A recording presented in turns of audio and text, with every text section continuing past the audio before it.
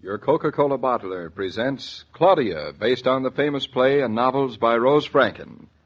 Brought to you transcribed Monday through Friday by your friendly neighbor who bottles Coca-Cola.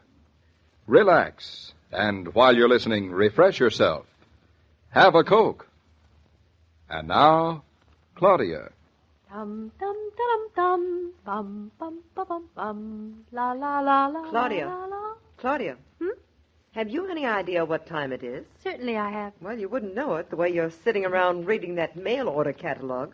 I'm not reading it. I'm dreaming of the new handyman we're about to hire. Well, I'm sure he won't be a dream handyman, so you'd better watch the clock instead. I can tell you practically exactly what time it is without even looking at the clock. I dare you.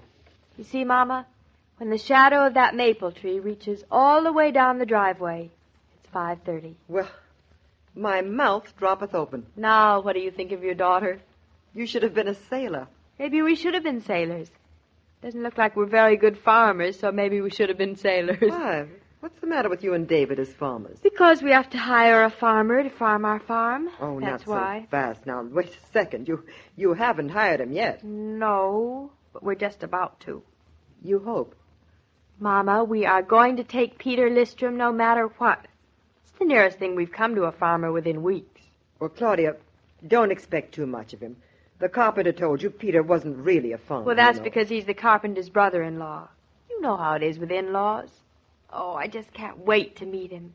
David's going to be so pleased. Well, don't count your farmers before they're hatched, Claudia. I'm not counting him. I'm counting on him.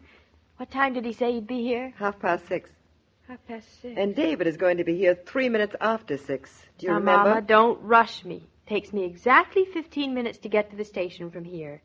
If I leave at 5:45... I'd rather you'd left at 20 minutes to 6 and took 20 minutes to get there. Don't worry. You don't think I'd be late to meet a train David's on, do you? And David would certainly appreciate it if you got there all in one piece. Mama, what do you think Peter Listrom's going to be like?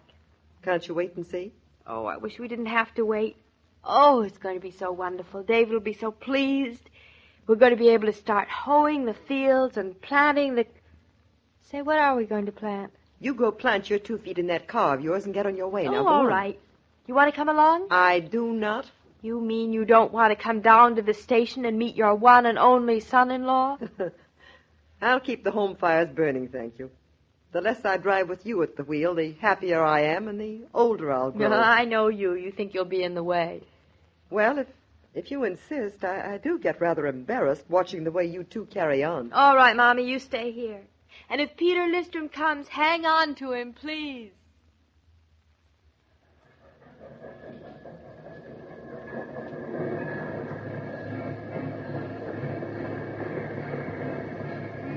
Yoo-hoo, David! Yoo-hoo! David, here I am. I can't whistle. I just had some chocolate. Well, well, Mrs. Norton. Fancy meeting you here. Hello, David. Made it to the station all right? No flat tires? No I accident? just got into the car and said, to the station car. It drove here all by itself. No wonder you're safe and sound. You haven't kissed me? Here? At the station? In front of all Well, these... all the other wives are kissing all their other husbands. Then you kiss all your other husbands, too. You're all my other husbands. For the time being. Hello. Hello. Now, come on, get into the car. I'm in a hurry to get home and shower. You get in the other side. You're tired, darling. I'll drive. I'm not that tired. Why wait until you are that tired? Go on, darling. Slide over. What's the matter? My driving not good enough for you? Oh, not half good enough. But it's good enough for me. I mean, you let me drive here all the way to the station to get you. Well, you drive one way, I drive the other. It's only fair. Someday you'll learn. Someday, maybe I won't care so much how much we break our necks. Don't say that. All right, I'm sliding over. Good girl. David, what would you like to do most all weekend? I'd like to forget all about architecture and get that blasted farm of ours going. You would? But I don't know where to begin. It's a cinch I can't do it all by myself. It's a cinch you can't. Once the place is going, well, one man will be able to handle it. But right now, there's too much to be done. There certainly is. The fields are in terrible condition. Mm-hmm. We won't be able to raise vegetables this summer if we don't get going soon. It's practically May. It's practically May, isn't it? So it is, so it is. Oh, darling, I took your khaki trousers out this afternoon. They are your farming trousers, aren't they? Well, they won't get worn out very quickly. But hoeing a field must be very hard on trousers. Hoeing a field mentally won't even put a callus on my brain. Not even yours. But hoeing a field with your hands will put calluses on them, won't it? I'd love to see them on mine. I wonder if you'll be saying that tomorrow night. What? Look, darling. What is this all about? Can't you guess? You haven't hired a farmer. But I have! Except that I haven't met him yet. You haven't what? David, his name is Peter Listrom, and he's a brother-in-law of our carpenter, and he's at the house waiting for us. At least I hope he is. Is he a farmer? No, but he's willing to help. Well, that's a beginning. The carpenter says he has a very strong back. That'll come in handy. Maybe that's why he's called a handyman. Anyway, he's supposed to be at home now waiting for us. Oh, I just know he's going to work out. How do you know? Well, Peter's such a nice name. I have a feeling he's going to be young and intelligent and capable and an enormous help to you. I have a feeling that if he just says, "Hello, Mr. Norton," I'll think he's the greatest thing that ever walked the earth. Our earth, darling. Our earth. And this weekend you'll be a farmer, just like you wished. Come on, David, let's hurry.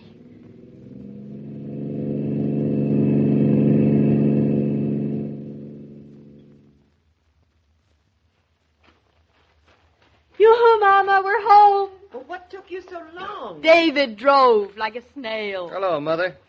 Claudia, he's here. Yes? Mother, it is getting so that if there's anything I ever want, all I have to do is rub Claudia's head and make a wish. True. Rub it now. Wait till I see Peter.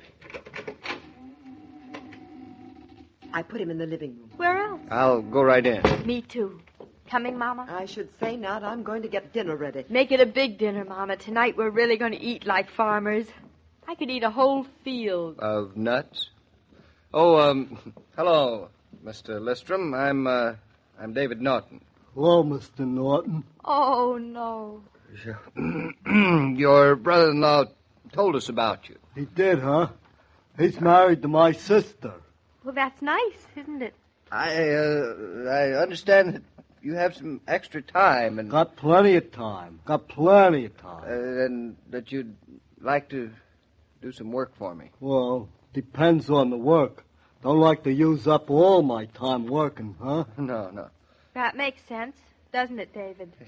Yes, great. What kind of work is it, huh? Well, it's outside work. It's a beautiful field. It's even got some stones in it. Be quiet. I just want to get a few small patches cleaned up for some spring planting. Outside work, huh? The sun's hot. Well, it may rain. Rain's cold. I don't like to get my feet wet. Might catch cold. You see, David, that's what I always say to you. Well, we'll start slowly, Mr. Listrom. I like everything slowly. Always take it nice and easy and slow. Is your name really Peter, Mr. Listrom? That's what they call me. You and your feelings. Are you interested, Mr. Listrom? Well, gotta think about it. Well, we can't give you too long to think about it. I was planning to start on it tomorrow morning. Oh, it won't take me till tomorrow morning. Never think that much. I'll just stand here and look out the window and do my thinking. Fine. You go right ahead. Claudia, come over here. David, do you think he'll be terribly expensive? Whatever he charges, he won't be worth it. But do you think he'll charge a lot? Probably, and I probably won't want to pay it. Oh. For once, Mrs. Norton, a man called Peter is not tall, dark, and handsome. But he's very tall and very dark. So maybe that makes up for the intelligence. David, do you think he'll take the job? No. He's still thinking. On him, that's a bad sign. Maybe he just looks and acts and sounds dumb. Maybe. But what else is there? That's true. I think I'll just tell him to forget all about it. Well, I done my thinking. You feeling all right? Well, I feel fine, huh? Well, that's good. My brother-in-law, he's married to my sister. Yes. He told me you're the kind of a guy who fixes up houses. Yes, I'm an architect, if that's what you mean. Huh? Yes, I fix up houses. And I'm the kind of a fellow who fixes up fields. Fix 'em up fine. Make the furrows nice and smooth and long and even. So, I've been thinking. So you said. I've been thinking if I fix up your fields and you fix up my house, we could get along fine. Me fix up your house? Yeah, the roof fell in last week and the porch is all kind of caved in. But if you'll fix up my house and I'll fix up your fields, we can call it square. You mean you'll... You'll come tomorrow? What's the matter? Don't you follow my thinking? Well, I follow it, Mr. Listrom, and I think you're generous. I think you're brilliant. Oh, now, mister, I'm the dumbest one of 11 sons my mother had. And folks say I ain't smart enough to breed, but, well, kind of a way. Maybe you're right. Maybe I am brilliant. Well, then I'll be seeing you. I'll be over about 6 o'clock, huh? Oh. Yes, and I'll get started on your house the first thing in the morning. Well, I'll be fine, well, we'll be fine. Well, good night, huh? Good night. Good night. David, just think. Tomorrow you can start hoeing that field after all. Tomorrow? No, I'm afraid there's no such luck, darling. What do you mean? That Peter. He was much too smart for me. Tomorrow, while Peter is hoeing my field, I'll be redesigning his house. I guess I'm destined to be just an architect after all.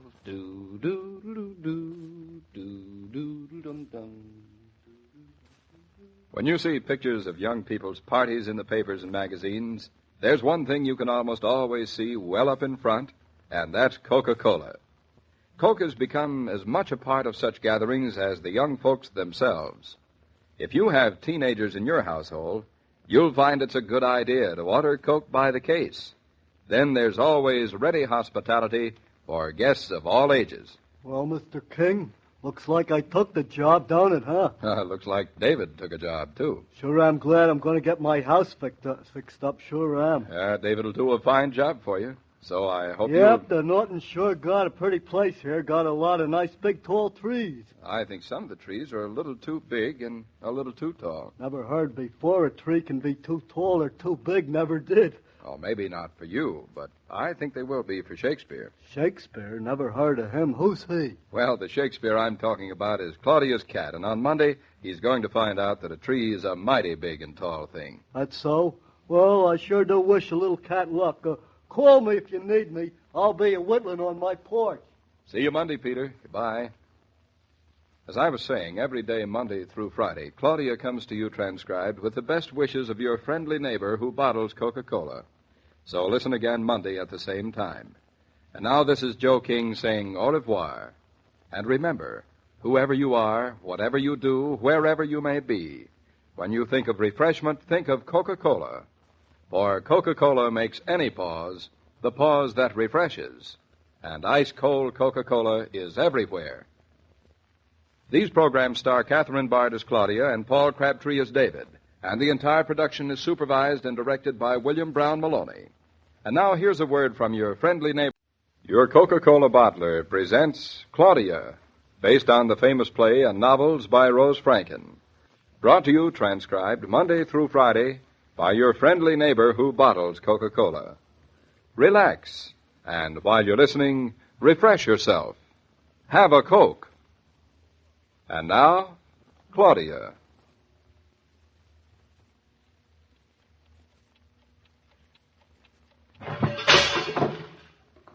David, what was that? Nothing. The noisiest nothing I ever heard. Darling, we're not in New York. We're in the country. Nothing happens in the middle of the night in the country. Nothing? Go back to sleep. Say, I wonder if Mama heard it. Heard what? The nothing that made a noise. Well, I don't hear anything now. Maybe I dreamt it. Or is it dreamed it? Imagined it. Oh, nonsense. A person doesn't imagine when they're asleep. I'm asleep, and I imagine that you're talking. At least I hope I'm imagining it. Good night, darling. Good night. So quiet. It's a shame to talk and not appreciate how quiet it is. I like to talk in the middle of the night. I know. There. Oh, I heard it this time. really? I didn't hear anything. What was it? You really thought you heard something? It sounded like the garbage pail to me. Darling, they don't collect the garbage at 2 a.m. As a matter of fact, I've discovered in the country they don't collect it at all. Well, I better go see what it is. David, where are you going? I'm going downstairs to see what's going on. Oh, maybe it's... Maybe it's what? I don't know, but it's so dark in the middle of the night. A very profound observation. Don't go, David. Darling, it isn't anything. Probably just a squirrel. None of the squirrels I've known would be prowling around in the middle of the night. David, if it's a robber, just be nice and invite him in. If it's a robber, he's in for a great disappointment. We don't have anything for him to rob. David, can you hear me? What is it? Did you take a flashlight? David, I'm coming down. Darling, you all right? Oh, it's so quiet and dark. David, is that you? Darling, what are you doing standing down here in the hall? Why didn't you stay in bed? Are you all right? Certainly I'm all right. Who was it? Or rather, what was it? It was what was it? Oh. Come on. Let's go up. I'm sleepy. Well, what was it? I asked him to please go, and he did. Now, please be serious. He was a lot smaller than I was. That's good. No confidence in your husband. None at all.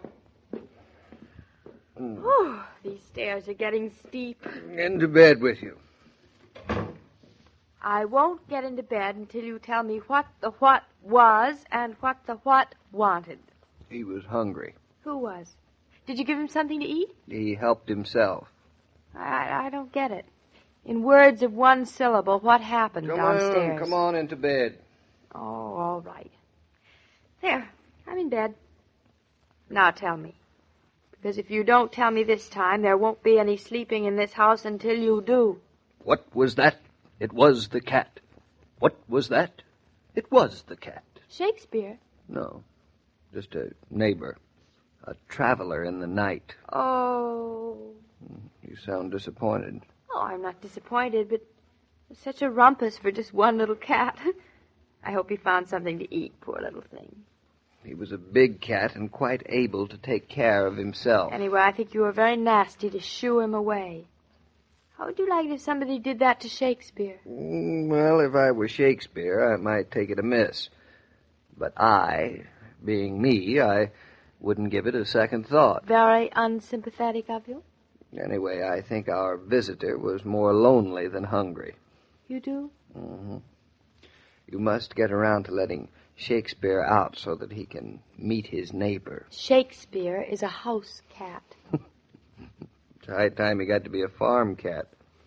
How would you like to be locked up in the house all the time? Ooh. I wouldn't. Well, I don't see what's so wonderful about being an outside cat. That poor little cat that was here tonight. But cat likes that sort of thing. I don't believe it. They like prowling around at night. Oh, nonsense. It's the nature of the beast. Shakespeare is not a beast. That's exactly what's the matter with him. Let him out of the house so he can run in the fields and discover the world he lives in. Shakespeare would rather stay in the house with us and be a house cat. Shakespeare would rather go out and catch himself a nice field mouse. It might interest you to know that Shakespeare does not like mice. One walked in front of him the other day. No interest at all.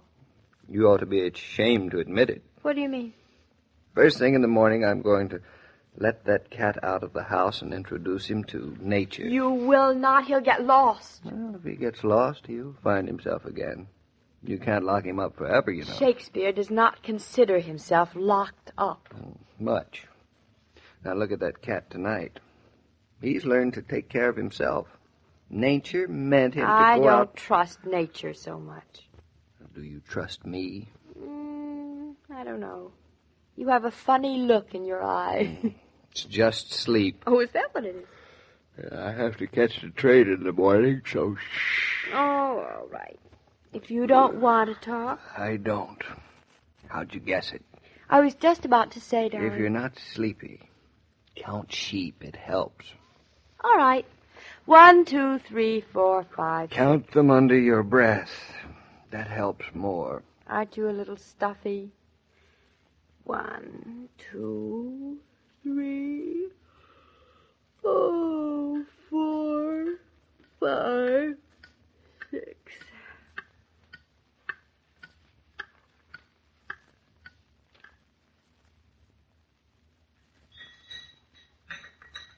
Well, how'd you like another cup of coffee? I would love another cup of coffee. You would? Mm-hmm. What's the matter? What's the matter? Couldn't you sleep? Counting sheep helps. No, I slept all right. Finally. Oh, careful, the coffee's boiling hot. Ouch. That'll be enough. Cream? Oh, good morning, cat. His name is Shakespeare. It's such a big name for such a little cat. He wants some of that cream, so go easy on it. You feed him cream? I passed the cream pitcher under his nose when I put down his saucer of milk. He's such a dope, he thinks he's drinking the cream. The way you spoil that cat. I should think you'd stop molly-coddling him. Well, what's the matter with him? Nothing. He often meows when he sits on the window just looking out. He wants out. Ridiculous. He's perfectly happy, and he's just talking to himself, that's all. Well, I often talk to myself, don't you? Oh, all the time, all the time. Of course. Maybe our visitor from last night is outside. You think that's who Shakespeare sees? Mm-hmm. We'll soon find out. Shakespeare, my boy, how would you like to go forth into the cold, cold world? David, if you dare. What? Besides, I'll bet even if you open the front door wide, he won't go out.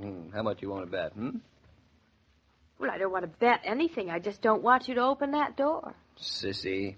Shakespeare, you don't want to go out, do you, sweetie? Come on, Shakespeare. Here is your chance. You don't have to go out, Shakespeare, if you don't want to. Nobody's going to make you. David, if anything happens to him... Nothing will. There. You see? He hasn't moved. Come on, boy.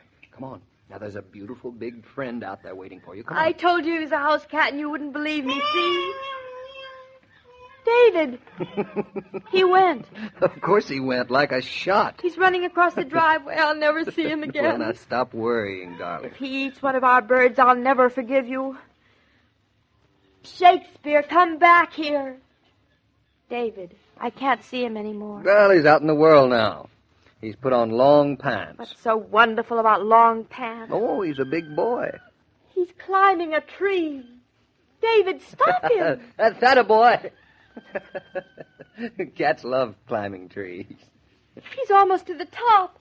Shakespeare, come on down. You know, I never really thought he'd make it all the way up there. That's the trouble with you. No confidence in man or nature. Made it look awfully easy, too. What about coming down? Oh, it's even easier. Well, I guess I better start catching that train. Aren't you going to wait till he comes down from the tree? What for? Well, just in case that... David, now he's crying. Is that crying? And he's shaking like a leaf. He wants to come down and he can't. Well, why on earth can't he? Well, why? Why? Because he doesn't know how, obviously. Well, let him learn how. Very funny. Oh, look at him. His hair's sticking up like a pincushion. Oh, Shakespeare, everything's going to be all right now. Just come down slowly. One paw at a time.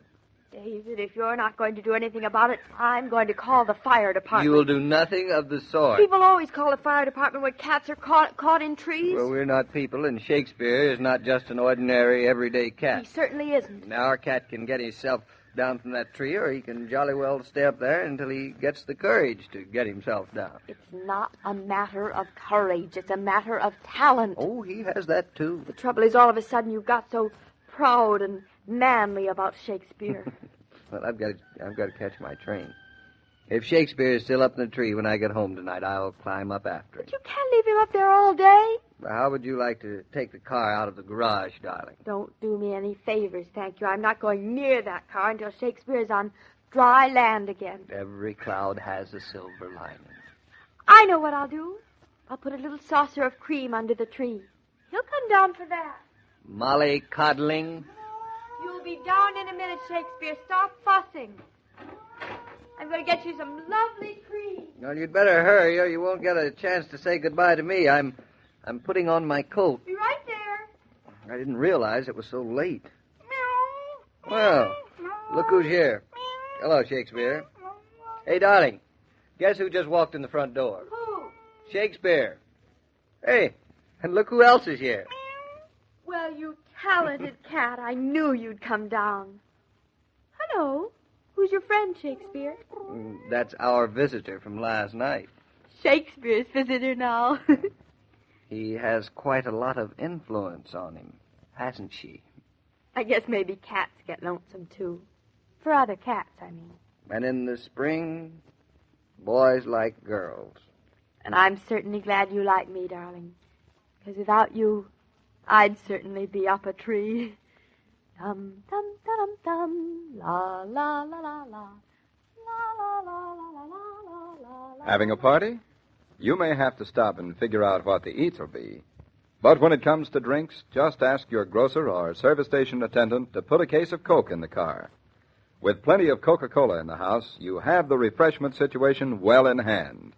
And Coke is only a nickel a bottle, a point well worth considering these days when we're all budget conscious. Say, Joe, did you ever own a cat? Well, once I did, David, but Skeezix, that was his name, went out, and instead of bringing his friends home, Skeezix never came back. Oh, a gypsy cat. Well, I think Shakespeare will come home every time, especially after tomorrow when he sees just where our property ends. Why? What's happening tomorrow, David? I've made an appointment with Matthew Warren. He's our neighbor to the north. We're meeting to mend our walls. An old New England custom, isn't it? Two neighbors meeting to rebuild their fences. I'm looking forward to it, too. And so's Claudia. And so am I. I'll see you tomorrow, David, where the Nortons meet the Warrens. And where Claudia learns that good fences make good neighbors. So long, Joe. Bye, David.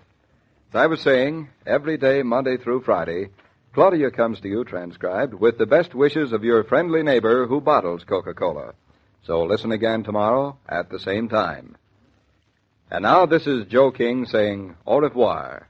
And remember, whoever you are, whatever you do, wherever you may be, when you think of refreshment, think of Coca-Cola. For Coca-Cola makes any pause the pause that refreshes. And ice-cold Coca-Cola is everywhere. These broadcasts are adapted for radio by Manya and Roger Starr, and the entire production is supervised and directed by William Brown Maloney. And now here's a word from your friendly neighbor. Your Coca-Cola bottler presents Claudia, based on the famous play and novels by Rose Franken. Brought to you, transcribed Monday through Friday, by your friendly neighbor who bottles Coca-Cola. Relax, and while you're listening, refresh yourself. Have a Coke. And now, Claudia.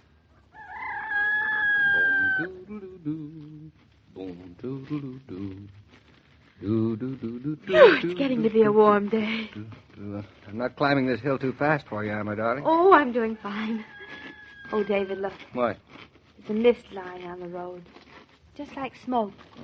It's there every morning at this hour. Every warm morning. Really? I never noticed. Well, we're not usually up and out at this hour. 8:15.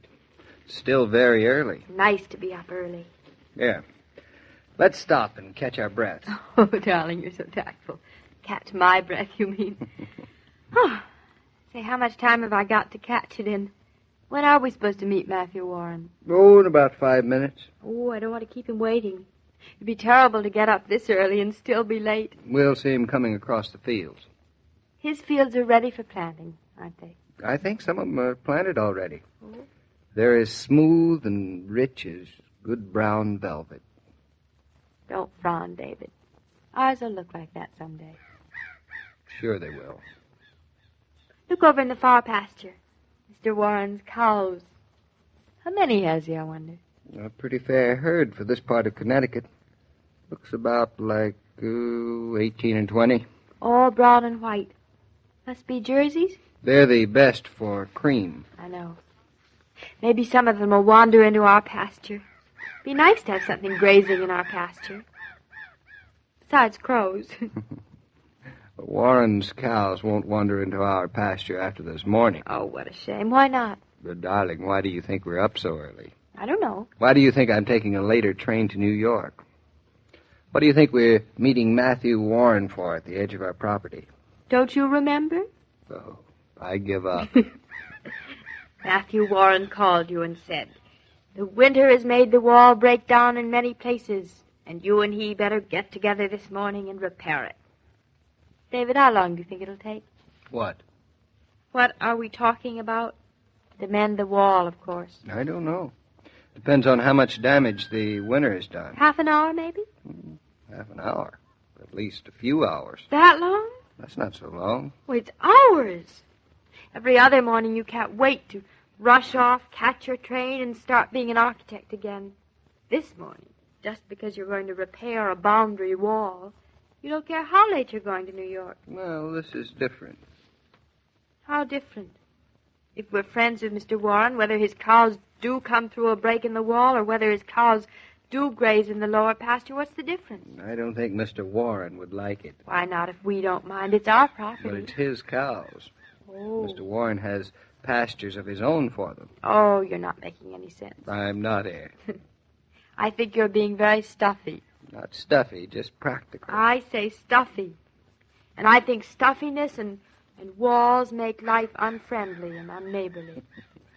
Darling, why do you think the New Englanders who first settled here bothered to clean their fields of stone and build walls with them? Well, it's obvious they couldn't farm or plant their land when it was scattered with stones. Why, David, even you know that.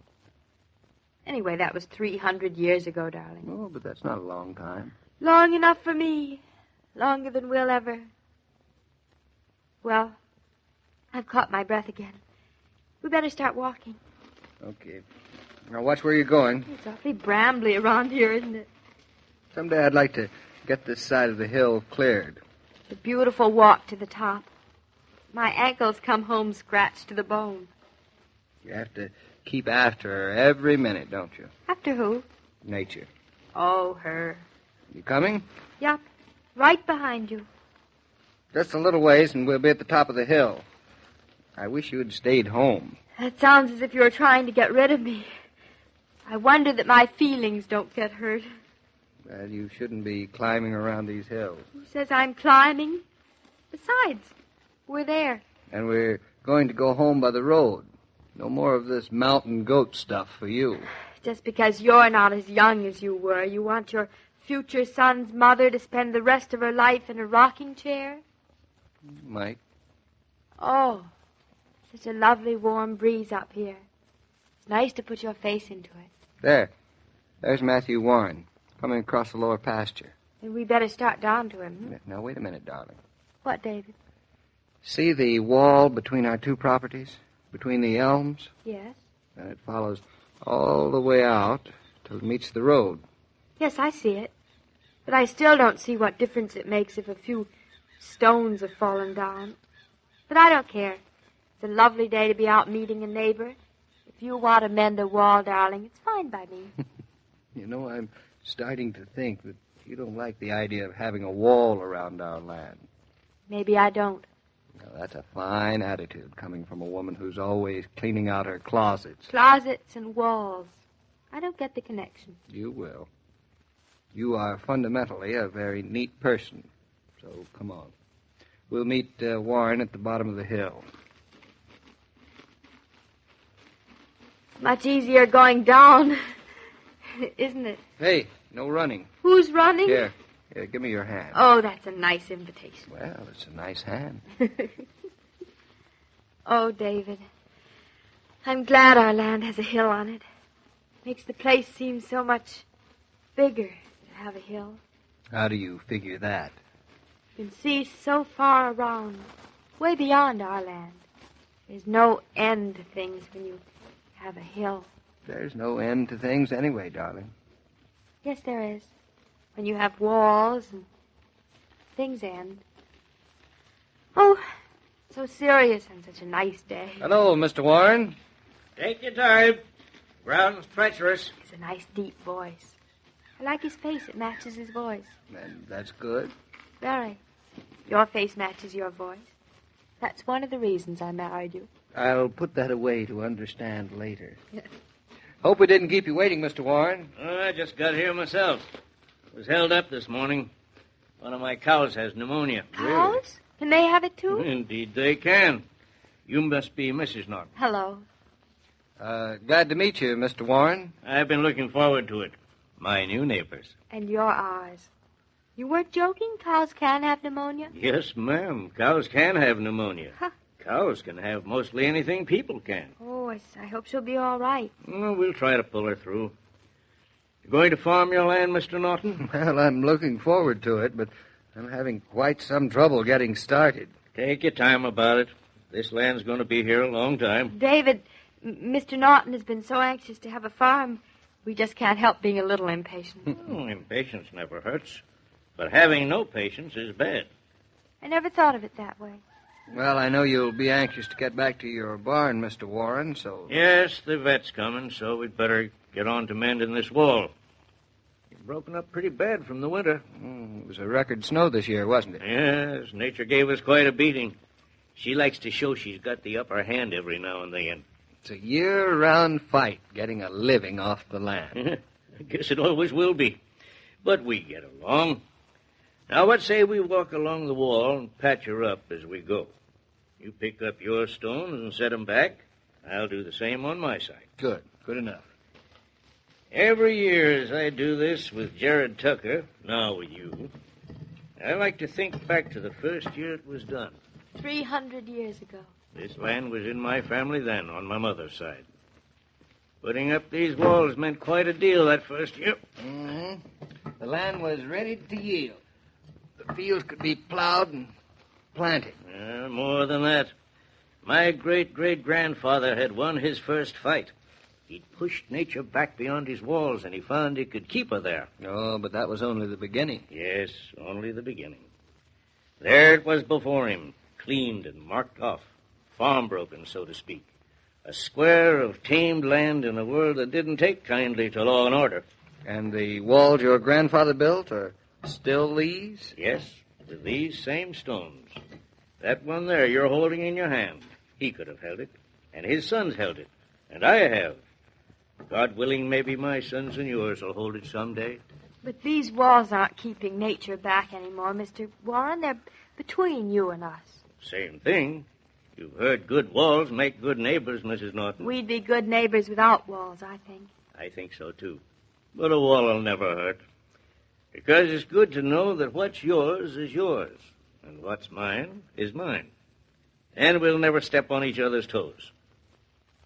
You think that without a wall Oh, yes, I do. But every year something comes. Snows and storms and trees that are spreading their roots. They all come and tear down our walls. Break 'em up so as you and I might get to quarreling about our boundaries and suspicious of each other. Greedy for a piece of the other's land, maybe. Keeping good neighbors takes a lot of care, doesn't it, David? Yes. Yes, it does. A lot of sweat, a lot of care. Darling, why don't you stand under the shade of that tree? We'll be here quite a while. Maybe I will. Sun's getting warm. Here's my coat, Mrs. Norton. Just throw it down and make yourself comfortable. Thank you. Some of these stones roll clear over to here. Got a mind of their own, it'd seem. There's a great American poet who wrote about what Mr. Warren and I are doing today. What did he say, David? It was Robert Frost.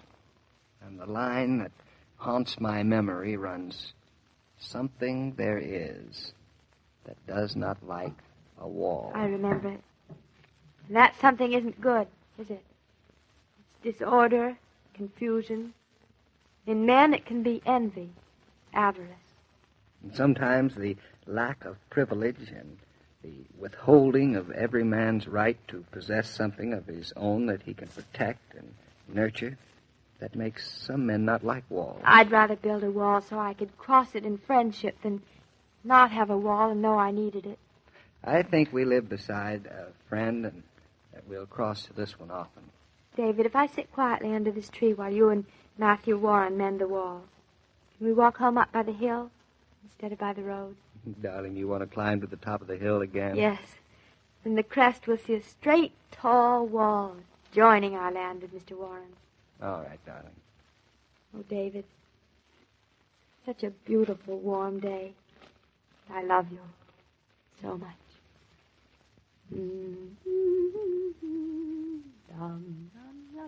When you're lunching at a fountain or counter, you enjoy a Coke with your sandwich or salad. Why not make lunchtime refreshment time at home? All you have to do is to include a bottle of ice-cold Coca-Cola, and a mere snack becomes a festive meal. Keep plenty of Coke on ice. Buy it by the carton or the case, now that there's enough to go round again. Have you known the Nortons long, Mr. King? Oh, quite a few months now, Mr. Warren. Quite a nice young couple. I welcome them as my neighbors. Mrs. Warren is looking forward to meeting them, too. Well, I hope it'll be soon. I'll tell Mrs. Warren to get one of our chickens ready and bring up some of our best preserves. Then we'll have the Nortons cross the fence and come to dinner. Sounds like a mighty fine invitation. But it'll sound even better after tomorrow night. Tomorrow night? It's going to be a mighty hungry evening for Claudia and David. A beautiful chicken in the oven, and nothing for dinner but beans. How come? That's what we'll find out tomorrow. See you then, Mr. King. Goodbye, Mr. Warren. And as I was about to say, every day, Monday through Friday, Claudia comes to you transcribed with the best wishes of your friendly neighbor who bottles Coca-Cola. So listen again tomorrow at the same time. And now this is Joe King saying au revoir. And remember, whoever you are, whatever you do, wherever you may be, when you think of refreshment, think of Coca-Cola. For Coca-Cola makes any pause the pause that refreshes. And ice-cold Coca-Cola is everywhere. This broadcast of Claudia was supervised and directed by William Brown Maloney. And now here's a word from your friendly neighbor. Your Coca-Cola bottler presents Claudia, based on the famous play and novels by Rose Franken. Brought to you transcribed Monday through Friday by your friendly neighbor who bottles Coca-Cola. Relax, and while you're listening, refresh yourself. Have a Coke. And now, Claudia. Boom doodle-doo, boom doodle-doo, boo-doo-doo-doo-doo. Isn't it a shame Mama had to go back to New York tonight? She'll be back Friday. You know, I think I miss her already. That's a sweet thing to say. Sweet? What kind of a word is that to use about a man? You know what I mean. Sweet like in wonderful. Which reminds me I'm hungry. I don't follow it, but I am too. What time is it? 7:30. Well, we'll be home in a few minutes. David, you really think Mama will be back Friday? Aunt Louise is feeling better by then. She'd better feel better. Are you sure it's only 7:30? I feel as if I haven't eaten in days. Sure, I'm sure it's only 7:30. It's the country air. You know what's funny about Aunt Louisa? What is? The way she pops up as a relative every now and then. You mean on birthdays, anniversaries, one dinner a year? When she gets sick and Mama has to rush off to stay with her. Rush is right. I never thought we'd make the train. I guess that being a person's father's only sister makes blood stronger than water. Say that again? You know what I mean. Oh. Mama feels a sort of obligation to Aunt Louisa because she's the only close relative my father left. You can build up quite an appetite with a few sentences like that. I don't have to build up an appetite. I have it. I can't wait to get home and get rid of it. Then why should we wait? Why don't we pick up something on the way home? Very good reasons why not. What are they? Simply that Mama seasoned and stuffed a chicken, put it in the oven to roast before we drove to the station. Well, I don't think it'll roast in the oven. Or roost either. You mean I it'll still all have be... to turn the oven on anyway, darling. Well, how long will it be before we can really get down to brass tacks with that chicken? Oh, not very long. About 15 minutes. What? Just enough time for you to shower and eat your soup. Much nicer eating at home than out, isn't it? Much. Then when you're through, you don't have to move. Do you hear the frogs? Nope, all I hear is the motor of our car. Oh, David, see that little sliver of moon rising? I wish it were a little sliver of cheese. Oh, you have no soul. Oh, look, I see a star. Make a wish. You bet. I wish I were eating that chicken. Can't you drive a little faster? I'm not that hungry. And with the chicken, we're going to have hashed brown potatoes and peas. Mom and I finished shelling the peas just before Aunt Louisa called. Say, darling. What? You know what there is at the end of this road? A pot of gold. Better than that. Better? Mm-hmm. A hamburger stand. Juicy, thick, large, They serve them on delicious. toasted buns with lots of relish. And pickle on the side. Oh, I love pickles. And with lots of mustard. And catsup. What do you say we stop there? No? This minute. Their hot chocolate's good, too, with whipped cream on top. Oh, dear. All right, just as soon as we get there. I can't stand it. I'm so hungry. You really want to stop off and have a nice, big, rare, juicy hamburger? Oh, Well, make up your mind. I can just smell those hamburgers. I can just taste them. Come on, let's drive over. No. No. David Naughton, you mean to tell me you'd prefer a nice, big, juicy hamburger in a diner rather than a... Nice, skinny, undercooked chicken in our own home? Well, I wouldn't. Oh. I think it would be unpatriotic of us to stop here and eat a hamburger when our chicken is waiting. We'll eat the chicken, too. I'm that hungry. But, David, the sooner I get him into the oven, the sooner we'll... Unless you really want to stop here. Do you? I suppose not. Guess it'd be awful crowded. If you do want to stop, darling, why say so. I wouldn't mind your saying so. Oh, that's big of you. Home is so nice. We'll spend the whole evening... Over the dishes. No, you won't. We'll listen to the radio. I'll even let you read the papers without interrupting. Now, darling, don't get rash. Now, are you sorry we didn't stop at that hamburger stand? No, not the least bit. All right. Home you are, Mrs. Naughton, safely delivered. Oh, our house is much prettier than a hamburger stand, isn't it? Much. But the service isn't as fast. Oh, complaints, complaints, complaints. Hey, as you run through, darling, would you flip the switch in the living room so I don't bump into anything? The switch is flipped. Isn't it convenient? You flip a little switch and the whole house lights up. You flip another little switch and the chicken starts cooking itself. I don't see why people make such a fuss about living in the country. How would you like to have a glass of tomato juice? I love it. Where is it? There isn't any. Good. I really didn't want any either. Now, see, the chicken's in the oven. All I have to do is turn it on. Oh, David, if I'd known the country would be like this, I'd wanted us to move up here 10 years ago. Me too. Dinner might be ready by now. Oh, you. It's a good thing I don't take you seriously. That's the trouble. Here's a little bit of cheese. A twig to a drowning man. And here are 3 olives. Take them all? Oh, I don't want to ruin my appetite. Well, I guess I'll go up and shower. And I'll set the table. Goodbye, darling. So long. Don't hurry, or you'll have to wait longer. David, did you turn out the lights? I didn't touch them. Did you? Are you sure?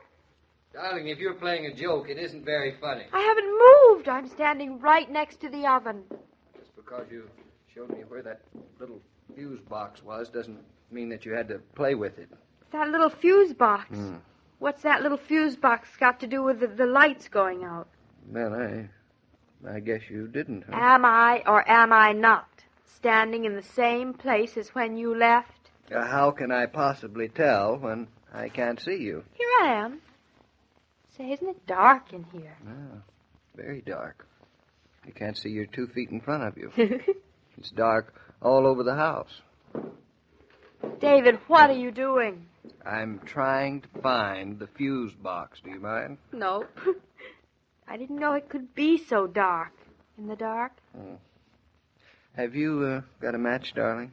Of course not. Everything in this kitchen is electric. Have you got one? Let me see. None here. No, I don't seem to have any. No. Ouch! Oh, did you hurt yourself, darling? Don't move. I don't want you bumping around the furniture. Where's our flashlight? I put it in the car in case we got a flat tire in the middle of the night. I'll get it. Now stand still, darling. Sorry. I didn't know you were standing there. Hello. Goodbye. Hello. Goodbye. Oh, don't you wish you were a cat? You know what I wish? What? I wish that we were perched up on a stool in that hamburger stand. What? What's the matter? You all right? All the lights are off. You don't say. But, David, you don't realize what that means. Don't I? It means we can't see a foot in front of my face. You mean a hand? But who cares about that? Oh. Or even a table. David, it's much worse than that. The chicken. The chicken? Yes. Well, it doesn't have to walk around out here. It's safe and sound. It can't go barging into the furniture That there. is just the point. Nothing's going to happen to it in the stove. Now, darling, just because the lights have gone out, that doesn't necessarily mean at all. You don't understand, David. The chicken, our little chicken, is not going to cook in the dark. Oh. Since when does a chicken have to see itself cook? David, are you joking? No. What's so funny? Nothing. Except that the chicken is not going to cook because there is no electricity for it to cook in. Well, what do you know about that? It might just as well be sitting in the refrigerator. No. Oh, yes. Oh, darling, can't you just smell that hamburger? Great big piece of onion sitting Oh, and all that catsup. Oh, and toasted buns and butter. Just the way they cook it at that hamburger stand. Oh, I could eat one right now. I can even see it. And, you know, it looks better in the dark every single minute. I think we ought to have bought a gas stove. Well, that's not a solution to our immediate problem. No, you're right there. It isn't. Say, where are you, Claudia? I've lost you. I'm here. Where? Here. Oh. Oh. I'm going to make a phone call. What for? I'm coming too. Then watch out for the kitchen table. Now take Oh. it. Ouch. David, you all right? Oh, I'm fine. Oh, fine. I'll be with you you. sound fine. Be with you in just a minute. I have to go back and pick up my foot. Who are you calling at this hour? I don't know. We'll see. Hello, operator. Operator, can you tell me whether the electric plant... Where? What? When? The electric plant. Yes. Oh, I see. What? What do you see? Well, thank you, operator. Thank you very much. What happened?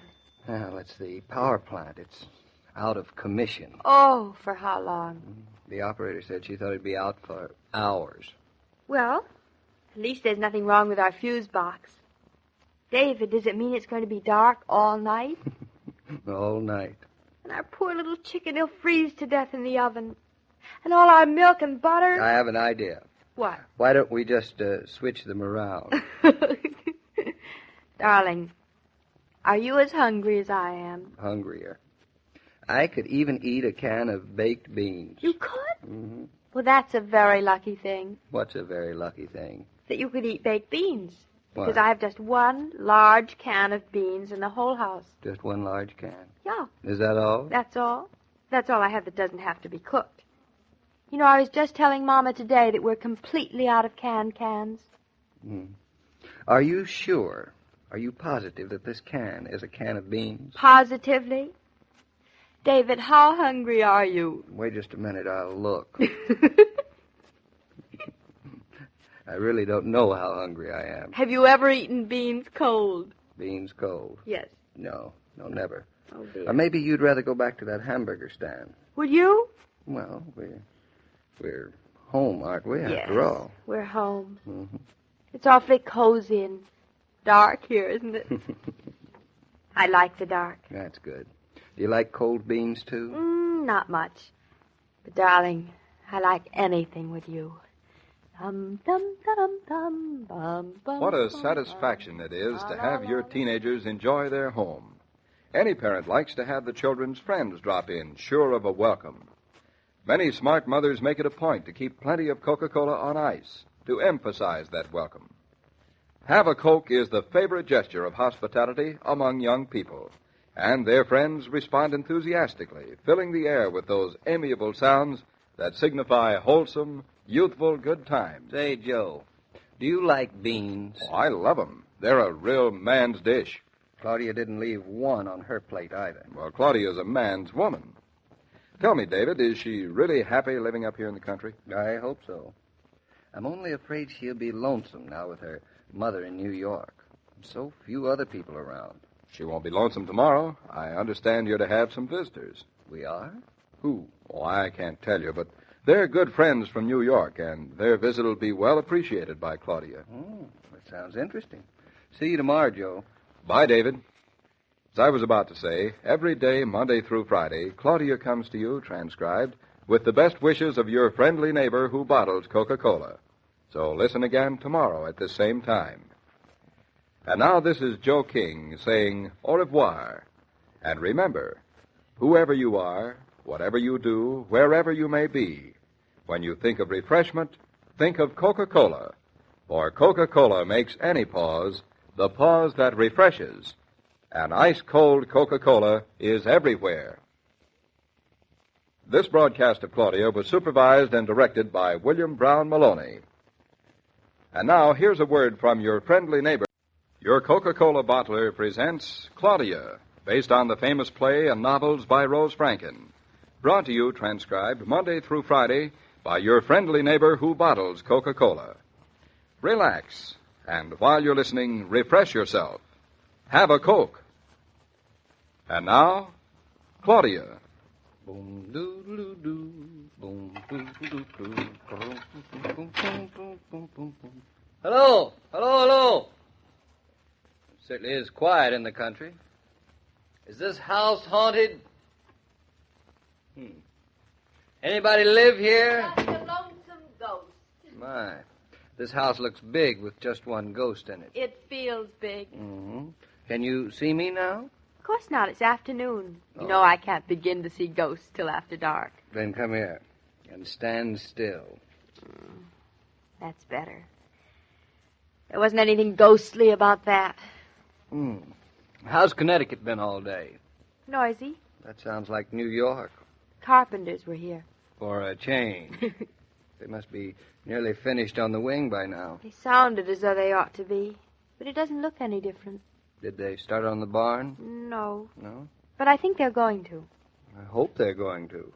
It's all in the estimate. Oh, I'm glad some things turned out like the estimate. Well, wait a minute. We're very lucky with the way the rebuilding is going. Oh, yes. Usually, things don't turn out the way you expect them to at all. Don't I know it? Especially when it comes to old houses. Seriously. Don't you think we've done remarkably well so far? Have we, David? Now look at this dining room. I have been looking at it all day long. Now, the bay window, for instance. This is the nicest time of day for the view, isn't it? Yes, it is a wonderful view. But not when you're tired of looking at it. Is that it? Me? Tired of it? Oh, David, no, I don't mean that. I know, darling. Come here. Sit on my lap. That's a nice invitation. Did you talk to Mama on the phone? I did this morning. I talked to her, too, in New York. She is coming back here tomorrow, isn't she? You bet she's coming back. She didn't need much coaxing. She's taking the 2:00 train. So late? It's a long day up here by yourself in the country, isn't it? Oh, I wasn't all by myself. The carpenters were here, remember?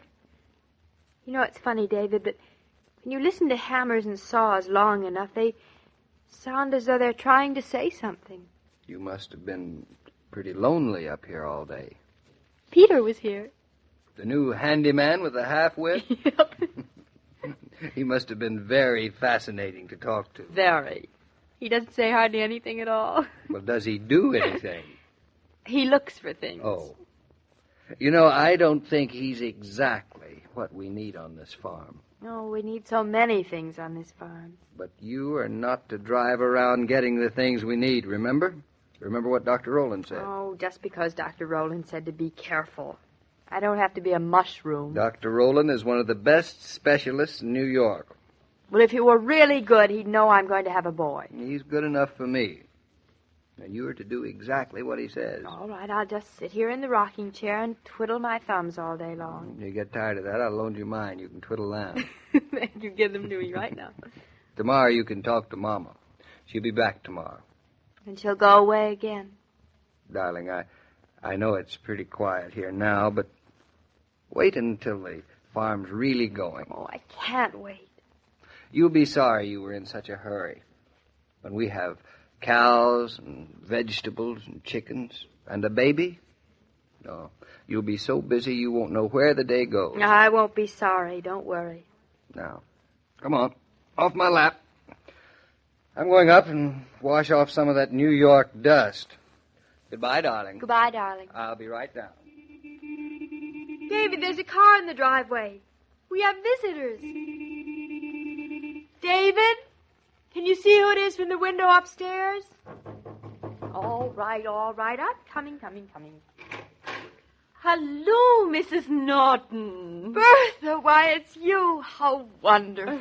Well, hello, Mrs. Norton. Bertha and Fritz. Well, what are you doing up here? What a wonderful surprise. Mrs. Norton, it is so good to see you. Wait till David comes down and sees you. He'll just... Oh, please come in. Sit down. How is Mr. Norton? He is all right? He's wonderful.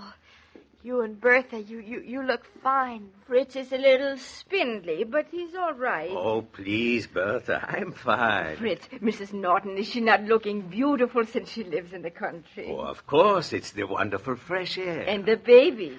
Oh, with a farm like this, everybody smiles. Oh, it's been months since we saw you. 2.5 weeks only. Oh? It feels like months sometimes. Well, it looks like you and Mr. Norton must have worked very hard. Do you really think so? But of course. Wait, I'll show you. This is the dining room. Oh, in the kitchen. Yes. A fine kitchen. Oh, the house, it is very charming. And so old. It is not like in America. And the land, Bertha. You saw the land? You do think it's good land, Fritz? I mean, really good? I took some of the soil in my hand when I got out from the car. It is rich soil. Here, fine crops will grow. But we haven't done anything with it yet. You are impatient, Mrs. Norton. The farm is slow, Mrs. Norton. You cannot do all in 1 week or 1 month, or in one life even. Fritz knows. He had a little farm once. We would like someday again a little farm. Yeah, when our rich uncle dies, we'll have a farm. He's not even born yet, our rich uncle. Well, here we are just standing around. Don't you want to sit down? Well, we only just say hello, and then we have to go. Carl, Fritz's brother-in-law, drives the car. He must go. He has business near. Oh, no. That is how we happen to drop in. Oh, but you'll have to wait until Mr. Norton comes down. Oh, Bertha, it's so good to see you. It's so very good. We have missed you. And your mother? She's here? No, Bertha. Mama went back to New York. Oh, I'm sorry. But she's coming back tomorrow. Oh, that's good. You will be glad she's here. Very glad. You have perhaps someone every day to help with the house? Well, no, not yet. We haven't been able to find the right person. Then all day you are alone? Maybe you better tell me what it's like in New York. It is as when you were there, only not so nice anymore. Oh, everybody's dressed for spring now. It must be exciting to see them. I do not know everybody. It is not so exciting when one is there, not like here. Here in New York, we know the spring only because we read it in the newspapers. I bet it's lots quieter in the apartment house now that we've gone. Quieter? I guess it is quieter a little. I do not like it quieter. Oh, nobody brings Great Danes in the elevator, and other people's cats don't fall down coal holes. Also, no one to smile at us every day. When you get older, smiles, they are very important. Fritz, smiles are always important for everybody. Go see if Carl cannot wait with the car. Oh, Fritz, of course he will. You make him. Mr. Norton would never forgive me if you went without seeing him. Oh, I'll try. Maybe Carl can take care of his business and come back again in an hour. Of course he can. Come on, Bertha, let's go outside with Fritz. There's so much I want to show you. And so much I want to see. I'll be right back. I'll speak to Carl. Bertha, now tell me honestly, do you really like the house? This house, Mrs. Norton? Yes. This is a good house. It gives you its blessing. That's a lovely thing to say, Bertha. And you have done so much since you've been here. Oh, there's so much we want to do. And the baby. Just 2 months more. So now you must be careful, very careful. Oh, I am. Well, it's all arranged. Carl will be coming back in an hour. Oh, wonderful. Now I want you to see all the farm. Oh, that I should like very much. First, I'll go back to the house and get Mr. Norton. Mrs. Norton, be careful how you walk. It's getting dark. David, come on down. I've got a surprise for you. Mrs. Norton, watch out. Oh, Fritz, she fell. Bertha, come quick. Mrs. Norton shouldn't have run. She should be careful. I'll hold her. You loosen her collar. Mrs. Norton. Oh, she opens her eyes. Gott sei Dank. What happened? Oh, it's nothing serious. You fell, Mrs. Norton. Oh. But you're all right now. All right, it's all right. Bertha, she fainted too sometimes. I fainted? Shh. It is natural. Fritz, we must take her inside. Well, hello there. And if it isn't Fritz and Bertha, coming all the way up here to surprise us, and me in the shower. Mr. Norton... Here, what's happened? Claudia, what's wrong? It's nothing, Mrs. Norton. She fell down. A little faint, only. Claudia, darling, are you all right? Of course I'm all right. Wasn't I silly to fall down? I was in such a hurry to see you. You were running? She should go in the house. I'm going. I can walk. You're not going to, whether you can or not. Mr. Norton, he carries you. Oh, Yeah. Such a fuss. Yeah, Really, darling, I'm fine. Now, shut up and stop kicking your legs. David, I'm all right. I really am. You see, I can't do a thing with her, Bertha. Mrs. Norton, not only for you, but for the baby, too. It is dangerous. I hate being a sissy. Well, you be one anyway. You know what? Being a sissy's not so bad. In your arms. Well, it's not a bad habit. Come on now. Into the house. Darling, you know, everything's sort of different since Bertha came. Different? It is? What is? Well, all of a sudden I'm seeing the farm again. The way I want to see it. Yeah, I know.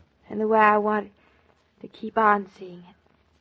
I wanted so much to tell you, and instead I fainted. Well, in a way, I'm glad you did. Mr. Norton, Fritz, he must go back to New York in an hour, but we have been talking. If you like, and do not mind, I stay to help until Mrs. Norton's mama comes.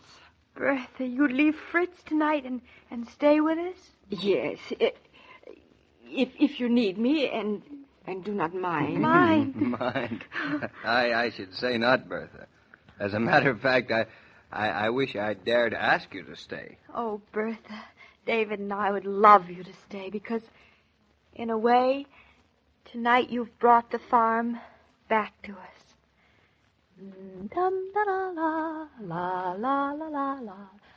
We seldom stop to think how much difference the little comforts and conveniences add to our pleasure from day to day. For instance, next time you're marketing and you pause for an ice-cold drink at the Coca-Cola counter, think how nice it is to be able to enjoy the pause that refreshes right in the store where you're shopping. More and more food stores are installing Coke coolers now for the express purpose of letting you shop refreshed. Pardon me, Mr. King. Oh, yes, Fritz. Hello. Is not this place the Nortons have bought beautiful? Oh, it really is. And wait till you see it when their plans are carried out. Then it'll be unique. Yes, I hope I see it then. But Mrs. Norton, she is so young and so new to farm life. It is not easy. I wonder, does she know what it's like? I wonder. Well, one thing I'm sure she doesn't know, and that's that tomorrow will bring her, David, and Mama another visitor. Mrs. Norton, she loves visits. All women do. Well, this visitor will be the happy woman of Eastbrook. Who is she? That's what you'll find out tomorrow, Fritz. Oh, good. Well, goodbye, Mr. King. Goodbye, Fritz. As I was saying, every day, Monday through Friday, Claudia comes to you transcribed with the best wishes of your friendly neighbor who bottles Coca-Cola. So listen again tomorrow at the same time. And now this is Joe King saying au revoir. And remember, whoever you are, whatever you do, wherever you may be, when you think of refreshment, think of Coca-Cola. For Coca-Cola makes any pause the pause that refreshes. And ice-cold Coca-Cola is everywhere. This broadcast of Claudia was supervised and directed by William Brown Maloney. And now here's a word from your friendly neighbor. Your Coca-Cola bottler presents Claudia, based on the famous play and novels by Rose Franken. Brought to you, transcribed, Monday through Friday, by your friendly neighbor who bottles Coca-Cola. Relax, and while you're listening, refresh yourself. Have a Coke. And now, Claudia.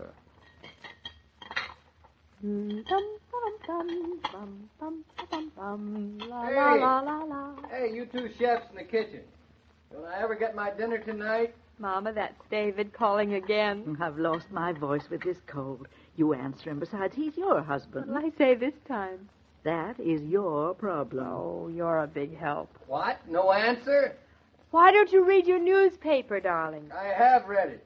Besides, I don't want to read. I want to eat. You will. When, I'd like to know. I don't know either. He's really very patient, don't you think, Mama? As patient as a man can be when he's hungry. He's usually not very patient. Honestly, losing that can opener would have to happen just tonight. Yes, when we expect company. It isn't just like life. Hey! What's taking so long? It's your turn, Mama. I knew I should have stayed in New York. The carpenters took so long, David. The carpenters? What on earth do the carpenters have to do with my dinner? Everything. Hello. Don't change the subject. In words of one syllable, the carpenters have made your dinner practically impossible. That's nice. They left just before you came home. Would you believe it? I have to believe it. They certainly stayed late. They certainly did. They certainly did. Why don't you go look at the work they did while Mama and I try to open some cans? Cans? Yes, cans. Are we back to our honeymoon days? I am surprised at you, Mrs. Brown. Don't blame me. Blame your carpenters. Honestly, Mama, he's very difficult, isn't he? No, he's just hungry, poor man. Oh, that explains it. Darling, now listen, you know how uncanful I am as a rule. But tonight we have no time to cook. Then let's not cook. Let's eat out. Oh, we can't do that either. Why not? We're expecting company. That's why not. That's something I wanted to forget. What time are they coming? Practically now. And it's not they, it's a she. Oh. It's our first company since we've been in Eastbrook, incidentally. Oh, quite an event. Yes. Then we'd better hurry. I will open the cans. He's just the man we've been looking for, Claudia. Just the human can opener. Now, would you ladies mind if I simply opened the cans and proceeded with my dinner? Not at all. Proceed. You know he must be very hungry, Mama, using a word like proceed. He's beginning to look wild around the eyes. Now, please, just give me the can opener and then joke all you like. The joke is, we can't find the spare opener. But I don't want the spare opener. Ha-ha. You don't? Good. Very good. We can't find the spare. I want my can opener. The streamlined, self-lubricating, wall-bracketed can opener, the one I bought myself. I was afraid of that. Go on, get it over with. Show it to him. Come here while I choke you. Oh, wait. Now, David. what did you do with it? What did you do with it? I didn't do anything with it. Mama, you tell him. David, spare the child. One of the carpenters used it to cut a plank, I think. You see how it's bent? I don't think it could open a can in this condition. No. It couldn't even open a grape. I'll buy you another one, darling. Thanks, and I'll put a lock on it. Meantime, it's getting late. Our company will be here, and we have 5 unopened cans for dinner. A pretty mess of things. David, look, why don't you run down to the hardware store on the corner and buy me a can opener? Not a bad idea. Brilliant. Except that the nearest corner happens to be 5 miles away. It's certainly convenient living in the country. It's a fine restaurant, less than 5 miles from here. If we weren't having company. But we are. You haven't even told me the company's name, or is it a secret? Come to think, she didn't tell me. She just called up and said she was a neighbor, and could she drop in and see us tonight? Well, I hope she's worth a canned dinner. She's our first real neighbor calling on us. I want to make a good impression on her. Personally, I'd rather eat than make impressions. Oh, No, it's obvious that you two gabbling females aren't going to be any help. I will do it alone. Give me the can. Oh, the man to the rescue. Here you are. Now, how are you going to open it? I'm going to open it with my initiative. Mama, watch close. David is going to open a can with his initiative. That I'm waiting to see. I will have you know that I am not dependent upon mere mechanical contrivances. That is good, because we haven't any around. All I need is a screwdriver and a hammer. Screwdriver coming up. And a hammer? And a hammer. Now, the object is to hit the screwdriver with the hammer and make a small hole in the top of the can. In that case, I'd better go get some bandages ready. Oh, I can't bear to look. That poor little can. Well? There. Can I open my eyes? Well, nothing happened. Who said nothing happened? There's a hole in the can. Right there. It's a little hole. Too bad we're not eating consomme. Now, this hole is just the beginning. David, now hurry. What time is it? Too late. Oh. There's our company. Oh. I'll open the door. At least we don't need a can opener for that. Oh, good evening. Good evening. Come in, won't you? Well, I will indeed. You're Mrs. Norton? I am, and this is my mother, Mrs. Brown. Good evening. Oh, what a pleasure, Mrs. Brown. And you're Mr. Norton? I am. Come right in. Well, it certainly is a pleasure to welcome you all to our little community. We're very glad to be here. Oh, won't you sit down? Oh, no, I never sit down. Oh, dear, no, I haven't the time for that. But you do now. Please, go on, sit down. Oh, thank you. You too, Mrs. Brown, Mr. Norton. Thank you. Very much. On which side of us do you live, Mrs. Me? Yes, Oh, Mrs. dear, I live at the other end of Eastbrook altogether. Oh, I thought you were a neighbor. I know what you mean. But, well, though we are miles between us, but we are neighbors. I like that. It's a nice sentiment, Mrs. You are city people, aren't you? We like to think we were. Oh, I see. Have you heard who I am? I'm afraid we haven't. Well, then right off, I'll tell you. I am the happy woman. Oh. Well, that's nice, isn't it, David? Yes. Very, very nice indeed. Well, you sound as if you didn't believe me. But that's only because you haven't heard about me. I guess maybe that's it. Well, then I'd better explain to you. Now, many places all over this great big country of ours have a happy woman. Now, they may be called by different names, but the spirit and the thought's the same. I've come to welcome you to our happy little community. Oh. Now I understand. Well, then Everything. You're not really a neighbor at all. I mean, not only a neighbor. Oh, I'm more than a neighbor. I'm the representative of all your neighbors in the community. Very convenient for the rest of the community. Eh, Mother? Very. I'm not keeping you from anything, am I? I suppose you've had your dinner. Oh, yes. Of course. Yes. Such as it was. Well, at any rate, I won't keep you a second. Oh, please don't rush on. Darling. Now, I just want to give you some little gifties, and then I'll vanish into the night. Little gifties? No, these are the nicest presents we've had to give away in 5 years. We picked a good time to move up to Eastbrook, didn't we, David? But we picked a terrible time to have dinner. You know, it's taken you such a long time to move in. Oh, I must confess, we've all just been dying of curiosity. So have we. Dying of hunger. Now, let's see what I have in my gift basket. I can hardly wait. Darling, would you? Now, the first I have is for Mr. Norton. David, for you. Well, I'm ready. Is it? Oh, here it is. It's a fuse. Well. Isn't that nice as I live and breathe just what I want? Well, fuses are very handy. I knew you wouldn't refuse it. Oh, that's a good one. I hope the fuse is worth it. Oh, Mr. Norton, this is the most perfect little fuse you ever had. And it comes with the compliments of P.J. Mumps. He's our hardware man, you know, in Eastbrook Center. P.J. Mumps, I've seen his store. Oh, yes, P.J. right Mumps. next to the hospital. You must drop in. He has an excellent line of hardware. Mama, remember that. And now, a present from Mrs. Norton, or perhaps from Mrs. Brown. I can't decide which. Oh, give it to Mama. Oh, no, by all means, to my daughter, Mrs. Oh, just call me the happy woman. Well, for either one of you ladies. Oh, what luck. I have two. What are they? My dear, they're samplers from the knitting shop. The knitting shop? Oh, of course. This isn't the whole samplers, just the pattern. You do it yourself, and you buy all the yarns at the shop.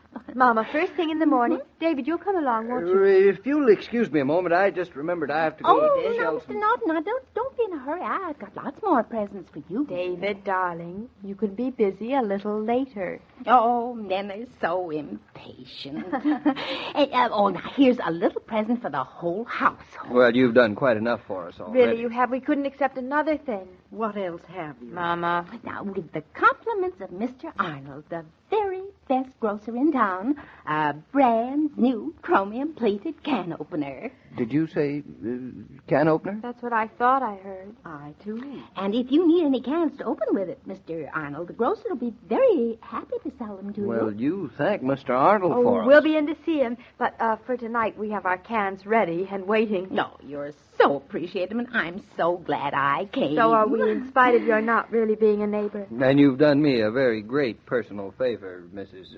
I have. You proved to my wife that the country is much more convenient than the city. I have. Yes. In the city, if she needed a can opener, she had to go to the hardware store on the corner. But here in the country, the corner comes to her. David, that's true. I have done that? You have indeed. Well, wasn't that nice of me? Well, I'm so glad we've all met each other and that you like my little gifties. And, well, now, if you'll excuse me, I'll climb back into my little car and off I'll go into the night. Well, good night. Good night. Good night. And thank you. Good night. Good night, all. Good night. David, she's gone. Well, Now we could go to a restaurant and have a real dinner. go to a restaurant. Yeah. With this beautiful little can opener in the house, I should say not. Mama, he's mad. On the contrary, I wouldn't dream of insulting our first semi-neighbor who came to call and left such pretty little gifties. You're right, Claudia. He is mad. I'll brandish my trust in you can opener and say, follow me, ladies, to the kitchen. Boom, boom, ba-doo-doo. To be hospitable, any dictionary will tell you, is to be friendly, cordial, to receive guests with a generous display of goodwill. But the generosity of spirit mentioned by Webster's and Funk and Wagnalls needn't involve generous expenditures of hard-earned money. A gracious smile and plenty of ice-cold Coca-Cola define hospitality by anybody's standards. Well, that visit turned out to be quite a surprise, didn't it, Mr. King? It certainly was. It wasn't what and who I expected, though. At first, we were all a little disappointed that our guest wasn't just a plain guest. But in the end, it turned out better this way. Well, things have a way of doing that. I hope you're right. You see, I'm going to be leaving Claudia again on Monday. Going back to New York? Yes, I must, and I hope it turns out best for Claudia that way. Well, she's going to be awfully sorry to see you go. I know. I'm not looking forward to saying goodbye at the station, but, well, that's for Monday. See you then, Mrs. Brown. See you then, Mr. King. As I was about to say, every day, Monday through Friday, Claudia comes to you transcribed with the best wishes of your friendly neighbor who bottles Coca-Cola. So listen again Monday at the same time. And now this is Joe King saying au revoir. And remember, whoever you are, whatever you do, wherever you may be, when you think of refreshment, think of Coca-Cola. For Coca-Cola makes any pause the pause that refreshes. And ice-cold Coca-Cola is everywhere. These programs star Catherine Bard as Claudia and Paul Crabtree as David. And the entire production is supervised and directed by William Brown Maloney. And now, here's a word from your friendly neighbor. Your Coca-Cola bottler presents Claudia, based on the famous play and novels by Rose Franken. Brought to you, transcribed Monday through Friday, by your friendly neighbor who bottles Coca-Cola. Relax, and while you're listening, refresh yourself. Have a Coke. And now, Claudia. It's a nice drive to the station. I'm glad it's a sunny day. Why particularly, Mama?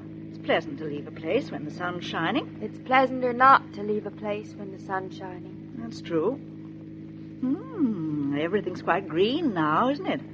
Trees and grass. Yeah, it's almost summer. Winter's gone fast. Now that it is gone. That's the way it always is, isn't it? What is? While you were visiting with us, it seemed as if it would always last like that. Now that you're leaving, it seems like you were hardly with us at all. That's the right time to leave. Mama, do you think Aunt Louisa's going to be sick very long? I don't know. She's not a young woman. She's our only real relative. I hope she'll be all right. I'll stay with her until she is. We decided over the weekend I can't keep going back and forth between New York and Eastbrook, and that's the least I can do for my sister-in-law. Funny, thinking of Aunt Louisa as my father's sister. I know. Mama, you are going to come back up here afterwards, aren't you? Claudia, is that my train? Why, I don't know. It's 5 to 5. Your train's not due till 5 after, Mama. It could be early. Oh, I doubt it. Trains are usually late. Maybe you better drive a little faster. What did you say, Mama? I said maybe you better drive a little faster. That's what I thought you said.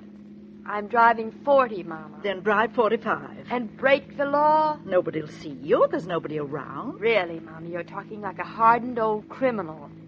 I'd rather you miss that silly old train than break the law. Since when have you gotten so virtuous? David likes me to be virtuous. You can't fool me. You're just contrary. Claudia, quite contrary. How does your garden grow? We'll miss my train if you keep poking along like this. Good, I hope so. Hey, I'm on the right side. Besides, I'm not poking along. Mama, do you realize what you're doing? What? All my life you've been telling me to drive slower. All your life? You've only had a license 6 months. And now, when I'm on the verge of having a baby... It's going to be a pretty long verge. You want me to drive faster. You have no feeling for your grandson. I'll remind you of this conversation sometime when you insist on driving 60 miles an hour to no place. I still don't know why you want to make that train so badly. Anything to get away from here? Then you'll be happy to know we're almost at the station. Good. Mama? What? Oh, nothing. Guess the first thing I'll have to do is put my drape covers on. I haven't been home in such a while. The apartment will be a mess. Let me see. Slip covers. Send the bedspread to the cleaners. Any shopping you want me to do? No. I'm going into town next week. I have to see Dr. Rowland. Let me know which day you're planning on. Oh, I'll think about it. Oh, Claudia. Well, here we are. But only just. Now maybe my pulse will go back to normal. Say, I don't see any other cars around. Not a soul on the station platform. Hey, maybe that was your train, Mama. Oh, it couldn't have been. Why not? When's the next one? Not for hours. You'll have to come back home with me, Mama, that's all. Not on your life. She's independent, too. Claudia, if you've made me miss my train on purpose, I'll... What will you do? Catch the next one.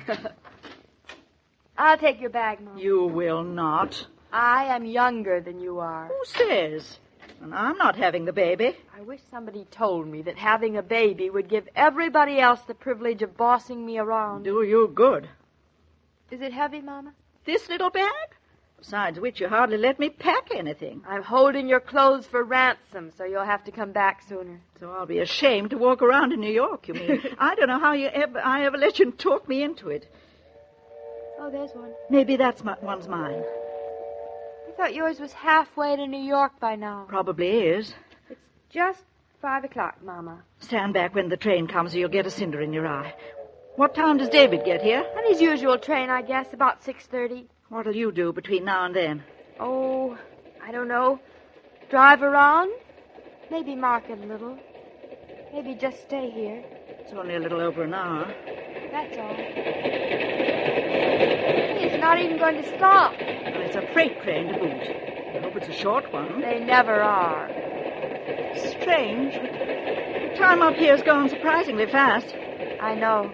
I didn't even mind your cooking. Oh, a person can get used to anything, they say. I suppose so. Say, Mama, now it only costs 45 cents to call Eastbrook from New York after 7 o'clock, so I'll please. get reckless once in a while. I'll call you. Oh, you'd better. It was a short train.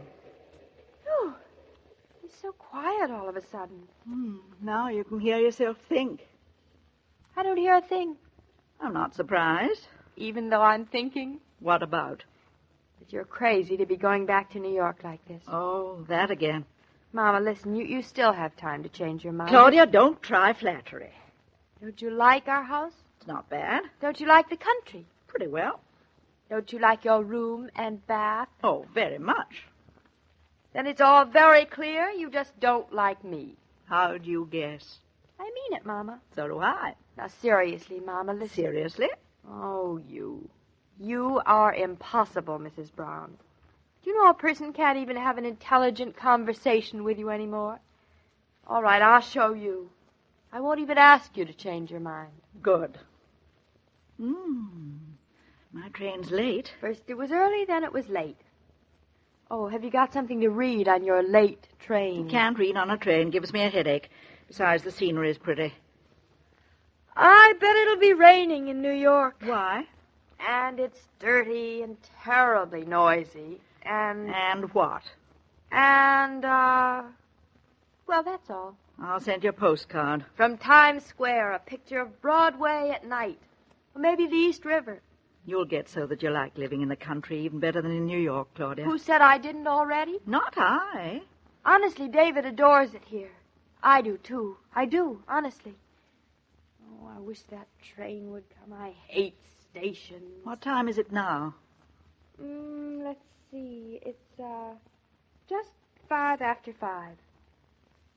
Mama, listen to me now. You listening? Sure. You never do. You always say you are, and you never do. Well, listen this time.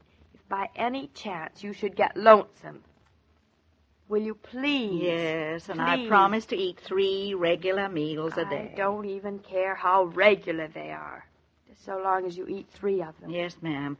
Anything else? No, ma'am. Nothing else. Well, at last. That's it, I guess. Claudia, don't go so near the edge of the platform. No, I don't see a thing, Mama. Then come back here. Oh, for heaven's sake, it's coming from the opposite direction. Must be a train from New York, not to New York. Looks like every train is arriving into this station except mine. Nothing personal, Mama. Claudia, why don't you run along home? I can manage from here by myself. Go home? I will not. Well, what's the matter? Do you think I'll get on the wrong train? Worse yet, you might not leave at all. Don't That'd be worry, I terrible. will. Maybe your train got lost. Or maybe it hitched onto the wrong engine. Look here, if you're in such a hurry to get rid of me... How'd you know? Oh, somebody ought to invent something better than stations. Why? They're a horrible place to say goodbye. And don't say it. Why'd we get here so early, anyway? Claudia! Hey, Claudia! David! Mama, it's David. Tell him not to shout like that. Hello, Mother! David! Mama says not to shout like that. Mama's right, as usual. Well, stop shouting then. Your side of the platform. Good. Come on over. What are you waiting for? Hey, David. What are you doing home so early today? Claudia, I'm embarrassed to be seen with you. Nobody's seeing us, Mama. Everybody's hearing you for miles around. There's nobody here, even for miles around. I'm on my way over. Stay where you are. Hear Stay that, right Mama? there. Even David doesn't want you to go away. David's very broad-minded. He has to be. Look at the mother-in-law he got. What about her? Stubborn, independent. Just like her daughter. So different. Not so different. You'll see. Mama, your collar's crooked. It is? Oh, thanks for telling me. No extra charge. Mama, you're sure you don't want anything to read or Positive. eat or... I think you'd rather just look over somebody else's shoulder, that's all. That's it, of course. The trains certainly let you know they're coming, don't they? And this one's mine. Well, it's about time. Well, I guess. Where's my valise? Oh, it's right here. Where is it now? Oh, here What's it is. the matter? Well, wait a minute. David will take it for you, Mom. Ouch! What's the matter? Caught a cinder in my eye. I told you. I'd better hurry. Feels as big as a house, Mama. Claudia, be sure you drive carefully and listen to what David says. Mama, wait. Mama, please promise me that... Oh, this eye. Say goodbye to your Captain Dog for me and hello to David. Oh, where's my handkerchief? I know I took it. I remember putting it in my pocketbook. There it is. No, I didn't. Mama, lend me your handkerchief, would you? Mama! Mama! He's gone. Goodbye, Mama. Hello, darling. Oh, David. Mama's gone. She left me with a cinder in my eye. Well, that was a terrible thing for her to do. Wasn't it? She didn't even lend me her handkerchief. Then here's mine. Now go on. Blow. Blowing never helps take a cinder out of a person's eye. That's a matter of opinion. David, you don't think I'm crying, do you? Well, of course not, darling. I never even got a chance to say goodbye, so how could I be crying? Oh, it's an elephant in my eye. Now, here. Open it up. Wide. You're very talented at this, you know it? Roll your eye around to the left. It's on the right. Do as I say. You were sweet to come up early, just so I wouldn't feel an empty house. Sweet nothing. I just didn't want you driving back and forth on these roads more than necessary. Honestly, you and Mama. Even when I drive slowly. Don't you like the way I drive? I don't like. There. How does your eye feel? It feels much better. Cinder must be gone. Oh, David, Mama's gone, too. But even so, everything feels all right. Good. I knew it would. Well, now that the going's over, wasn't so bad, David. Just like a cinder. Come on, darling. Let's go home. If you're like most women who are at home during the day, your lunch is rather sketchy, consisting of whatever you find in the refrigerator. But I can assure you of this.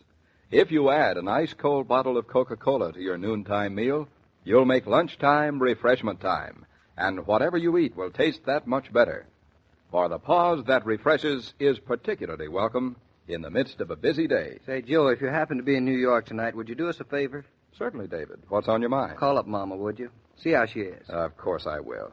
Tell me, David, how's the house coming? Are you going to do much more work on it? Well, I'll be able to answer that tomorrow night. Claudia's going to balance the budget, and I think it's going to be a very enlightening evening. I know what you mean. Mind if I eavesdrop? Not at all. See you tomorrow night. So long, Joe. Goodbye, David.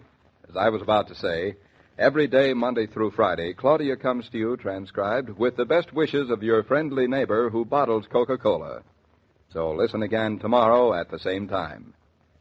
And now this is Joe King saying au revoir. And remember, whoever you are, whatever you do, wherever you may be, when you think of refreshment, think of Coca-Cola. For Coca-Cola makes any pause the pause that refreshes. And ice-cold Coca-Cola is everywhere. These broadcasts are adapted for radio by Manya and Roger Starr. And the entire production is supervised and directed by William Brown Maloney. And now, here's a word from your friendly neighbor. Your Coca-Cola bottler presents Claudia, based on the famous play and novels by Rose Franken. Brought to you, transcribed Monday through Friday, by your friendly neighbor who bottles Coca-Cola. Relax, and while you're listening, refresh yourself. Have a Coke. And now, Claudia. Hey, do you like the way I sing? All right. If you think you can do better, go ahead. Now you admit it, huh? You can't. I must say I don't blame Bluff at all. I can't hear myself think. Do you want to? I certainly do. I'm balancing my budget. Oh, need help? Not yet. Are you siding with that dog against my voice? I am. Here, how'd you like a glass of milk? That'll keep you quiet. No, thanks. You wouldn't? We just finished dinner an hour ago. That's not just finished. I'm thirsty. Sure you don't want some milk? Nope. Here, have a sip. No, go away with it. I wouldn't dream of depriving you of it. Well, if you insist. Now drink it all. Down to the last drop. There. I don't know why I have to drink all the milk when half our future child is yours. Mine is the half that doesn't need milk. David. What, dear? Nothing. Anything wrong? You look serious. Do I? Finished with the checkbook? I'm finished, all right. What's that book you're reading? Move over, I'll read it with you. You wouldn't like it. Move over and let me see. I said you wouldn't like it. What's it about? How do you know I wouldn't like it? Lightweight aggregates. Oh, sounds fascinating. It is. Who are they? Nobody you'd know. Oh? Lightweight aggregates are building materials. How nice of them. Now, let's see. There are various kinds. There are. There's waylite, haydite, and cinders. But they each have certain natural qualities that make them... Are you still fascinated? Move over anyway. All right. I moved over. Besides, you know you don't want to read anymore. You couldn't be wronger. Oh? But since you're not interested in lightweight aggregates, I'll postpone then till the train tomorrow morning. Don't do me any favors, darling. There's one you can do for me. What? Stop frowning. Who's frowning? You frowned all through dinner. Oh, I didn't notice. Darling, are you sure you're feeling all right? Of course, I never felt better. You're being honest. I am only dishonest when it doesn't matter. You have no moral sense, Mrs. Norton. I know, isn't it wonderful? David. There's one now. One what? A frown. Oh. I didn't mean to interrupt, darling. What were you going to say? How's the freight terminal coming? That wasn't it. Come clean now. What's on your mind? Oh, nothing as usual. Seems to me you'd better start sharing that burden. That's what husbands are for, you know. They're for a great many things. All of them nice. Like sugar and spice. Now, don't change the subject. All right, since you're so nosy. I spent all day as well as all evening adding. What? What does one usually add? Oh, any number of things. A number of things is right. I added lots of bills. Oh. David, I don't think you have any idea how much our lots of bills add up to. I have a reasonably good idea. Do you realize that right now our income is smaller than our outcome? Outgo. What'd you say? Skip it. Yes, I realize it. Trouble is, there doesn't seem to be any way around it. But, David, it's all wrong. That is a masterpiece of understatement. Now, look, I was figuring up how much money we have left. It's only $1,133.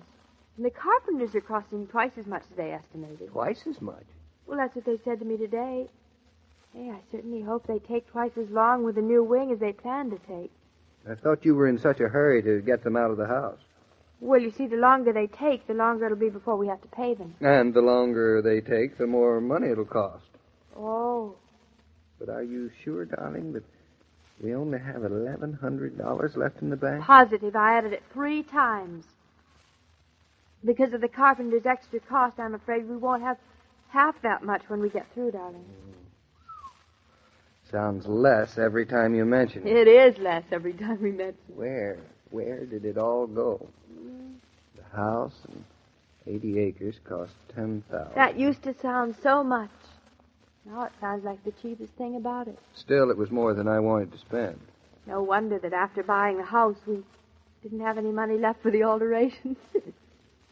David, no matter what, let's not buy any more mortgages. No, one mortgage is enough, thank you. Certainly is. Besides, the interest on the $4,500 mortgage we have is as much as we can carry. I don't think we can even carry that. At least not very far. We spent $3,900 on alterations. We've got $1,100 left in the bank. Counting the carpenters, only 6. Plus 2 sticks of furniture in the house. An empty barn. Fields to plow. And a baby on the way. I've really managed very well, haven't I? David, what do you mean? I spent all of our capital in one fell swoop. got ourselves obligated with interest payments on a mortgage, put everything we had into a house which is getting to be more than we can really afford. Who says we can't afford it? It's cheaper than renting. I mean, we can't afford to do it justice. You just can't furnish a house like this with $600. This house has been standing since 1760, David. It can wait a little longer for us to furnish it correctly. But there's no reason why you should spend your days in the living room with 2 chairs and a lamp in it. I'm not spending my days in the living room. I'm spending them all outdoors. Outdoors is beautifully furnished, thank you. More trees than I can lean on in a whole afternoon. I don't know. I'd hoped that the alterations could have been completed for about $2,000. Oh, $2,000. Then we'd have a couple of thousand left, but with prices these days. Oh, who wants a couple of $1,000? We do. We do for a rainy day. Summer's coming. I told you I like having no furniture. It makes the rooms feel big. You like it. I know you're just itching to dig your fingers into some of these Connecticut antique stores. Oh, just as well I can't. I'm not supposed to drive around a lot. Do me good to itch another 2 months. I know. It feels so good when you stop. As a matter of fact, David, I'm glad we aren't getting everything all at once. I mean, furniture, house, alterations, mortgage and everything. This way I can get used to them one at a time. Much better. You forgot something. What? The baby. Just like everything else. One at a time. I think we've bitten off more than we can chew. That's a fine way to talk about the future heir of the Norton fortune. I am talking about the present papa of the future heir to the Norton debts. We haven't any debts. At least none we can't afford. We will have at our present rate of speed. Darling, do you realize how much it costs to have a baby? I think it's an outrage. So do I. When you consider that everybody gets born at one time or another, $300 seems like an awful lot of money. And that's only the beginning. That's merely Dr. Rowland's fee. There'll be the hospital and the nurses. Nurses? I'm not going to have any nurses. I hope not. After the first 5 days, anyway. And that's all. I'm going to be in the hospital 5 days. You're awfully sure of yourself, aren't you? Am I? I wish I were as sure it'd be as simple. So, here we are. The clever young Nortons. The especially clever David Norton. With $600 in the bank. Don't go through that depressing list again. I've been going through it all day. And one thing I have decided. Uh-oh. We are not going to have a maid. That's the one thing I've decided we are going to have. Why do I have to have a maid? Because you called up the agency and she's coming tomorrow. Oh, well.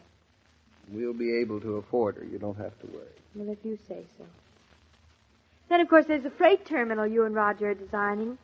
We'll be rich when it's all done. How's it coming? As well as can be expected. Oh? Those things take time. Of course they do.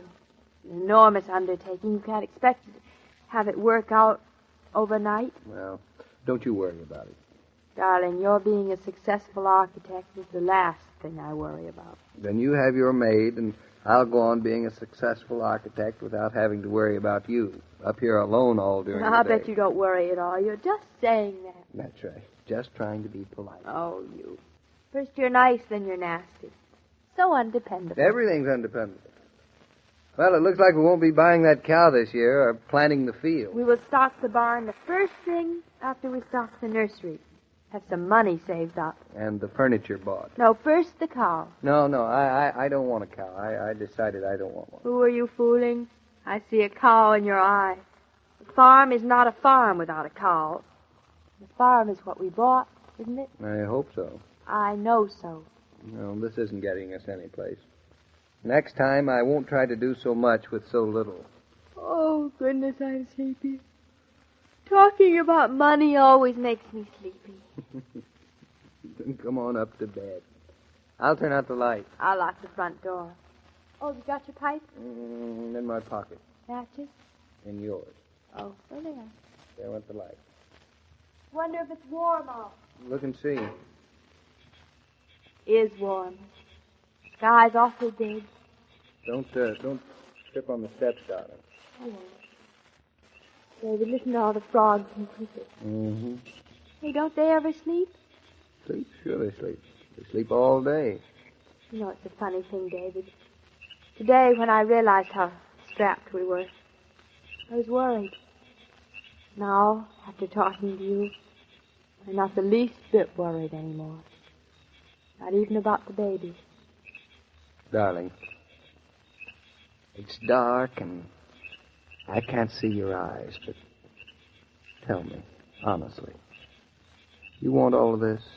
What do you mean, David? Well, you're only 19, you're going to have a baby, you're living in the country, you're alone all day, and we're pretty broke.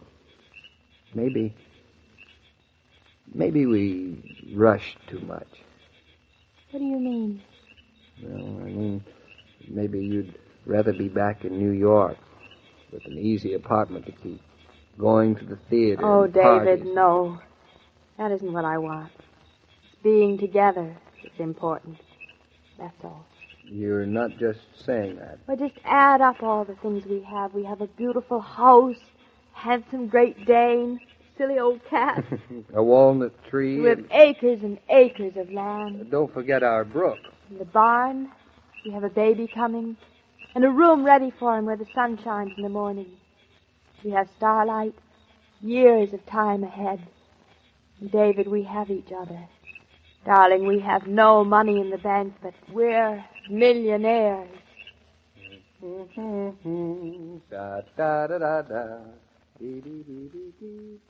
When you're at the grocer's placing your order, you'll hear one woman say, "A carton of Coke, please," while another will say, "A carton of Coca-Cola, please." Coke or Coca-Cola, it doesn't matter. Ask for it either way. Both names mean the same thing and identify the product of the Coca-Cola Company. Both are registered trademarks of the Coca-Cola Company. Well, I guess money isn't everything after all, Joe. It better not be. That's all I can say. How well I know what you mean. Oh, by the way, I hope that new maid of yours works out tomorrow, David. Yeah, I hope so, too. I'd like to get settled with one. Do you have any idea of what she's going to be like? Oh, I wish I knew. Even that's not important, though. No, the important thing is for her to like the job and stay. Right you are. Keep your fingers crossed, Joe. So long. Bye, David.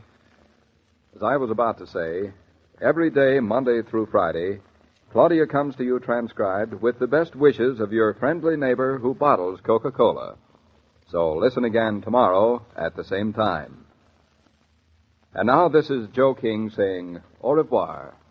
And remember, whoever you are, whatever you do, wherever you may be, when you think of refreshment, think of Coca-Cola. For Coca-Cola makes any pause the pause that refreshes. And ice-cold Coca-Cola is everywhere. This broadcast of Claudia was supervised and directed by William Brown Maloney. And now here's a word from your friendly neighbor. Your Coca-Cola bottler presents Claudia, based on the play and novels by Rose Franken. Brought to you transcribed Monday through Friday by your friendly neighbor who bottles Coca-Cola. Relax, and while you're listening, refresh yourself. Have a Coke.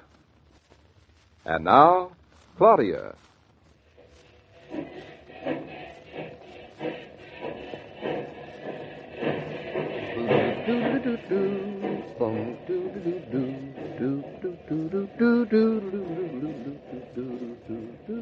David, are you sure her train didn't get in already? Whose?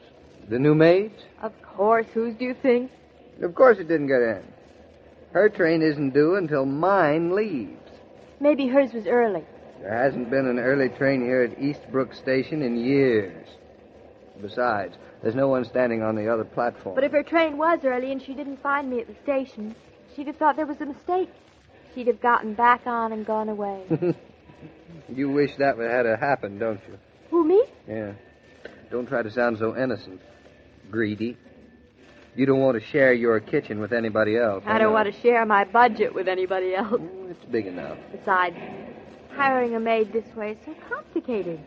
I don't see how it can possibly come out all right. Now, what's complicated about it? Well, firstly, I don't even know what she looks like. Now she's going to come and live in our house. Doesn't that make you feel queer? Not particularly. The agency recommended her, you said. Well, I've never seen the agency either. Well, you told me it was a very good agency. Is? The best in New York. Is? but I've never hired a maid over the telephone before. Oh, that's progress. You have to get used to it. Oh, that's progress? Mm-hmm. That's progress, all right. I should have gone to New York myself to find her. That's the whole point of having a maid. What is? To save you running around, doing a lot of things you don't have to. Especially now. Especially now. Just because I'm becoming a mother, you want me to act like a bookend? Exactly. Except that I won't make you stay on the mantel. You can sit in the chair. Thanks a lot. Oh, nothing to it. Very nice of you. But aren't you, you aren't to try to keep the whole house going by yourself. Do you know that. realize what we have to give up to have a maid? Oh, sure. Means no caviar, no champagne. No champagne, and no new car either. That's right. And no new suit. On the farm, I won't need new suit. Oh. Overalls, thank you. But a maid costs so much money, and David, we have got to economize.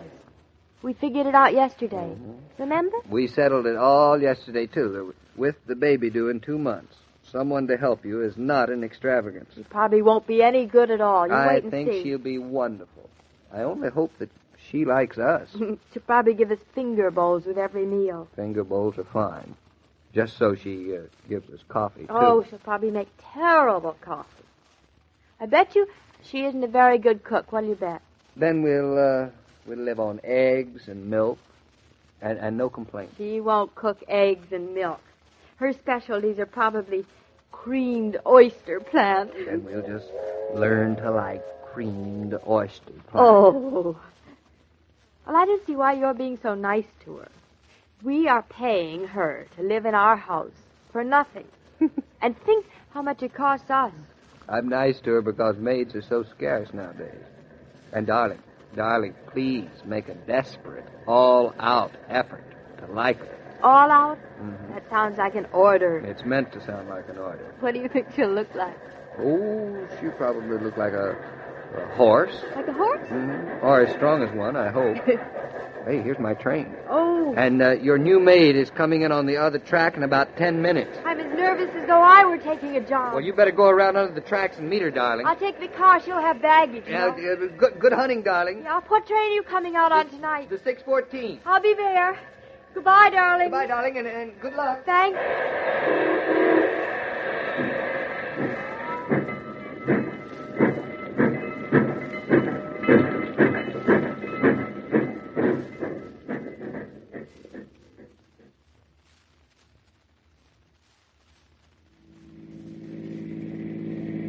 Well, very glad you got here. Oh, what'd you say your name was? Emma Catstein. Well, Emma, sure we're going to be very happy together. Oh, you only brought one suitcase? No, Mum. Well, where are the rest of them? I got 2 others. They're in Brooklyn. In Brooklyn? I leave them there till I sees if I likes the people. Oh, well, I'm sure you'll like us, Emma. Especially Mr. Norton. Well, you'll like him. Yes, Mum. It's such a nice drive to our house. Is this the first time you've been to Connecticut? I think so. Lots of trees, isn't there? Oh, yes. They're all just coming out. Some people likes them. Did you ever live on a farm before? Not on a farm. Oh, I see. Well, where did you live? I mean, you didn't live on a farm. For a Mrs. Morris. Oh, really? Where for a Mrs. Morris? Brooklyn. Oh. Well, this is different from Brooklyn. How many in the family? Just the 2 of us, Emma. Well, Emma, here it is. This is our house. Yes, Mum. This the front door? Yes, it is.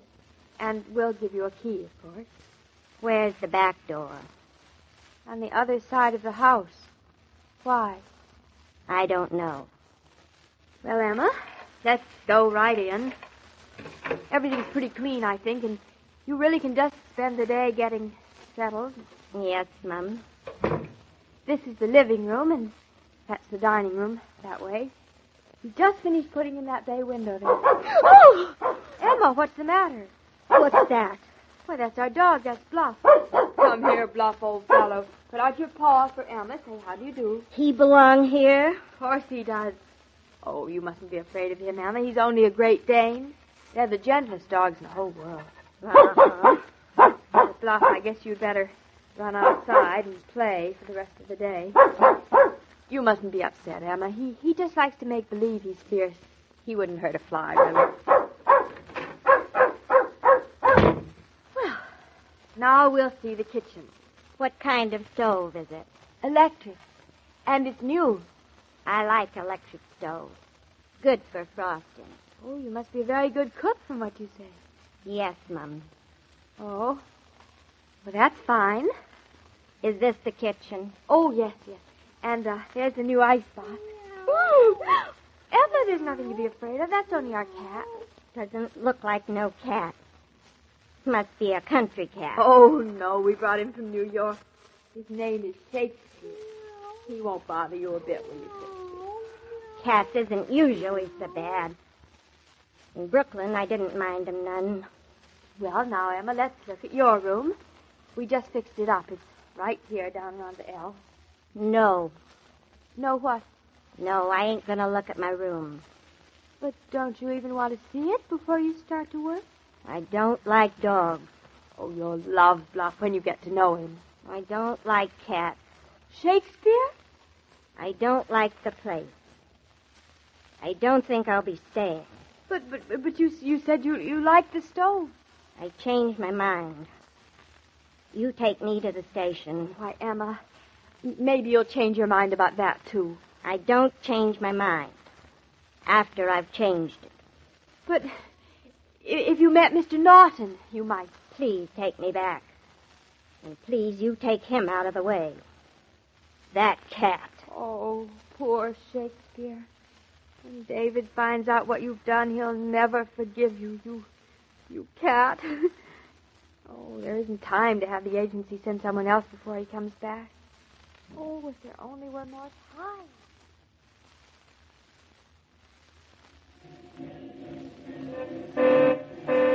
David! Hi, hello. Here I am. That's good. Here I am, too. Hello. You look nice. You look wonderful. Well, tell me, how is she? Oh, simply marvelous. Oh, boy, that's a break. All the way back, she told me about the things she can bake. She's an expert on frosting. Frosting? Sounds like a real cook. I'll bet she is. And tell me, is she a good houseworker? Oh, I suppose. Oh, that is great. Come on, let's go home. You know, we are awfully lucky. Are we? We sure are. Why? Because we found a maid who... Now, see here, we decided we wanted a maid, and you've got a good one. Yes. Now, tell me, don't you like her better than you expected to? David, I hate her. You hate her? Yes. Now, see here, darling, if this nonsense has gone far enough. There, let's turn off the motor and thrash this thing out right now. I never want to see her again. Hey, you sound serious. What sort of a dragon is she? I can't wait to get home and see for myself. You won't. I won't what? You won't see her. She's gone. She left. She left? Just like that? Just like that. Why on earth didn't you say so right away? I thought you'd be angry. Angry? I am angry. Claudia. Yes, darling? Now tell me. Just what did you say to her? I just didn't say anything to her. Bluff said something to her. Bluff? Shakespeare said something to her. Shakespeare? I said nothing at all. Then she made me take her away. Oh, you mean she doesn't like dogs and cats? Not only she doesn't like dogs and cats, but she doesn't like our house. She sounds terrible. She is terrible, perfectly terrible. But listen, just a minute ago you said she sounded wonderful. Well, I wouldn't stand for anyone in the house who doesn't like animals. And she didn't like our house either. She did not? Well, I wouldn't want anyone like that around the place, would you? Well, you said it didn't matter what she was like. I'm surprised you waited for her to leave. I would have asked her to leave before she got a chance to say anything. But we've got to have a maid, darling. Well, we don't have to take just anybody, Claudia. It's still our house. Oh, David, I love you. Of course, darling. She was terrible, but it's partly your fault. My fault. When you've hired someone who's going to do the work around the house, like a new maid, the first day you've got to treat her with kid gloves. David, I did. Kid gloves. No. You mustn't ask her to make dinner the first day. But, David... In fact, when you have a new maid, you've got to invite her out to dinner the first night, to the very best restaurant you can find. David, are you crazy? Of course. I'm crazy about the nicest maid I ever took to dinner. Mm-hmm. Dum, dum, dum, la, la, la, la, la. The hostess who goes to all sorts of trouble often wonders why her guests don't seem at ease. Usually it's because she's not at ease. The clever hostess keeps a case of Coca-Cola in the house and always manages to have a good supply on ice. Then she can turn any occasion into a party simply by bringing out a tray full of those frosty bottles and suggesting, "Have a Coke." How's your supply of Coca-Cola, by the way? Mr. King, Oh, if you don't mind. Emma Cassidy. Hello. Hello. We're all awfully sorry that you decided not to stay with the Nortons. That's too bad. Nothing against the Nortons. I just didn't want the job bad enough. That's as good a reason as any, I suppose. Living in the country with all those trees. Nope. Not for me. Maybe Claudia's going to feel like that, too, tomorrow. She likes trees. Queer. Trees aren't all she has on the farm, though. She has plumbing, and plumbing sometimes mean pipes that burst. Glad I didn't stay. Goodbye, Mr. King. Goodbye, Emma Cassidy. As I was about to say, every day, Monday through Friday, Claudia comes to you transcribed with the best wishes of your friendly neighbor who bottles Coca-Cola. So listen again tomorrow at the same time. And now, this is Joe King saying au revoir. And remember, whoever you are, whatever you do, wherever you may be, when you think of refreshment, think of Coca-Cola. For Coca-Cola makes any pause the pause that refreshes. And ice-cold Coca-Cola is everywhere. This broadcast of Claudia was supervised and directed by William Brown Maloney. And now, here's a word from your friendly neighbor. Your Coca-Cola bottler presents Claudia, based on the famous play and novels by Rose Franken. Brought to you transcribed Monday through Friday by your friendly neighbor who bottles Coca-Cola. Relax, and while you're listening, refresh yourself. Have a Coke. And now, Claudia. Dum, dum, da, dum. La, la, la, la, la, la, la. Here I come with a big stack of dinner dishes, Claudia. It can't be, David. They're all in the sink, practically. Now where'll I put them? Oh, we'll just put them on the kitchen table, please, till I finish washing these. And don't break any, do you hear? Break them? Have I ever broken a dish in my life? You certainly have. Don't hand me that. As Madam wishes, I will put them here. Or do you think the kitchen table can withstand the load, The Madame? load. 2 cups, 2 saucers, I'll 2 little spoons. do my best to make it work, Madame. The other ladies who employed me were quite satisfied, I trust. Oh, poor fool. Poor fool. Say, listen, David, all joking aside, why? When we've been getting along without a maid all this time, why does it seem so much worse now? Because now that we know we can't have one, now's the time we really want one. Oh. That, Claudia, that, my dear girl, is psychology. Oh, that's what that is. That's what that is. I see. Maybe if we'd used a little psychology on Emma when she came up here to look at the place, why, we Don't wouldn't mention have... her name. Anyway, it wouldn't have done a bit of good. How do you know? You know, since she turned us down, the employment agency won't even send us any more candidates from New York. Why, the audacity of the employment agency. They have crossed us off their list. They didn't cross us off their list. They crossed off the animals. Oh, poor Shakespeare. You see, you've hurt his feelings. He frightens Definitely Maid. antisocial, aren't you, Pet? A veritable public enemy. I have no sympathy for people who are afraid of pets, especially pets like cats and dogs. People can't always help it. Sometimes it's a disease. Oh, I don't believe it. People like that are just abnormal. I see. So, in the future, we won't allow any maids afraid of cats and dogs to be our maid, That's all right? just it. And by not doing so, we've saved ourselves a whole week's wages. A whole week? Aren't we smart? That makes us rich. Yes. Have any ideas of what we'll do with all that money? Well, let's see. Can we buy another Great Dane with it? Fine. That's it. That'll make it that much cozier to get another maid. Exactly. Just the way I figured it out. Say, you know, I don't even know where to look for one. There isn't any employment agency up here. Well, you could look under some baskets and boxes. Oh, yes, they're under the sink. Too bad Down the they cellar. don't handle maids at the grocery store, you know. Oh, well, maybe something will turn up. Something will turn up. I think something just turned up then. What was that? Oh, nothing, just the pipes, darling. Don't get nervous. Pipes. I never noticed them doing that before. Neither did I. What's all the fuss? Fuss? I'm not fussing. Pipes sound as if they're running away. Like they've gone. I don't like it. They've just broken into a trot. Hey, look over there. Is the water still running? It's coming out in spurts. This is all very ominous. Oh, it's nothing, David. They just like to make a little noise. They like to. Mm-hmm. Pipes do it all the time. That's the way they have fun. I see. The pipe I smoke doesn't do it. They do it all the time when something isn't going right, if you take my word for it. It'll probably stop in a minute. What could possibly be wrong? How would I know what's wrong? I'm an architect, not a plumber. A little noise, David. It doesn't mean anything, probably. It even used to happen in New York. Well, I think I'd better go down in the cellar and investigate this mystery. If you are an architect and not a plumber, I don't see what good your investigating is going to do. Darling, even an architect can see if the cellar is flooded. The cellar could be flooded? Mm-hmm. Well, David, why didn't you say so? What are you just standing there I for? didn't say it is flooded. I merely suggested that David, it might this be. is serious. Our clean wash is down there. Well, it doesn't cost us a cent to open the cellar door and look. Hurry up. The wash will get wet. You going to turn on the light? Oh, wait a minute. Quiet a minute. Yeah. What do you hear? I was just listening to hear if the pump's still going. Well, is it?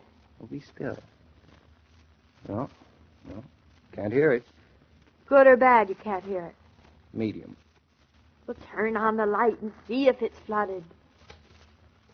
Yeah. How about it? What do you see? No. No, No, what? it isn't flooded. Well, what is it? I don't know. Do you see anything? How's my wash? Your wash? Wait a minute, I'll look. Is it dry? No, the wash isn't flooded either. Oh, good. Well, listen, darling, be careful. Don't... Oh, dear. Well, it can't be anything serious if the wash isn't wet and if the floor It isn't can't be flooded. serious, sir. It wouldn't be fair anyway, on top of not being able to get a maid. This house wouldn't do something like that to us. Would it? Are you kidding? Certainly not kidding. See, listen. Yeah. Well, that wasn't nearly as bad as it was before. I think it's going away. I thought it sounded worse. David, Now what? the water has stopped altogether. Are you sure it's turned on? Well, that's settled it. Where are you going? To telephone the plumber. Wait for me. Can a man even call the plumber by himself anymore? Hello? Hello? Hello, Mr. Maxwell? Mr. Maxwell? Hello, this is David Naughton on River Road. Yes, River Road. How are you? Well, I'm fine. Oh, yes, that's fine. Say, Mr. Maxwell. Yes. Well, Mr. Maxwell, we're having a little trouble here tonight. Say, David. Claudia, I can't hear him. Yes, Mr. Maxwell? Shakespeare, now what do you want? Oh, I'd better go back to the kitchen and see what he wants. You don't need me, do you, David? Well, first the pipe started to make a lot of noise and banging and... David, never mind. The water's running again. Well, yes, Mr. Maxwell. David, you hear me? The water's running again. Well, I looked at that. Oh, it stopped. Well, that's fine, Mr. Maxwell. All right, Mr. Maxwell.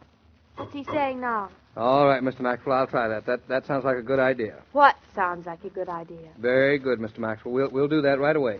Thank you very much. David, what does he say is the matter? He said he didn't know. He took all that time to say he didn't know? And he also said he'd come right over. In the middle of the evening? Mm-hmm. Really? In the country, plumbers are just like doctors, aren't they? He also told me a lot of things that might be causing the trouble. What were they? Well, the worst of them is a broken pipe. Broken pipe? Where? When? Now, where would you like it to be? Well... Maybe even in the attic. No, I or wouldn't where like the that. water tank is. Oh, that's worse. Have you a choice, madam? How about the attic? Oh, no. Water dripping down on everything else in the house. We better go right up and see. Hey, come back here. Now, don't run upstairs like that. I'm not running. I'd like to know what you call it. David, it might be leaking into our closet. Well, is it? No. Maybe nothing's broken after all. You haven't looked yet. I don't have to look. Wouldn't I just see the water lying on the floor? Well, it shouldn't be so deep so fast. So what, so wet? Don't you hear something dripping? I think so. Be still. Oh, David, over there. Oh, dear. Over where? Uh-oh, here it is. Oh, where's the rag? Quick, we better mop it off. No, not that one. That's my best tablecloth. Here, how about this? Oh, yeah, all right. That's right. Give it to me. There.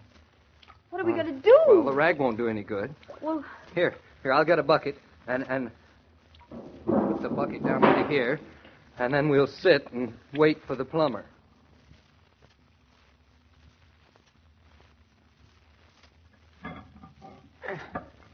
No?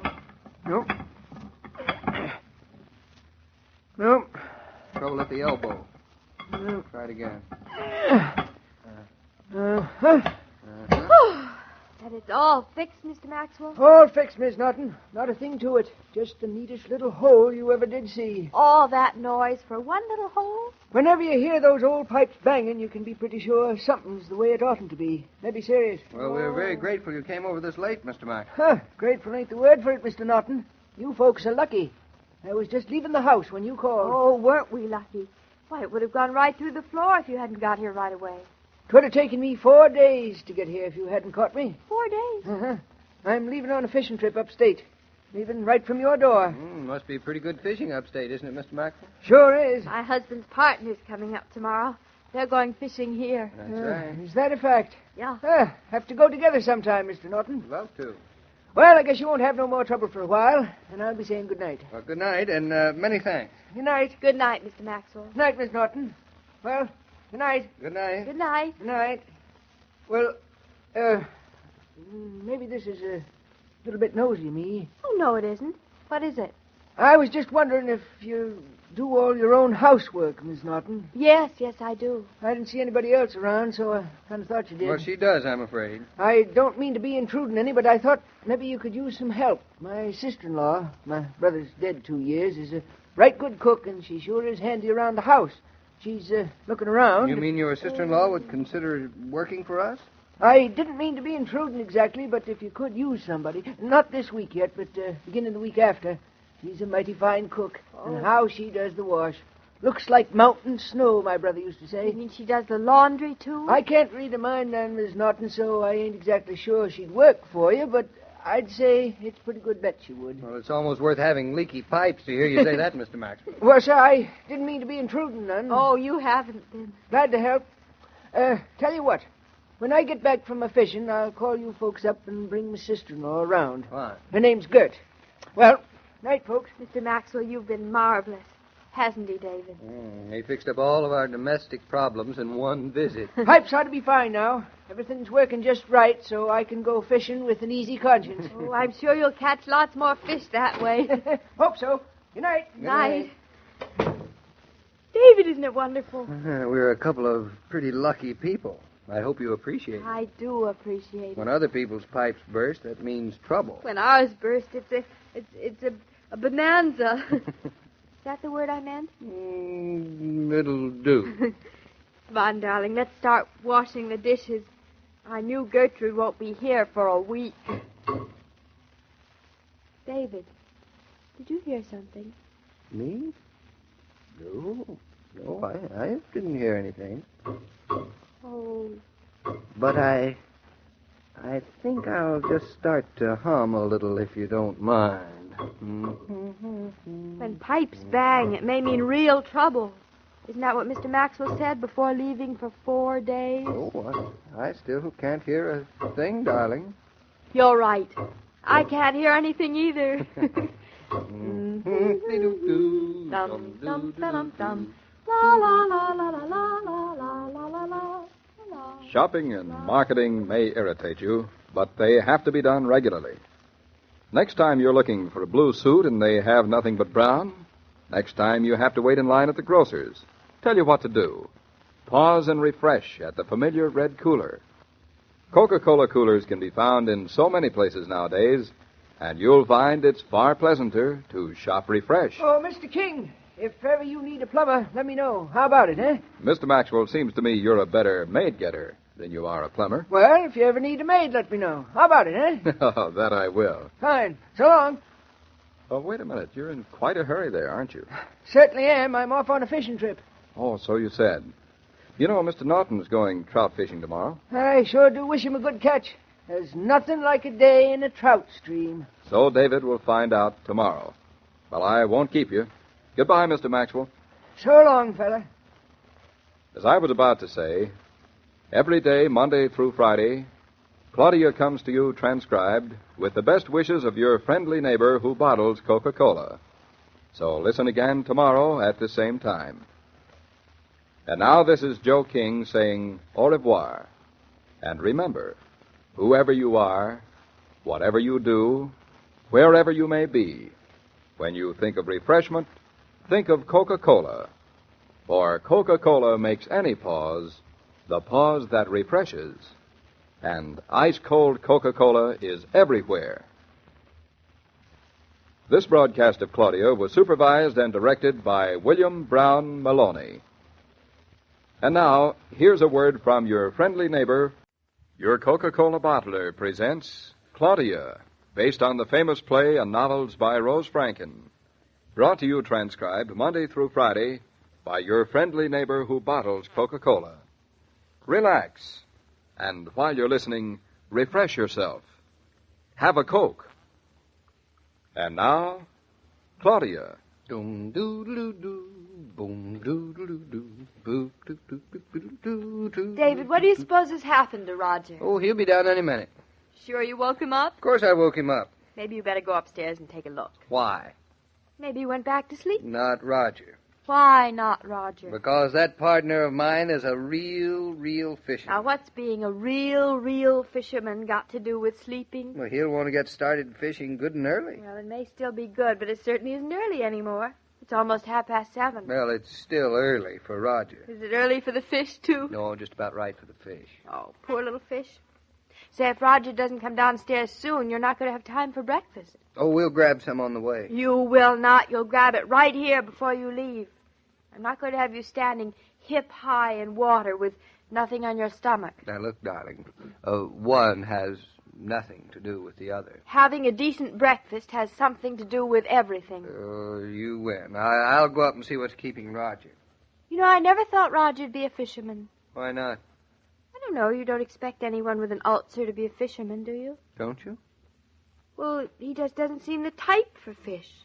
He does for an ulcer, but not for fish. What is the type? Oh, more bloodthirsty, angrier, more outdoorish. Well, there's a lot you don't know about Roger. He's a very complicated person. That much I do know. And while I think of it, Mrs. Norton, am I the fisherman type? Bloodthirsty and angry? Well, a little bit, round the edges. I like it on a man. You know, you ought to go fishing more. I should? You feel very nice in this big woolly shirt. Well, that's a fine reason. Name a better one. You're not wearing it for the weather. It's been warm. It's always pretty cool on a trout stream early in the morning. In May? Nonsense. You're wearing it because fishermen always wear woolly shirts. You think you're very smart, don't you? Do I? Darling, you can wear this shirt for me anytime. You don't have to wait for the trout. Thank you. Thank you for the permission. Hello. Oh, hello. This is a very pretty domestic scene. Roger, we're just wondering what had happened to you. Claudia was wondering, Roger. I slept gorgeously. Good. Now, breakfast. Breakfast? Good heavens, no. No what? Nothing, except I don't take anything for at least an hour after I'm up. You don't?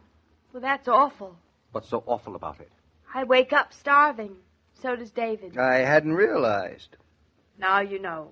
Now, come on, the two of you, into the dining room.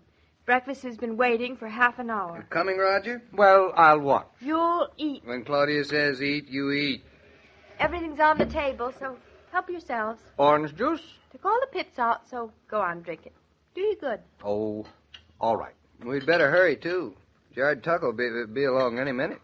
I'm rather looking forward to seeing him again. I'll never forget the first time I drove up here and saw the for sale sign on the house. I fell in love with it at first sight. Then Jared Tucker said he wouldn't sell. Oh, don't remind me. You know, I still can't believe he sold the farm to us.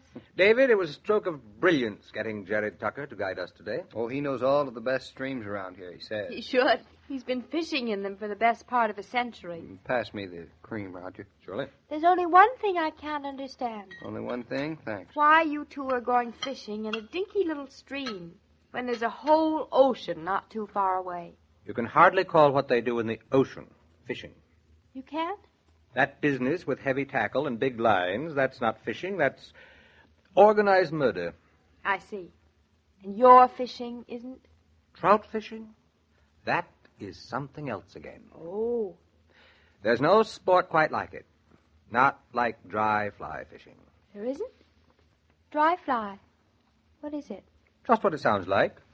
Little bits of feather, all prettily colored, and thread and a hook made quite ingeniously to look like a fly.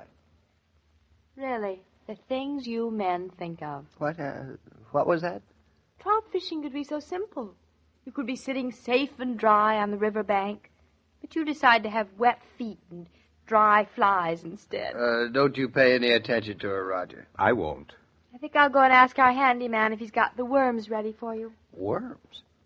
Did you say worms? Of course. Well, you're going fishing, aren't you? But that's what the dry flies are for. What for? The fishing. We use them instead of worms. Why? Why? You explain it to her, David? Certainly. Darling, trout bite better on dry flies than they do on worms. I don't believe it. She doesn't believe it. Well, how can I? When people have been using worms for thousands of years. That doesn't prove anything. It's all the proof I need. Good. Of course, I know the real reason why you prefer dry flies. Only you won't admit it. And what is the real reason? And I don't blame you for it. Oh. I'd feel the same way. What way? Worms. That is not the reason. David, you don't have to pretend.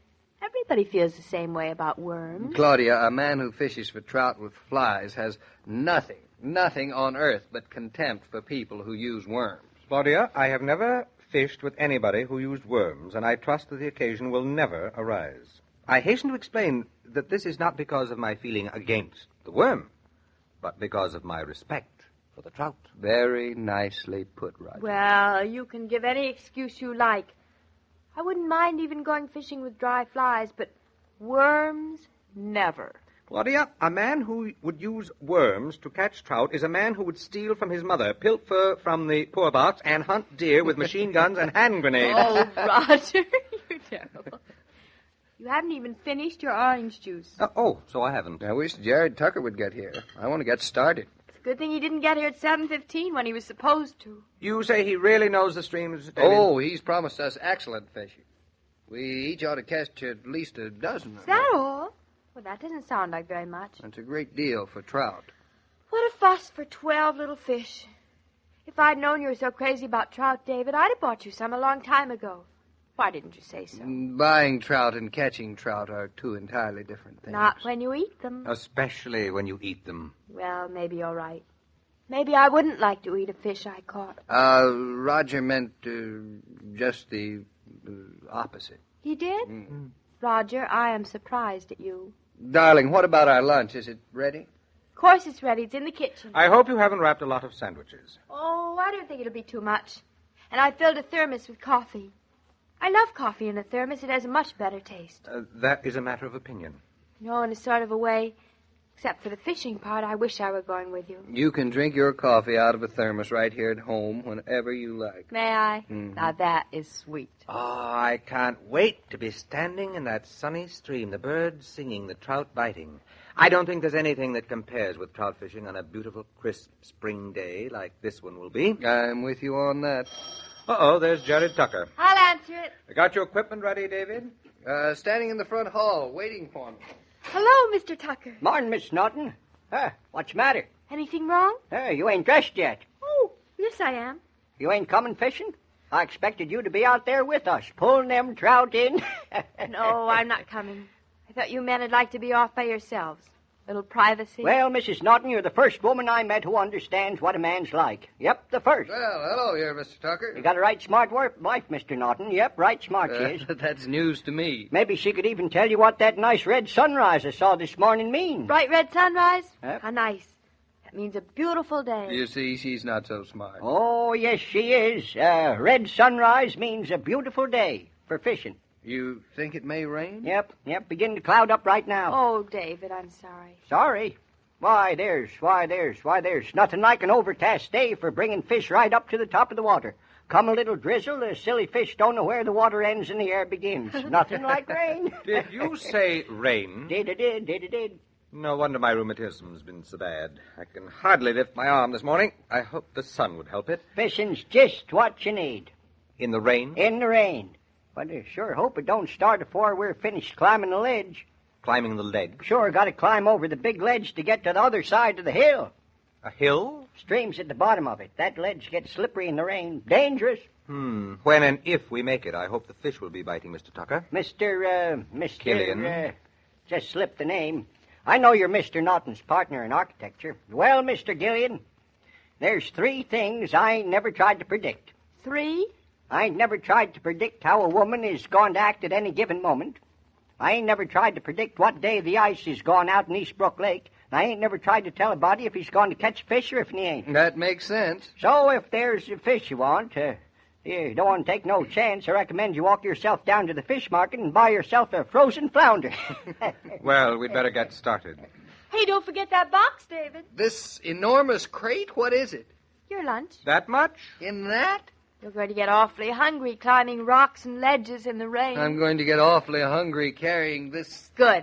Then you'll eat it all. Oh, but Claudia... David, we'd better just go quietly. Yep, that reminds me, there's one thing I insist on. I don't want no talk. Not a sound. It scares the fish away. No talking at all? Not a peep. Well, I certainly hope you have a good time. Well, we'd better stop this shilly-shally and get moving. I left my can of worms outside on the porch. David, did you hear what I heard? I heard it, I think. Roger? I think I heard it too, but I'm hoping I didn't. Did you say worms, Mr. Tucker? Sure said worms. That's what I thought you said. And you left them on the porch? Of course I did. I ain't the kind of a man who comes into a body's parlor dragging his worms in with him. Why, of course not, Mr. Tucker.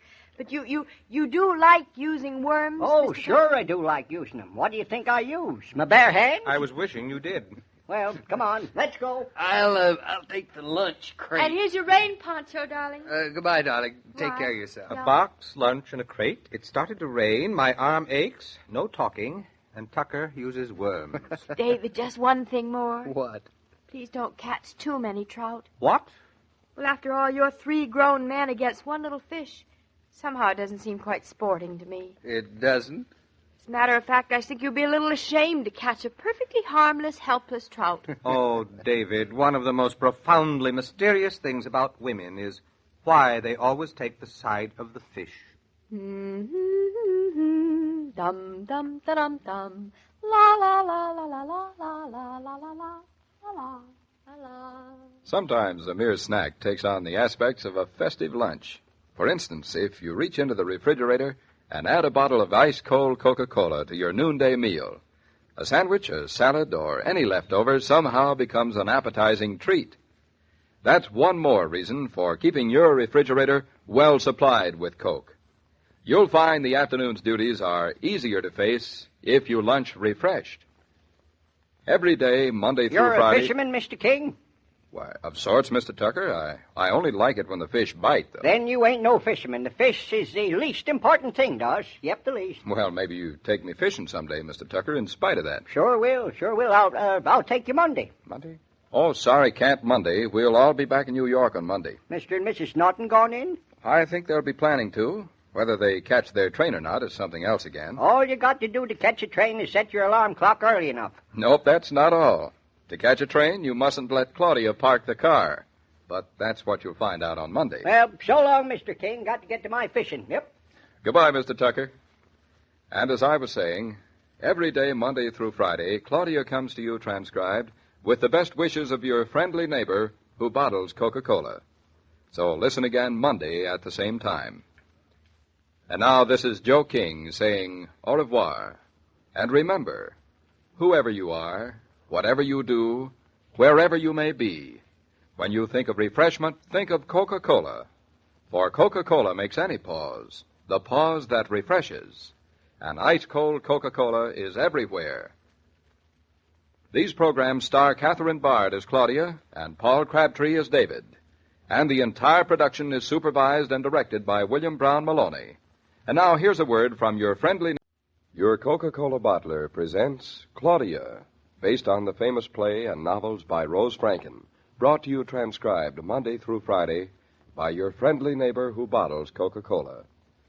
Relax, and while you're listening, refresh yourself. Have a Coke. And now, Claudia.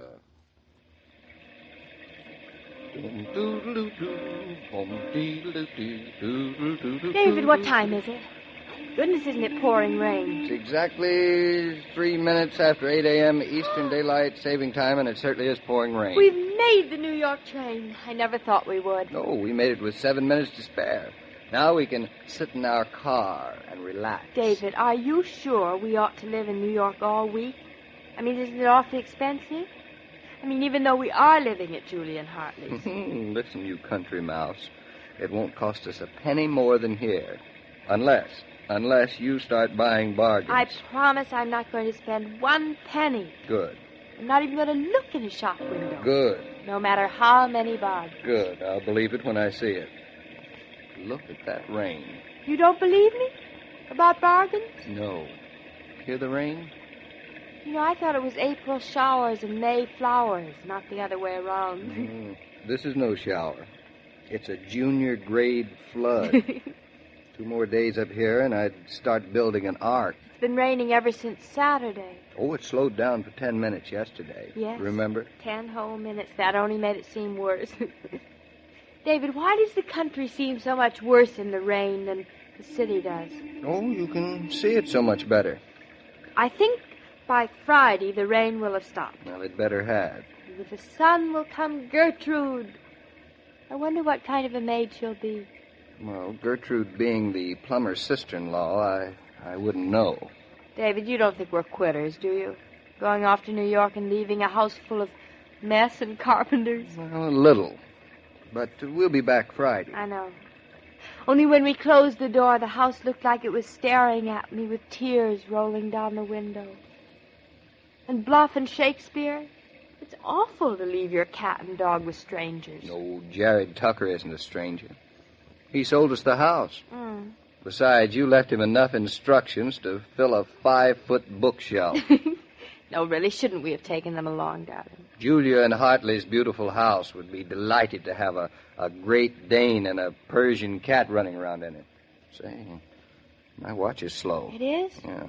I better get a move on. Park the car and buy a new commutation ticket. What happened to the old one?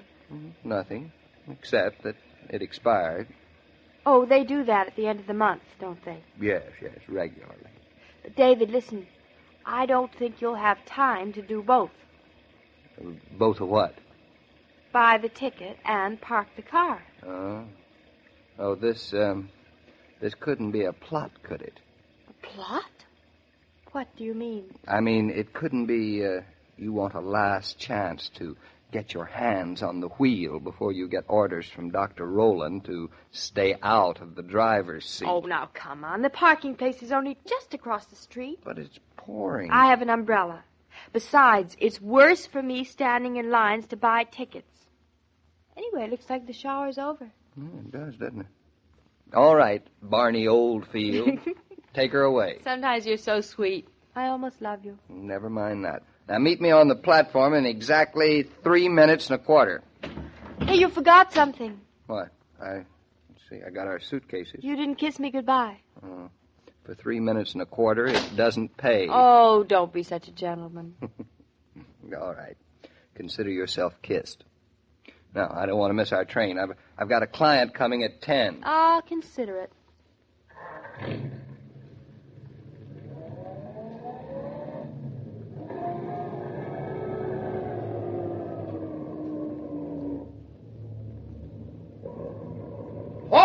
Whoa there, lady. Who, me? Sure thing. morning, lady. Stop right there a second. Say, where are you going with that car? I'm going to park it in your lot. Isn't that right? Good enough. That's fine. Here's your ticket. That'll be 35 cents. Let's see. 25, 35. Here you are. Yeah? And here's your ticket. Thank you.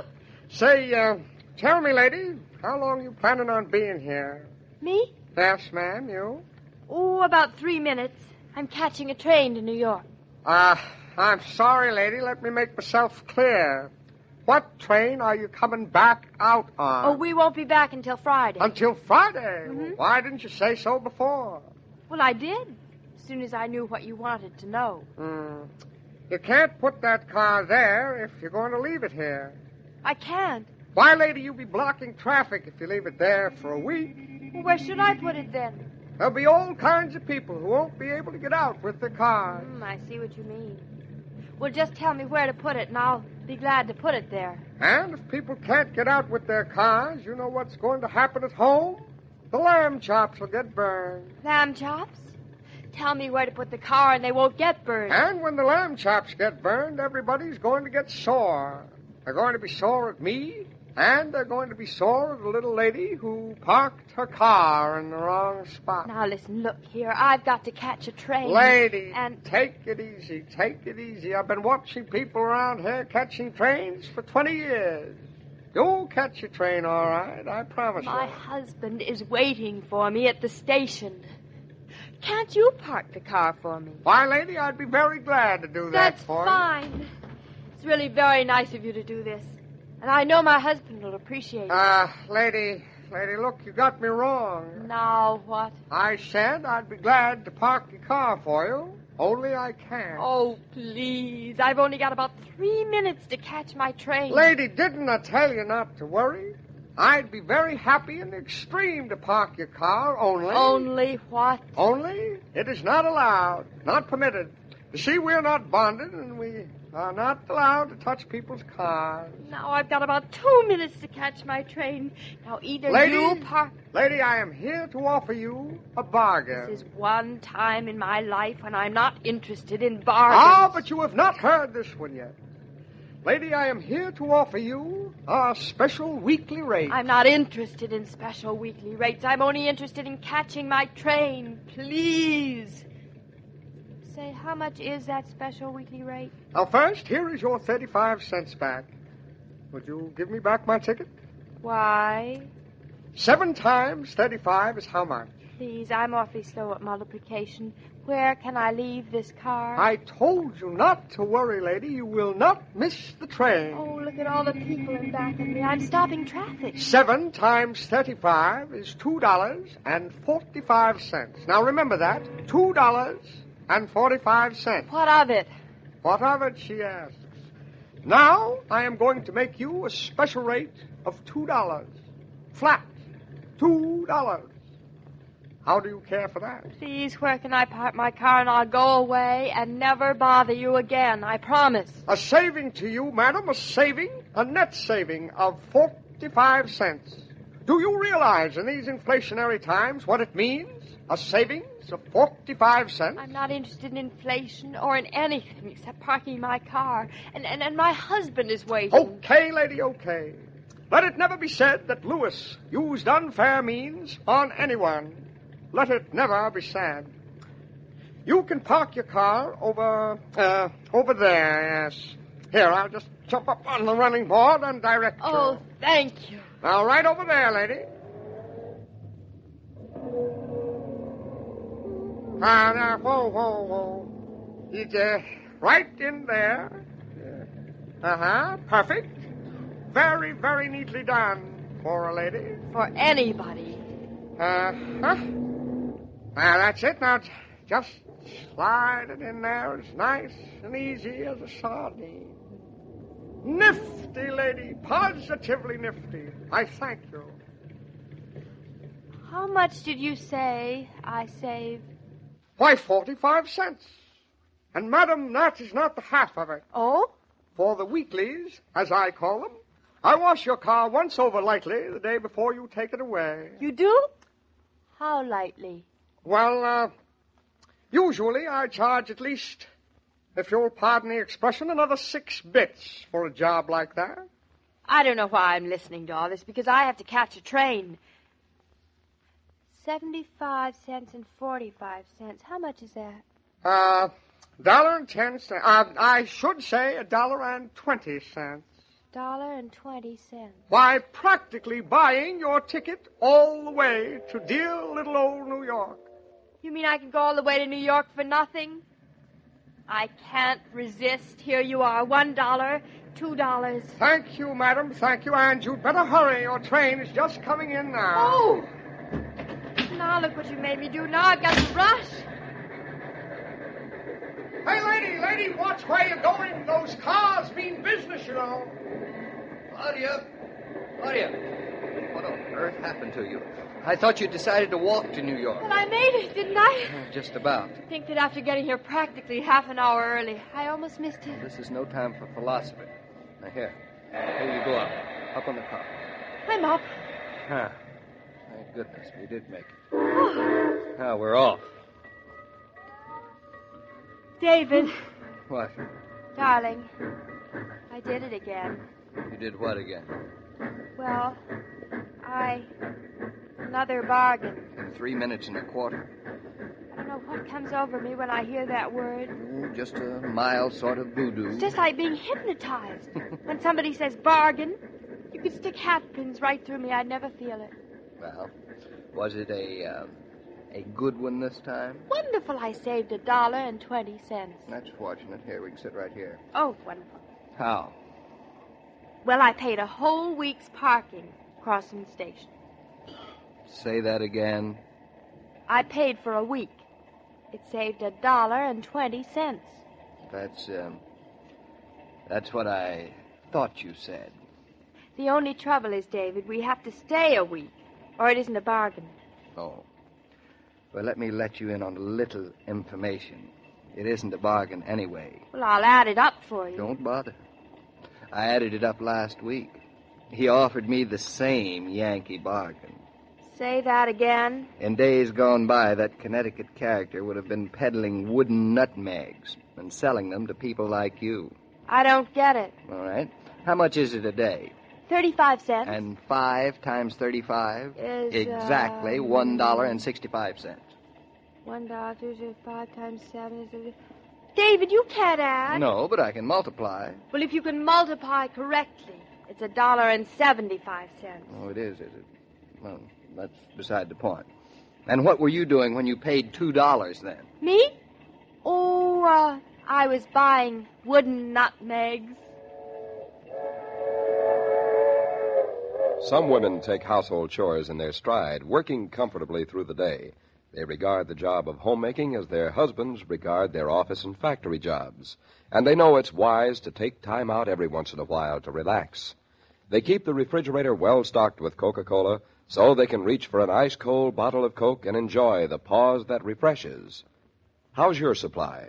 Better put Coke on today's marketing list. I know something, Mr. King? Well, what's that, Louis? I just realized that's the Nortons' car. Say, they paid me for the week already. I have to give the little lady her money back. I'm sure she'll be relieved to get it, Louis. Say, how come they're rushing to New York that way? Mrs. Norton, Claudia, has to see the doctor, Louis. Well, nothing serious, I hope. Oh, I hope not, too, Louis, but we really won't know till tomorrow. Is that a fact? Well, keep me posted, Mr. King. I'll be seeing you. So long, Louis. And as I was about to say, every day, Monday through Friday, Claudia comes to you transcribed with the best wishes of your friendly neighbor who bottles Coca-Cola. So listen again tomorrow at the same time. And now this is Joe King saying au revoir. And remember, whoever you are, whatever you do, wherever you may be, when you think of refreshment, think of Coca-Cola. For Coca-Cola makes any pause the pause that refreshes. And ice-cold Coca-Cola is everywhere. These broadcasts are adapted for radio by Manya and Roger Starr, and the entire production is supervised and directed by William Brown Maloney. And now here's a word from your friendly neighbor. Your Coca-Cola bottler presents Claudia, based on the famous play and novels by Rose Franken. Brought to you transcribed Monday through Friday by your friendly neighbor who bottles Coca-Cola. Relax, and while you're listening, refresh yourself. Have a Coke. And now, Claudia.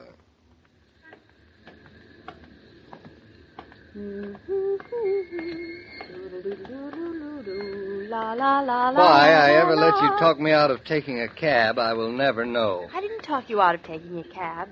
I talked you into walking. A very subtle deduction. Oh, no hurry. We've got loads of time. I like what you call loads of time.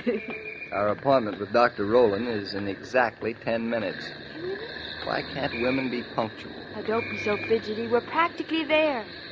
Anyway, I can't see why you have to come with me, darling. I intend to have a talk with Dr. Rowland about you. He said I should walk a lot. That was 2 months ago. Oh, well. I'll make a deal with you. I won't worry about you if you'll promise to stop worrying about me. Who said anything about me worrying about you? Well, then why all the cabs all of a sudden? And taking my arm when we get to a curb? And why won't you ever let me do anything except nothing? Because you are the lady I love, the mother of my child. Do you mind? All I mind is that I don't want you to go around worrying about me. You have enough on your mind. No, but when it comes to you, it's different. Oh, thank you. You can worry all you like. If I have a cold, I have to go to bed. If I cut my finger, my arm should be in a sling. But, David, there is nothing the matter with me. I haven't got a cold, and I haven't cut any of my fingers. I'm only having a baby. Don't you understand? I had a slight idea that was what's going on. And everybody has babies all the time, for centuries. Chickens have them, cats have them, chipmunks have them. You don't say. So why shouldn't we have them? You don't seem to understand that I'm not worrying. I just want you to be careful. Oh, being careful is such a bore. All right, I'll be as careful as I can be. Within limits. I suppose that's the most I can expect. You know, being in New York today makes me realize how much I love our farm. I love it, too. But a few days in New York will do you good. Oh, I'm not complaining, except my city shoes pinch. Well, here we are at Dr. Rowland's. In plenty of time. Through no fault of yours. That's something else about poor Julia. She comes to see Dr. Rowland because she isn't having a baby. We come because we are. Oh, David, it's not fair that we should have so much, other people so little.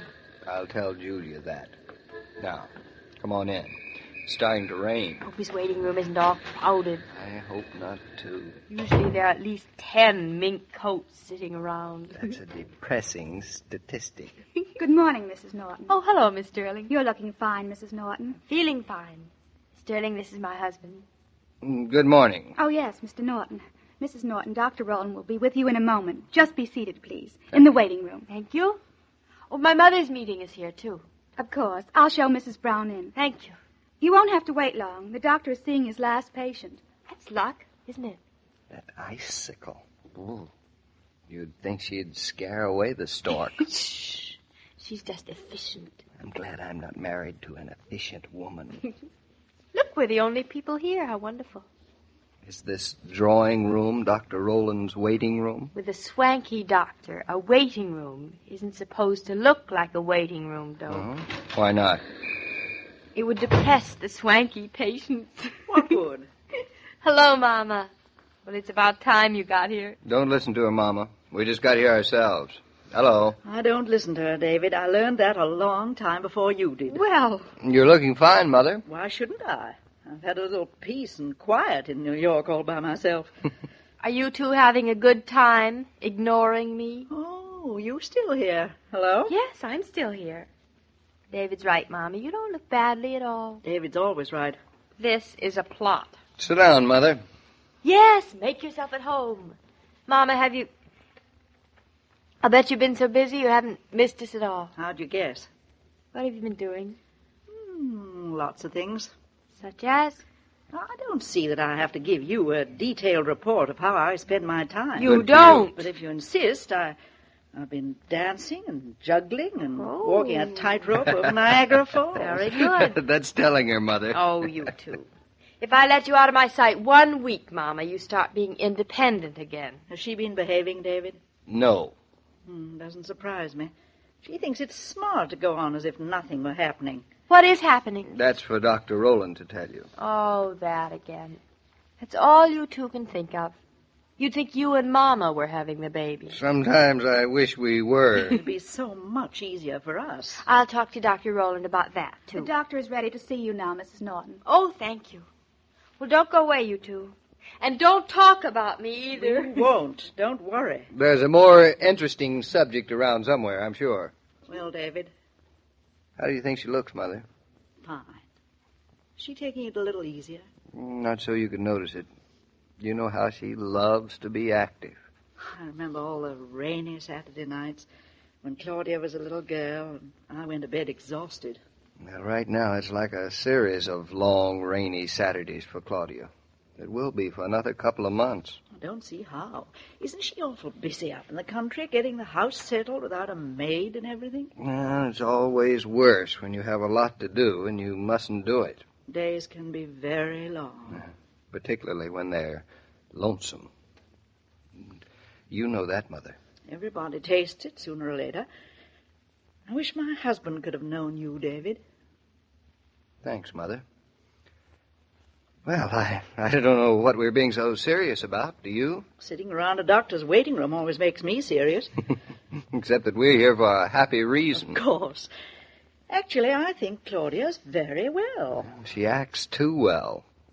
Maybe that's what makes me think she's not as careful as she might be. That child just doesn't seem to realize what having a baby means, does she? Maybe it's better this way. I wonder. Mr. Norton, Dr. Rowland would like to talk to you alone. Oh, fine. David, you don't think that... Of course not now. We just said she looked fine, didn't we? It's right through the door on the left, Mr. Norton. Thank you very much. Oh, hello, Mr. Norton. Your wife is in the examining room. She won't be able to hear us. I'm glad to see you, Doctor. I've been wanting to have Good. Sit right down here by the desk. Thank you. I dare say you're concerned about your wife? A little. Nothing specific. You're quite right. There's nothing specific to be alarmed about. And yet... Yes? Mr. Norton, your wife is a completely normal young woman, and everything has gone along beautifully up to this point. The fact that you have sensed some slight change in her condition is a credit to your instinct. Your, shall I say... Just call it love, Doctor. So I think you'd better be perfectly frank with me.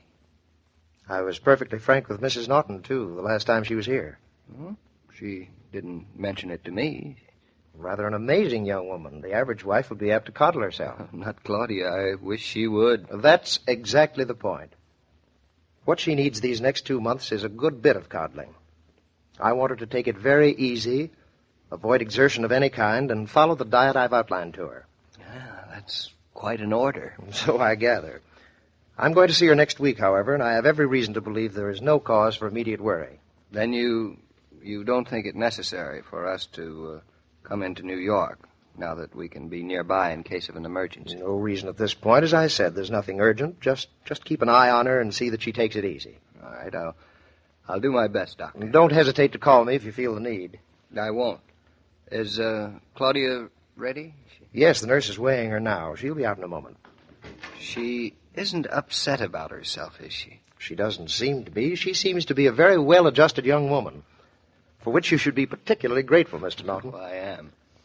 Still, being as active as she is, these next 2 months aren't going to be easy for her. Yeah, I appreciate that. That's why I'm glad you dropped in to see me. This is one of the times when an ounce of cooperation is worth a pound of cure. Goodbye, Mr. Norton. Goodbye, Doctor, and thank you very much. Oh, I thought it was Claudia humming. Oh, she'll be out in a minute. Well? Nothing much. I don't like the way you say that. What does it mean? Just what you think it means. Nothing too serious. We'll have to keep a close eye on her. How would you like that? Oh, thank you. Then you will come back to Eastbrook with us? Now, what do you think? I hate asking you. You don't have to ask me. Ask you what? I married a couple of eavesdroppers. Well, let's be on our way. I'm hungry. Let's go to lunch right away. All of us. All of us but me. I'm going back to the office. You are mule-headed. It has to be living with you. Oh. It's a good thing. I hope he's as stubborn as you. You never said a truer thing, Mama. Come on, darling. I'll help you with your coat. Oh, I can do it alone. Be quiet and stand still. I'm not an invalid. You heard your mother. Personally, I don't care whether you stand on your head or not. You but don't. the least you can do is obey your dear, darling mother. Oh, dear, darling mother wishes you'd been around for the last 15 years. We both need moral support. Why don't you come back to Eastbrook with us, Mother? Is that an invitation or a cry for help? A cry for help, of course. And I'll think it over. You don't have to do me any favors, Mama. I know it. If I come, it's for David. Then you will... Oh, where are my gloves? Can't find my gloves. There they are, under the chair, Clumsy. Here, I'll Too late. get I've them. done already. Oh, David, don't look like that. I can pick up my own gloves. Well, hurry up now. Mama's gone already. Wait a minute, darling. You're not fooling me. What about? Whatever Dr. Rowland told you to make you look like this. I'm sorry. Look like what? Don't try to put on now, please. Please trust me, David. I know it won't be easy, having a baby. I didn't know whether you did, so I went on acting like usual, so you wouldn't worry. You little cluck. Now you know, too. I can tell by the look in your eye. Oh, you're too smart. No, it's not a matter of being smart. It's a matter of loving someone enough. I'm not going to be foolhardy about our baby. So promise me not to worry anymore. I'll be careful. You bet you'll be careful. Mama's coming back to Eastbrook with us to see that you are. Every cloud has its silver lining. Well, we'd better hurry. Our silver lining is waiting out in the hall for us. Oh, David, you're the most wonderful, darling person in the whole world. I was a little frightened, but I'm not anymore. La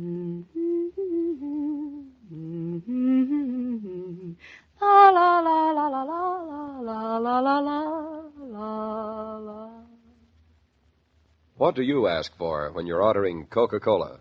Some folks call it Coke, others Coca-Cola. For both are trademarks of the Coca-Cola Company.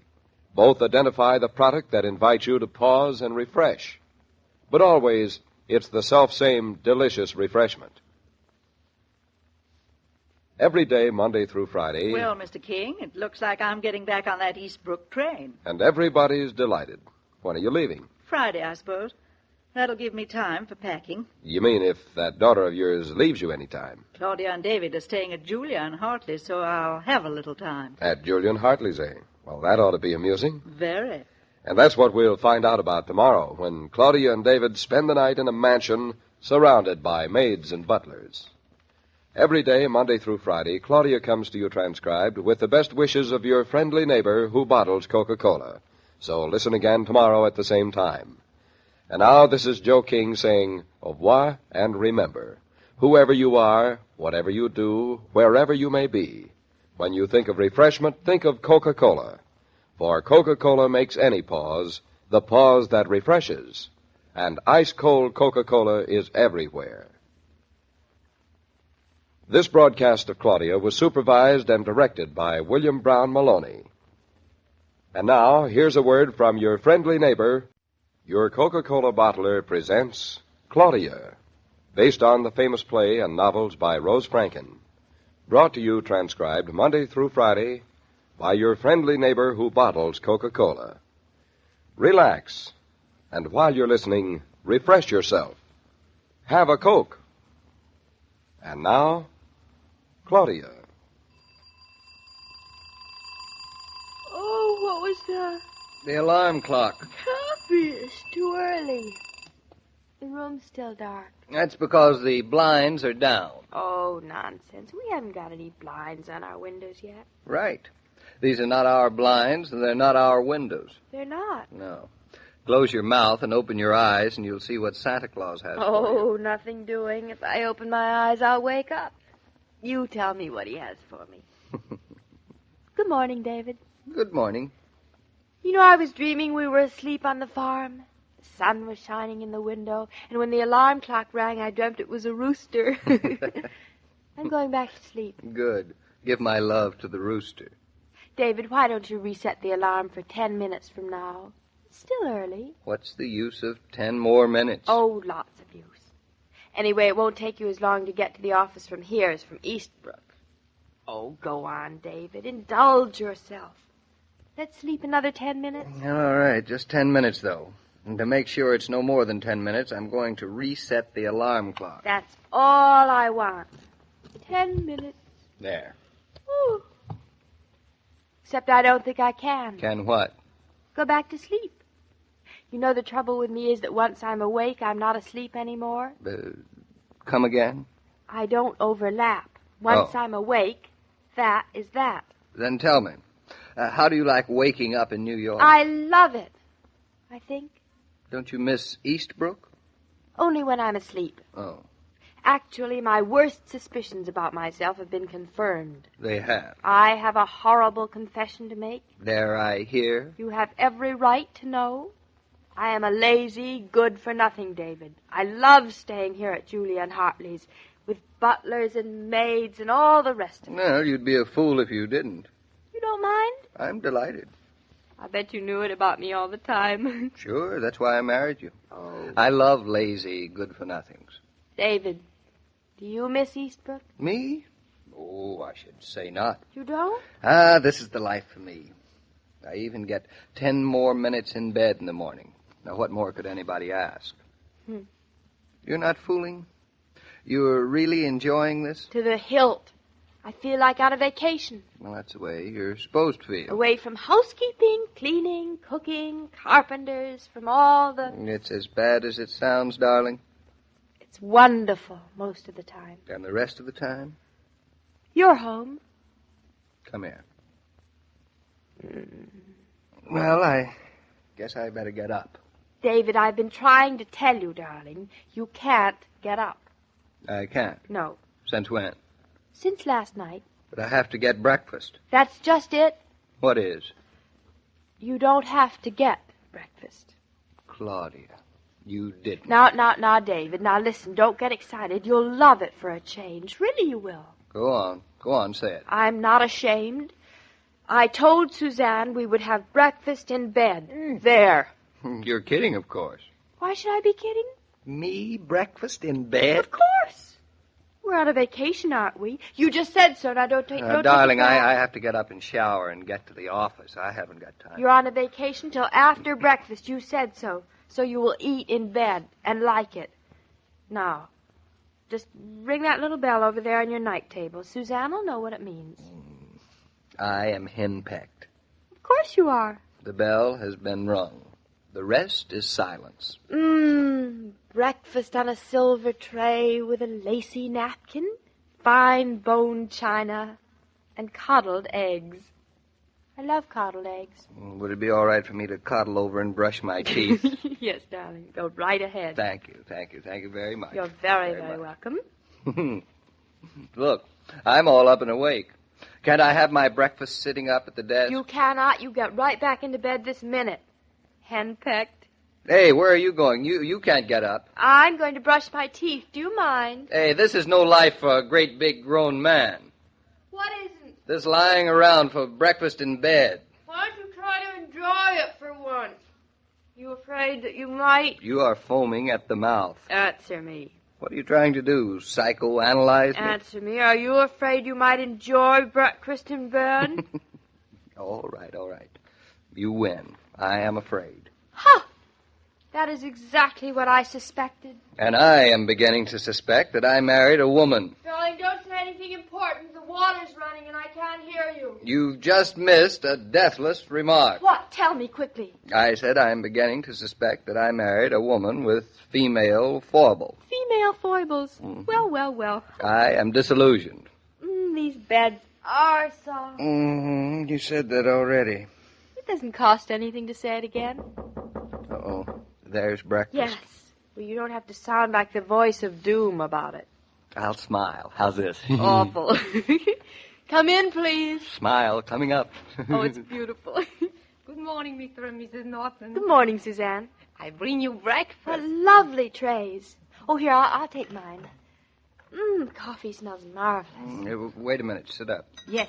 It is better to sit up. Oh, all right. Voilà. Now, I give the other tray. Mr. Norton, if you will also sit up. Very comfortable. Oh, look at those muffins. Cook thought you would like. Tell Cook I love. Anything I can bring more for you, Mrs. Norton? Not another thing. Oh, thank you, Suzanne. Just ring when you are ready, and I come. All right. Well, isn't this nice? Delightful. My legs will fall asleep. Oh, they can't. Why not? Because mine won't. Mine have a tray on them, too. Well, your legs are smaller. That has nothing to do with it. It's the size of the tray that matters. Well, the fact remains, I already can't feel the big toe on my left foot. I don't believe you. Well, can you feel it? What? My big toe. Of course I can't feel your big toe, you dope. It's in your bed halfway across the room. I don't know why I talk to you at all. Drink your orange juice. Killjoy. Killjoy is here. I don't care what you think. This is nice, David. Hey, listen, would you mind holding my tray a minute? What on earth for? Oh, I want to move my left leg a little. Oh, I see. It's not that I'm uncomfortable or anything. Oh, I just think I can balance it better. Yes, if I... no explanations necessary now. Let me see now. If you... Oh, I know. If you put your tray on the floor, all you have to do is just reach over and... Well, maybe I can hold yours and balance mine at the same time. Be careful. All right, now. You look up the... Now, hand me your tray. David, listen, you'll have to be very careful. I poured my coffee Hand it over. already. Hand it over, I said. All right, there. Now, You got it? Yeah, my tray is balancing Now, don't perfectly. breathe or anything. Don't breathe. Here we are. Well, that is better. What's better? Ouch, my left leg. Oh, Is it by any chance waking up? I'm still holding the tray. painful thing in the whole world. Then you admit it. Admit what? It was asleep. I didn't say it. Did I? No. Now, here, are you ready for your tray back? Oh, just 1 second more, David. I just want to push this pillow up a little. Ready or not, here it comes. Careful, careful. Oh, you gave me a scare. Think nothing of it. When I was a lad, I juggled 7 loaded trays at one time. Boy, with the wish greatest I'd of seen ease. that. Now, my egg. Oh, David, see if you can push my pillow just a little more to the right. There goes my right leg. Where'd it go? Sound asleep. Oh, nonsense. Just wiggle it a little. I can't with this tray on my lap. Don't worry about it. It's only for another 5 or 10 minutes. But that's awful. I've decided to be philosophical about it. If I'm to enjoy breakfast in bed, I'm just not going to complain about it, that's all. You're right. That's the only way. That's right. And I am enjoying it. I can tell. Very much. Good. I'm glad you are. Oh, this darn pillow. You better drink your coffee, darling. It'll be cold. Julia says she has breakfast in bed every day. Well, bully for Julia. I didn't realize she had so strong a constitution. And Hartley, too. He has, too. Every morning. Mm-hmm. In spite of his gallbladder. The joys of the rich. Darling, were you serious? How are your legs? Petrified. So who cares? Me, I care. Would you like to get up? Eat breakfast comfortably at a table when I can have it in bed? Why, I should say not. Oh. This is so relaxing. I'll be exhausted all day. Upside, there goes your pillow again. Careful your tray. Oh. David, listen, darling. I wouldn't think you were a quitter if you drank your coffee at the desk. Darling. Now, deep down, I know you. You're a country girl at heart. Just because I can't balance a breakfast tray? That doesn't prove anything.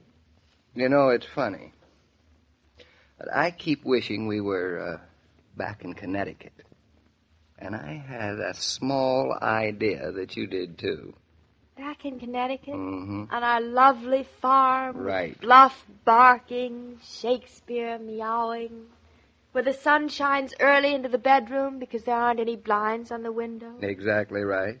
Where breakfast is in spite of electricians and carpenters and trains to catch. Where water runs cold and the lights go out.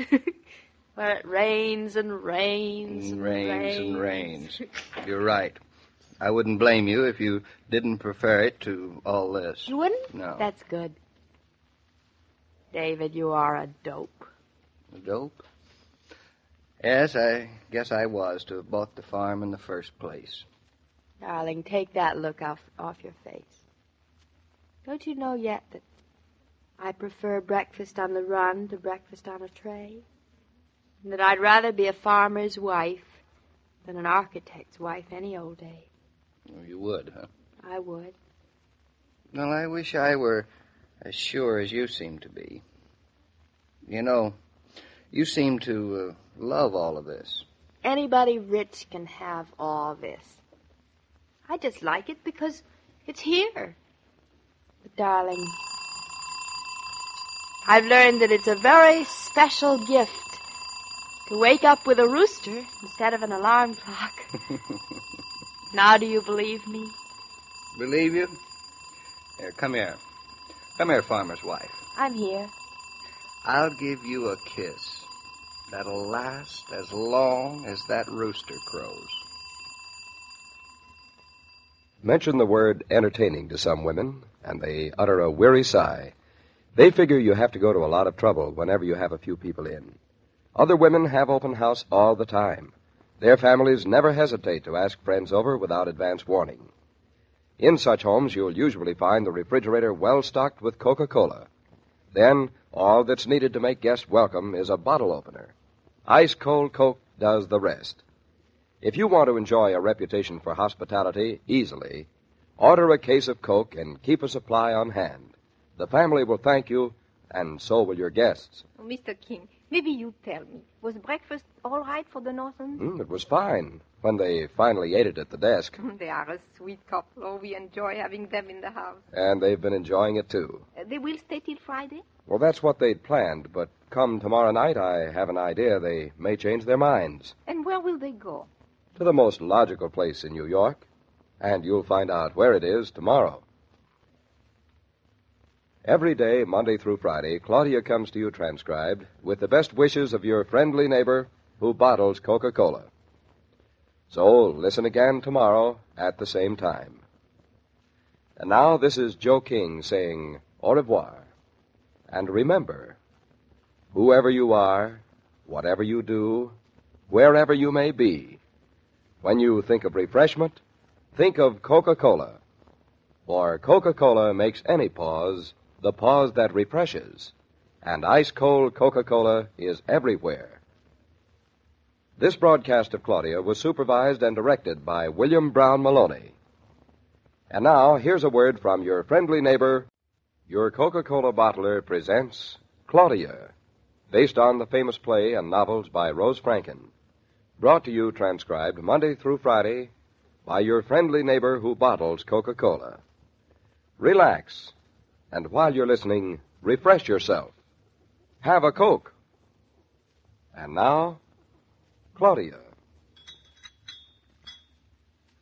Will that be all, Mr. David? Thank you. That's fine, Watson. Mrs. Norton, was everything satisfactory? Everything was perfect, Watson. Dinner was delicious, thank you. Not at all.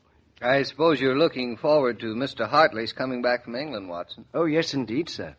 The house is very empty without Mr. and Mrs. Norton. Such a big house, it's empty even with. If you will forgive me, how much longer will you be in town, Mr. David? Well, we're planning to go back up to Connecticut tomorrow afternoon. Indeed. I'm very sorry to hear that. It's been such a pleasant time with you and Mrs. Norton staying here. We've loved it too, Watson. Breakfast as usual? Yes, as usual. I'll tell Cook. Have a pleasant evening, Mr. David. Thank you, Watson. I'm so full of candlesticks and finger bowls, I'll never be able to eat again. Till an hour from now. David, why do you think food tastes so much more tasty off of a gold filigree plate? It's the aristocrat in you. Oh, rubbish. It's the tomato soup and squab and baked Alaska and me. Oh, so you approve of Julia's cuisine. Oh, that's a fancy word for cooking. It was a fancy dinner. Could you eat fancy like that all the time? Oh, it's a grim thought, isn't it? It's stuffy in the dining room. Let's open some windows, And let all the nice, clean New York dust in all over Julia's Chippendale. Listen, I've an even better idea. Let's go out into the nice, clean dust. Let's take a walk. I thought we were going to discuss going to the theater. Let's discuss it while we walk. I think I know what this means, but come on. All right. Do you think you'll need a coat? Oh, from the sublime to the ridiculous. Of course I don't need a coat. It's warm as toast out. You're still sure you don't want a coat? The toast I usually get isn't very warm. Very funny. 3 days of living at Julian Hartley's and you're spoiled. Like an overripe pear. Exactly. 3 days and you're no longer the same sweet, easy-go-lucky man that I married. In the dear dead days beyond recall. Oh, it's so nice out. Still a little light. I'll tell you one thing, David. I certainly hope it isn't as nice an evening in Connecticut. It's raining in Connecticut. How do you know? I arranged it. You did? Exactly. So you wouldn't feel cheated. Oh, you're so smart. And so I wouldn't feel cheated, too. Must be nice in Connecticut tonight. I just told you it was raining. Well, if it weren't raining, it would be nice. Still be light in the sky. All the birds would be singing, and Mr. Tucker's rooster would be crowing. You know that rooster crows all day and all night. Mm-hmm. Just exactly like somebody else I know. I am ignoring you. Go ahead. Eastbrook's nice. I miss it. It's nice here, too. I'll admit it. I've had fun being in New York. It's fun, and it's nice anywhere with you. That's a sweet thing to say. I wish I'd said that. You can. Next time. Remind me. And in spite of that, New York is one place the more I don't live in, the better I like it. Oh, I wish I'd said that, too. You know, I never thought I could live anywhere but in New York. Right here, right in the middle of all the traffic and commotion and bustle.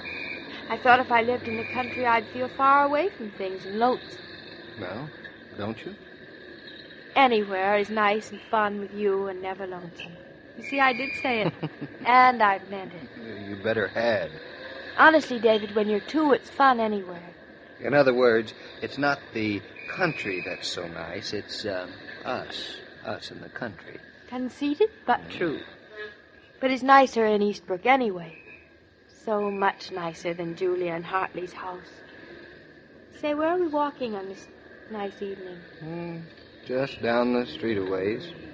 Not too far. Not too near. Oh, there's a new car. Oh, isn't it beautiful? Just me and my girl walking down the street. David, listen. Wouldn't you hate to be just one? All alone? Even Eastbrook wouldn't be nice if you were just one, would it? No place would be. Anymore, especially Eastbrook. Maybe especially New York, too.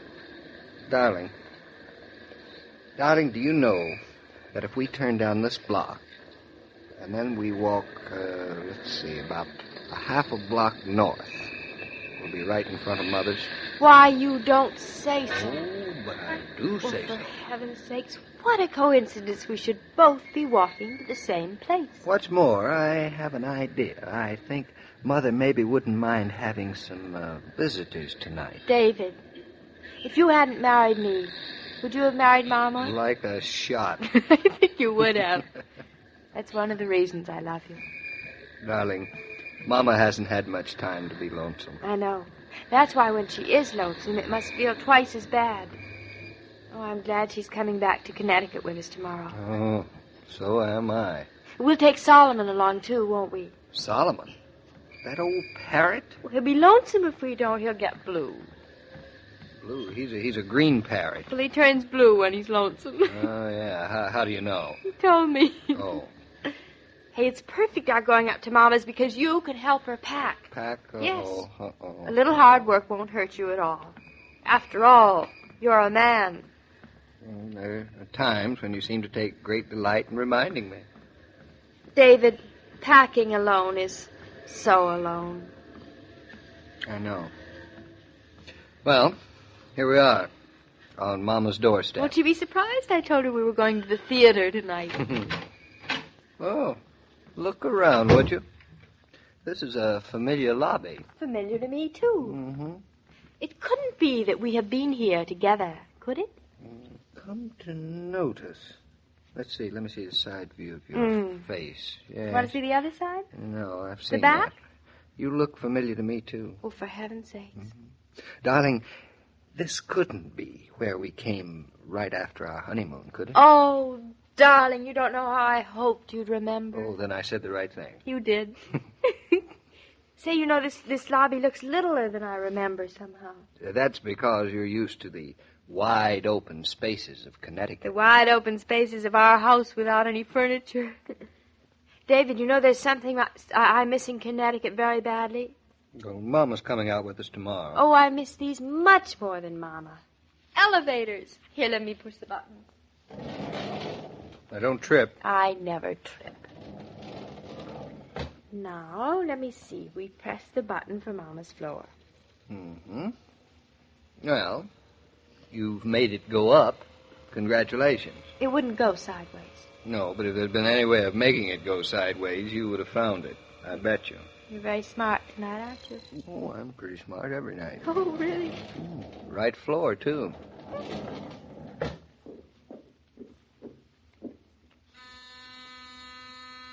Oh, I hear somebody moving. Mama's home, I can hear her. You don't tell me. I do. I bet you'll be surprised to see us. Well, a modest bet. Hello. I thought it was you. Oh, I lose my bet. Well, that'll teach you to be such a gambler, Claudia. Hello, Mother. What are you doing here? Why aren't you at the theater? Well, aren't you even going to invite us in? Oh, this comes from living in an apartment house without a doorman. Anyone can ring the bell. David, she has just called us. Anyone. Well, wait till we get her up in Connecticut, Claudia. We'll teach her some manners. Certainly will. I'm looking forward to that. Well, you don't have to get huffy. We just came to see the parrot. Yeah. Solomon's invited us in. Very vulgar, that bird. Very democratic. Hello, Solomon. Say something, old boy. Why is it that whenever you ask them to talk, they say absolutely nothing? Who? Parrots. Maybe he's not happy to see you. But, Solomon, you're not happy to see us? It's the middle of the night, and you gave us no warning. Solomon and I were in the middle of a very pleasant conversation. Middle of the night? It's 9 o'clock.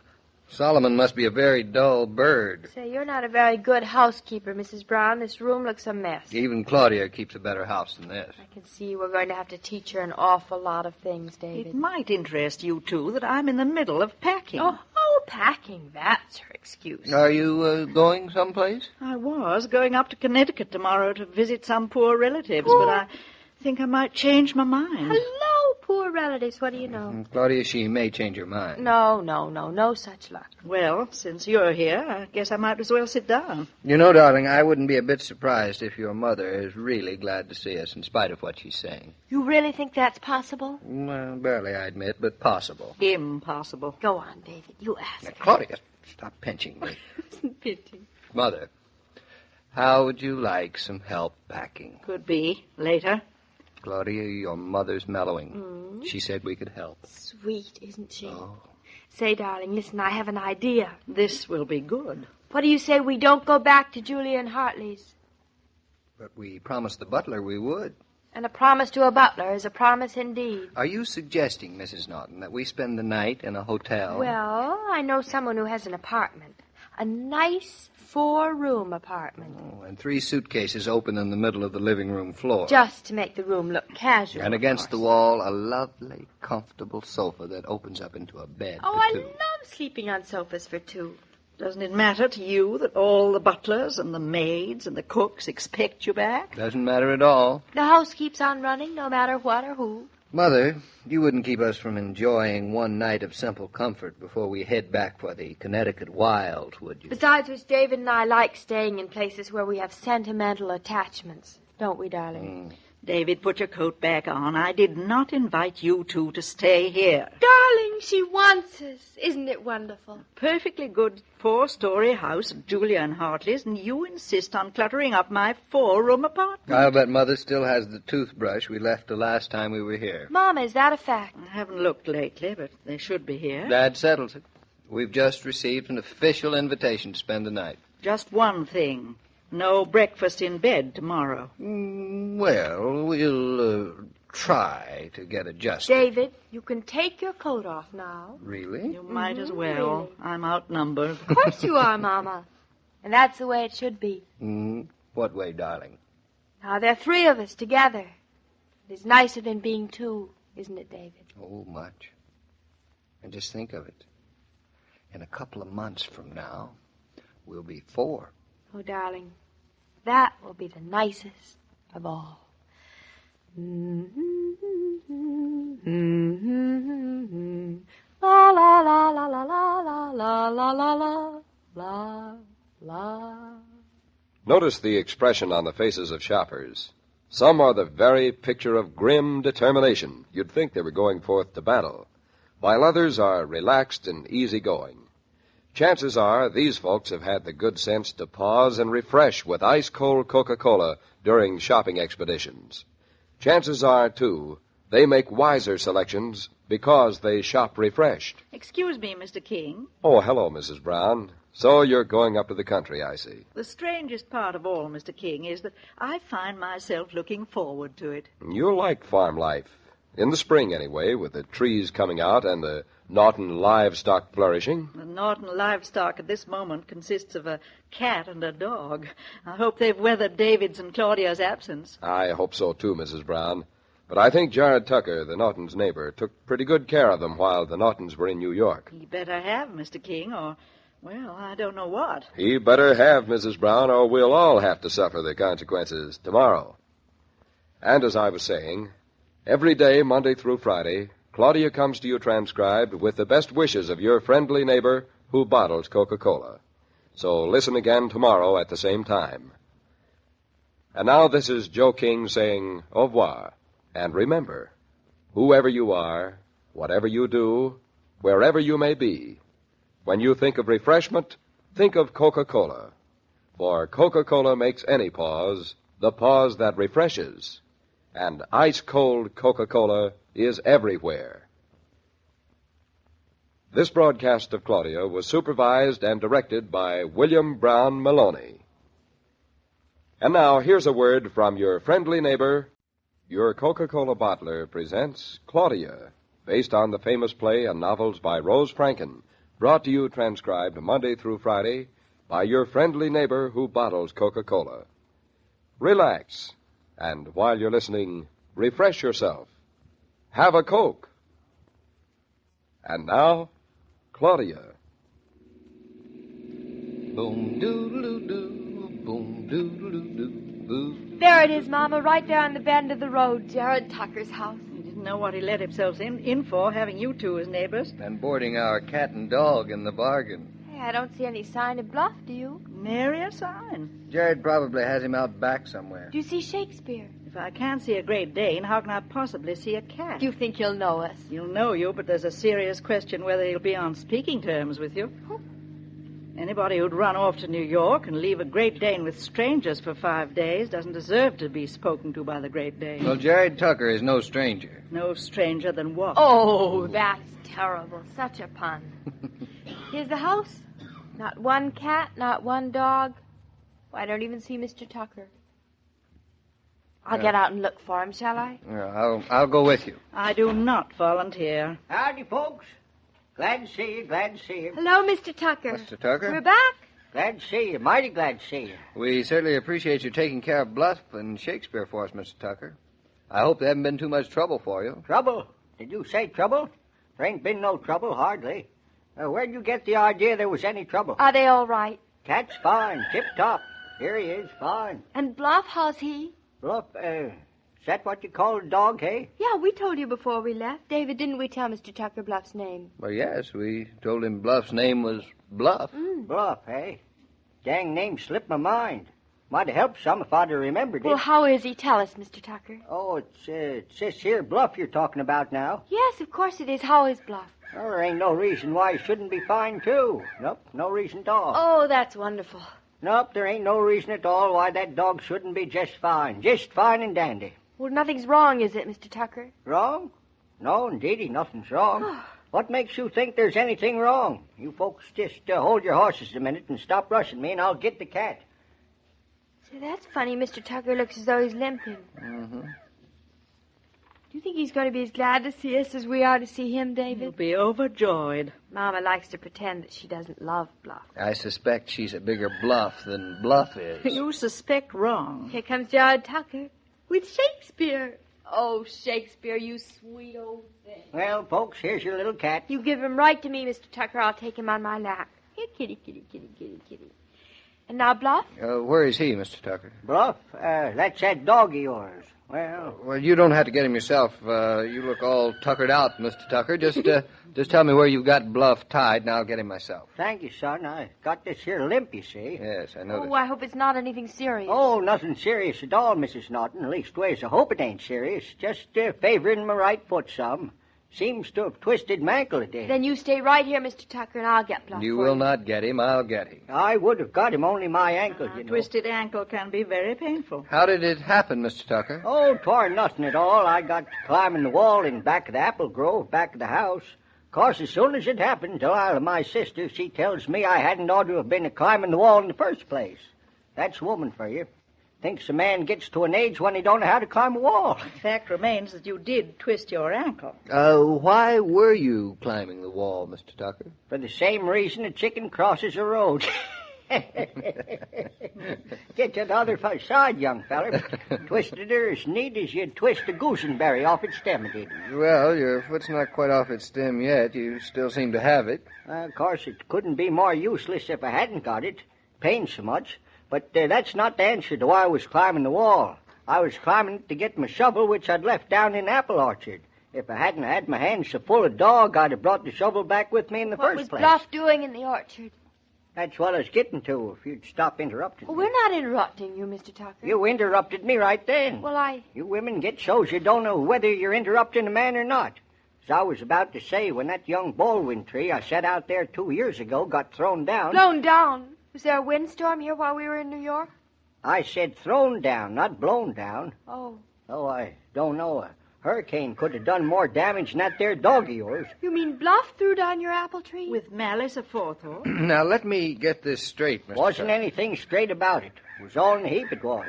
The dog and his chain twisted and snagged and snarled into it. Oh, you mean you tied him to the apple tree? Don't mean anything of the sort. I tied him to the range house I got for the chickens up on the other side of the barn. I don't think I follow you. I ain't hard to follow, but you should have been here to follow that dog. Well, let's go back to the beginning. There's no sense of going all the way back to the beginning. The real rip snorting only commenced when I hitched him to the chicken house. And then what happened? What happened shouldn't have happened to a chicken house. But what happened? They took off. What took off, Mr. Tucker? The dog in the chicken house. The chicken house didn't go so far as the dog. The chain broke. I am beginning to see the light. I'm confused. Well, I don't see the connection between all this and your ankle, Mr. Tucker. There was plenty of connection, altogether too much connection. You see, when I caught up with the dog, he was over across the wall in the apple orchard. Mm-hmm. So I tied him to that young baldwin tree. Everything is becoming very clear to me now. And then what happened? Well, I had to hurry back to catch all the hens that were running around loose. The hen house being off its foundations, they took it into their heads to go places. Chickens is crazier than some people. And after you had corralled the hens, Well, that took quite a spell. After that, I went back to see to the dog. And then? Well, that brings us right to where we were when you interrupted me. Mm-hmm. The tree was thrown over, and the dog, and the chain, and the tree was snarled and snaggled and trussed sweeter than you ever seen a hawk tie. And... Yes, well, that's where I made my mistake. I unhitched the dog. If I'd left him in the fix he got himself in, I wouldn't be in the fix I got myself in. Mr. Tucker, are you sure Bluff is all right? Is the dog all right? Is the dog all right? Who says anything about the dog not being all right? Well, why shouldn't he be all right? You know what comes from always looking on the dark side of things? What? Stop saying what and let Mr. Tucker get on. Well, I didn't get far. Well, we haven't got to the shovel and the ankle yet, Mr. Well, they're coming. I got the dog back, and this time I tied him to the house, figuring that he'd find that was too much to pull down. That's what I figured. That's what you figured? Yes, I figured it that way. Oh. David, I'm beginning to figure. Well, don't. Well, then when I got the shovel so's I could set the apple tree back into the ground, and I just got her planted when there was a hoot and a holler from my sister Delilah up there to the house. So I come a-running. That was when the ankle twisted. Nope, son. The ankle comes later. Well, let's get back to the house and Delilah's hoot and holler. Well, we're back to the house, and there's the hoot and holler laying in front of you. We're getting close. Well, Mr. Tucker, your porch railing is lying flat on the lawn. Yep, there she is. But that ain't all of it. You mean there's more to the story? More to the story and more to the rail. The big corner post be the stairs, like the one that's still standing there.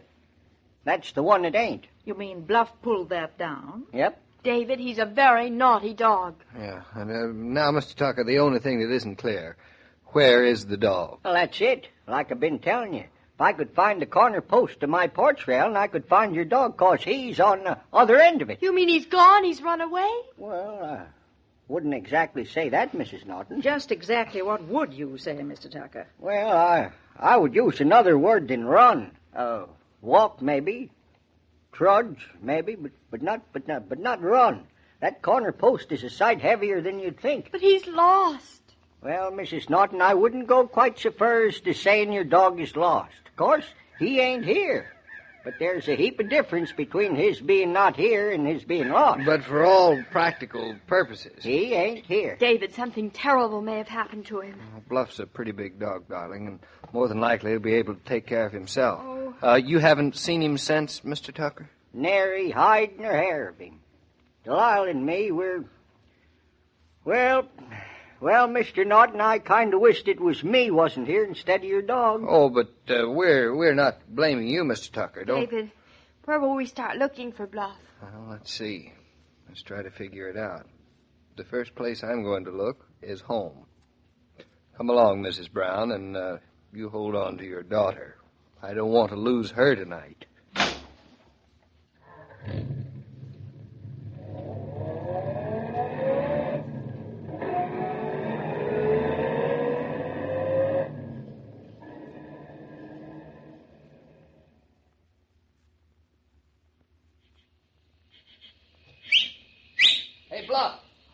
Hey, Bluff!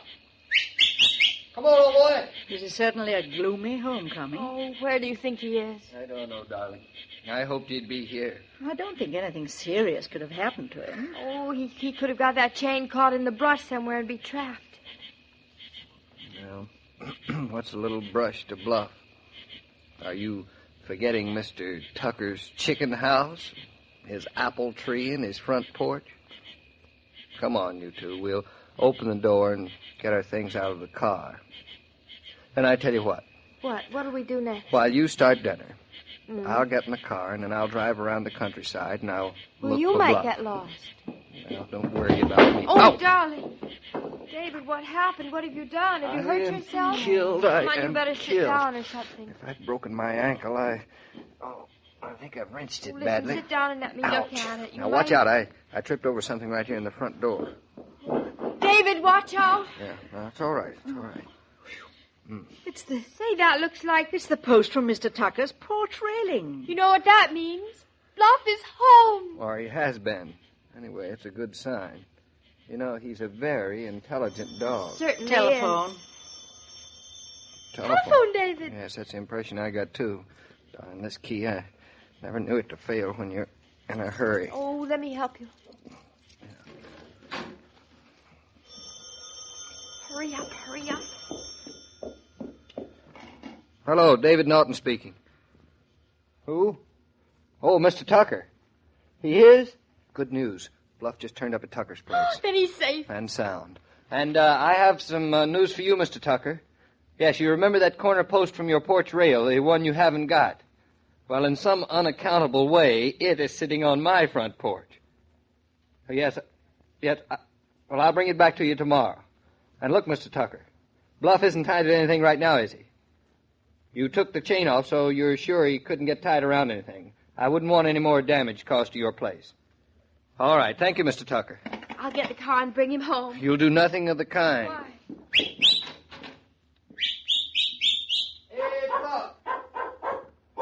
Well, Claudia, the Prodigal Pup returns.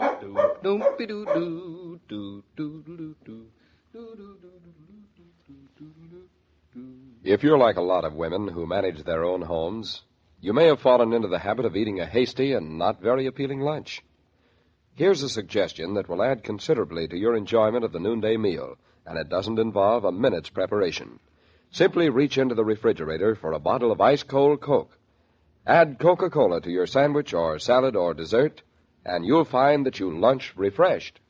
Well, Mr. King, that could have been a good deal worse, couldn't it? So Bluff turned up at last. Well, I certainly was relieved. And I'll be relieved when someone else turns up at the Norton farm on Monday. Oh, you mean Gertrude, the plumber's sister-in-law, And the Nortons' new maid. Will she stay with the Nortons, do you think, Mr. King? Oh, I really can't say, Mrs. Brown. Now, confidentially, Mr. King, and I promise not to breathe a word of this to anyone, is Gertrude really a good cook? I'm sure I don't know, but I promise you I'll look in on Monday to find out. You'll find me looking in ahead of you, Mr. King.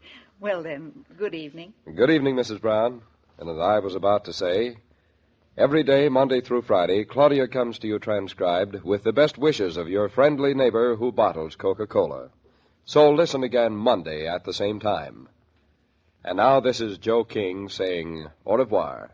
And remember, whoever you are, whatever you do, wherever you may be, when you think of refreshment, think of Coca-Cola. For Coca-Cola makes any pause the pause that refreshes. And ice-cold Coca-Cola is everywhere. These programs star Catherine Bard as Claudia and Paul Crabtree as David, and the entire production is supervised and directed by William Brown Maloney.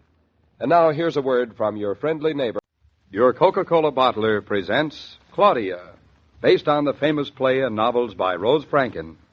Brought to you transcribed Monday through Friday by your friendly neighbor who bottles Coca-Cola. Relax, and while you're listening, refresh yourself. Have a Coke. And now, Claudia. Boom doodle doo, boom doodle doo, boom doodle doo. David, would you close the window, darling? Yes'm. Feels cool this morning, doesn't it? I just let Bluff out the back door. He said it was going to be another nice day. Oh, don't you wish you didn't have to go into New York? Don't even mention it. Frankly, I don't see why you have to be an architect all the way in New York on a morning like this. Good morning. Good morning. Good morning. I have to be an architect in New York on a morning like this mainly because somebody has to make some money to keep this family going. Yes, especially now that we have this house. And speaking of money, our new maid's coming this morning. I think I'm following. I'm afraid we won't need any money for the new maid. It's wonderful how cheap they are when they don't take the job. It hardly costs a penny not to hire a maid. All they ask is their car fare. Nice of them, isn't it? Very, very. Throw me a pair of socks, darling, would you? Where are they? In the drawer. Where do you think? You really need a maid, don't you? I seem to dress without help. Here you are. Catch. Nice brown woolly pair. The way you throw. What's the matter with it? I'm standing here by the bed, not over by the window. So I don't throw straight. I'll never let you play on my baseball team. I am heartbroken. David, do you think she'll stay? Who? Who? Who?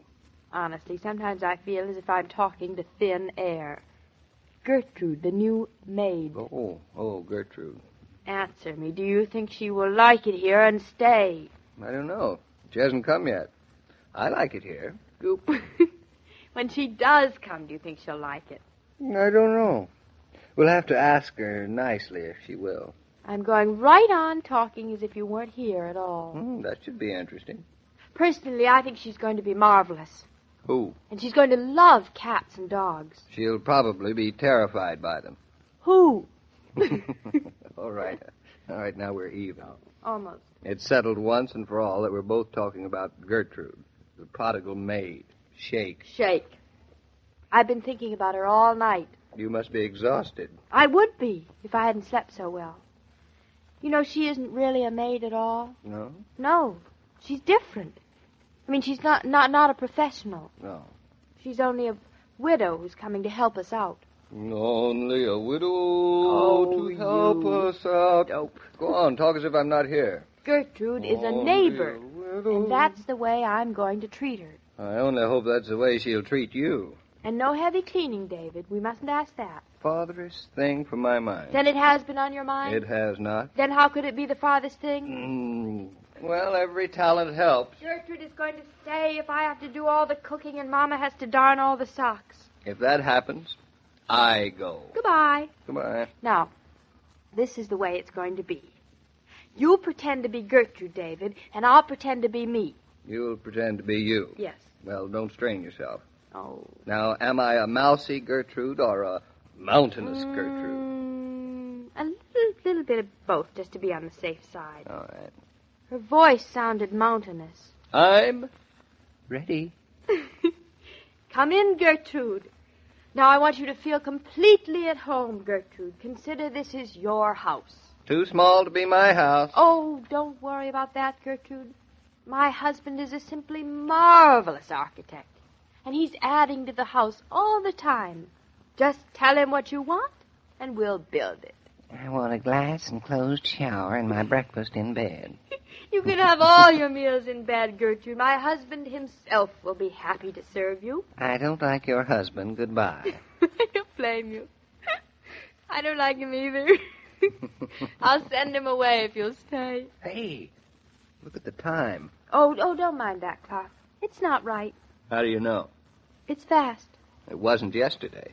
Well, that was yesterday. I know it's fast because I put it ahead.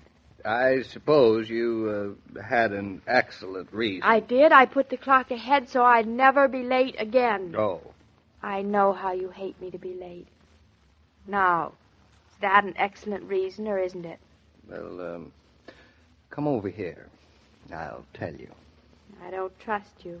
Come here, I said. I'm here.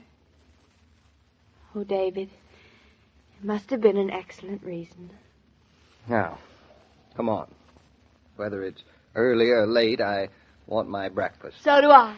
I've worked up a ferocious appetite, impersonating Gertrude. As soon as I put on my coat... David, what time do you think she'll come? Oh, about 1 o'clock. 1 o'clock. Knowing Gertrude as well as I do, she probably doesn't like getting up early. Then she'll probably leave at 2 o'clock because she doesn't like staying late. But I don't care, even if she leaves. Hey, you're not giving up so easily, are you? No, but I don't have any false hopes. Then I won't be disappointed. You'll miss a lot of fun that way. It's worth it. We've had so many false alarms with maids. Now, let me tell you something. What, David? I don't care if we never get a maid. Well, that's a fine thing to say. You're the one who's been insisting. I still don't care, because that's the only way we'll get one. Now, come on, to breakfast. Oh, David, I'd be lost without you. Not at all. You'd manage perfectly. But don't ever get lost, see? Never, I promise. I'm starving. And I am ready. I'm 8 steps ahead of you. I'm not going to have much time for breakfast. I don't care how much you have to hurry to get to the station. You eat your breakfast. You and breakfast. You have a fixation on eating breakfast. It comes from fixing them. Ooh. One of these days, I'm going to make you eat your pun. For breakfast? Claudia, wait a minute. What's the matter? Do you smell something burning? I smell something cooking. Bacon. Honestly, that mother of mine, she had to get up and start cooking breakfast. That's what we get for loitering. Loitering, we were discussing something very important. Yeah, we're loitering now. Let's tiptoe into the kitchen and surprise her. And after we surprise her, I'm going to take her over my knee. She's supposed to be a guest here. Mama doesn't know what being a guest means. Will you look at that? She set the table, too. Wait till I give her a piece of my mind. Can you spare it? Mama, what do you mean? Mama, what do you mean by coming down here and cooking? Oh, hello. You, Mrs. Norton, good morning. David, this is... Just call me Gertrude. The whole name's Gertrude Hanson, but just call me Gertrude. The back door opened, so I just came in. You ought to lock doors at night. Well, we're awfully glad you're here. That's good. Isn't it, David? Yes, quite a surprise. Well, I figures I get started early, I finish early. Oh, so that's it. Then I can go home, clean my own house, get back here in time for dinner. Oh, sounds like an awfully full day, doesn't it, David? It does to me. Gertrude never minds a lot of work. She likes to keep busy. When my husband was alive, I was busy all the time. Men do need an awful lot of care, don't they? Your experience has been so widespread, hasn't it, Mrs. Norton? Very extensive, my experience. Gertrude, we hope you're going to like it here. I'm not fussy. Now, you better sit right down, or the cereal's going to be overcooked. The bacon dried out, the muffins burned, and the eggs hard-boiled. I dropped them when I heard you moving around upstairs. Gertrude, that's really a great deal more than I usually eat for breakfast. Come along, David. Come along. We'll sit right down in the dining room and get started. But, darling, I only... Everything sounds delicious, Gertrude. Just bring it in whenever you're ready. Come on, David. You're a man, Mr. Norton. You got to eat a decent breakfast. I used to feed my husband a great big breakfast every day. Rock of ages, cleft from me. Oh, where is her husband now? Hush up, David. I'm not going to eat eggs and cereal and bacon David, and... please, today. Just today. Oh, all right. But just today. Thanks. What do you think of her? I am bowled over. Coming so early and starting right off to Here's cook. your orange juice and some stewed prunes on the side for Mr. Norton. You love stewed prunes. Don't you, David? Do I? Yes. Yes, I guess I will. I you brought will. breakfast up to your mother on a tray. Oh, that was certainly thoughtful of you. She sort of didn't want to put me to the trouble, but Gertrude don't mind a little extra trouble. Poor Mama. She hates trays. I'll bet she doesn't know what hit her. Eat your prunes. I don't even know what hit me, and I've seen her. Eat your prunes. You want to offend Gertrude? Just this morning. Now, don't ever take advantage of me again. David, do you think she'll stay? Well, she certainly seems to be cutting out a niche for herself, a nice large one. She's not a bit like what I expected. I thought she'd be sort Here's of... the cereal and the cream. Or do you like your eggs and bacon first? Some folks do. Oh, this is fine, Gertrude. Thank you. Scream when you want me. I'm making some dough for a rhubarb pie.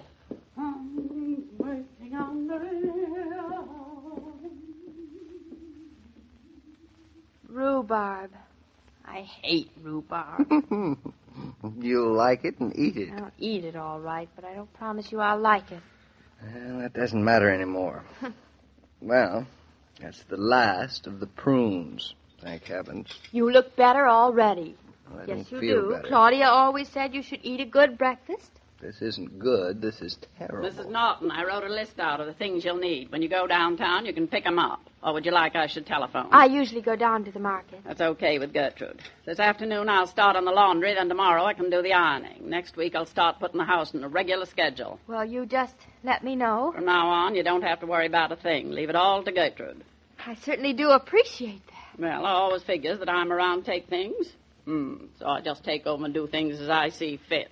I'll get the bacon and eggs. You haven't much more time to catch a train, Mr. Norton. I've been working on the railroad. I wish she'd get off of that railroad or at least go on to the next stop. Maybe she'll sing another song tomorrow. Unless... David, you really think she'll stay? At least till tomorrow? I think she'll stay all right. The only question is whether there'll be room for us to stay, too. David's headed for the railroad every livelong day. Woo, woo. What if the family invited friends to drop in this evening? Would you have to scurry around trying to find refreshment to offer them? If you had plenty of Coca-Cola on ice, you wouldn't have to think twice about company, expected or unexpected. For ice-cold Coke invites people to make themselves at home. It offers everyone the pause that refreshes, and that includes the hostess, too. How's your supply of Coke? Hadn't you better order a carton or a case today? Say, Mr. King, I think everything's going to work out fine. I'll bet it is, Gertrude. Claudia and David have been looking far and wide for someone like you to help them out. And I'm the one to do that. Things are going to hum in the Norton home with Gertrude round. They'll not only hum, they'll crow. Who's going to do the crowing? Who usually does? A rooster, of course. A rooster? I seen a cat and a dog around here, but no rooster. Come around tomorrow, Gertrude, and you'll see a rooster. An eaten rooster? Well, he was bought to be eaten, but you know Claudia. Well, I'll get around tomorrow to find out. So long, Mr. King. Goodbye, Gertrude. Every day, Monday through Friday, Claudia comes to you transcribed with the best wishes of your friendly neighbor who bottles Coca-Cola. So listen again tomorrow at the same time. And now, this is Joe King saying au revoir. And remember, whoever you are, whatever you do, wherever you may be, when you think of refreshment, think of Coca-Cola. For Coca-Cola makes any pause the pause that refreshes. And ice-cold Coca-Cola is everywhere. These broadcasts are adapted for radio by Manya and Roger Starr, and the entire production is supervised and directed by William Brown Maloney. And now, here's a word from your friendly neighbor. Your Coca-Cola bottler presents Claudia, based on the famous play and novels by Rose Franken. Brought to you, transcribed Monday through Friday, by your friendly neighbor who bottles Coca-Cola. Relax, and while you're listening, refresh yourself. Have a Coke. And now, Claudia. Didn't see you. Be right there. Well, now, what can I do for you, miss? Well, I see you have a sign out, fresh eggs. That's right. And the store in the village is closed, so if you could let me have a dozen? Be glad to. 67 cents for the large and 61 for the medium. Sometimes I have pulled eggs, but I ain't got any today. I'm sorry. Dear, that's awfully expensive. Laid this morning, white or brown. Take your choice. Well, how much are the brown eggs? Brown? Well, same price as the white ones, miss. Oh, well, in New York, brown eggs are quite a lot cheaper. In Boston, they're quite a lot more expensive. Oh, and in Connecticut, they're the same price, I see. Mm-hmm. Connecticut's about halfway between. Be that as it may, eggs is eggs to them as knows 'em. The hens get the same feed. They're treated just the same. So there's absolutely no reason for brown eggs to be cheaper. No, I suppose you're right about that. Besides, once they're fried, nobody'd know whether they're brown or white in the first place anyway. Precise. It's a superstition, so to speak. Yeah. How many dozen did you say you wanted? One will be fine. One? All right. There you are, ma'am. All done up and ready. Thank you. And here you are. Come again, ma'am, and, say, ain't you the people who bought the Tucker place, spelled down the road? Yes, we are. Uh-huh. We're so near, we hear your roosters crowing every morning. Huh, talking of roosters, what about some chickens? Got some fine broilers and roasters, fryers, too. Well, if you can broil a fryer, I could have it for dinner tonight. Broilers is fryers, miss. 44 a pound. Oh, well, that's very reasonable. They're 59 at Franco's. Self-same broilers. I sell my chickens to Franco. You mean there's that much difference in price? That's right. Well, Franco certainly has a nerve. Precise. I should have known it'd be cheaper to buy off a farm than out of a butcher. How many, ma'am? Broiler, rooster, fryer? Fryer, please. Uh-huh. And one will do, thank you. If it's large enough, that is. Right. I'll fetch him. Will he be nice and fresh? So fresh he'll be crowing. Come along. You can take your pick. Oh, careful of that wire there. Oh, thanks. I don't want you to trip now. Oh, I'm all right. I'm getting used to farms. My, what a lot of chickens. Yeah. They all look like little fat old ladies in gingham aprons. That's the Plymouth Rock. Nice, tender eating. Hey, there's a nice young fellow there. Oh, he's lovely. All right, I'll see if I can get him for you. Here, boy. Here. But Confound it. There I go. But he's alive. With his feathers and everything. Well, certainly. Only some alive. We want him to... I mean, you see, we don't want a pet. We want him for dinner. Well, yeah, sure thing. You buy a chicken on a chicken farm around here, and you buy him alive. Oh, well, then I'm sorry. I don't think I'm interested. It's up to you, ma'am, but this is the freshest kind of chicken you can buy. Well, I think maybe he's just a little too fresh for me. Well, have it your own way, ma'am. I guess you're city folk, all right. You mean to say it's only city folk who buy dead chickens? Yep, that's what I mean. Oh, I see. Of course, if you want to go down to Franco's, if it was open, waste the gas in your car, and spend 15 cents a pound more for the same bird, well, it's up to you. Well, I must say everything you say makes sense. Except he's alive. Just listen to him. Well, like I say, ma'am, it's up to you. But, look here. Now, just see how nice and fat this broiler is. He's not a broiler yet. I think we ought to call him a rooster. To his face, anyway. Just look. There's lots of fine white meat. Tender as butter and just as sweet. And 44 cents instead of 59. 3 pounds, 3 ounces. Tell you what, I'll let you have him for $1.35. Maybe you'd do it for me? Huh? Do it? Oh! Sorry, ma'am. We just sell 'em live. That way, even the feathers belongs to you. So awfully pretty. Got your car here, ma'am? Yes. Well, I'll just tie the little feller's feet together so it'll be easy to tote him along with you. Look, I don't think he likes being held upside down like that. He don't mind.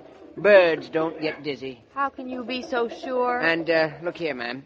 This is the way you hang him after you've chopped off his head. I've changed my mind. Please untie him. Well, he'll jump out of the car No, if what I do. I mean is I'll just take the eggs. But after I got him all fixed up and... looky here, miss. You're making a big mistake, because once you get the habit of buying poultry fresh off the farm, well, you just don't go back to the other way, and that's the truth. I won't, you're sure? I'll put him right in the car for you, ma'am. Sit him down right next to you in the front seat. Oh, if you don't mind, I'd rather not get so well acquainted. Huh? If it's all the same with you. Well, now, look at my wife. She don't think twice about it now. Just remember, chop his head off. Yeah, I'll remember, thank you, but I wish I could forget. So does he.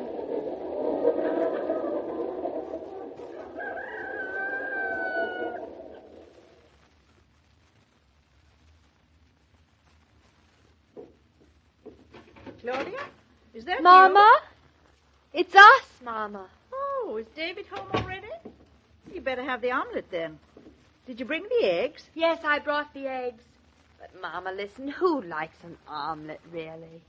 It's just an unformulated mess of chicken, that's all. What are you talking about? And what on earth? Isn't he pretty, though? Where'd you get him? Where I got the eggs. He's just a very precocious egg, that's all. What for? Where do you get him? I got him for dinner. He's a broiler. 3 pounds, 3 ounces, aren't you, babe? But he's alive. And kicking, even tied up. Oh, I had an awful time in the car with him. Oh, why did you do it, you crazy child? Mama, country people always buy poultry on the hoof. Who said so? The man I bought him from. Well, he didn't say on the hoof exactly, but that's what it amounts to. I think I ought to untie his hoofs, don't you? He doesn't seem very comfortable, poor little. That's nothing to what he's going to be. Mama, stop making such a face. Do you know how much I save? 15 cents a pound. That's a lot. When the chicken is plucked and cleaned, he'll end up a lot more expensive than if you'd bought him at the butcher's. Oh, nonsense. You're a killjoy. Which is rather fortunate on the whole, because all you have to do is just chop off his head. All I have to do... Oh, very simple. The man says his wife does it all the time. And if his wife does it, surely my mother is just as smart. What? Your mother is leaving this kitchen immediately. Mommy, you can't do this to me. In my condition. Well, you should have thought of that before. Before what? Oh, Mama, it was like a bad dream. All I could think of was the 15 cents a pound. Oh, you and your bargains. Here, put him on the table, and I'll get the scissors. You can't do it with the scissors. I just want to untie his legs. Oh. And then what? Well, then I think we should let him walk around and stretch himself. That's a good idea, Mrs. Brown. He's quite an active little rooster, isn't he? Better close that door so he doesn't get in the living room. He has black eyes, just like little beads. I never knew a simple rooster could have so much personality. Claudia, I do wish you'd never brought him home. Well, I guess that means we better wait for David to do it. After all, it's man's work. And David is so manly about man's work, he won't mind. Will he? Oh, don't ask me. He's your husband. Yes, he's my husband. But he never was my husband with a rooster in the kitchen before. Oh, I wish he'd come. Oh, shut up. You're supposed to wish he wouldn't. The longer I watch this rooster, the less I think of him as a broiler. Me too. Well, I better get ready to go to the station. It's almost time. And leave me alone with this... What's that? It's a car. It's a taxi pulling away from the house. Hello. Darling, what's the matter? That's a fine welcome. Nothing's the matter. Caught the early train, and I didn't want you to drive down to the station in a hurry. Very sensible, and we're very glad to see you. You haven't any idea. What was that? What was that? It sounded like a rooster crowing. Rooster crowing? Mama, he's been drinking again. Oh, dear. Hmm. I suppose he thinks he hears it again. Probably. Hey, now, what's got into you two? Nothing. Yet. Where is it? It's under the stove. And the trick is to get it in the stove. Here he comes. Now, wait a minute, I'll get him. Trusting little fool. Here, kitty. Smart how he answers to Kitty. Oh, isn't he smart? I'm seeing things.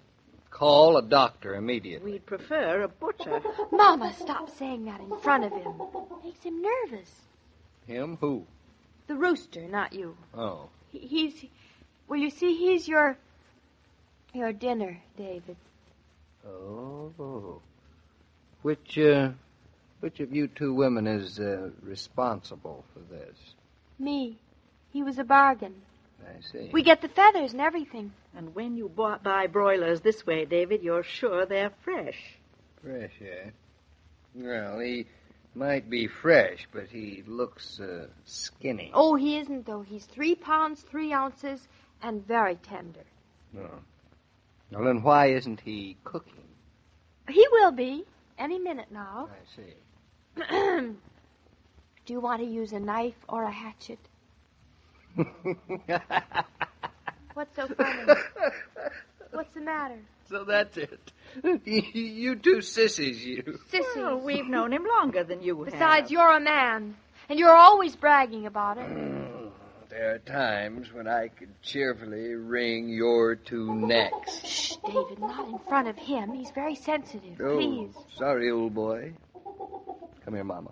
What? Come in closer. What? I have an idea. What? I won't use the axe. I will use a hatchet. I can't bear it.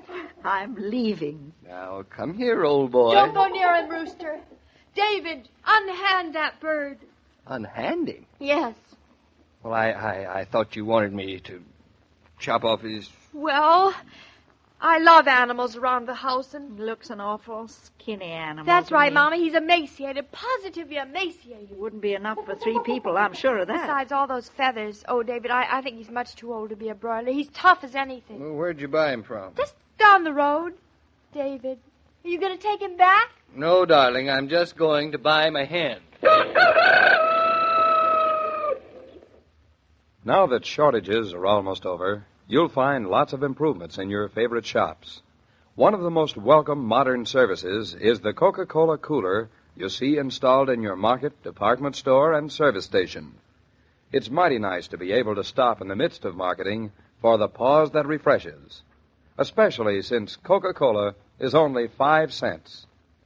Well, it looks like there's a new member in the family. A Plymouth Rock rooster. Well, they're nice to have around. I don't think any of us are going to be able to eat broilers again, however. We're too closely related. I know what you mean. At any rate, we won't be faced with a problem tomorrow night. David's planning to take us all out to dinner. Well, that'll be nice if you get to where you're going. Why shouldn't we? Well, it could be that you'll have a little trouble with the tire on the way. Oh, dear.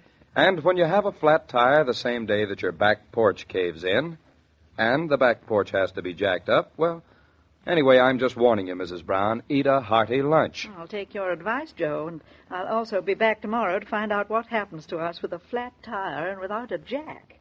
Goodbye. Goodbye, Mrs. Brown. As I was about to say, every day, Monday through Friday, Claudia comes to you, transcribed, with the best wishes of your friendly neighbor who bottles Coca-Cola. So listen again tomorrow at the same time. And now this is Joe King saying au revoir.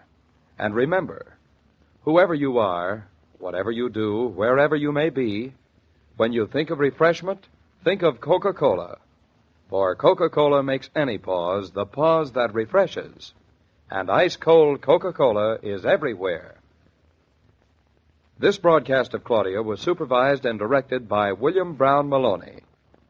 And now, here's a word from your friendly neighbor. Your Coca-Cola bottler presents Claudia, based on the famous play and novels by Rose Franken. Brought to you, transcribed, Monday through Friday, by your friendly neighbor who bottles Coca-Cola. Relax, and while you're listening, refresh yourself. Have a Coke. And now, Claudia. La la la la la la la la la. Why are you so gay, Mama? Why not? A good reason why not. Oh, I wish Mr. Paradiso would hurry and get here. Contractors can be so slow, especially if anything needs fixing. He'll be here any moment now. Mama, you've been saying that for the last 2 hours. Claudia, it's not such an emergency. It isn't. The back porch sagging like an old sock. It's already almost time to meet David at the station. That late? Just tonight, when it'd be easier to stay home, we're driving out to dinner. You could stay here. There's a steak in the icebox. Nope, David's been planning this for you, and we can't disappoint him. Anyway, I love driving way out in the country. Why is it, I wonder, that every time you talk David into leaving the car at home, life gets complicated? Come on, Mama, let's go out into the driveway. Maybe that'll lure Mr. Paradiso faster. Mistake an idea, but I'll try anyway. Oh, listen, take your pocketbook, so as soon as Mr. Paradiso gets here, we can fly off to the station. I knew we'd end up flying. Oh, poor David. The one part of the house he didn't think needed immediate fixing up was the back porch. Well, maybe it's not too serious. With a house, anything wrong is serious. And with your budget, anything that costs any more is tragic. Oh, how right you are. Hello, Rooster. Sweet, isn't he, Mama? Adorable. Is that Mr. Paradiso? Hello there! Hello, Mr. Paradiso. Came as fast as I could get away. Hate to think of your coming slow. Hello, Mr. Paradiso. Oh, hello, Mrs. Brown. Good to see you up here. Good to be here. Now, let me see. Excuse the cold. You said the back porch gave way. Let's have a look at it. How did it happen? Any extra weight? Mama was going down the back stairs, Mr. Paradiso. Don't you dare blame it on me, Claudia. And they gave way.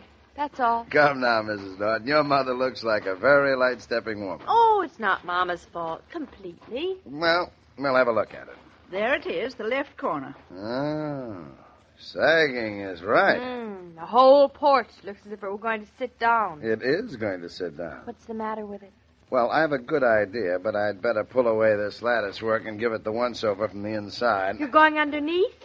Is it safe? It better be, because here I go. Stand back, Claudia. Nothing's going to happen to me, Mama. Oh, David's going to be so disappointed. He so hoped we wouldn't have to touch this side of the house. Well, Mr. Paradiso, what do you see? Yeah, just what I thought. What do you think? Yeah, that's just what it is. Oh, this is just like going to the dentist.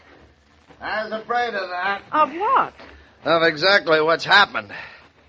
The corner post and the columns are rotted through, so they collapse. Oh, no. Yeah, and the joists don't look any too healthy either. Oh, dear. Claudia, you look as if you understood. Don't be silly. I'm not the wife of an architect for nothing. I've absorbed. What about the studs, Mr. Paradiso? You've absorbed, and I'm impressed. Shh. Go on, Mr. Paradiso. Well, Mrs. Norton, we're going to have to tear down the whole back porch and start brand new. Lay a new foundation, put in new column Well, that's posts. a major operation. It is indeed. Oh, poor David. Every time he comes back home, his dream is a little more of a nightmare. David. Say, Mama, we've got to get to the station. Mr. Paradiso, can we just leave the porch sag overnight? Well, I'd rather not. I think we ought to keep it jacked up till we tear it down. You mean jacked up with a jack? Well, that, of course, is the best and simplest thing to use if you've an extra one around. You can have the one out of our car. You have two? For heaven's sakes, why do we need two? Well, you have 4 tires on a car. Very funny. Oh, look, we've got to hurry.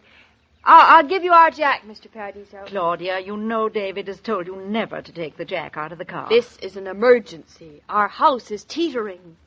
Besides, we're not going to need it. Well, how can you be so sure, Mrs. Norton? We had a flat tire last week, just a few weeks ago.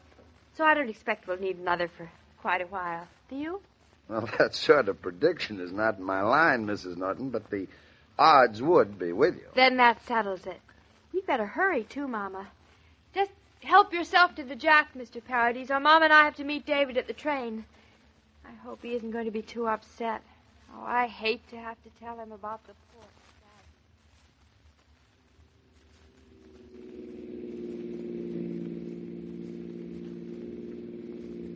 And that's about all Mr. Paradiso said, David. That's all? What more did you want? Darling, you're not upset, are you? Oh, not at all. You see, Mama, I told you he'd be upset. I didn't expect him to be exactly hilarious. Maybe we shouldn't have told him until after dinner. I think this was better. Now he won't be so extravagant about dinner.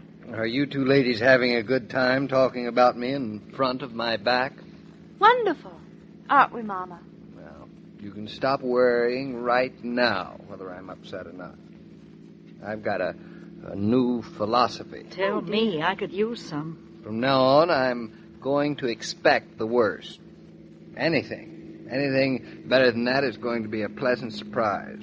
and I'm never going to be upset again. How's that? Trouble is, there never is a pleasant surprise. You two are just a couple of gloomy gussies. Let's talk about something pleasant. Mama's right. Where are you taking us for dinner? Gus? To a very pleasant little inn I used to drop in on when I was a carefree young lad. Quite a few miles out into the country toward Danbury. In the middle of nowhere? Sounds awfully pleasant. I'm starved. Doesn't the air smell wonderful? Smells of air. Nice and fresh and sweet. Take a deep breath, Mama. If you allowed me to sit in the back seat, I might be able to. Don't tell me you'd rather breathe than be sociable with us. It's a hard choice, isn't it? The woman has a salty wit. Hasn't she, though? Oh, David, look, see, look at that poor man there by the side of the road. He has a flat tire. Yeah. Well, it won't take him long to fix. All the same, it's no fun. There are other things that I prefer to do besides fixing a flat tire, but it's really no great calamity. No. How do you like this back road I'm bringing you on? Oh, it's beautiful, isn't it? Wonderful to have a car. And chauffeur. Chauffeur, eh? And such a chauffeur. Evening like this makes up for everything, including the sagging porch. An open car, sunset, driving my family out to dinner. I like being part of your family, David. Nice to have you as part of our family, Mrs. Brown. Me too. Oh, David, life is so perfect. When people let it be. Let us let it. Always. Roll, roll, roll your car. Come on, Mother. You're both fools. Nice fools, but fools. Roll, roll, roll your car Roll, gently down the road. roll your car gently down the road. Roll your car gently down the road. Merrily, merrily, merrily.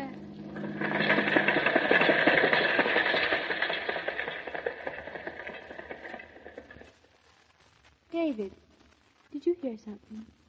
What's the matter? Why are we stopping? Yes, I think I heard something.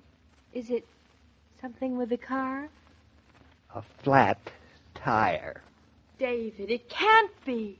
Are you sure? I will be in a moment. It can't be, David. We had one just a few weeks ago. Well, that's a fine reason, but it doesn't work that way. Well, is it? The left front tire. And just when everything was going so perfectly. Well, nothing left to do but change it. I'm certainly glad I had the spare gone over last week. Honestly, it's not fair. A flat tire and a sagging porch all in the same... Mama, what'll we do with the jacks under the porch? Too late now to remember. You better tell David. Here, Mother. You hold my coat. It'll only take me a few minutes. Mama, I can't tell him. Why not? I don't know how. Just tell him. What are you two whispering about? Were we whispering? All right. You weren't. We weren't. There's a good thing I'm such an expert at changing tires. That's all I've got to say. Well, you're going to have to be very expert, Well, David. I don't need your help, thank you. It's much easier to do it alone. I think you might need someone to hold up the front of the car, though. Sweet of you to offer, dear, but you and Mama just stay seated where you are. You coward. I just don't know how to tell him. Do you want me to? No, Mama, no. Now, wait. Oh, poor David. He's going to be so terribly disappointed. That is hardly the word to describe how he'll feel. But you would lend the jack to Mr. Paradiso. It's awfully easy to say that now that it's wrong. You might as well tell your husband before he tells you. He's finding out. Mama, it's your fault. Why did you let me? Why did I? Well, you didn't stop me. Oh, here he comes. I can't find the jack. You can't? No. Oh, that's queer, isn't it? Did you put it inside the car here, Doc? Me? No. That's not where I put it. I remember seeing it just yesterday. I saw it today, just this afternoon. Mama, if you... I'm only trying to help. Say, now, what's going on here? Go on, Claudia. The worst he can do is to wring your neck. Well, I don't see why you're blaming me. It wasn't my fault the back porch had to sag. The back porch? And we had a flat tire just 3 weeks ago. You know we did, David. Go on, tell me everything. David, listen, lightning is not supposed to strike twice in the same place or in the same day. Is it? Claudia, are you trying to tell me? Yes, David? That you took the jack out of the car? David, the back porch was sagging. And the jack is holding up the back porch, is that it? Oh, darling, you're so bright. How'd you guess? Now, don't try flattery, please. Didn't didn't I? Now, don't get excited, David. Never tell you to take the tools out of the car. This was only a jack, David. Heavens grant me patience. Why can't women leave things alone? David, listen to me. What do you love most, our house or a silly old tire? That has nothing to do with it. Nothing, except I love the house. And if it's a choice between the house and the tire, well, I'd jack up the house any day, wouldn't you? Well, I knew you'd agree with me, darling. And that you'd have done exactly the same thing yourself. I would have. Of course. And it's only right.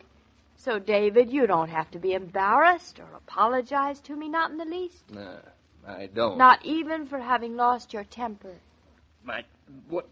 I didn't lose my temper. 1, 2, 3. Mama, what's all this arithmetic? I'm counting while David does not lose his temper. Mother, give me my coat. David, what are you going to do, walk? I am not. I'm going to take my pipe and I'm going to sit down and smoke it by the side of the road. But I'm hungry. Well, that's just too bad. We're going to wait until that lucky man who had that flat tire comes along. I know him, and I know he had a jack. And I also know that he does not have a wife.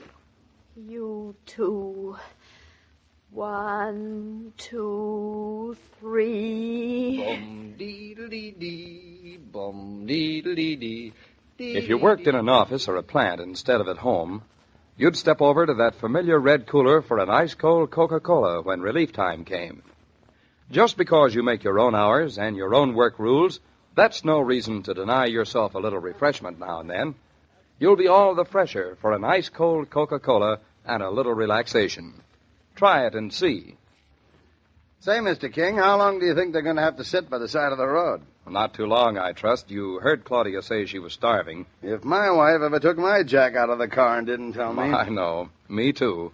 But then it's not very often that the back porch caves in and you get a flat tire the same evening. Still, I think the Nortons are safer eating dinner at home. That's exactly what they do tomorrow night. I understand they have a new maid, Gertrude. That's right. She lives just down the road a piece. Is she working out well? In some ways, yes, and in some ways, no.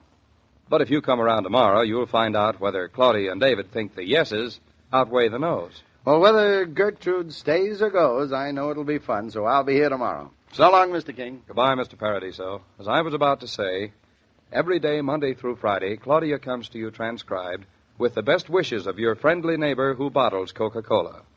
So listen again tomorrow at the same time. And now this is Joe King saying au revoir.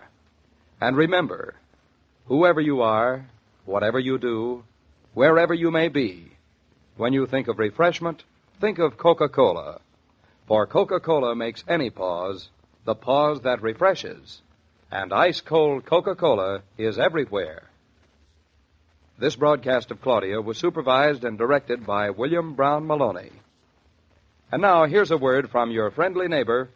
Your Coca-Cola bottler presents Claudia, based on the famous play and novels by Rose Franken. Brought to you transcribed Monday through Friday by your friendly neighbor who bottles Coca-Cola. Relax, and while you're listening, refresh yourself. Have a Coke.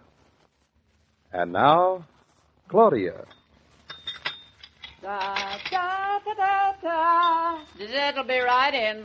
Lovely having music with one's dinner, isn't it, That's Claudia? musical music, too, David. Are you complaining? Complaining, Mama? Why, I should say not. A singing maid? Why not? There was a time when singing waiters were all the rage. You may not remember, David, but I do. Mother, your long white beard is showing. Anyway, she may not have a beautiful voice, but otherwise, our Gertrude is a pearl. A pearl in the rough. That is a diamond. Or a chicken. Roughly speaking, I think the chicken Gertrude prepared was delicious. I'm stuffed. That was chicken. I wonder what Gertrude's concocted for dessert. Probably concocted something stupendous. If you two aren't eating food, you're talking about it. Dinner table conversation, Mama. Do you mind? Well, it's not all there is in life. Oh, but it's such fun.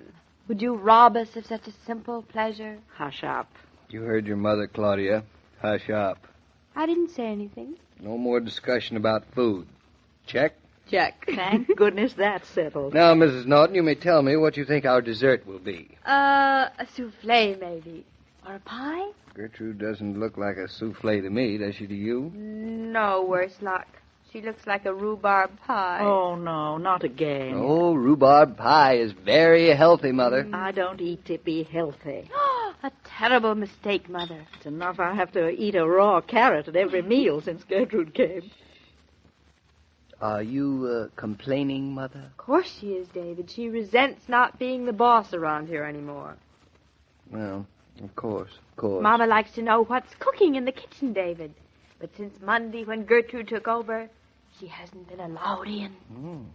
I smell apples. I bet it's going to be an apple pie. Bet you 20 cents. It's a deal. Shake. Shook. You're both wrong. It's apple dumplings. It is? Wonderful. You like apple dumplings? I love them. Oh, I do, too. I've never eaten them. I only hope you two aren't contagious. There ought to be one sensible person around here. There isn't. Oh, yes, Gertrude is sensible. Even her shoes are. I hate sensible shoes. They reflect personality. Hush up. Here she comes. Too bad you had to wait, but I'm not used to electric stoves yet. It's only baked apples. Hope they're baked through. I'm sure they are. Can't be too sure, but an apple a day it is, raw, baked, or mashed. They look delicious. Baked apples have such character. More milk for anyone? No, thanks. Demi-tasse of coffee, Mrs. Brown? No, thank you, Gertrude. Not tonight. Pardon me, Mrs. Norton, but I thought you ought to know I'm doing the closets tomorrow. The closets? I like to wash them out with ammonia every now and then. Oh, of course. Then I'll take everything out of the closets and start bright and early. Well, now, I'll get to my dishes. She certainly is efficient. She certainly is. Yes. Mama, how's your baked apple? It's baked enough. So's mine. She's a very good cook, too. Yes, excellent. We're all going to be so very healthy. So very. Eating all the right things. I hate all the right things. You just don't know how lucky you are to have Gertrude coming in to help out. She's so efficient. And that's bad. Everything's getting so done about the house. There's nothing for me and Mama to do. I don't know how you feel, but I'm delighted. Then why did you complain all afternoon that if you knit another stitch, you'll go mad? You're imagining things. Oh. Now, let's go to the living room, darling. Delighted. Oh, coming, Mama? I think I'll go up to my room. What for heaven's sake? Not for heaven's sakes, for a little sleep. I think I'll turn in early tonight. Sleepyhead. David, have you ever heard of such a thing? No, not for a long time. If you decide not to be snooty anymore, Mama, come on down. I will see you in the morning. Good night. Good night. You know, I've never known any woman I'd rather have had as a mother. You're the son she never had, David. Even a little of the husband she lost. That was a nice thing to say. You're a nice husband to love. Come on. Here's my lap. Here's me. Oh! Oh, now listen, I'm not that. I should say so. Well, now what are you going to do? Read the farm bulletin, I hope. Oh, how dull for me. David. Shh. This is important. What? I'm thirsty. Then get off of my lap and get yourself a glass of water. I'll get off your lap, but I can't get myself a glass of water. Oh, why not? Gertrude doesn't like anybody in the kitchen when she's working. Say, whose house is this? Gertrude's or ours? It used to be ours, but since last Monday when Gertrude came... Yes, go on. I've got a confession to make. Make ahead. I'm tired of rhubarb pie and an apple a day. And the house is so neat I can't find anything. And Gertrude's so cheerful all the time. Isn't it awful? She's in my hair, too. Oh, darling. You're so satisfactory. It's just that she's around all the time. I know. Well, what do you want to do about her? Well, I don't like to hurt her feelings, and she has worked very hard. Well, there must be a way to let her go and still not hurt her feelings. You won't mind? On the contrary. Tomorrow's the end of her week. Mama can tell her then. You will tell her then. Oh, dear. But anyway, she's got the house so clean we won't need another maid for weeks. None of that. We'll start looking for one right now. It'd be nice and relaxing to be alone for a change. Besides, Gertrude is really wasting her talents around here. We don't appreciate her. That's the whole thing. We just don't. We ought to write her a letter of recommendation, shouldn't we, Well, that's a fine idea. Go ahead. Write it. Dear quietly. whoever it may concern, I will begin. You will not. You'll say, Dear, to whom it may concern. Oh, that sounds so formal. If I'm going to give my maid away to somebody, I don't have to be so formal with them.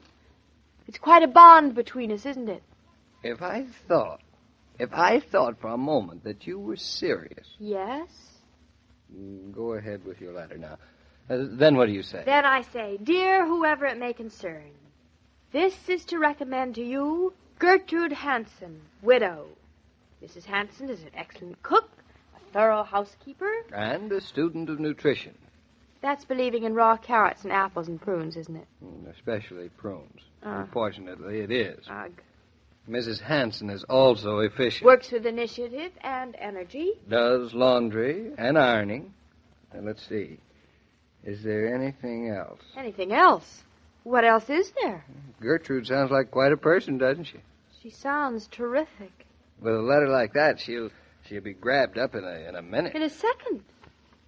David, how can Gertrude be so wonderful and we still don't want her? Well, now let me see. I'll have to think about that. Oh, I know. What? We are crazy. I guess we are. But I understand this, don't you? At times. Is this one of them? Mm-hmm.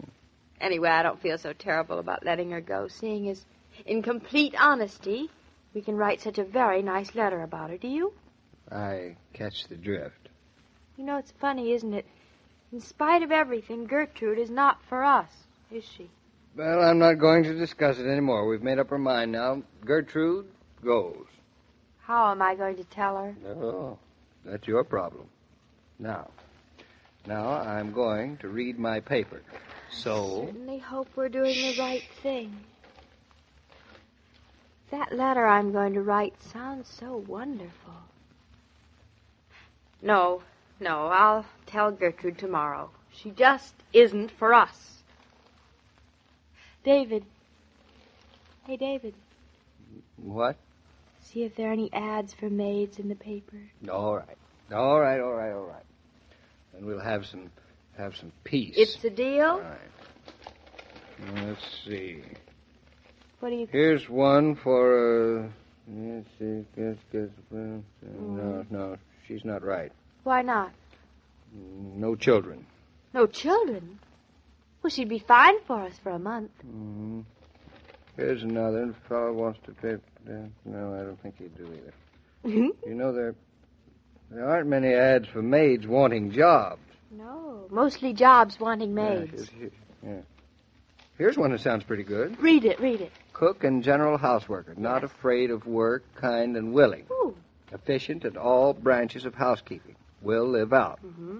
Loves children and animals. Wonderful. Excellent personal references from last employer, Right Box YBC. David, she sounds too good to be true. She's for us. For us?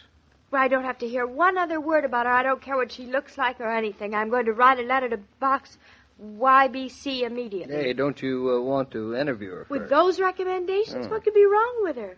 Why, she'll be snapped up in no time. Say, maybe I ought to send a telegram instead of a letter. Now, don't rush into anything, Well, these days you've got to rush into it. You can't afford to let a good person go. This wonder is a bonanza, pure and simple. Gertrude is a bonanza. She certainly is. Pure, What? but not so simple. Gertrude? What are you talking about? Gertrude. She's the bonanza. You are not making any sense. Or are you? I are. You mean you just made up the ad? It's not in the paper at all? Let me see. There's nothing to see. It's just our Gertrude. That was a nasty joke to play, getting me all excited about a maid that doesn't exist. And made so hard to get. No, but she does exist. She's ours for the asking. We don't even have to send her a telegram. David, do you think we should... I think we should think it over. When you talk about her, she sounds so wonderful. When you have to live with her... All through in the kitchen. The garbage is out, the dog and the cat fed, and there's some hot fat on the stove, so be careful. We won't go near it, Gertrude. There's a glass of sauerkraut juice in the icebox for Mrs. Norton to drink before she goes to bed. Thank you, Gertrude. David, you love it, you know. Half is for you, darling. There's carrot juice for him. Gertrude has everything all planned, darling. The best laid plans of mice and men. Well, see you all in the morning. Bright and early. Gotta get in them closets. David, quickly before it's too late and I change my mind. Let's hire Gertrude. All right. All right, we'll hire. Now kiss me. And let me read my paper. Say, David. Now what? Do you think we ought to give her a raise? Coming from such a nice place as us, I mean.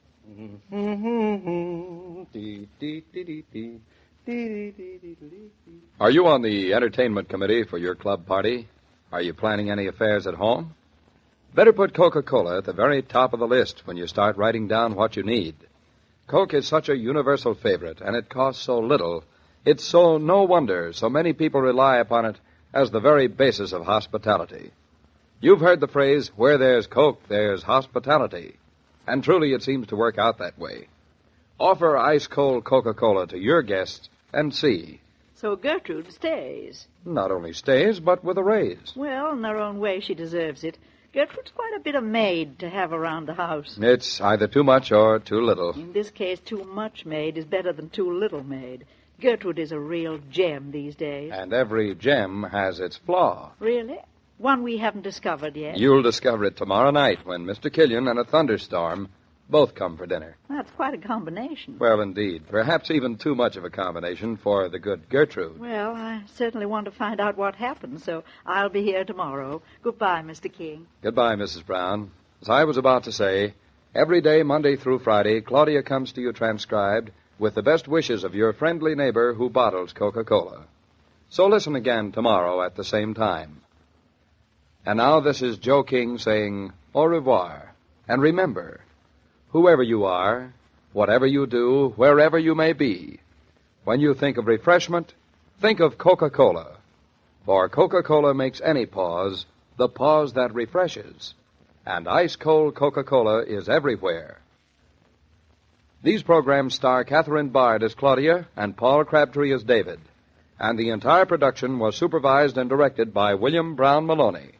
And now here's a word from your friendly neighbor. Your Coca-Cola bottler presents Claudia, based on the famous play and novels by Rose Franken. Brought to you transcribed Monday through Friday by your friendly neighbor who bottles Coca-Cola. Relax, and while you're listening, refresh yourself. Have a Coke. And now, Claudia. Da da da da da. La la la la la la la la la la la la la la la la la la. Now you sing beautifully, Gertrude. I like to sing. I like to do everything. Wash, iron, cook. Oh, what you're cooking this minute smells absolutely heavenly. You sure I can't help you? Help and waste time. I mean, if you want dinner by 7 o'clock. There's something in what you say. I can manage. Here, take these sandwiches and have your drinks out on the grass under the apple tree. Hors d'oeuvre. Gertrude, you're an angel. I wanted everything particularly nice for Mr. Killian, and it is. Finger bowls, too. I saw him get out of the car, and I said to myself, Gertrude, there's a man that likes finger bowls. You're right. He's a very punctilious person. Yet he's so nice, really. Think he would be if he's Mr. Norton's partner. How nice. Say, ain't it lucky your ma went to town for a couple of days, or he couldn't stay tonight? Oh, I don't think he'd stay anyway. He's on his way to Boston to see his son. He just stopped off. Say, isn't it lucky we had a turkey sitting in the icebox, just waiting to be cooked? If you leave it to Gertrude, she'll never be caught short when company comes. Here, don't forget the little napkin. Some of them sandwiches is leaking. Oh, thanks. Come along, Bluff. Get out from under Gertrude's feet there. Leave him be. He don't want to go. You don't want to go? He likes to stay with Gertrude. Him and me, we get along fine, we do. All right for you, Bluff. Come on, Shakespeare. You come on out and see your Uncle Roger. Cat don't want to go neither. Leave him be. Oh, dear. Here, I'll hold the door open for you. Sure it ain't heavy for you? 3 glasses and a plate? What do you think I am? Mind you, go out on the lawn and don't bother till I call you. Pleasure's all mine. Hey, David, take this tray for me, will you? Oh, that's where you've been. Yeah. We wondered where you disappeared. Orders. They're wonderful. Oh, you shouldn't have gone to all that trouble. I cannot tell a lie, Roger. I didn't. Gertrude did. Who's Gertrude? Didn't David tell you? He only just got here. He's been busy looking at all the improvements we made since the last time he was here. We haven't gotten around to Gertrude yet. These are good. What are they? Different kinds. The one you just ate is cheese or something. What's the one I'm going to eat? Let me taste it and I'll tell you. Good fish or something. Now listen, stop it. Don't let Gertrude catch us eating them. Well, isn't that what they're for? If not, I've been robbed. Yes, but not here. Gertrude has given strict orders. We're to have our drinks under the apple tree. I suppose you'll get around eventually to telling me who Gertrude is. Who is Gertrude? Who is David, she? be quiet. She'll hear you. She'll leave. Gertrude, I now begin to suspect, is the new maid. You suspect correctly. And she's like no maid you ever heard of before. In a class all by herself. Certainly is. You're very fortunate. Actually, most of them simply won't go way out in the country like this. Well, there's a trick to it. Gertrude lives way out in the country. In fact, she lives right down the road a piece. Listen to him down the road a piece. He's already taken on her lingo. Hurry up, David. Dinner's almost ready. The apple tree's waiting for us. Look, I don't like to eat outdoors. Shame on you. What's the matter with the living room? But the apple tree's in bloom. I heartily applaud Gertrude's taste. It's the most gorgeous sight I ever saw. Well, it's just as gorgeous through the window, without bugs dropping on you. Shame on you, too. Oh, we are overruled, David, by a vast majority. Oh, no, not so fast. I have a confession to make. I don't like bugs myself. Oh. I always think it's rather an exploded idea, all this eating out of doors. Oh, good, then you're one of us. Come on, David, you take the tray. Gertrude's got the chairs and tables all set out for us. I see. Gertrude says we go under the apple tree, so out we go under the apple tree. Exactly. Are you mice or men? Mice. So would you be if you lived miles away from nowhere and you had a new baby coming in an old house. Say no more. Circumstances alter cases. Here, David, let me carry the orders. Go away. I don't trust you. This one's peanut butter. I want my money back. Oh. And what's wrong with peanut butter? Delicious. I think it's mixed with horseradish or something. Is it? I don't know. Gertrude keeps her secrets to herself. I can't wait until I meet this remarkable female. Uh-oh, not so much, David. And Claudia? Just a little Coca-Cola. And if it's no trouble, I think I'll change my mind and have the same. Oh, it's lovely out here, isn't it? It smells so fresh and damp with twilight. Oh, it does. Well, I have to admit it. Gertrude was right. This is better than indoors. Yup. What's that? What? That. Sounded like thunder. Oh, it is thunder. For goodness sakes, there's going to be a storm. Look, lightning. Oh, I hope it's going to be a good one while it's about it. You astound me, Claudia. Why? Because I see standing before me a woman who is not only not afraid of thunder and lightning, but who seems to enjoy it. Well, I've never been hit by it. Maybe that's why. She's just modest. I don't think she'd be scared of it anyway. You know, Roger, she's quite an extraordinary person. Which person are we talking about now? Gertrude or Claudia? Me, because I'm not afraid of a storm. Astonishing. Oh, that was a good one. Wasn't it, though? Look at the sky, Willie. It's like big gusts of smoke rolling over the heavens. Why, she even gets poetical in a storm. I tell you, she's a very remarkable person, that wife of mine. Uh-oh.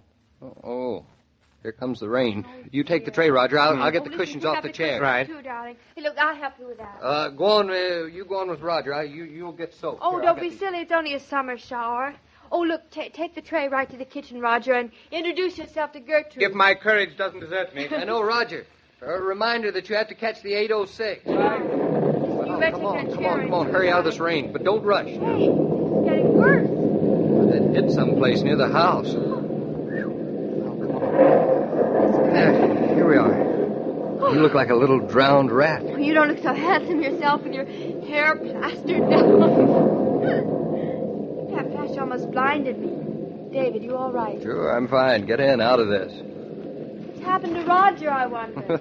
He's probably making up to Gertrude. That is precisely what I intend to do this moment. Claudia, come here. Come What? here, while I kiss you, soundly and with increasing respect and admiration upon both cheeks. Now what have I done? Oh, what haven't you done? Such adjectives as extraordinary, incredible, and remarkable fail to describe you. Goodness. I shall have to get an entirely new vocabulary. Crazy. I know I'm wonderful, but not that wonderful. Yes, what's this all about? Look here, you two. You can pull my leg so far and no further. There is no Gertrude. What? Gertrude is a myth, a figment of the imagination, a projection of a paragon of competence. David, what is he talking about? I am talking about David's wife. Orders under the apple tree. A turkey roasted to a turn, waiting on the stove. An apple pie sitting on the windowsill. I closed the window, by the way, or it would have gotten wet. And look at her. As sweet and unruffled as a summer day. And I really fell for that story of the perfect maid. Hey, come back here. Where are you going? Hey, wait for me. Claudia, don't trip over that rug. Gertrude! Gertrude! David, she's not here. Well, where is she? Well, I don't know. Everything's ready to serve, and Gertrude isn't here. David, Roger doesn't believe that Gertrude really is. Producer? She's gone. She can't be. Look in the dining room. We came through the dining room. And she's not in the pantry or any place. Now listen. Why carry a joke beyond its funniest point? I've got a train to catch, so let's carve the turkey and start right in. I'm famished. We've got the soup first. Excellent. I adore soup. And here we are. The soup plates all set out above the stove. Claudia, will you allow me to ladle? Yes, ladle. David, this is serious. We have lost Gertrude. Say, we've lost Bluff, too. Bluff. Here, Bluff. Here, Bluff. That's right. Bluff. Where is the dog? Yes, Roger, what answer have you got for that? I suppose we never had a Great Dane dog. Doubtless your mother took him with her into New York. Oh, that's all Mama needs. She might have gotten sick and gone home. Who, Mama? No, not Mama. Gertrude. Oh. And she might have taken the dog with her. Oh, no, she would have told us. But listen, phone her house and see anyway. That's what I'm trying to do. Yeah. What's the matter? The phone's on the blink. Oh. I don't wonder. You probably won't have light or water either. Oh, you're cheering us up no end. Oh, here's Shakespeare. Shakespeare, where is everybody? He won't talk. Come on, time's fleeting. I'm putting the soup on the table. Be careful of that swing door. It comes back and hits you when you least expect it. Oh, so it does. Roger, you look so funny. Listen, David, this is no joke. What could have happened to Gertrude? Well, I haven't the faintest notion. All I know is that Roger will never in the world believe we haven't been pulling his leg about her. Do you think he really thinks I'm wonderful enough to have had hors d'oeuvres under the apple tree and cooked this marvelous dinner at the same time? You heard him say so. Very well, then. I might as well have the game as the name. Listen, after Roger's train leaves, we'll attend to the matter of finding one lost maid and one lost Great Dane dog. But in the meantime, Gertrude is the cat. Out of Gertrude's way. Mr. Norton, hand me that plate for the rolls. Come on, you don't know what you're missing. The soup is wonderful. We're coming.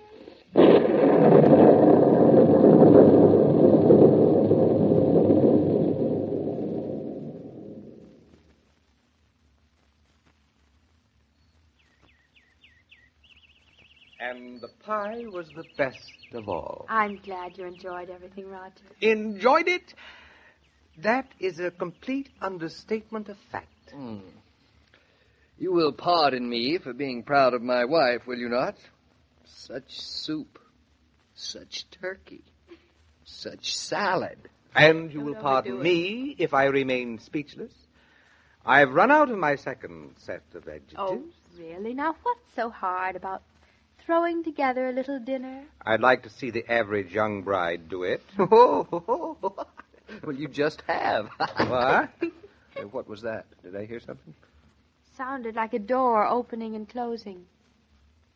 Listen. Someone's walking around the kitchen. David? Say, I wonder who it could be. Gertrude? Hey, Gertrude, is that you? Yes, sir, it's me. Well, you went and ate. Land sakes, I don't see how you could have the stomach to with a thunder and lightning fit to kill a body. I ain't afraid of nothing else in the world but thunder and lightning. It just scares me stiff. Yes, sirree, Bob. Me and Bluff went down the cellar to be safe. He's still down there shivering like a leaf. How was the turkey? Oh, fine. You didn't fix the gravy right, Mrs. Norton. I You didn't? should have added the yolk of the egg I had all beat up and ready. I couldn't imagine what that yolk of the egg was for. Well, anyway, the storm cleaned up in time for me to serve the finger bowls. I'll have 'em right here in a jiffy. Hope you enjoyed your dinner, Mr. Killian. Oh, I'm starting out on my third set of adjectives. Of all the unscrupulous, incorrigible, unpredictable... Are you talking about my wife, sir? He is talking about your wife, sir. Dum, dum, dum. When the young people come trooping in with their friends and head for the refrigerator, you know what they're after. And if they don't find Coca-Cola enough to go round, you can just imagine the disappointed exclamations. So you'll find it's wise to follow the example of so many mothers today and order Coke by the case. Your grocer or gas station attendant will put a case in the car for you. Put Coke on your shopping list today. So there really is a Gertrude. Yes, there really is, and quite a Gertrude she is. Dinner certainly was delicious. Well, from now on, I think life will go pretty smoothly for the Nortons. It'll go smoothly till Monday, at any rate. Only until Monday. What happens then? Well, I don't want to tip my mitt, but Claudia is going to receive a letter. Well, that's not so very unusual, is it? This happens to be a very unusual letter. So unusual that Claudia isn't even going to tell Mama and David about it. Well, that is unusual. What happens? You'd better wait until Monday to find out, so I'll see you then. You will indeed. Goodbye, Mr. King. Goodbye. Every day, Monday through Friday, Claudia comes to you transcribed with the best wishes of your friendly neighbor who bottles Coca-Cola. So listen again Monday at the same time. And now this is Joe King saying au revoir. And remember, whoever you are, whatever you do, wherever you may be, when you think of refreshment, think of Coca-Cola.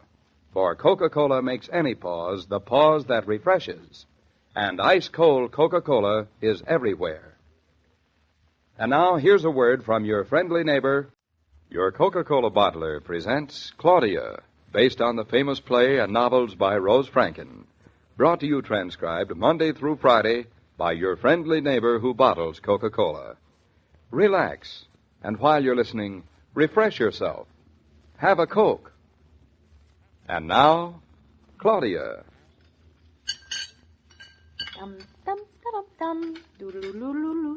Pass me the cream, darling. Here you are, here you are, here you are. You're very cheerful this morning, Mrs. Norton. Any objections, Mrs. Brown? Not a one. I woke up cheerful. For no reason at all. What do you mean for no reason at all? There are plenty of reasons. No, Gertrude. Now that you mention it, that is rather a relief. Something nice and private about eating breakfast without a maid around, isn't there? It is cozy. That's not the half of it. Oh, you. I know why you like it. You like it because you don't dare tell Gertrude you won't eat her prunes and cereal. When it's only me, you don't eat. Well, I'm eating. Orange juice, toast, and coffee. What kind of breakfast is that for a farmer? I'm not a farmer. I'm an architect. Very convenient. When you want to be a farmer, you're a farmer. When you don't want to eat, you're an architect. Go on. Starve yourself for all I care. Only Gertrude will be here any minute. Then watch out. I shall flee like a rabbit. Like a coward. You too. You're worse than children. What's the matter with children, grandmother? Nothing. When they're children. How about another piece of toast, darling? All right.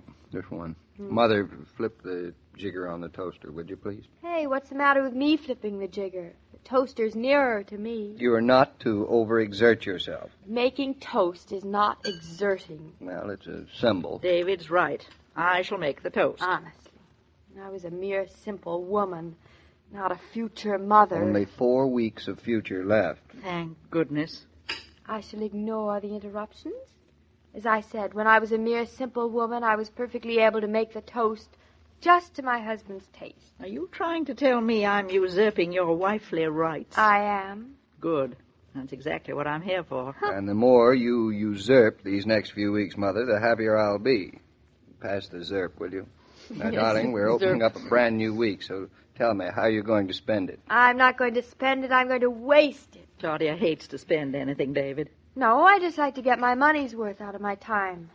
If I don't, it's wasting it. Then how do you plan to waste it, darling? Doing nothing. I'm perfectly resigned, willing, and cheerful to spend the next 4 weeks sitting up here on the farm like a log. Like a bump. Like a anything that just sits and sits and sits and My, that's good news, David. I am going to be a vegetable, completely and utterly a vegetable. If that's what you want me to be. Oh, I'm very fond of vegetables. Except beets and spinach and eggplant and squash and... Be like a bean, darling. A You know bean? my passion for beans. I've been a bean for weeks. And it's been very becoming. Oh. You're looking fine. Thank you. Same to you, Mama. How about another cup of coffee, David? No, thanks. Mine's still warm. Oh, you're lucky going into New York like a man every morning. I happen to be a man. Just your luck, so don't brag. Good morning. Good morning, everybody. Good morning, Gertrude. You managed to get breakfast without Gertrude? We managed, but just. Sorry, couldn't make it. I was planning buckwheat cakes. Oh, it's perfectly all right, Gertrude, really. I make fine buckwheat cakes, but my late husband's sister come in on the train, and I felt I had to be there at the station to call out welcome. I'd have felt exactly the same way to Gertrude. I met the mail woman at the post office, so I brought along your mail. Oh, marvelous mail at breakfast, just like New York. Not much of it. A couple of letters, some bills, and a seed catalog. Here you are. Oh, thanks. Well, guess I'll be going. Lot to be done. No time for prattling, anyway. I sure would like to get my hands on cleaning out the cellar. Marvelous, marvelous woman, Gertrude.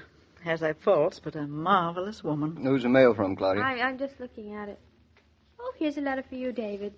From the hardware store. An ad. And one from Henpeck Farm. Another ad.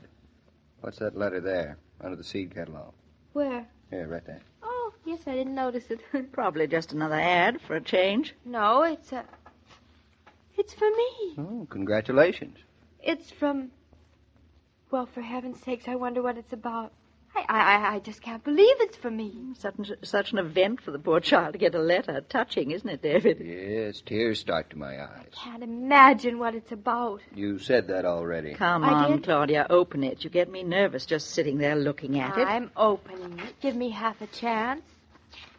I'll bet it's an ad. Well, I'll... It's not an ad, David. It's a bill for something she bought and forgot. Dear Miss Brown, well, I couldn't be more surprised. And she forgot how expensive it was, too. She's so quiet, Mother. Must be fascinating. It is. It's the most amazing thing that ever happened to me. What has happened to you? Well, it's just, A letter from an old admirer? Well, in a way, yes. It's the last thing on earth I expected to get in the mail. A letter? Nothing unusual about getting a letter in the mail. Now, shh, both of you. I want to read it again. My, what a dreamy look in your eyes, darling. And pink spots on your cheeks. David. What, darling? Would it be absolutely terrible of me to go into, Go on, say it. Nothing much. What's tomorrow, David? Tomorrow. Tuesday. I know it's Tuesday. What's the date? May 25th. Today is the 24th. 24th. Mama, what are you doing tomorrow? I got an appointment with my knitting needles and the Adirondack chair under the apple tree at 9 a.m. sharp. Why? No reason. I just thought if you were going to be here all day, you could take care of Gertrude and Bluff and Shakespeare, that's all. Why should I be the zookeeper? Where are you going to be? Oh, no place special, but I thought I'd run down to New York for the day. Say that again. You don't have to look like that, both of you. New York is not the moon. My dear young carrots and peas, just a few minutes ago you announced that you were utterly resigned to be utterly a vegetable on the farm. Oh, that was utterly a few minutes ago, old turnip. That was before... Before the famous letter that shook the world. If you don't tell me what's in that letter, I'll wring your neck. Mother. I draw the line at using force. Now, it isn't really anything important. It's just that I feel I want to go to New York. Is that so awful? You're not making sense. It's not that I want to have a secret from you, darling. It's just that I don't want to tell you, that's all. Well, why didn't you say so in the first place, in that case? Darling, you're angry. Angry? Me? Ridiculous. You promise? I don't have to promise.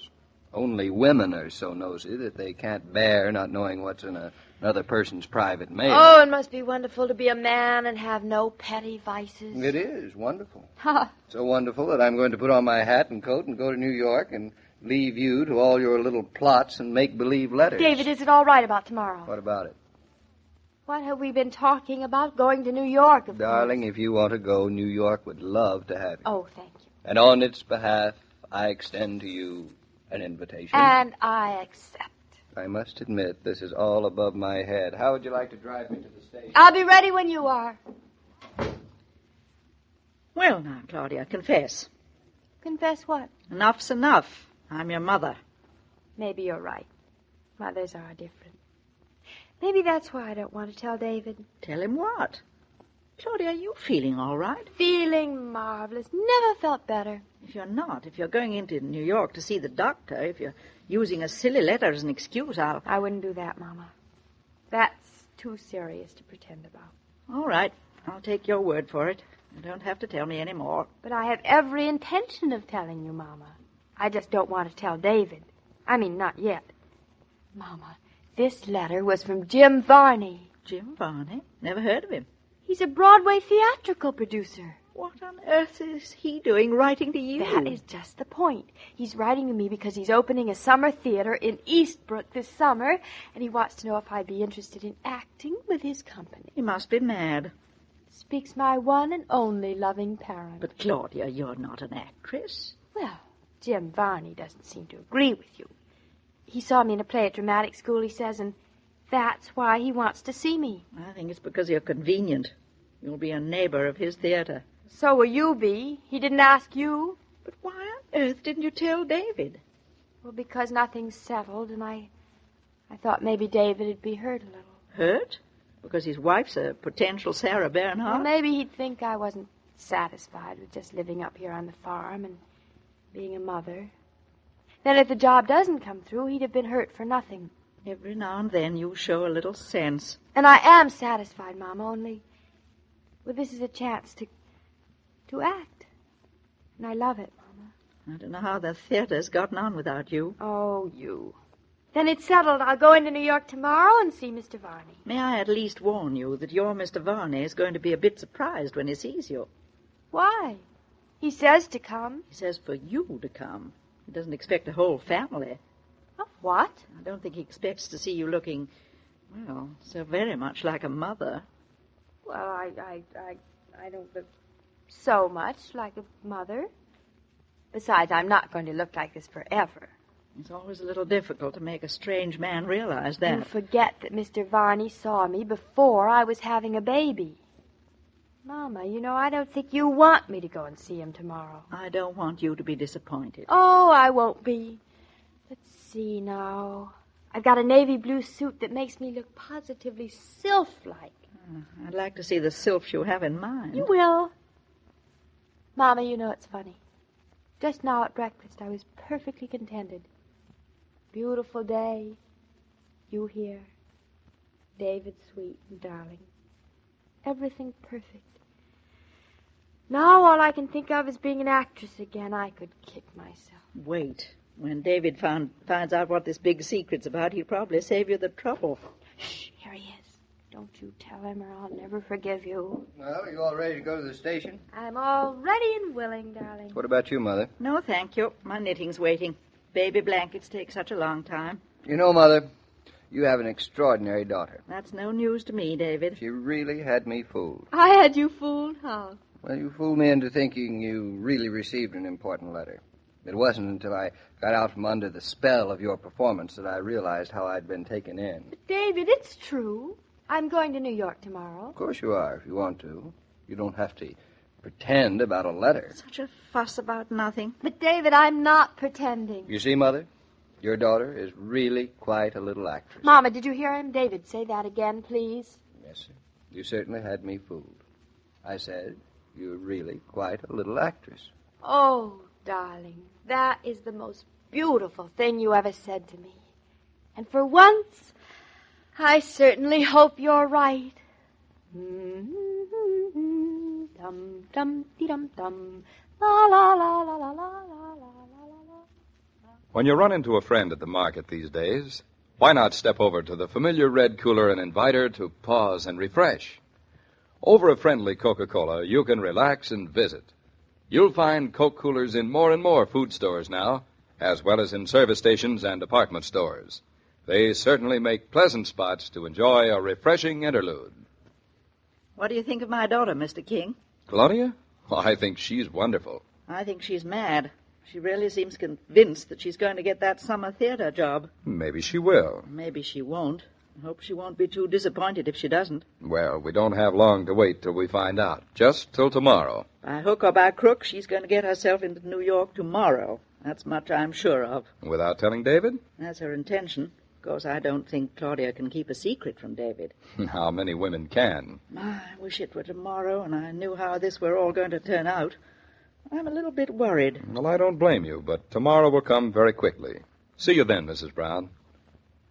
Every day, Monday through Friday, Claudia comes to you transcribed with the best wishes of your friendly neighbor who bottles Coca-Cola.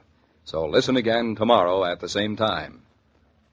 And now this is Joe King saying au revoir. And remember, whoever you are, whatever you do, wherever you may be, when you think of refreshment, think of Coca-Cola. For Coca-Cola makes any pause the pause that refreshes. And ice-cold Coca-Cola is everywhere. These broadcasts are adapted for radio by Manya and Roger Starr, and the entire production is supervised and directed by William Brown Maloney. And now, here's a word from your friendly neighbor. Your Coca-Cola bottler presents Claudia, based on the famous play and novels by Rose Franken. Brought to you transcribed Monday through Friday by your friendly neighbor who bottles Coca-Cola. Relax, and while you're listening, refresh yourself. Have a Coke. And now, Claudia. You walk to the office from the train like this every morning, David? Neither snow, nor rain, nor heat, nor gloom of night stays this courier from the swift completion of his appointed task. It hasn't snowed or rained or gloomed since we've been living in Eastbrook, dope. Well, you get the picture. I do. Walking to the office and back to the station keeps me in shape. What shape? For what?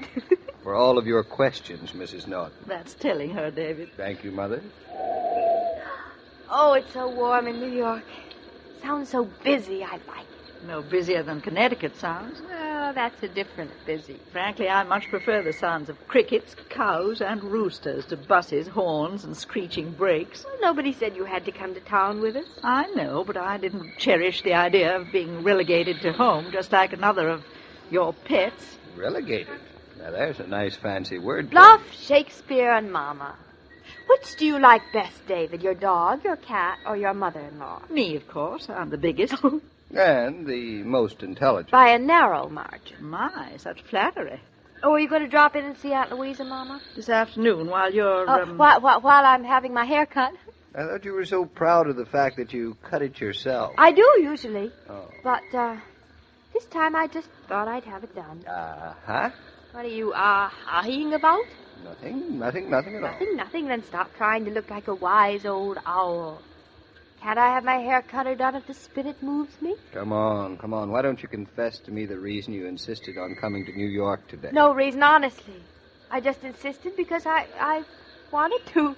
And why create all these elaborate excuses about haircuts? My excuses aren't elaborate. And they aren't excuses. Ever since yesterday, when you received that mysterious letter from a mysterious person making you take a mysterious trip to New York, you've acted mysteriously. I have acted mysteriously? How exciting. How mysterious, you mean? Mama, is that how I've acted? I haven't noticed. Are you in on the big secret, Mother? What big secret, David? Oh, you too. Am I really expected to think that nothing is going on? You are. In spite of the fact that you spent 40 minutes choosing what dress to wear into town? 40 minutes? That's not so long. That you squeezed into high heels when you'd be much happier in low ones? Female vanity, mere female vanity. Yeah, you don't usually female vanity about being comfortable, thank goodness. I'm turning over a new leaf, David. No. Yes, you'll see. All right. I won't ask another question. Good. If you want to have a secret rendezvous, it's perfectly all right with me. Fine. Only it isn't a rendezvous. It isn't anything. You can believe that, David. It isn't anything. Everybody's in on it except me. Darling, you trust me. Don't you? Oh, certainly I trust you. Good. Implicitly. But I trust Mama even more. You can't trust anybody more than implicitly. You're wasting your breath, Mr. Norton. She just won't tell you. That's right. I just won't. Yeah. There's one thing I've learned. My wife can keep a secret. I suppose you, like all men, think women can't. Well, it just shows you. Mm-hmm. It certainly does. It not only shows me, it gives me positive proof that there is a secret and that Mama is an accessory to the crime. I refuse to be called names. Well, not to change the subject, because I find talking about me perfectly fascinating. What train are we all catching back to Eastbrook this afternoon? How about the 4:03? Can you get through by then? I should be able to. That'll be fine. We'll be back in Eastbrook in time for dinner. Well, here we are. This is where I leave you ladies. It's not such a long walk from the station to your office, even in high heels. Goodbye, Mother. See you at 4 o'clock. Have a nice day. But don't forget, I am trusting, mind you, my wife to you. No, thank you. I don't want responsibility. Oh, I just love the way you two fight over me. Now listen, you. Behave. Yes, you. Sir, I mean. No unnecessary running around. No, sir. And above all, don't miss that train. Yes, sir. I mean, no, sir. 4 o'clock? 4 o'clock. Yes. And we'll meet on the train. With great pleasure, darling. Well, I guess we've said everything. Goodbye. Goodbye. No kiss? Here in the middle of the street? Pretend I'm your cousin from Bulgaria. They always kiss on the street in Bulgaria. They do. Yes, they always do. Goodbye, cousin. Goodbye. Yeah. Oh, there are times when it's lovely being a Bulgarian. And whatever your secret is, darling, I hope you won't be disappointed. Oh, David, why are you so nice? Because I happen to be in love with you. Now, skedoodle. I've got to get upstairs and get to work. Mom and I are skedoodling this minute. Goodbye. See you at 4. Goodbye. Well, you've delivered David to his office. Where to now? Oh, Mama, isn't he the most wonderful husband? How you were ever so lucky as get him, I'll never know. If I don't ever have anything else in life, I've certainly gotten my share of the good things with David. And don't you forget it. Not a chance. Well, now, we better get to a phone booth. Who are you going to call? Jim Varney, of course. I'm going to make an appointment with him. You're really going to go through with it? Of course I am. It's what I came to New York for. Well, don't say later I didn't warn you. Warn me about what? Claudia, Jim Varney isn't going to give you a job in his summer theater. Why not? He wrote and asked me if I wanted to come. But he hasn't seen you since dramatic school. It's only a year, Mama. A great deal of water has gone under the bridge this year. In another month, you'll be a mother. How do I look? I just told you. Oh, nonsense. You can tell because you know me. Why, in this blue suit, a stranger can possibly guess. A blind stranger. Besides, in another month, I won't be having a baby anymore, so I can go on being an actress. Go back. You talk as if you'd spent the best years of your life on the boards. On what boards? Oh, just an old theatrical expression. It means being on the stage. How do you happen to know that expression, Mrs. There are Brown? lots of things I know that you don't know that I know. Mm-hmm. Oh, here's a drugstore. We'll find a phone booth in it. Mama, I was right not to tell David, wasn't I? Well, it's your life, I mean, Claudia. in case the job doesn't come through, then he'll have been saved an awful lot of disappointment. David married a wife, not an actress, so he won't care. He won't care if I don't get the job because he won't know. I just hope David won't think I want to be an actress because being his wife isn't enough. Is it enough? Maybe if I did act for a while, then I'd realize that being a wife was enough. So far, it's so part-time.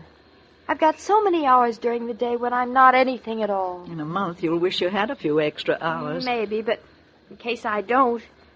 Well, anyway, that's why I'm calling Jim Varney. I'll try and make the appointment for 3 o'clock, Mama. That'll give me time to shop around with you, have lunch, and still meet David on the train.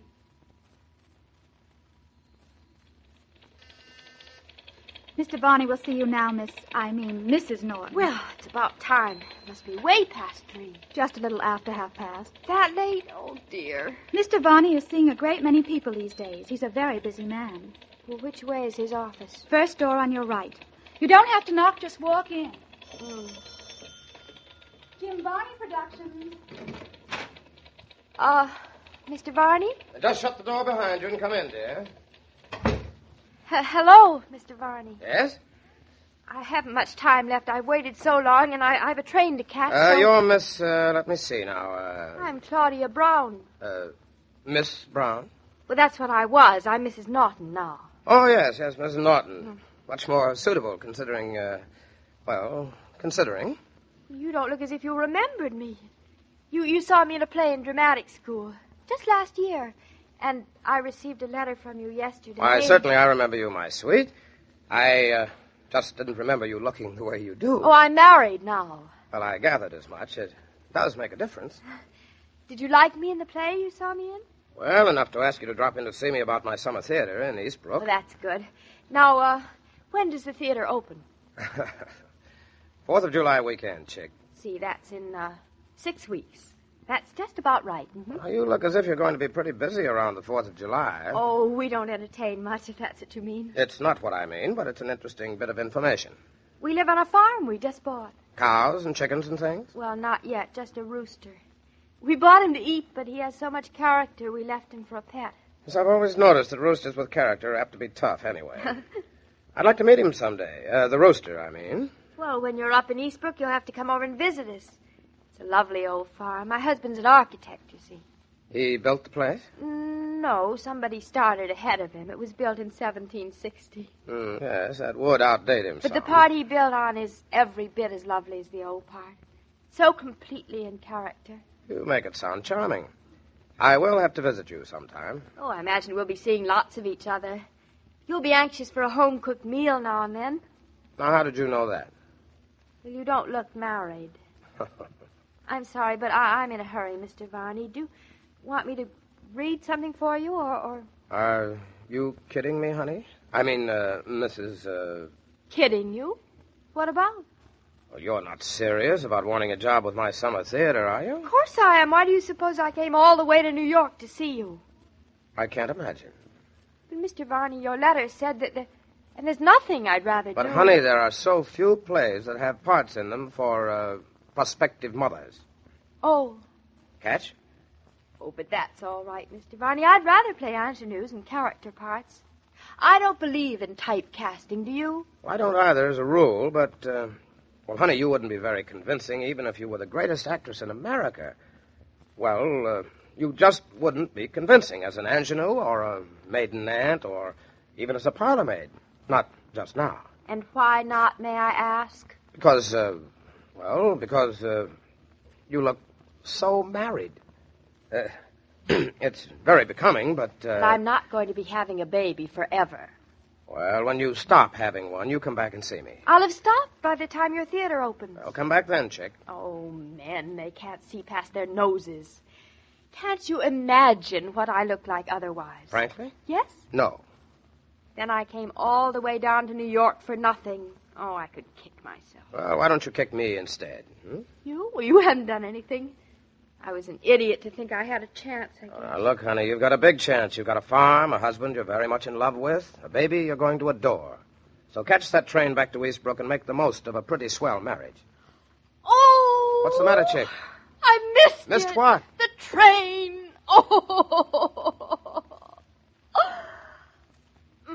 Home economists say that housework can be made easier if you take time out once in a while, as people do in offices and factories. And while you're stopping to relax, here's a friendly suggestion. Reach into the refrigerator for ice-cold Coca-Cola and make your pause in the day's work a refreshing one. There's a lot to the theory that you do a better job when you work refreshed. Oh, Mr. King, have you seen Claudia anywheres? No, last I saw her, she was at Mr. Varney's office. Well, she's only got 3 minutes left before the train leaves. I'm afraid Claudia's not going to be on the 4 o'clock train, Mrs. Brown. She isn't? David's going to be frantic. He's combing that train like a detective. Does he know yet what Claudia came into town about? He hasn't said anything to me about it. Poor Claudia. She's going to have a lot of explaining to do tomorrow. Especially if the train leaves New York without her. You know how men are when they're kept waiting, and David worries so. Oh, there it goes. You'd better hurry if you're going to make it. Oh, dear. I'm not looking forward to tomorrow. My daughter's going to be in quite a spot. Goodbye. Well, till tomorrow. Goodbye. As I was about to say, every day, Monday through Friday, Claudia comes to you transcribed with the best wishes of your friendly neighbor who bottles Coca-Cola. So listen again tomorrow at the same time. And now this is Joe King saying au revoir. And remember, whoever you are, whatever you do, wherever you may be, when you think of refreshment, think of Coca-Cola. For Coca-Cola makes any pause the pause that refreshes. And ice-cold Coca-Cola is everywhere. This broadcast of Claudia is supervised and directed by William Brown Maloney. And now here's a word from your friendly neighbor. Your Coca-Cola bottler presents Claudia, based on the famous play and novels by Rose Franken. Brought to you transcribed Monday through Friday by your friendly neighbor who bottles Coca-Cola. Relax, and while you're listening, refresh yourself. Have a Coke. And now, Claudia. Taxi! Taxi!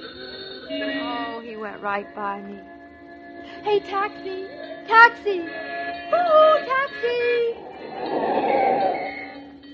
Yeah, lady? Oh, wonderful, you're empty. Which way you going, lady? Uptown, downtown, east or west? East to Grand Central Station. Well, I was heading uptown. I was going to knock off for the night. Oh, driver, please take me to Grand Central. I'm late for my train. Ladies is always late for their train. But if I'm home late for my dinner, I sure catch it. Oh, it's just a little way. Won't take you long if you hurry. Well, traffic is murder at this hour.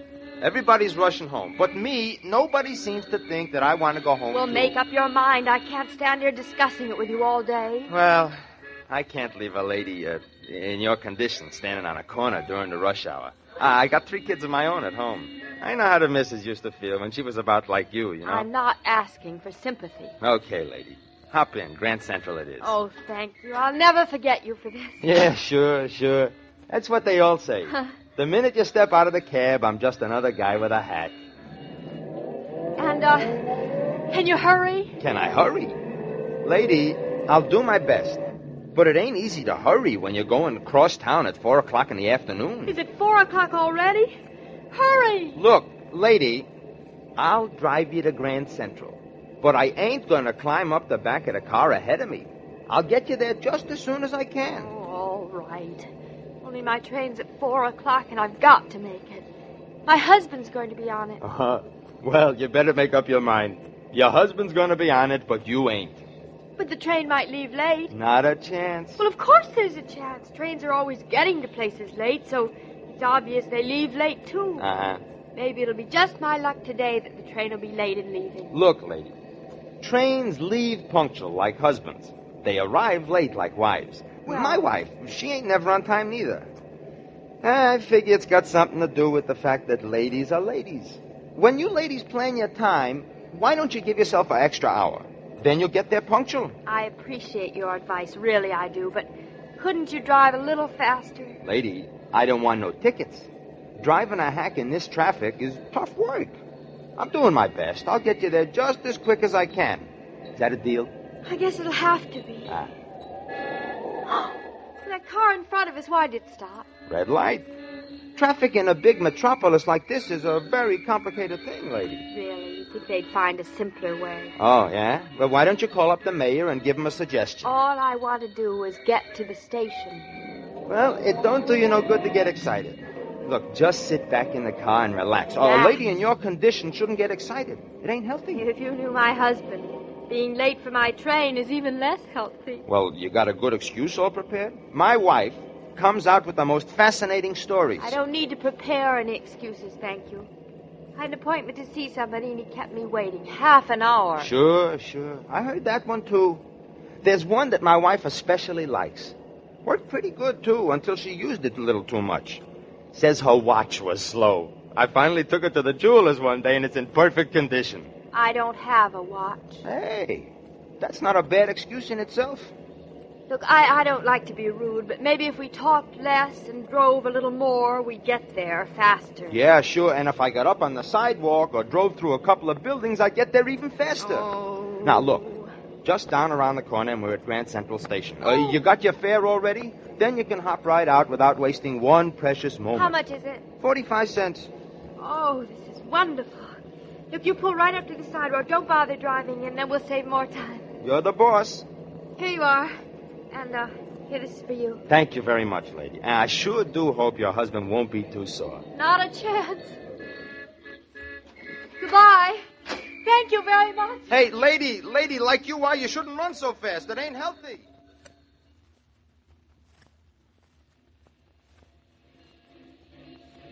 Mama, here I am. Well, it's about time. I missed my train.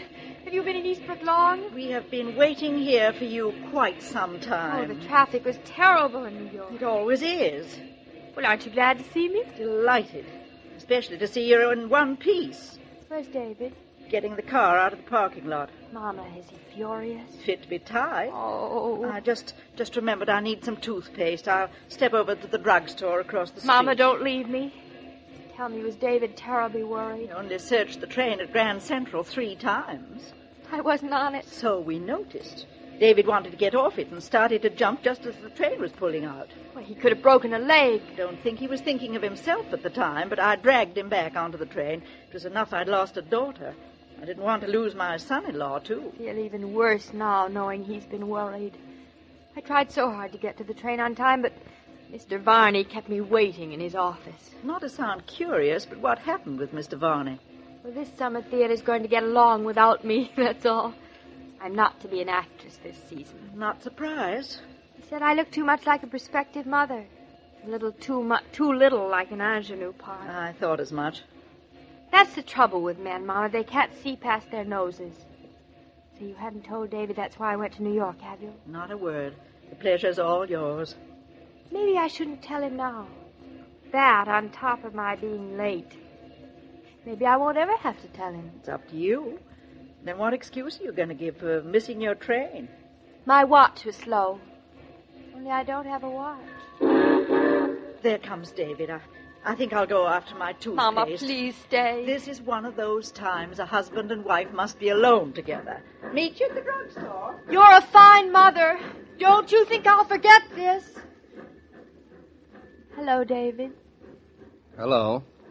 You idiot. Do you realize you could have gotten killed jumping off a moving train? Do you want to make me a widow before I'm even a mother? Is that all you have to say for yourself? I took the next train. So I see. You're furious with me, and I don't blame you. Not at all. Oh, yes, you are. I can see your jaw working. Where did Mother go? To buy some toothpaste like a coward. She coming back? No, we'll meet her at the drugstore. David, don't change the subject.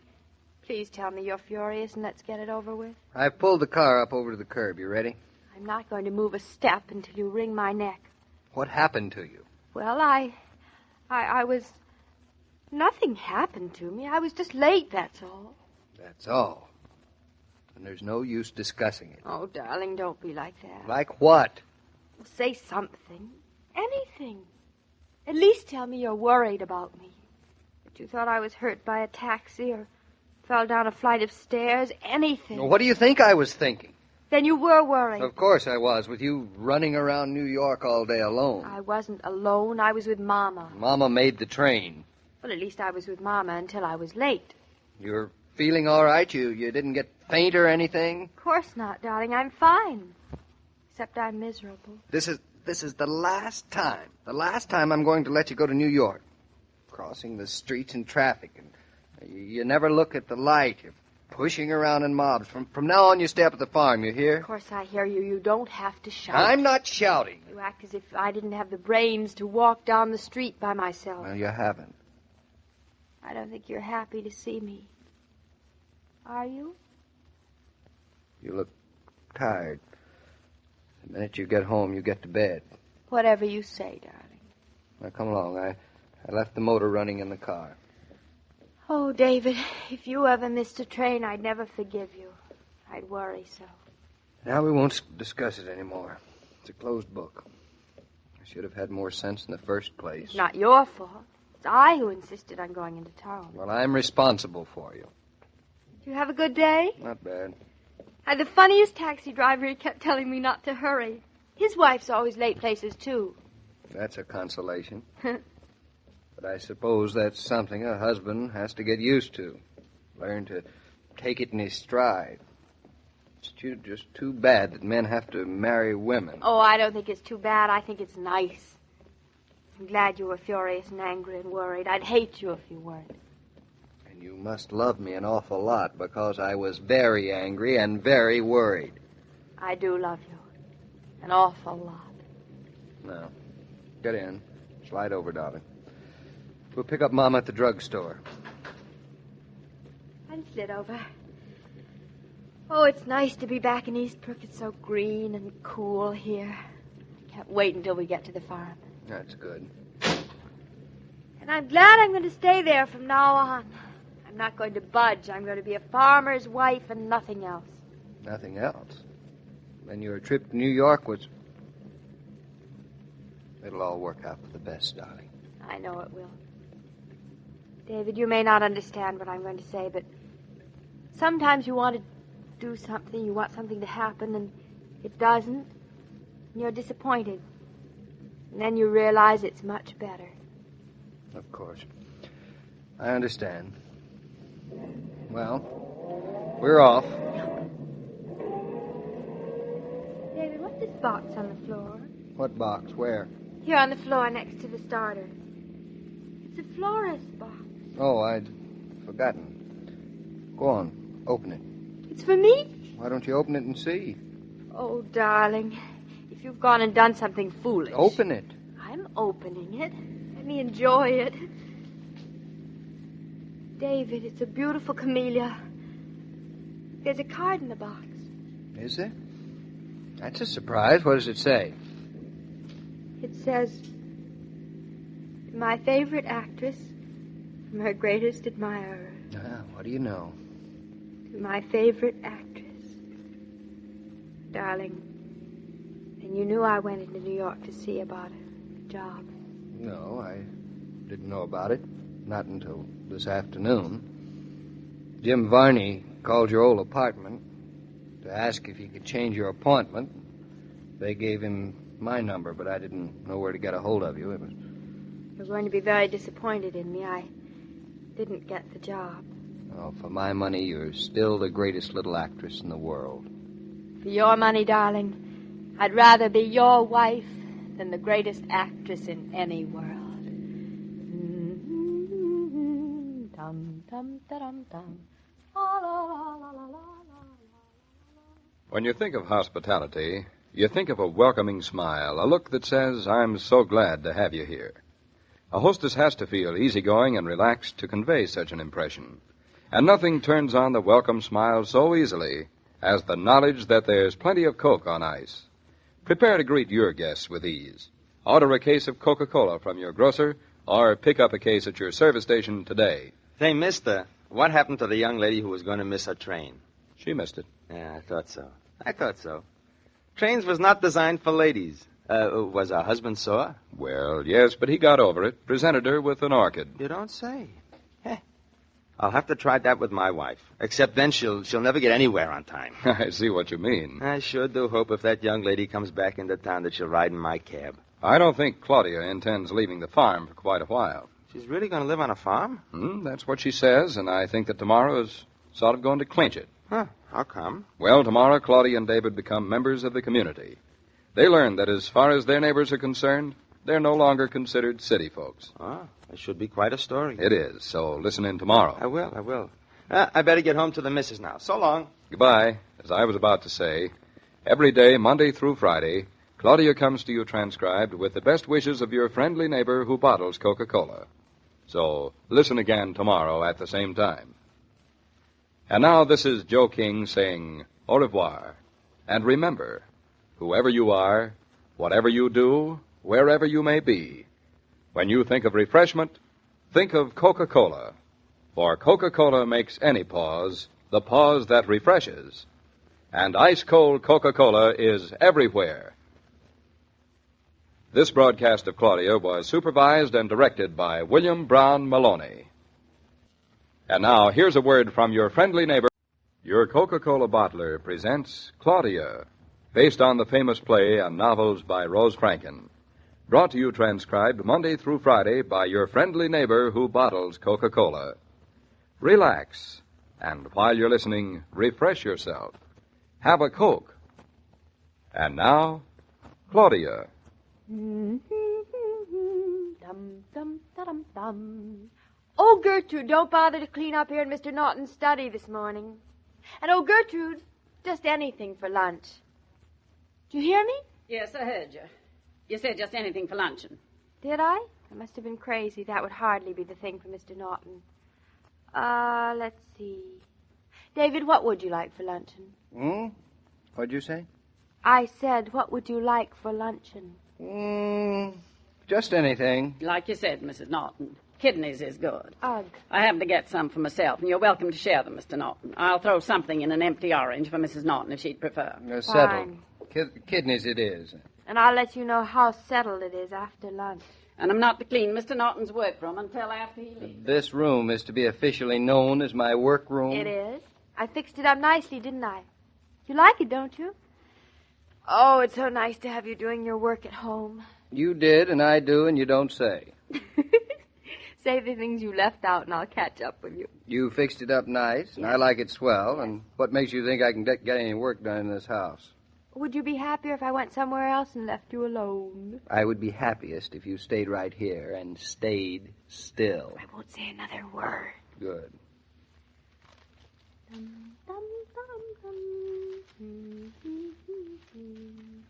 Oh, here are your matches. Are you a mind reader? Fundamental, my dear Watson. You had that funny, preoccupied look you have when you start thinking about filling your pipe. The preoccupied look was because I was sure that I left a pipe here on the work table, and it doesn't seem to be here. It's on the top shelf of the cupboard. I tidied up. You tied it up? Yeah. And if you hadn't been here, I'd have wasted an hour looking for it. But I am here. Oh, so you are. It doesn't distract you if I lean over and watch you work. Oh, no. Fine. That doesn't distract me. Having someone breathe down the back of your neck is one of the best aids to concentration.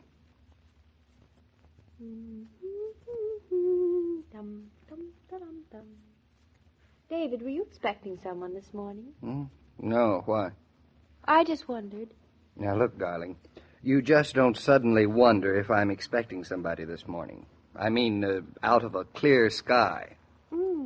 Looks like it was clouding up a bit. Well, why would I be expecting a man out of a clouding sky? Oh, well, maybe you aren't expecting him, but he's there. Who's where? A strange man standing round by the barn, just looking at things. Let me see. Nobody we know. I wonder what he wants. Of course, I could pretend to be a mind reader and answer that. I merely wondered. Well, he might be a tree surgeon out drumming up trade or a lightning rod salesman. Shouldn't we have lightning rods? We should. Well, then don't you think you better go out and see him? We have lightning rods. Oh. But I'm not getting too much work done anyway. I'll go out. You don't trust me with strange men? I don't trust you with Greeks bearing gifts. He doesn't look like a Greek. Greeks who bear gifts never do. Hello, Mr. Norton. Oh, good morning. Fine morning. Fine morning. My name is George Reynolds. Mr. Reynolds? Glad to meet you. You weren't busy with something. I didn't interrupt you. Well, I was busy, but the interruption started before you arrived. Working to home, were you? Yes. Just recent married? No, we've been married almost a year. From where I stand, looking down the years, almost a year is mighty recent. Going to have a baby right soon? Is there something that I can do for... Maybe. I just stopped in to look around some. You bought the whole 88 acres from Jared, didn't you? Yes, You got more in your milk teeth if you drove a trade with Jared. Jared sure was tickled. Told me about it right afterwards. He was, eh? Yep. Said if you'd been darn fool enough to be willing to buy the place without the north lot with the grove on it, he wouldn't have sold it to you. Oh, he wouldn't, eh? Nope. Jared said he'd lived too long to invite a fool to be his boundary neighbor. No? Look, Mr. Reynolds, there was something you wanted to... I just dropped in to look around. Just to look around? Yep. Planning to do some farming? Yep. Cows? Yep. Chickens? Yep. A pig or two? Yep. Not too much, but enough for yourselves with some left over to sell. Yep. Smart. Yep. Look, Mr. Reynolds, if it wouldn't be rude or seem inquisitive into other people's affairs, might I ask what your business is? Eastbrook, Mr. Norton. That's my business. Well, I didn't mean where. I meant, what is your business? Oh, you forgot your pipe and tobacco, David. I brought them out to you. Good morning, ma'am. Good morning. You're Mrs. Norton? Yeah. I'm glad to meet you. Nice to have you in Eastbrook. Thank you. I'm George Reynolds. I just dropped by and your husband's been talking to me. Well, you dropped by, but I wouldn't say that I've been doing the talking. Hey, you're a short-worded man. You might have been born in Eastbrook. There's too many long-winded people in the world. Doesn't look like a Greek. I haven't made up my mind yet. Nice job you did on Jared's old house. Fine old house. Fine job. Yes, sir. You like the house? That's nice. I understand you're an architect, Mr. Norton. David did the house over himself, Mr. Reynolds. Times change. Times have changed. When you want to build a house today, you need an architect. Well, maybe it's a good thing. It could be. I think he is selling something. So do I, but I can't figure out what. Now, I suppose you wonder what I'm doing up here. It was a question that had entered my mind, Mr. Reynolds. Well, it all comes to this. I got a piece of building to do, and I need an architect. You need an architect? Yep. Go on, David. Say something. Well, I'm pretty busy at the moment. Before you say no, I want you to hear me out. We're a self-sufficient community. We are. We are? Yep. When we got people right here in the community to do a job, wouldn't be right to go somewhere else to get an architect. It wouldn't? No, sorry. No. Not when we got what you might call a native architect right here in the community, and a good one. Well, thank you for the compliment, but I've gathered that people around here have thought of me as that city fellow. Well, necessity is the mother of invention, and I've been doing a little inventing this morning. Well, anyway, I want to thank you. It wasn't much of an invention, either. You got yourself a good home and a good piece of land, and your first crop, excuse me, ma'am, is going to be one of your own young'uns. That's putting your roots down. Heck, man, you're a part of this community. It isn't only right that you should have a hand in the putting up of a building that your son someday look at and say, my people built that. Well, I'll tell you, Mr. Reynolds. Go on, David. Why don't you do it? Head that rocks the cradle rules the republic, Mr. Norton. You're not going to say no after what Mrs. Norton just said. Well, I really You just think it over and come down to my place in a day or two, and we'll look the site over. I'll be getting along. Well, goodbye, neighbors. Goodbye. Goodbye.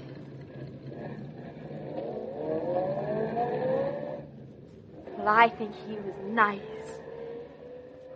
What sort of a building does he want you to do? Probably a chicken coop or a gas station. He didn't say. The lunch is on the table. We're coming. Well, even chicken houses have to be built. And he did call you a native and a neighbor. Probably won't take you much time.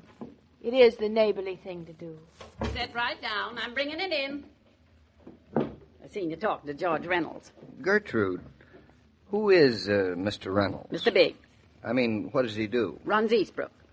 Well, he ought to do a good job. He seems to know everybody's business. Makes that his business, too. Seems like a nice man. He's most nice about a month before the first Tuesday in November.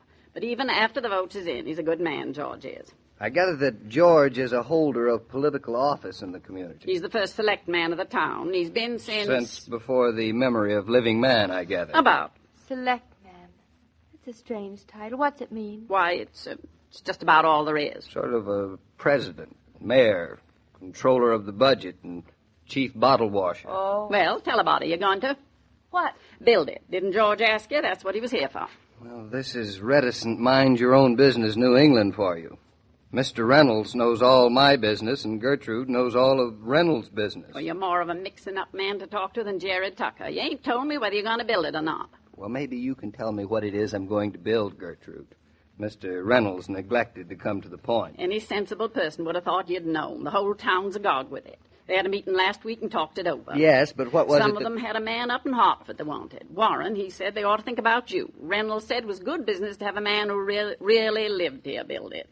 He'd have more of a conscience Yes, about but it. Gertrude, what? Some said it was a mite of money for a young man to be playing around with. And Jared Tucker said that Alexander Hamilton was no more than Mr. Norton's age when he started the Federal Reserve Gertrude, System. Gertrude, please. What?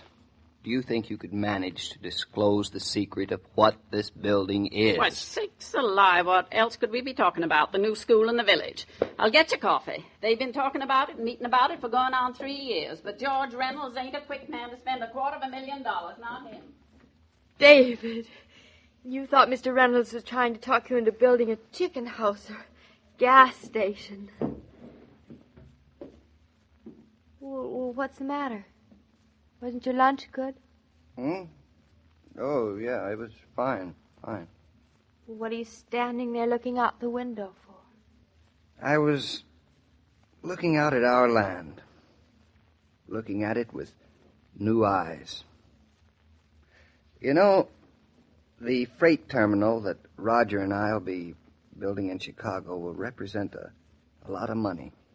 A lot more money than this will. And yet I have a feeling that building the schoolhouse in this community here in Eastbrook will be one of the most important jobs in my life. Put your arm around me, David. You know, being natives, belonging to a community, is an important and a very wonderful thing. You talked so much you clear forgot. You didn't tell me if you was going to build a school. Build a school, Gertrude? Yes. Yes, sir, I'm going to build it. He's just made an appointment with our grandson, when our grandson is 8 years old. Dum dum da dum dum. La la la la la la la la la la. Some people maintain that young folks are too demanding today, but I don't share that opinion. Seems to me they don't ask a great deal in the way of entertainment, for example. Just look at a crowd of them gathered around a phonograph. With half a dozen records and with ice-cold Coke for refreshment, they can have a good time for hours. You know that as well as I do, if you have any young folks in your household. And Coca-Cola at 5 cents is certainly a modest request, one that any fond parent can satisfy. I guess that settles it. Mr. and Mrs. Norton, they're Eastbrookers now. We'll all have to stop thinking of them as New Yorkers, won't we? Certainly will. Think they're pleased? I should say they are, Gertrude. Pleased as punch. Well, Gertrude always says, if you're going to live someplace, you got to be a native. You've the right idea there. Those two sure seem happy. I never seen a young couple who needs other folks less. Each other's all they want. It's good. But it's not always as easy as that, Gertrude. For instance, tomorrow night. What happens? Well, they have unexpected visitors. A gentleman and a lady. Yes, go on. And the lady, a famous actress, takes a very noticeable shine to David. Don't blame her at all. Well, Claudia. And how is she going to cope with it? I'll be here tomorrow to find out. Gertrude don't like to miss a story like that. So long, Joe. Goodbye, Gertrude. As I was about to say, every day, Monday through Friday, Claudia comes to you transcribed with the best wishes of your friendly neighbor who bottles Coca-Cola. So listen again tomorrow at the same time. And now this is Joe King saying au revoir. And remember, whoever you are, whatever you do, wherever you may be, when you think of refreshment, think of Coca-Cola. For ice-cold Coca-Cola makes any pause the pause that refreshes. And ice-cold Coca-Cola is everywhere. This broadcast of Claudia was supervised and directed by William Brown Maloney. And now here's a word from your friendly neighbor.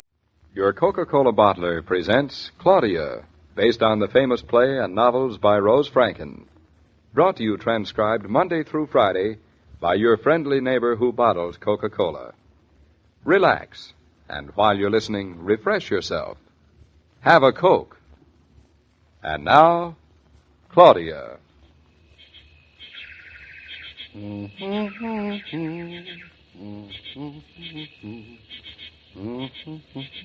what a beautiful evening it is. Shame to go back into the house. Listen. That one bird. He always sings on the apple tree. Almost June. I can't believe it. And June means summer. Our first summer, darling. In our own house. With our own baby. You getting excited about it? I've been excited. I'm getting impatient. I don't blame you. I wonder what it'll be like. I mean, you and me. You and I. Are you going to correct my grammar in front of our son? I hope that by the time our son is old enough to understand that you will have learned some grammar. Anyway, as I was saying, I wonder what it'll be like, you and I having a child. I expect everything will be different. I expect so, but things are always different. I used to hate the idea of life changing. Yeah, I remember. But I don't anymore, darling.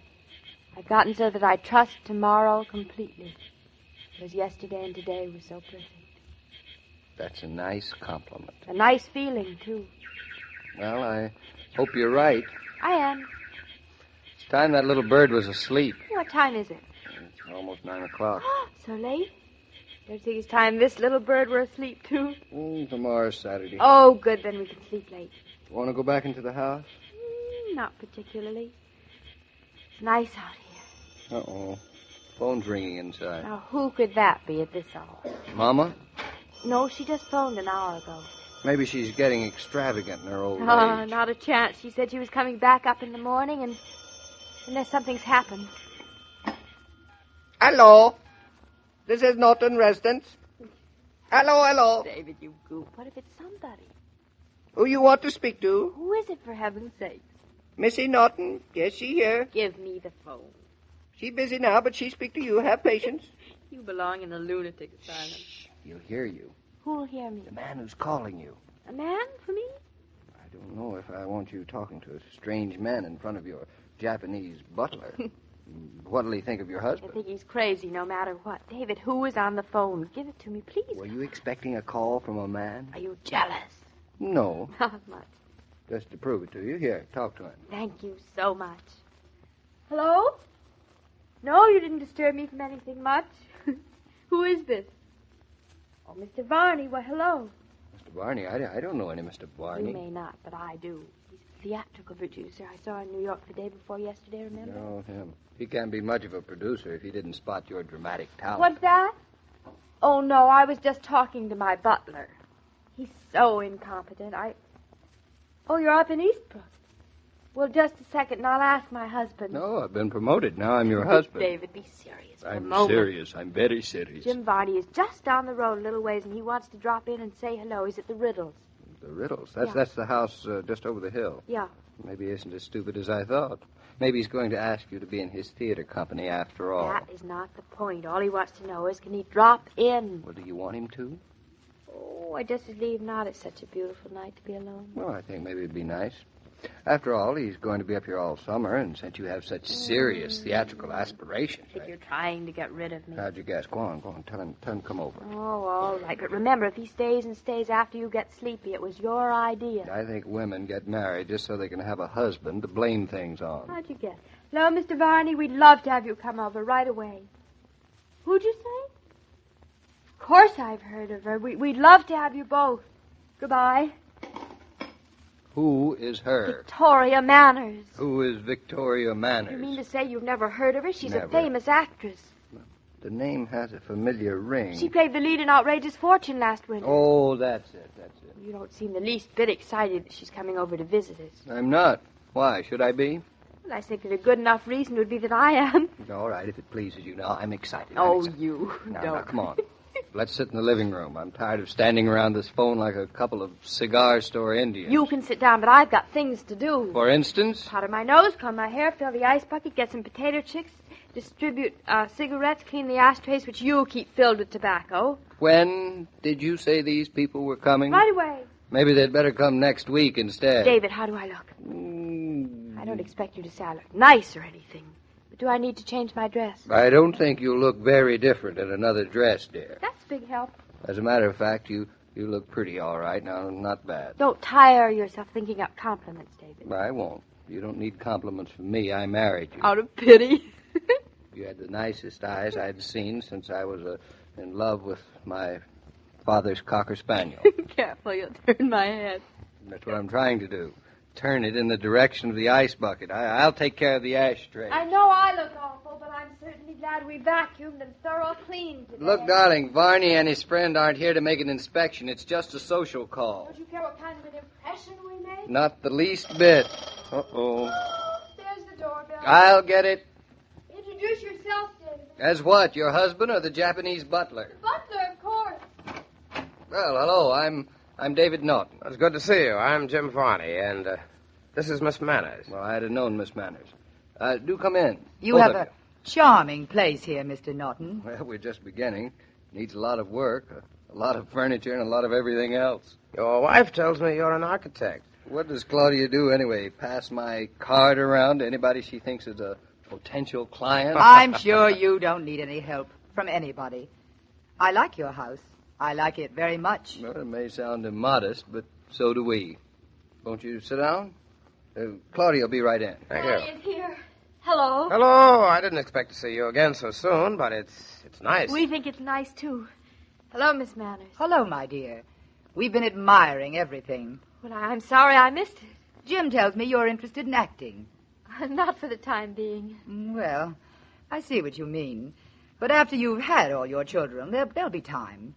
You still look very young. Have you any children? I'm not married. At least not at the present moment. Oh, that's too bad. I can understand your being so much in favor of it. with such a handsome husband. You'll turn my head, Miss Manners. I doubt it. You mustn't take Victoria too seriously, Claudia. Why not? David is very handsome. Now, wouldn't you all like something to drink? No, not me. We just finished dinner. There's something I would like. Of course. Anything. I'd like to see a little more of your house from the outside. It looks so attractive. Do you really mean it? David, why don't you take Miss Manners out and show her the house? Don't you want to? You're responsible for it, darling. Besides which, you're the authority on houses in this family. I'm not making a nuisance of myself, am I? Oh, no. On the contrary. As a matter of fact, there's nothing I prefer more than bragging about this place. No matter how modest I may act. Brag all you like to me, Mr. Norton. I know how artists feel about something they've created. We'll be back in just a minute, Doc. That's all right, David. Goodness, she's lovely looking. And she doesn't waste any time, does she? What do you mean? Well, didn't you realize she's making a play for your husband? Of course I realize. And I don't blame her one bit. What did you say? Well, she'd be a fool if she didn't notice he was handsome and attractive. And Victoria Manners isn't a fool. And neither are you. Neither am I. A lot of things she is. Look, honey, you're not awfully disappointed about not getting a job with my summer theater, are you? I'm not at all anymore. Would you be, if you were me? If I were you, I'd probably be the happiest woman in the world. Only Miss Manners makes me feel a little as if I had 3 legs. She makes everybody feel that way. What a terrible responsibility she has. Well, I don't think she considers it that. Well, say, where's this famous rooster of yours? Asleep on the job. He's a very baffled bird. He never knows what time of day it is. He crows all the time. That must be very confusing for you. Besides which, he's absolutely useless around the house. Can't even lay an egg. Well, why don't you get him a hen? We're thinking of it. But David says he doesn't want to start anything. We do have a cat and a dog who love to show off. Oh, you make me feel as if I'd been dead for 20 years. That's a funny thing to say. Hello, we're back. We missed you. I didn't, not a bit. Oh, Jim, you must get Mrs. Norton to show you around sometime. Anytime, I'd love to. And now that I've been terribly rude, stolen David away from you two, and poked my nose into everything, I think we'd better go, Jim. Yes, it's a long drive back to town. It's a lovely night. I wish I were driving someplace. Oh, you have no coats or anything? Thanks for letting us drop in, honey. Well, come again, won't you? Thank you. We will. Indeed we will. I'll be in Eastbrook all summer, too. And now I'm rather looking forward to it. Good night, all. Good night. Good night. Summer's almost here, isn't it? I like Varney. He likes you, too. Professionally. Wish I'd had a chance to talk with him. It was a funny evening, wasn't it? He certainly didn't stay long. David, she is beautiful, isn't she? Not bad. Such long legs and such a little waist. I didn't notice. You must be blind. I think you would have enjoyed seeing a nice, slender woman for a change. For a change from what? For a change from me. Now, what do I want to change for? For a change. Besides, you're not slender. Should say I'm not now. You're skinny. I've always said you could put a little more on your bones. Oh, darling, you're being so sweet. I'm not being sweet. After the baby's born, I insist that you try to keep some of this weight. It's very becoming. Sometimes I think you're plumb crazy. Now, why am I crazy? Here, one of the most beautiful women in America was making a play for you, and you won't even admit you've noticed. You're the one who's crazy. She liked the house. Oh, Victoria Mann is interested in architecture. She liked you. And I'm proud of it. Wonderful to be married to a man whom other women want. You're imagining things. Trouble with you, David Norton, is I don't think you appreciate beautiful women. Oh, don't I? You couldn't, or you'd have... How'd you like to take a drive, Mrs. Norton? Me? At this hour? You see, it's a very beautiful night. And I'm very much in love with a very beautiful woman. And there are a few things I'd like to say to her under a beautiful moon. Darling, I didn't mean me. I'm not beautiful. Who cares what you think? I think you are. And that's more important. So here, take my hand.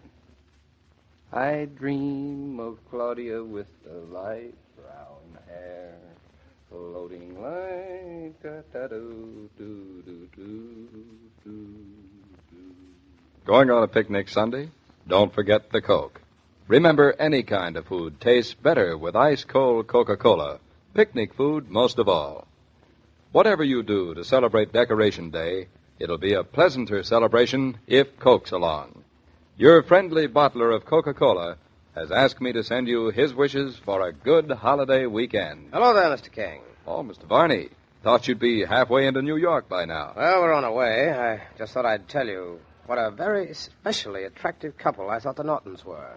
I know Miss Manners thought David was. Yes, so much so that I'm almost a little sorry I brought her up to the Nortons tonight. Because when Victoria Manners lets her eyes rest on a man for a moment, usually means that more will be said about it, and very soon. I wouldn't worry about David. He can take care of himself. Well, we'll find out on Monday. Victoria has already hinted that grass will not grow under her feet on Monday. Well, when you know Claudia as well as I do, you'll know that this story will have quite a different ending than the one you're worrying about. Well, you know Claudia, but I know Victoria, and my bets are on Victoria. She can't win. You'll see. On Monday. Well, so long, Mr. King. So long, Mr. Varney. As I was about to say, every day, Monday through Friday, Claudia comes to you transcribed with the best wishes of your friendly neighbor who bottles Coca-Cola. So listen again Monday at the same time. And now this is Joe King saying au revoir. And remember, whoever you are, whatever you do, wherever you may be, when you think of refreshment, think of Coca-Cola. For Coca-Cola makes any pause the pause that refreshes. And ice-cold Coca-Cola is everywhere. These programs star Catherine Bard as Claudia and Paul Crabtree as David. And the entire production is supervised and directed by William Brown Maloney. And now here's a word from your friendly neighbor. Your Coca-Cola bottler presents Claudia, based on the famous play and novels by Rose Franken. Brought to you transcribed Monday through Friday by your friendly neighbor who bottles Coca-Cola. Relax, and while you're listening, refresh yourself. Have a Coke. And now, Claudia.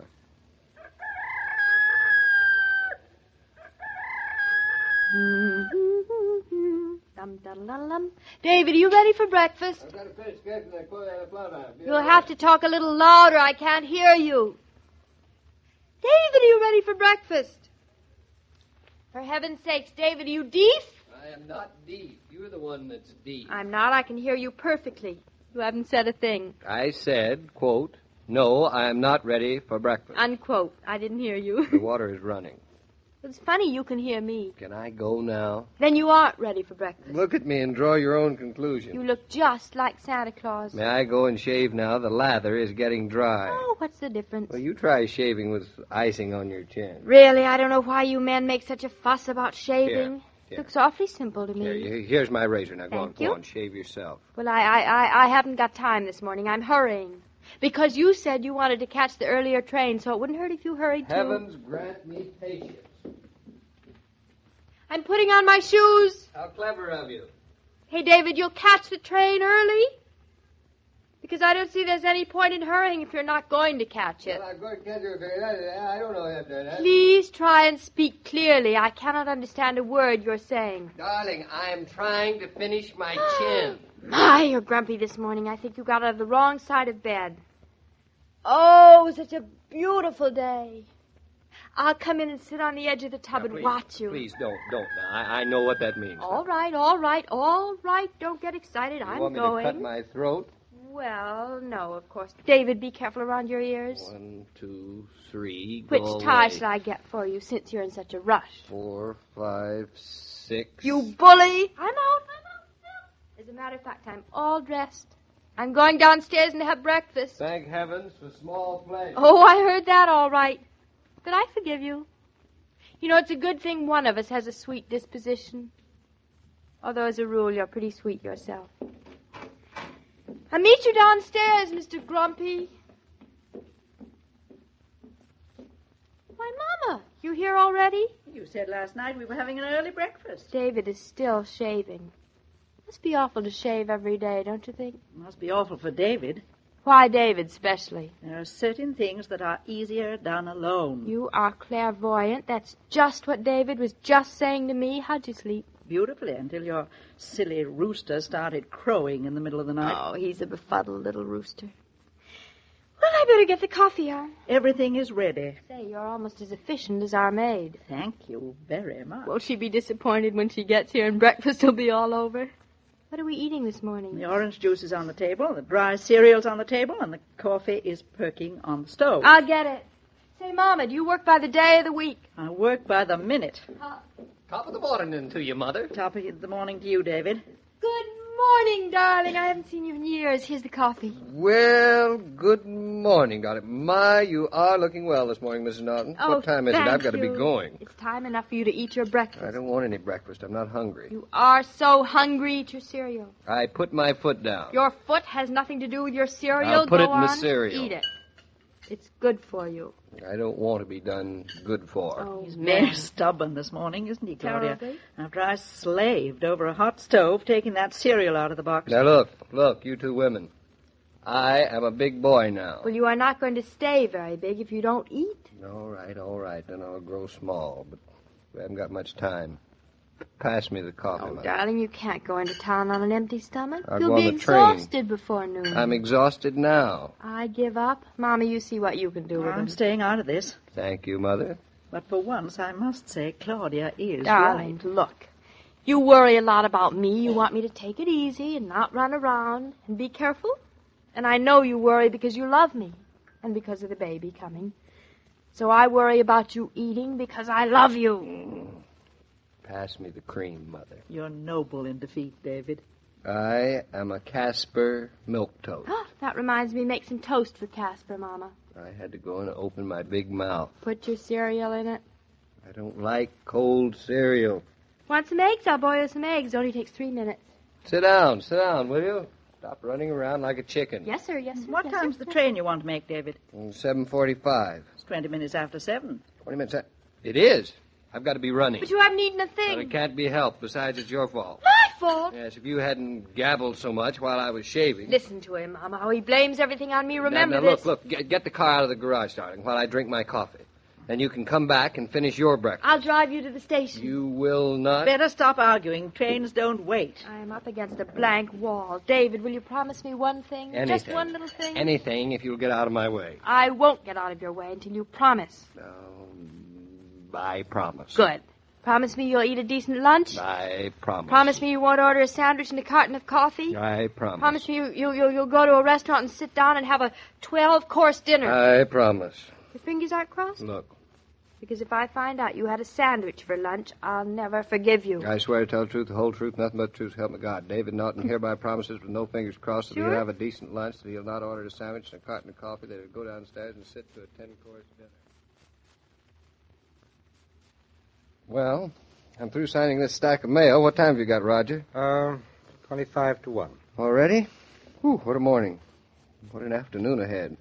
You going to be here a while? I can arrange it, David. I have a lunch at the club, but that's any time. I hate to leave the office, but I better get on my way. Where are you heading for so unenthusiastically? Out to lunch. I promised Claudia I would. You know, I suspect she thinks I come down to the office just for a little relaxation. No architecture involved. All wives think that. A man's office is just an evasion for responsibilities. Wouldn't you rather I had a sandwich and a carton of coffee sent up for you? Then you can take your time. I'd much rather, but I promised Claudia I wouldn't. So I'd better go out. David, you are henpecked. Looks like it, doesn't it? Lucky you. Must be nice to be henpecked by Claudia. It is. But don't you tell her I said so. It would be the end. Oh, I think I heard the office door open. I'll see who it is. Hello. I'm sorry, but is Mr. David Norton here? Oh, yes, he's in the other room. Is he busy? If he is, I'll just leave. But if he isn't... Just a moment. I'll tell him you're here. Just tell him it's Miss Manners. Victoria Manners. Miss Manners, you insulted me. I was very well aware of who you were. That's very sweet. I enjoyed seeing you in your last play very much. Very much indeed. Thank you so much. It's always gratifying to be complimented on a performance. When a play closes, you feel it's the end. But when your audience remembers, well, it's very nice. I'll tell Mr. Norton you're here. David, There's a beautiful blonde waiting for you outside. What's that? I say there's a beautiful blonde for you outside. I'm busy. Who is it? Victoria Manners herself. Good heavens, no. Good heavens, yes. You never told me you knew her. No, I didn't till the other night. A friend of Claudia's, a chap who's going to run a theater up in Eastbrook this summer, dropped in. He brought her along. Should be a very interesting summer. Shall I send her in? I wonder what she wants. I'm in a hurry. Well, if you don't want to see her, I'll be very happy to. The pleasure is all yours. But I guess I'd better go out and be polite for Claudia's sake. It's wonderful the things a man will do for his wife. Well, hello. This is quite a surprise. Oh, David. I was going by, and I knew your office was in this building. So I thought I'd just drop up and say hello. Well, that was very thoughtful of you. Hello. Hello. This is a charming office. Such good taste. You seem to give charm to all your surroundings. Well, my partner has had these offices for quite some time. That isn't what I meant, and you know it. It's very forward of me to drop up like this, but it's lunchtime, and I thought if you weren't busy... Well, I was just about to... Well, I mean, I am busy. A big job ahead of me, you know. Well, a big job certainly demands a lot of energy. And if you're going to have the strength to go through with it, I think you should have a good lunch. That's faintly reminiscent of a conversation I had over breakfast this morning. Your wife? Women seem to think that everything should be dropped when it comes to a meal. Work, responsibilities, trains. But eating comes first. Your wife is right. I'm heartily in favor of her advice. You work a lot better if you take a little relaxation. Well, Come on. Don't make me have to ask you twice. You can please your wife by taking me to lunch. Well, when two beautiful women insist on the same thing, I don't quite see how I can refuse them both. Then it's settled. I know a wonderful little French restaurant right around the corner. They make the most divine oysters a la Rockefeller. All right, I'll be right with you, Miss Manners. You know, I thought I'd have a much harder job bringing you with me. Well, you would have, if it weren't for my wife. What? It's very complicated, Miss Manners. If we're going to have lunch together, you're going to have to call me Victoria, David. Looks as if I'll have to call you Victoria. I'll tell my partner I'm going out. I'll be right with you. I am trapped, Roger. I've got to go and have lunch with Miss Manners. But I'm only going because I promised Claudia that I would go to a restaurant and have a 12-course dinner. Of course. Now, stop nodding like that. If you have any silly ideas about this... Not one. Well, all right, I'll be back as soon as I can and be polite at the same time. Do that. Oh, David. Yes? There's a little piece of lint on your collar. Brush it off. Oh, you're a rascal. Now, listen, I'm only doing this because of Claudia, mind you. Now, don't get any ideas. I promised her. I know you promised. But you're in this up to your neck, old boy, so run along with Miss Manners for your lunch. Hello. Oh, Claudia. Hello, dear. No, David isn't here. He just stepped out. He's on his way to lunch. Oh, you call to be sure he has a decent lunch? No, he isn't having a sandwich set up. I promise you. My word of honor, he is on his way to lunch. David wouldn't break a promise to you. Oh, and Claudia, David is going to have some lunch. Goodbye. Oh, promise me that someday you and I will... If a friend drops in this afternoon, are you prepared to offer her a pleasant welcome? A refreshing welcome that will not require your extended absence? May I suggest that you put half a dozen bottles of Coke on ice? Then, when company comes, you can visit refreshed. It's the easy, relaxed way of saying, glad you came. How about putting a carton of Coca-Cola on today's shopping list? Well. What do you think of David lunching with the Victoria Manners, Mr. King? As you said, Mr. Killian, he's going to have some lunch. I wonder what Claudia would say if she knew. I don't think she'd say anything. I think she'd be delighted, just so long as David really eats. And I think you're wrong. Eating is one thing. Eating with Victoria Manners, who is not interested in food, is another. And I hope David has the sense not to tell Claudia. I think you will tell her. It's that kind of marriage. Very foolish. Claudia's very understanding and all that, but no. he shouldn't tell her.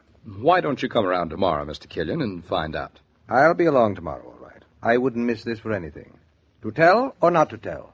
That is the question. No, I think the question is, what will Claudia say? Well, we'll find out tomorrow. See you then. Goodbye, Mr. Killian.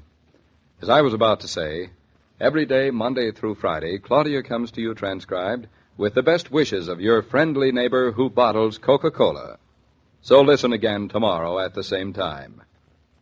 And now this is Joe King saying au revoir. And remember, whoever you are, whatever you do, wherever you may be, when you think of refreshment, think of Coca-Cola. For Coca-Cola makes any pause the pause that refreshes. And ice-cold Coca-Cola is everywhere. These broadcasts are adapted for radio by Manya Starr. The entire production is supervised and directed by William Brown Maloney. And now, here's a word from your friendly neighbor. Your Coca-Cola bottler presents Claudia, based on the famous play and novels by Rose Franken. Brought to you transcribed Monday through Friday by your friendly neighbor who bottles Coca-Cola. Relax, and while you're listening, refresh yourself. Have a Coke. And now, Claudia.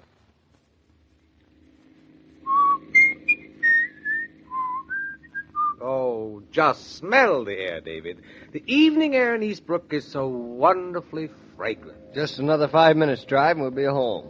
It seems even sweeter on the farm. I hope so. Did you tell Claudia I was coming? I didn't have a chance to call her. We left the office in such a hurry.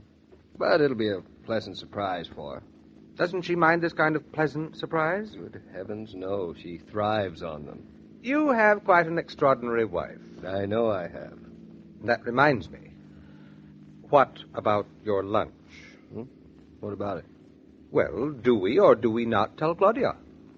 Do we or do we not tell her what? David, don't pretend to be dull. Tell her about with whom you had your lunch. Oh, you mean about my lunching with Victoria Manners. At last. After all, it's not every day that you lunch with Broadway's handsomest star. Or is it? It isn't, thank heavens. Thank heavens? I thought she was a glorious-looking creature. I ate so much, I was so sleepy all afternoon I could hardly keep my head up. But you must have had beautiful dreams of the beautiful Victoria Manners. I don't know whether to take you seriously or not. Take me seriously and answer me. Are you going to tell Claudia about your having lunch with Victoria Manners? Of course I am. Why not? Well, it isn't the sort of thing one usually tells a wife, is it? Frankly, I don't know. I haven't had lunch with a blonde, unattached single female since the day I was married. I suppose it isn't the thing one tells a wife. No, you're making sense. At least it isn't what one tells an average, everyday, typical wife, but Claudia isn't that kind of wife. They never are. Until they are. You are very profound today, Roger. But, David, why tell Claudia something that may hurt her unnecessarily? Because I think enough of Claudia that I know it isn't going to hurt her. After all, I was going out to lunch in the first place because I promised Claudia I was going to eat a decent meal. Then, when Miss Manners just happened by and invited me to join her... Happened by? She took an elevator up 22 floors, knocked on our office door, and invited you to take her to dinner. And that isn't just a casual, chance occurrence. As far as I'm concerned, it was. Personally, I think she's a rather dull young person. Miss Manners has lived a great deal too much without having understood enough of it. So I shall tell Claudia. I'll make a bet with you, Roger. Anything you say. I'll bet you that Claudia doesn't raise an eyebrow. I'll bet you that Claudia is absolutely delighted and pleased and will suggest that I do it more often. $10 on that. $10 it is. Now, this is going to be an easy way of getting my money back for what I considered was a very expensive lunch. Ho, ho, ho. Here we are. Home, sweet home. All right, all out. Look, David, let's forget that silly bet. Don't tell Claudia about Victoria Manners. What's the use? You're really serious? You really think she'll be upset? Oh, not necessarily, but it was so innocent. There's no need to tell her. Well, that's exactly why. Oh, now I wish I'd gone straight on to Boston. Now you're starting to get me worried. David, welcome home. I've been waiting for you all day. Hello, darling. And Roger, what a wonderful surprise. I do hope you don't mind, but David insisted. Mind, it's wonderful.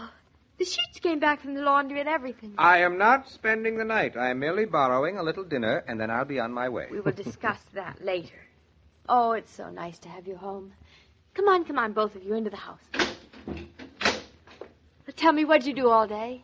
Oh, I played a little golf, a couple of sets of tennis, went swimming a while, and then I flew my airplane down to Texas. What'd you do, Roger? You worked hard. He did. He worked all day. He hardly stopped. Oh, come on, let's sit in the living room and talk. You can wash up afterwards. Roger. Did you say that David hardly stopped working all day? Hardly. And he accomplished worlds of work. David, answer me. Did you stop for lunch? Barely. Roger. But, Roger, when I called, you told me David had gone out to lunch. That he was going to eat enormously. Oh, so I did. And I did eat enormously. He hardly took any time over it. Did you, David? Only 2 hours. 2 hours? 2 hours. I told you he'd eat a 12-course dinner, not a 24-course one. Well, David eats very slowly. Say, what is going on here? First, he hardly stops to take a deep breath, then he eats so slowly it takes 2 hours. Now, wait a minute. Now, listen, Roger. Get this straight. A bet is a bet. David, let's call it off. I warned you. What's the big secret? Did you have a stomachache, David? Not quite. Darling, tell me the truth. Tell me you had a decent meal. You hardly had any breakfast. Tell me that you... I ate at La Place. Ooh. A French restaurant.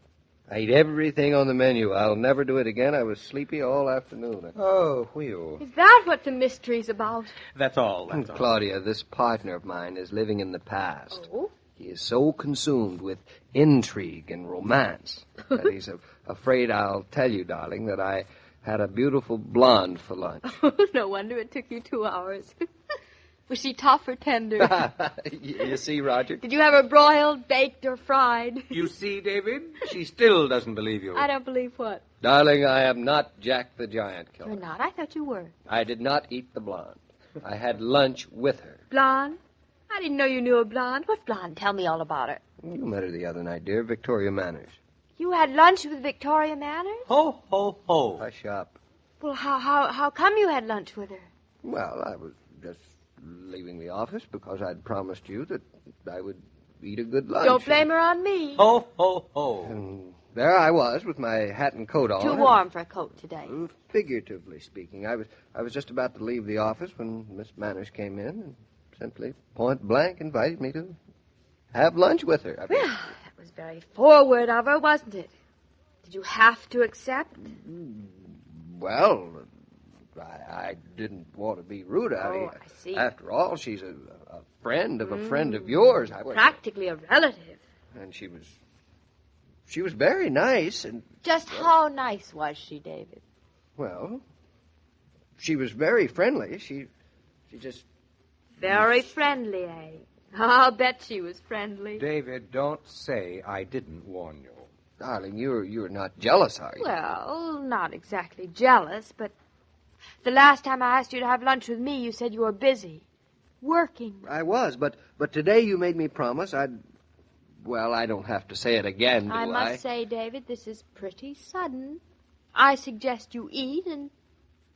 Was she very friendly? Very. Oh, Maybe someday you'll listen to me, David. I told you I've had more experience with this sort of thing. What sort of thing do you mean by this sort of thing, Roger? It's just that after all, a husband... Yes? Oh, I ought to have had enough sense to keep quiet. David, stop blushing and tell me. What'd she have to say? Well, she hoped you were feeling well. About... Oh, me, I'm fine.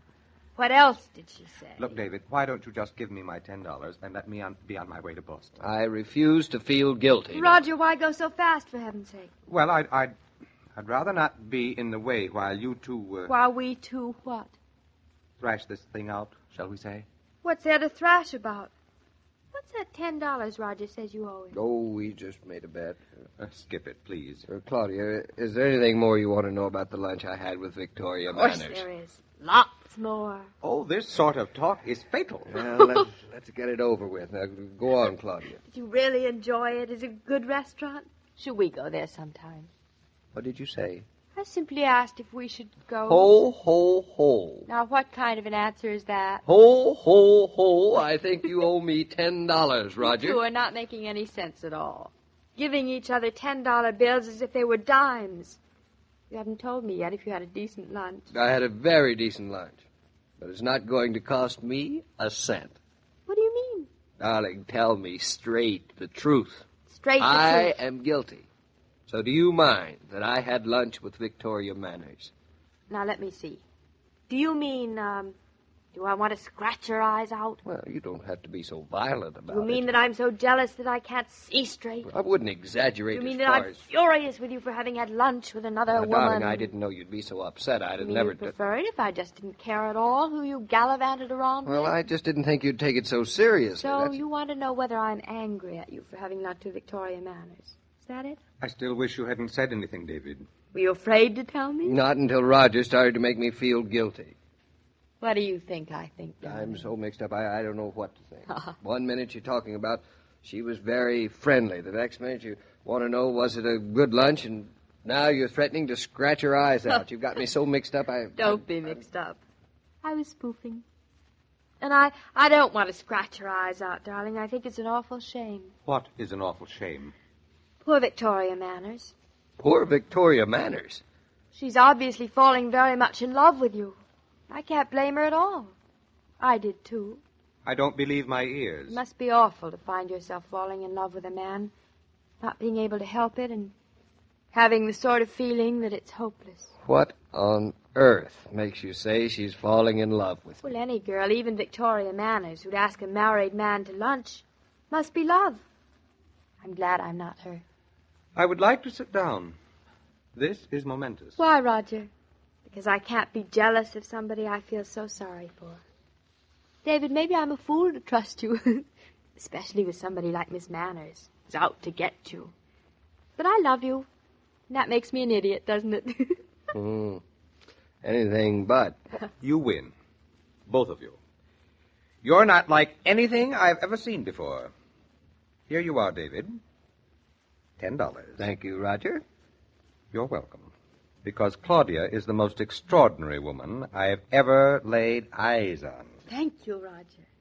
Darling, you mean you've won $10 because of me? I have indeed. A nice, crisp $10 bill. Give me. Because you are a wonderful idiot, and I love you. That's wonderful. It means you can have lunch with Victoria Manners again. For nothing. And then I'll know you'll eat a really decent meal. It's wonderful. I'll go on up and wash you, too, while I set an extra place for dinner. Dum, dum, dum, dum.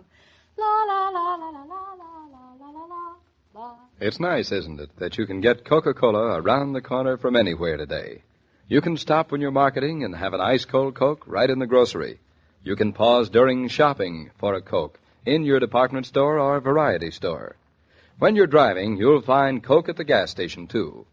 This friendly service enables you to shop refreshed, drive refreshed, work refreshed, whoever you are and whatever you do. Well, Mr. King, it looks like I lost $10. Well, it does look like you did. Claudia is absolutely unpredictable. She reacts absolutely differently than any other wife or woman I've ever known. That's what makes her Claudia. To be delighted that her husband took another woman to lunch, then to be sorry for the other woman.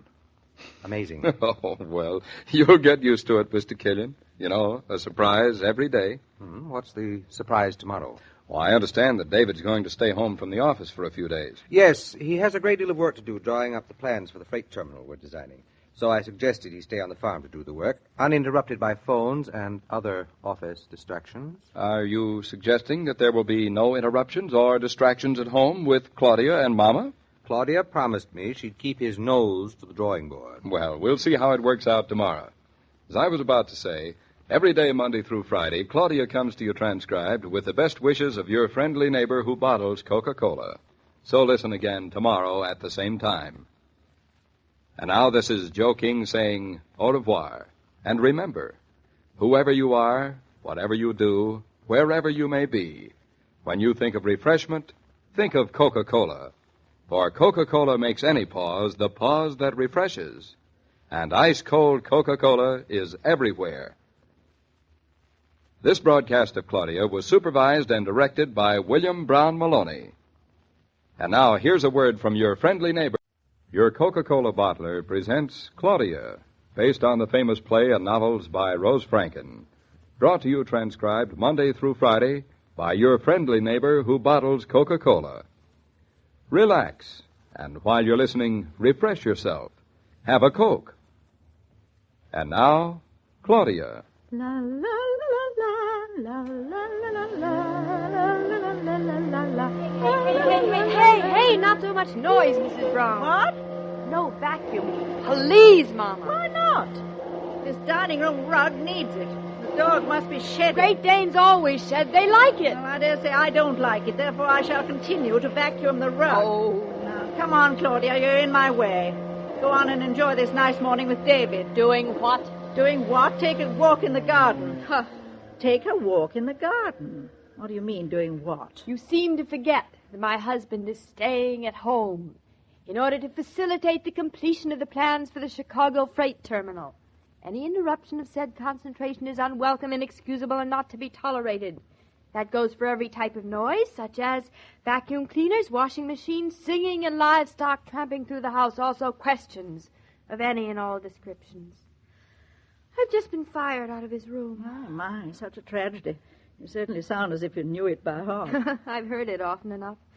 In fact, it was the last thing he told me before we went to sleep last night, and the first thing he said when we woke up. Sounds like a very thrilling and romantic marriage. I, like a fool, was looking forward to his working up here. Mama, I tell you, the strain is going to be terrible. We might just as well have a genius in the house. What would the genius like for lunch? He said he wouldn't stop for lunch, not to bother. Just to hand him in some cool water and a crust of bread or something. Spartan, isn't he? Oh, full of character. I wish I had some of it. I have as much concentration as a flea when it comes to keeping my mind on something I have to do. Such as darning. Yes, such as darning. I unearthed a pile of socks and shirts that must have been accumulating for days. Weeks? Where'd you find them? Under 2 sheets that need mending inside a box on the bottom shelf of the linen closet. That will teach you to go snooping around. Anyway, you must admit it was all hidden away very tidily. Oh, very. That's what made me suspicious. Oh, shh. Be quiet, Shakespeare, or you'll get your face in trouble. Hey, cut it out. Stop playing with the cord of that vacuum. I'd better leave it here instead of putting it back in the hall closet. It might disturb David if I pass his study. He certainly has his 2 women towing the mark. Shh. Wasn't that his door opening? I don't hear anything. Oh, yes. He's coming. Well? I was just putting the vacuum cleaner away, David. It didn't sound right. Noisy. Sorry. Yeah. Let's see, I think it needs oil. Oh, don't you trouble. We'll check it later. You don't know how to check it. Well, darling, we're not going to use it anyway anymore, darling. That's a fine attitude. Let a delicate piece of machinery get ruined, and then you say you won't use it. That wasn't the reason. It was so as not to disturb you, you ungrateful creature. It disturbs me a lot more to realize that you don't know how to take care of electrical equipment. Women shouldn't be trusted with mechanical devices. Huh. Modern household aids have progressed beyond the female capacity to understand how to handle them. Darling, shut up and go back to work. How can I when I see a good piece of equipment being abused? We are not abusing it. Anyway, who asked you to come in here anyway? It was making a funny sound. But we stopped it. You stopped the machine. You did not stop what was making the funny sound. I'll bet this thing hasn't been cleaned in 6 months. We've only had it 2 months. We've only had the rugs down 1 month, so don't bother. You both got guilty consciences. Where's some old newspaper to empty the bag on? We have no old newspapers. Why not? Mama, why haven't we any old newspapers? We ate the last of them for lunch yesterday. Yes. Are you 2 women being fresh? We just want you to go back to your freight terminal. Oh, never mind my freight terminal. I want to see what's wrong with this vacuum. Nothing is wrong with it. Please go back to work, David, or I'll get the blame for disturbing you. I can feel it coming on sure as fate. Now, in the first place, the proper way to fold the cord is not to bunch it up. I see. But to wind it carefully and evenly around these 2 little doohickeys here. I always do. Well, it doesn't look like it. But I hadn't begun to put it away yet, David. Well, maybe you know how, but not Claudia. I do so. No. Roll it up, any which way. I certainly don't. And she wonders why the thing goes on the Fritz. I never wondered why it went on the Fritz. It was you. You haven't got sense to. It isn't on the Fritz, though. Well, no thanks to her mother. You sound like you hated me. I do when it comes to machinery. I hate all women. Well, I suppose we'll have to use today's newspapers. I haven't even read it yet. You won't have time to read it anyway, David. Oh, use the front page. Leave the theatrical section for me, and the death notices for Mama. If you don't mind, the front page is the only part of the paper I happen to be interested in. It would be. Important things are happening in the world, in case you two females didn't realize. What are more nasty words for the weaker sex, Mama? He's running out of them. I can't think of any except wife and mother-in-law. Yes, that'll do. Yeah, very funny. How does this doohickey open? Don't you know? Listen, I'm not the one who had the demonstration lesson on it. I'm not the one who pushes it all around the house. But I thought that men just sort of sensed those things, had a sixth sense about machinery. They have. I just wanted to give my wife and mother-in-law a slight boost in morale. Oh, here we are. David, you're not going to empty that bag in the dining room. Why not? I've got the paper down. It isn't sanitary. We eat in here. More sanitary than the kitchen. You cook in there. There is something in what he says. Well, there's very little dust anyway. Yes, I thought you said it needed cleaning. You probably never use Now it. that is hitting below the belt. Besides which, you heard me use it this morning. That was merely to make an impression because I was home. You didn't kill yourself either. About 2 seconds and you were through. I stopped her because you were working, you ungrateful creature. You said that before. I am speechless with fury. I'm the one who should be speechless with fury. I'm the one who was disturbed. And I told you, didn't I, how important it was for me to have absolute peace and quiet. Well, you've got it now, so go back into your study and everything will be peace and quiet from now on. It's a solemn promise. I don't believe a word of it. Besides, as long as I'm at it, I may as well go ahead and oil this thing. How do you know it needs it? Because it was making a noise. Oh. Vacuum cleaners are supposed to make a noise. Not that much of a noise. Now, where's that little tube of grease that came with it? Well, I don't know. Did any come with it? Of course it came with it. Mama, where is it? I haven't the least idea. This is your house, not mine. Well, you're living here. You should know things like that. Now, look here. I refuse to take any more blame for something I haven't done. I am only an innocent bystander. I began to use the vacuum cleaner this morning out of the goodness and cleanliness of my soul because the rug was full of your dog's hairs. And I've been paying for it ever since with blood, sweat, and tears. Blood, sweat, and tears. Where is the dog, by the way? I don't know. Out. Out where? Just out. We didn't want to disturb you. Since when does Bluff disturb me? He doesn't disturb you, but I do. Naturally. Bluff doesn't talk and ask questions. I am speechless. If I asked you one little question. You're asking one little question now. Mother, where are you going? I'm going in the kitchen. My nerves will not stand any more of this. This what? I feel like I'm in a bad dream. Nothing makes any sense. All I asked was where was the grease to oil the vacuum? I said I never saw any grease. She did so. She poured it over yesterday's newspapers like syrup and ate it for breakfast. Go get me the directions. I'll see if we can use regular machine oil instead. Well, I don't see why not. Get the pamphlet of directions, Mama. It might surprise you, but I happen to know where it is. You do? Go and get it. David. While you're at it, the plug on the electric iron is a little bit wobbly. Oh, a little bit wobbly. How many times have I warned you not to yank it out of the wall? I didn't yank it out. Oh, now if you're going to ask for a complete case history of the electric iron, too, I'm sorry I spoke. Forget it. Here's Mama with your precious directions. I wish I were dead. What's the matter now? I made a mistake and mentioned the electric iron cord will be in for another 3rd degree. Why don't you use your intelligence for once? Intelligence? Very funny. Go ahead and read your directions and get back to architecture. Now, hush. I'm trying to read. Now, if you'll just keep quiet a minute. Can you? Keep the machine in a dry place, empty the back plate of a purpose spraying, shampooing, attached blower. Can it shampoo? Yeah, you can put it away now. The directions? No, the vacuum. But you haven't oiled it. Can't we use the regular oil? Apparently not. We really should find the grease that came with it, Claudia. It probably does need oiling, and if it makes a funny noise, we might as well have it done while David's in a mood to... David's not in a mood to. Now he's mad. David, you show me where to put the grease, and as soon as we find it, I'll attend to it myself. Think no more about it. But I don't mind doing it. You're right. It's time I learned how to take care of electrical equipment in my old age, and Claudia, too. The manufacturers have done it for you. They're smart.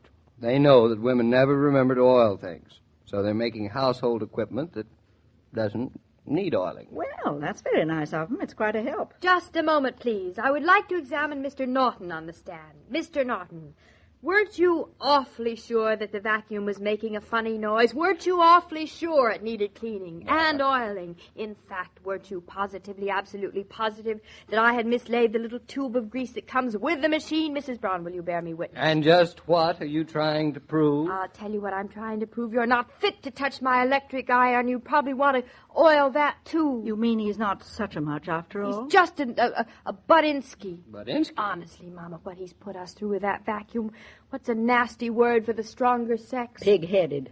Excellent. I couldn't have expressed it better myself. Claudia, he's not even listening. He's looking out of the window. We might just as well be talking to the wind. I am looking what mischief your dog is up to. Ha-ha, now it's my dog. When Bluff behaves, it's his dog. Move aside, let me see. He is not up to anything. He's just standing there, thinking.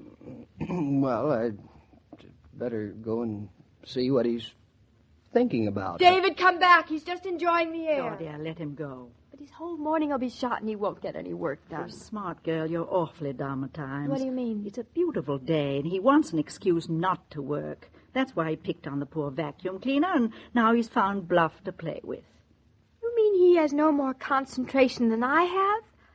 Yippee! I think you're right. Goodbye, Mama. Now, where are you going? I don't know. Just someplace where David's going. But we'll be home for lunch. For a crust of bread, I presume. Yep. But you better have a small steak and an apple pie on the side. Dum dum dum dum bum bum bum bum. La la la la la la la la la la la. As you bustle about the house, spending your precious energy, you might bear in mind that houseworkers, too, deserve the pause that refreshes. The time you take to enjoy an ice-cold bottle of Coca-Cola is time well spent. Here's another suggestion. When you turn on your favorite radio program, reach for an ice-cold Coke. That's a growing family custom and a pleasant one. Oh, Mr. King, I fear me that David isn't going to get a great deal of work done today. That's always what happens to me when I stay home. There are suddenly so many things I'd rather do. Well, at least he can't blame it on us.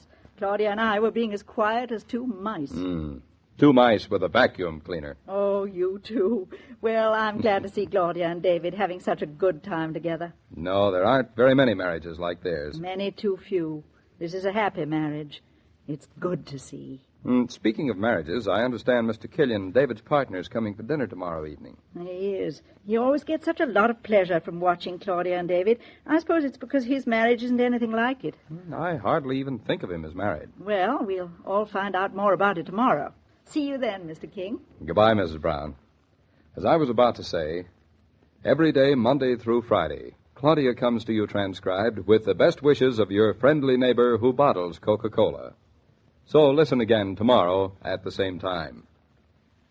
And now this is Joe King saying au revoir. And remember, whoever you are, whatever you do, wherever you may be, when you think of refreshment, think of Coca-Cola. For Coca-Cola makes any pause the pause that refreshes. And ice-cold Coca-Cola is everywhere. This broadcast of Claudia was supervised and directed by William Brown Maloney. And now here's a word from your friendly neighbor. Your Coca-Cola bottler presents Claudia, based on the famous play and novels by Rose Franken. Brought to you transcribed Monday through Friday by your friendly neighbor who bottles Coca-Cola. Relax, and while you're listening, refresh yourself. Have a Coke. And now, Claudia. La la la la, dum doodle doodle doodle doodle. Claudia. La la la la. What? Huh? Who told you you could sing? Mama, you've got to be as fresh as David. I don't see how he can concentrate on his blueprints with such a racket going on. He likes me to be happy. Couldn't you find it in your heart to be happy a little more silently? La, la, la, What are you doing? La, la, la. Setting the table. What's it look like? In the kitchen? You're too high hat to eat in the kitchen. That's no way to feed your husband. Listen, with Gertrude off, I'm not going to wear myself to a frazzle. Slaving and cooking and scrubbing. The day you're worn to a frazzle with work, I want to see it. Shakespeare, those are brand new stockings. Come here, Cat. You leave Grandma's brand new stockings alone. No, really, I do love to eat in the kitchen. I don't mind it myself. It's such a nice kitchen and all those windows. It's beginning to look like it walked right out of a magazine advertisement. With the linoleum down and the curtains up. Hey, don't be so stingy with the onions, Mama. David loves them. I have peeled onions until the tears are rolling down my cheeks. Always complaining. What do you think we're paying you for? Telephone. You don't say. Telephone! David, telephone. Well, answer it. I wonder who it is at this hour. I wouldn't know. What do you mean, this hour? What's wrong with 6:30? People should not phone at supper time. I hate jumping up and down from the table. You're not sitting at the table yet. Well, I could be. I love onions, and I want to live. Onions, runs in the onions, family. Onions, He thinks he can sing, too. Onions, get that bass note, onions. Onions, he smells onions, onions, onions. He smells onions, onions. Don't be an ass, old onion. That's lilacs you smell. Who was at the phone? What are we having for supper? Onions? None of your business, onion. Who was at the phone? What are we having for supper, Mother? I detest men who are so food-loving. We're having veal cutlets. Any comments? Oh, yes. Roger loves veal cutlets. Roger? Who? How many Rogers do we know? David, what do you mean, Roger? He's coming for dinner. What? Who said so? He did. Well, why didn't you tell us? I am. Before. I didn't know before. Was that him on the phone? He on the phone. This He is on the no phone? time for grammar. Claudia, stop asking questions and unset the table and set it over again in the dining room. Where'd he phone from? The telephone and the station. Eastbrook Station or New York Station? Eastbrook. Well, go down and call for him, you two. I can manage better alone. Wait a minute, Mama. I have to get this straight. Is he going up to Boston to see his son again? No, he went up this morning, apparently. He's on his way back. Oh, dear, where'll he sleep? He's not going to stay. He's going on to New York. Just asked if he could stop over for an hour or so to break the trip. Well, that's funny. It's not such a long trip to break. David, you know what? What? I think he likes us. Peculiar What do you man. know? Peculiar tastes. Well, you're going to let him stand in the station all night, or will you get a move on and call for him? I don't know. You think we ought to let him stand in the station all night? Well, it's He nice said he and was warm. taking a taxi. It was quicker, so we won't have Why to didn't worry. you say so? Here, we better use the good plates, Mama. You carry them in the dining room for me, will you, David? Look, don't unset the table. Just add an extra plate. And eat in the kitchen? Mm-hmm. David, Roger Killian is not only a very distinguished architect, but your partner to boot. Shut it off. You'll not let him sit in the kitchen while I have anything to say. Well, as I live and breathe, look who's here if it isn't my old friend and colleague, Bluff Norton. Why, come in, Bluff, old boy. Delighted to have you join us. Hand me your paw. And Shakespeare. Shakespeare, come right in. What brings you here? Glad to see you. Have off your collar and make yourself at home. I give notice. Here, I'm give leaving. Mama your hat. I refuse to fix supper with one Great Dane dog, one Persian cat, and two full-fledged idiots crowding up a small kitchen. David, she not only says we're idiots, but she says this kitchen is small. Small? Did you ever hear of such a thing? Small? Why, this kitchen, look here, from wall to wall, it's 18 feet this way and 13.6 this way. Yes, honestly, some people are never satisfied. Next thing, she'll be complaining about the size of her bedroom, I suppose. What are you beating up? Eggs. Eggs. What for eggs? I'm throwing together a few popovers, if you've no objections. Listen to it. Throwing together a few popovers. You mean showing off because a strange man is coming. What do you want to bet they won't pop? I'll take you up on it. There's a taxi. Mr. Killian's here already, and you haven't even begun to unset the table. Come on, Bluff. We'll go out and meet him. Down, Bluff. Down, sir. Hey, mind your manners. Run along and powder your nose, Claudia. I Yeah. can get through faster alone. Well, maybe I better get dressed up a little. I mean, You're right, he is David's boss. A little on the formal side, isn't he? Oh, A few times I've met him, I've always had a sense that he was rather, difficult to know. Yes, but not when you know him. I think he's chiefly sensitive and lonely. Oh, I thought he had a wife. Or is she dead? No, she's not dead. She seems to be very much alive. Rather important. I mean, she's terribly active in Washington or someplace. I've never met her. Look, isn't that husband of mine the limit? He's bringing Roger in the back way. They're heading straight toward the kitchen. Shakespeare, will you? Oh, there now, I've stepped on your paw. Well, I didn't mean it. Here, let me see. Is it really hurt, you poor little He's fellow? just putting on an act. Don't let him fool you, Mom. Oh, here, kitty.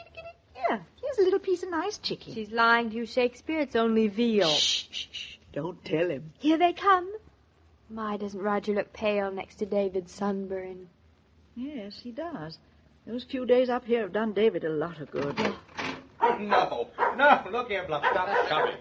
Good Lord, David, don't you teach that dog of yours any manners? Hey, Bluff, mind your manners. Get down. Hello, Mrs. Brown. Hello, Claudia. Hello, Roger. This kitchen's a madhouse. David, don't you know we've got a front door? We're sure we have a front door, but Roger wanted to drink of water to take a pill.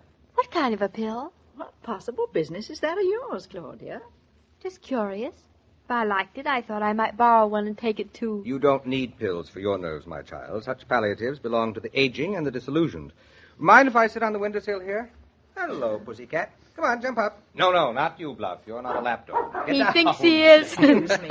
Oh, I'm sorry. Don't move. I just wanted to open the window from the top to get this smell of onions out. Oh, let the smell stay in. It's wonderful. Right. What is that you're putting in the oven, Mrs. Brown? Cupcakes? No, popovers. Popovers?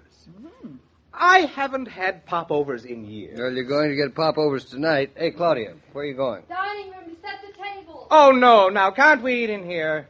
Mama says you're a very distinguished man. She will not permit you to eat Claudia, in the will kitchen. you behave yourself? Please, Mrs. Brown. Please, let's eat in the kitchen. Sure we can. Meeting come to order, please. Mama, you have been officially overruled. Well, at least go in the living room and wait until we're ready. Why? We're perfectly happy here, aren't we, Roger? Completely happy? And completely relaxed. Well, I'm glad someone is. Claudia, will you climb over a few cats and dogs and stray men and hand me that strainer over there? I don't think I can make it. Say, David, hand me the strainer. All right.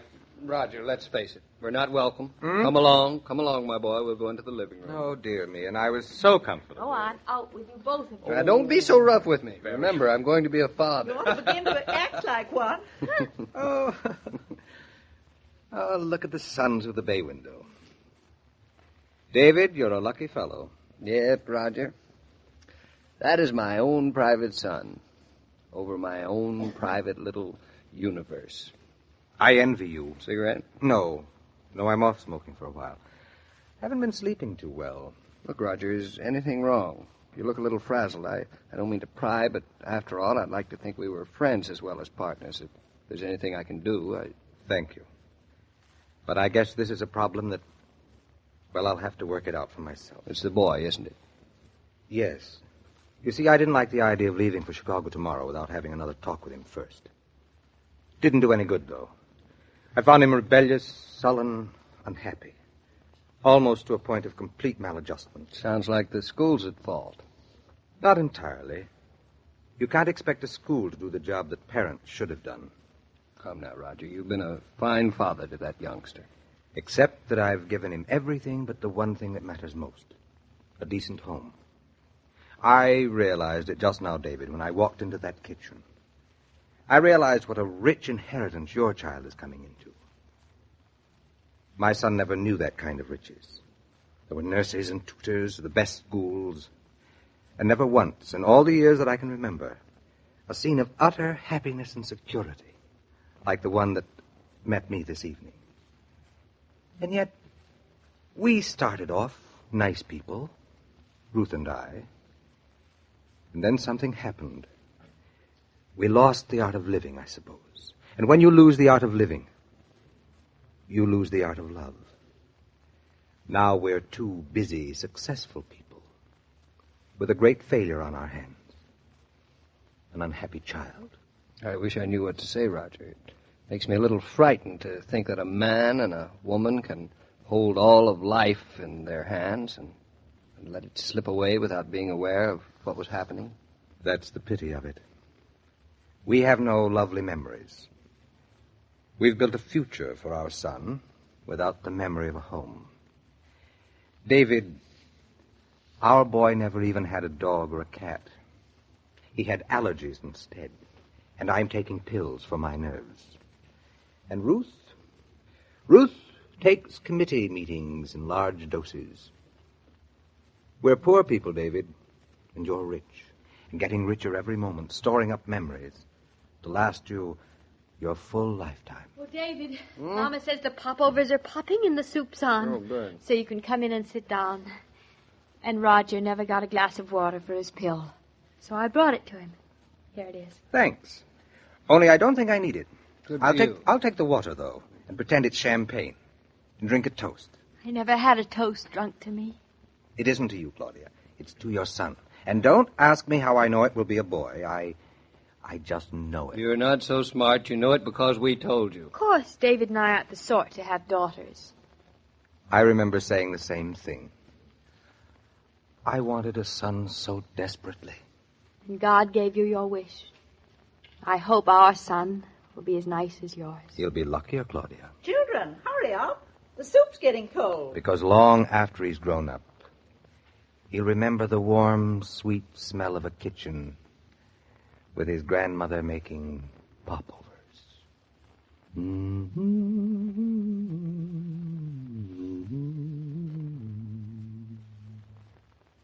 Every mother wants her youngsters to enjoy wholesome pastimes. One way to encourage such pastimes and such refreshment is to have a good supply of Coke in the refrigerator at all times.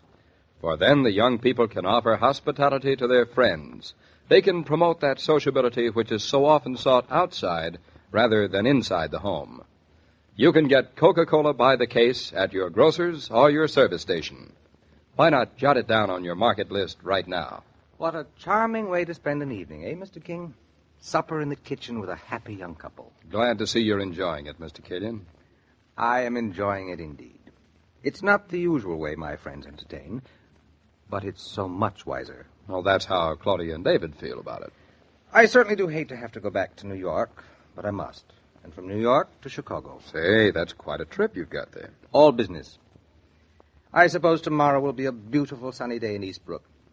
And David will enjoy it to the hilt. Not only to the hilt, to the trout. He's going fishing? You'll find out tomorrow. Oh, how I envy him. Well, I'm glad for him anyway. I hope he has a fine day. It's the city for me, so goodbye, Mr. King. Goodbye, Mr. Killian. Every day, Monday through Friday, Claudia comes to you transcribed with the best wishes of your friendly neighbor who bottles Coca-Cola. So listen again tomorrow at the same time. And now this is Joe King saying au revoir. And remember, whoever you are, whatever you do, wherever you may be, when you think of refreshment, think of Coca-Cola. For Coca-Cola makes any pause the pause that refreshes. And ice-cold Coca-Cola is everywhere.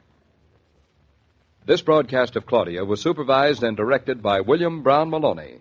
And now here's a word from your friendly neighbor. Your Coca-Cola bottler presents Claudia, based on the famous play and novels by Rose Franken, brought to you transcribed Monday through Friday by your friendly neighbor who bottles Coca-Cola. Relax, and while you're listening, refresh yourself. Have a Coke. And now, Claudia. What are you doing? Working. You don't sound it. Why don't I sound it? Oh, I don't know. Humming and fidgeting around. You just don't sound like a man working.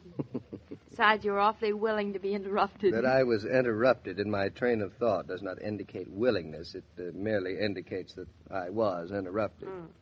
What do you want? Nothing. Then you weren't working. You were only thinking. So I really didn't interrupt your working. I was thinking about working. Oh. It's a beautiful day, isn't it? A wonderful day. There are clouds over on the horizon, though. It might rain later. Do you think so? Mm-hmm. Well, that'll be perfect. With Gertrude doing the wash, it'll be perfect for ducks. For trout, too. That sounds silly. What difference would it make to a trout whether it rains or doesn't rain? He'll be wet in either case. It seems to make a great difference to the big ones. Just before rain, they sort of sense it and stare around, and sometimes you can catch the wily old fellows. Ugh. What? On your desk there, I thought it was alive. Oh, it's a fishing fly. It's a quill Gordon. You mean there are different kinds? Well, there are about 600 different kinds. 600? And this particular one would be just about perfect for the smart old trout that Roger and I came on the other day. He was having absolutely none of us. We used every trick of the trade on him, and it didn't work. He nuzzled Roger's fly and spit it 5 feet in the air. He just swished his tail at me. This sounds very personal. It is. I always thought men just went fishing for fish, not just one particular fish. Do you know what I think? I haven't the foggiest idea of what you think. I am thinking that you are wasting your time with that far-away look in your eye and the Biff McDonald. Quill Gordon. There's no fly called Biff McDonald. Although the name sounds like it might be a good idea. Now you're interrupting me. I was just about to tell you what I was thinking. You told me. You said I was wasting my time. Oh, you interrupted me before I got finished. Oh, sorry. What I was trying to say is that you're wasting your time trying to work. In my candid opinion, you ought to go fishing. Oh, but my work. Do it later. Get thee behind me, Satan. And push. No, I really think you should go. You do? Yup, I do.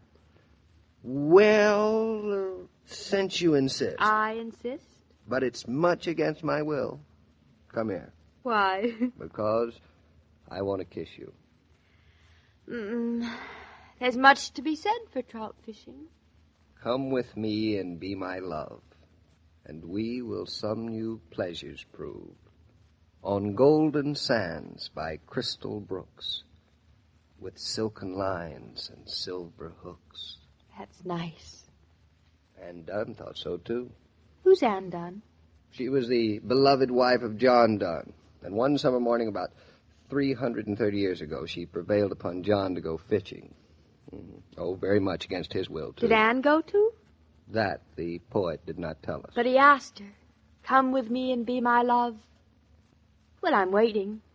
Would you really like to go? I'll be very quiet. All right. It's a deal. And on a bright summer's morning in 1948, Claudia, the beloved wife of David, went a-fishing. Oh, a-fishing we will go, a-fishing we will go, a-hi-oh, the dairy-o, a-fishing we will go, a-fishing we will go, a-fishing we will go. Shh, shh, shh, shh. The pool's just beyond that clump of thicket over there. This is like stalking big game in Africa. There's more to this than meets the eye, isn't there? And the less that meets the trout's eye, the better. Now, just over there. Where? Around that bush.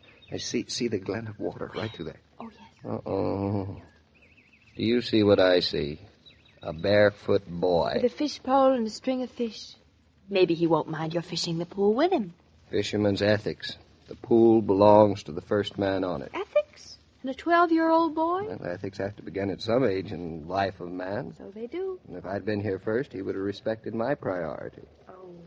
Or you'd have taught him some ethics. Anyway, he's probably banged around so much the fish wouldn't bite again today anyway. This could be a tender point of ethics. Oh, hello, son. How's luck? Oh, I caught this here string. Oh, quite a collection. Just about one of everything there is. Sunfish, a perch, a chub. And a bullhead. You didn't catch all of them here, did you? No, I caught these in a little pond across the road. And, what do you expect to catch here? Oh, I'm not expecting. I've got over-expected. So young to be disillusioned. There's trout in this here pool. Really? And there's one great big one. He's a sockdologer. You don't say. He's all of 15 inches. I'll go along with you on that, but I bet he's close to 20. You know him, then? Oh, my husband knows him intimately. I don't know him as well as you do, son. Well, I discovered him last year. I come here all the time, but nobody's caught him. I know 2 men who spent an afternoon and didn't catch him. It'll take a real fisherman to catch this here fish. Experience has brought me to agree with you. But you're trying. Nah, I just come here to look at him. But you're fishing, just on the chance? Nah, I got a worm down there, but I'm not fishing for that big fish.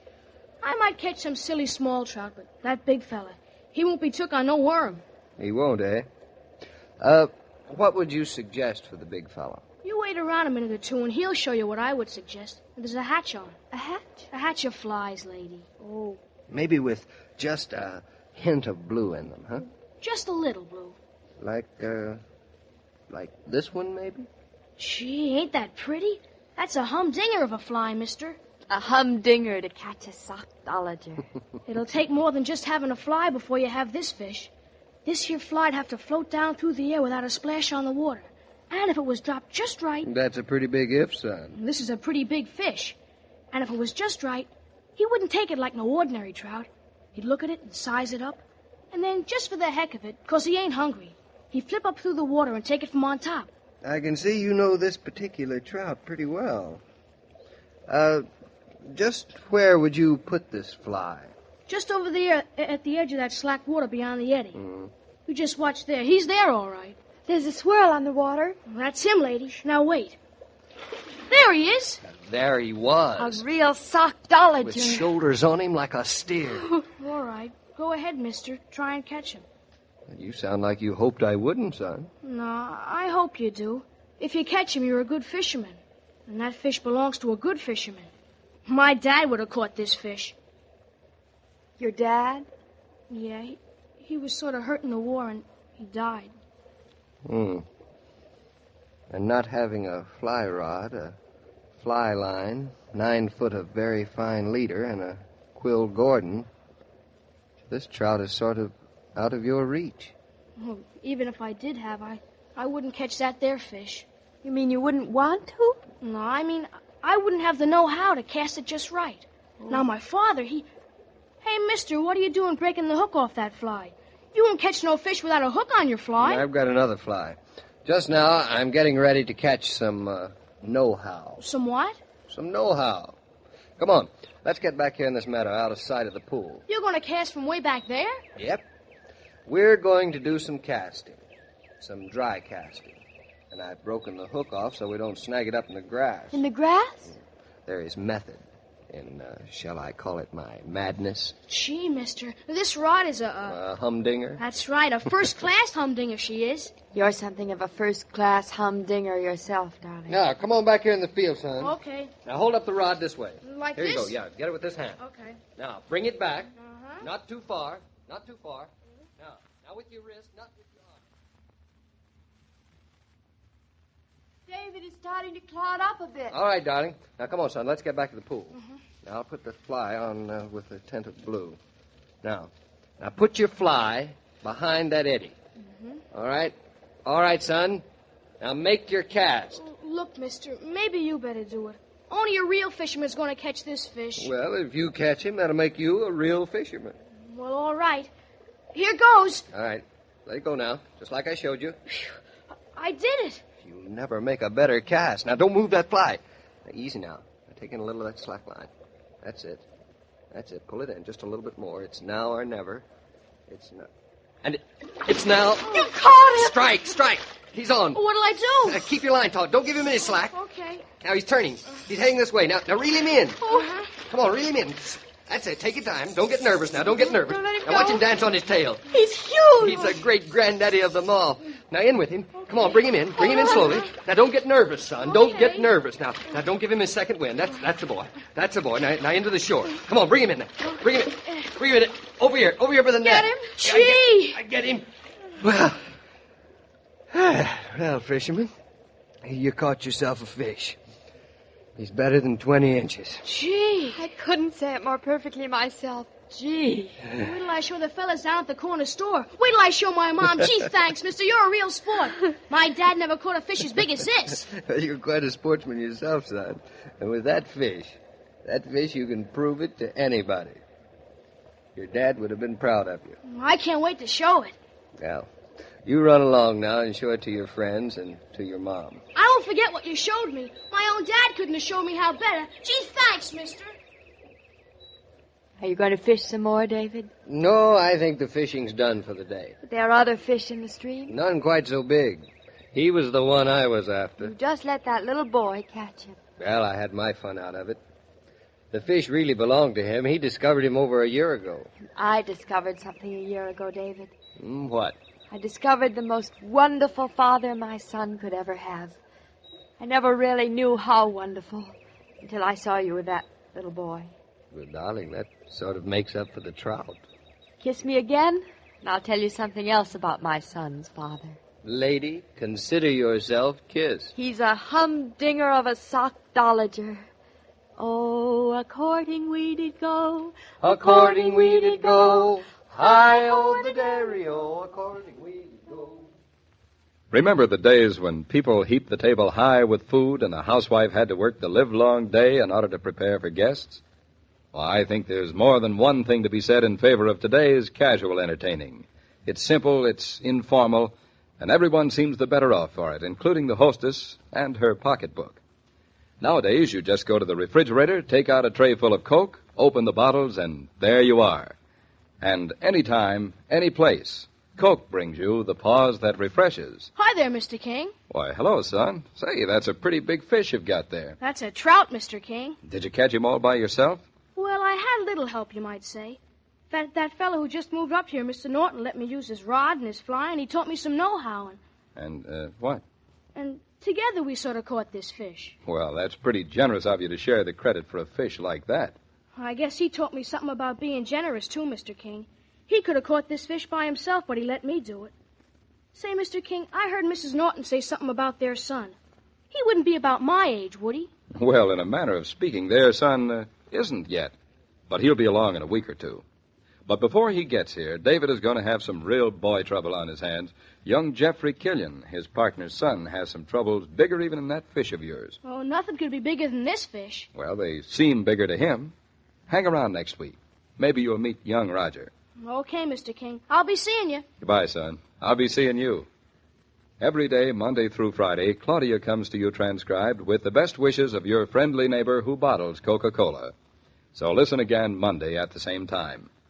And now this is Joe King saying au revoir. And remember, whoever you are, whatever you do, wherever you may be, when you think of refreshment, think of Coca-Cola. For Coca-Cola makes any pause the pause that refreshes. And ice-cold Coca-Cola is everywhere. These programs star Catherine Bard as Claudia and Paul Crabtree as David. And the entire production is supervised and directed by William Brown Maloney. And now here's a word from your friendly neighbor. Your Coca-Cola bottler presents Claudia, based on the famous play and novels by Rose Franken. Brought to you transcribed Monday through Friday by your friendly neighbor who bottles Coca-Cola. Relax, and while you're listening, refresh yourself. Have a Coke. And now, Claudia.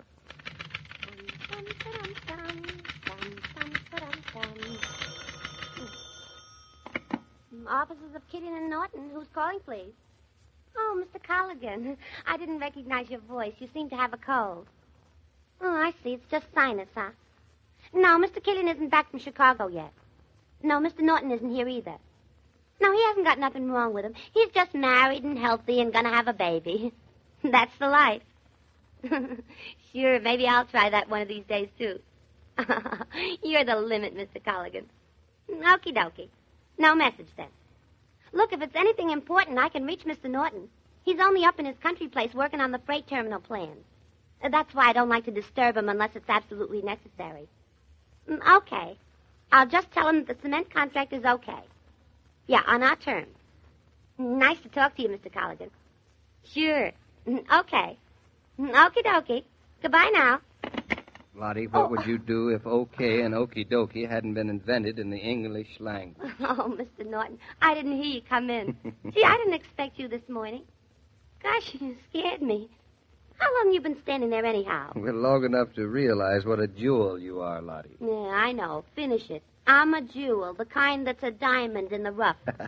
Okay, so I never had a college education. You don't need it, Lottie. You don't need it. I'd like to talk better for Mr. Killian's sake. I mean, anything less than perfect isn't good enough for him. Lottie, here's a little secret. Mr. Killian's devoted to you. Okie dokies and all. Oh, gee, I'm certainly glad to hear that, because I'm certainly crazy about him, too. He scares me pink. Because of his manners, you think he disapproves of you. But underneath, he sort of disapproves of himself. That's the way I dope it out. Well, you've doped it out as well as you handle that old battle axe, Colligan. I told him you wouldn't be in for another week or so. Say, what are you doing in New York? I brought Mrs. Norton down in the car. The doctor wanted to see her for a final checkup. Oh, gee, how is she? Okay. She'll be along in a minute. She stopped off to do a little shopping. Gee, you look great, Mr. Norton. All sunburned. Well, I took a couple of hours off from work yesterday and went trout fishing. How's it going? Fine. They're running fine. I mean the freight terminal, not the trout. Oh, the freight terminal. The freight terminal's okay. Oh, gee, you're the limit, Mr. Norton. That's another thing wrong with Mr. Killian. He don't know how to joke with people. And he's all tied up, like in a knot. You sort of feel sorry for him.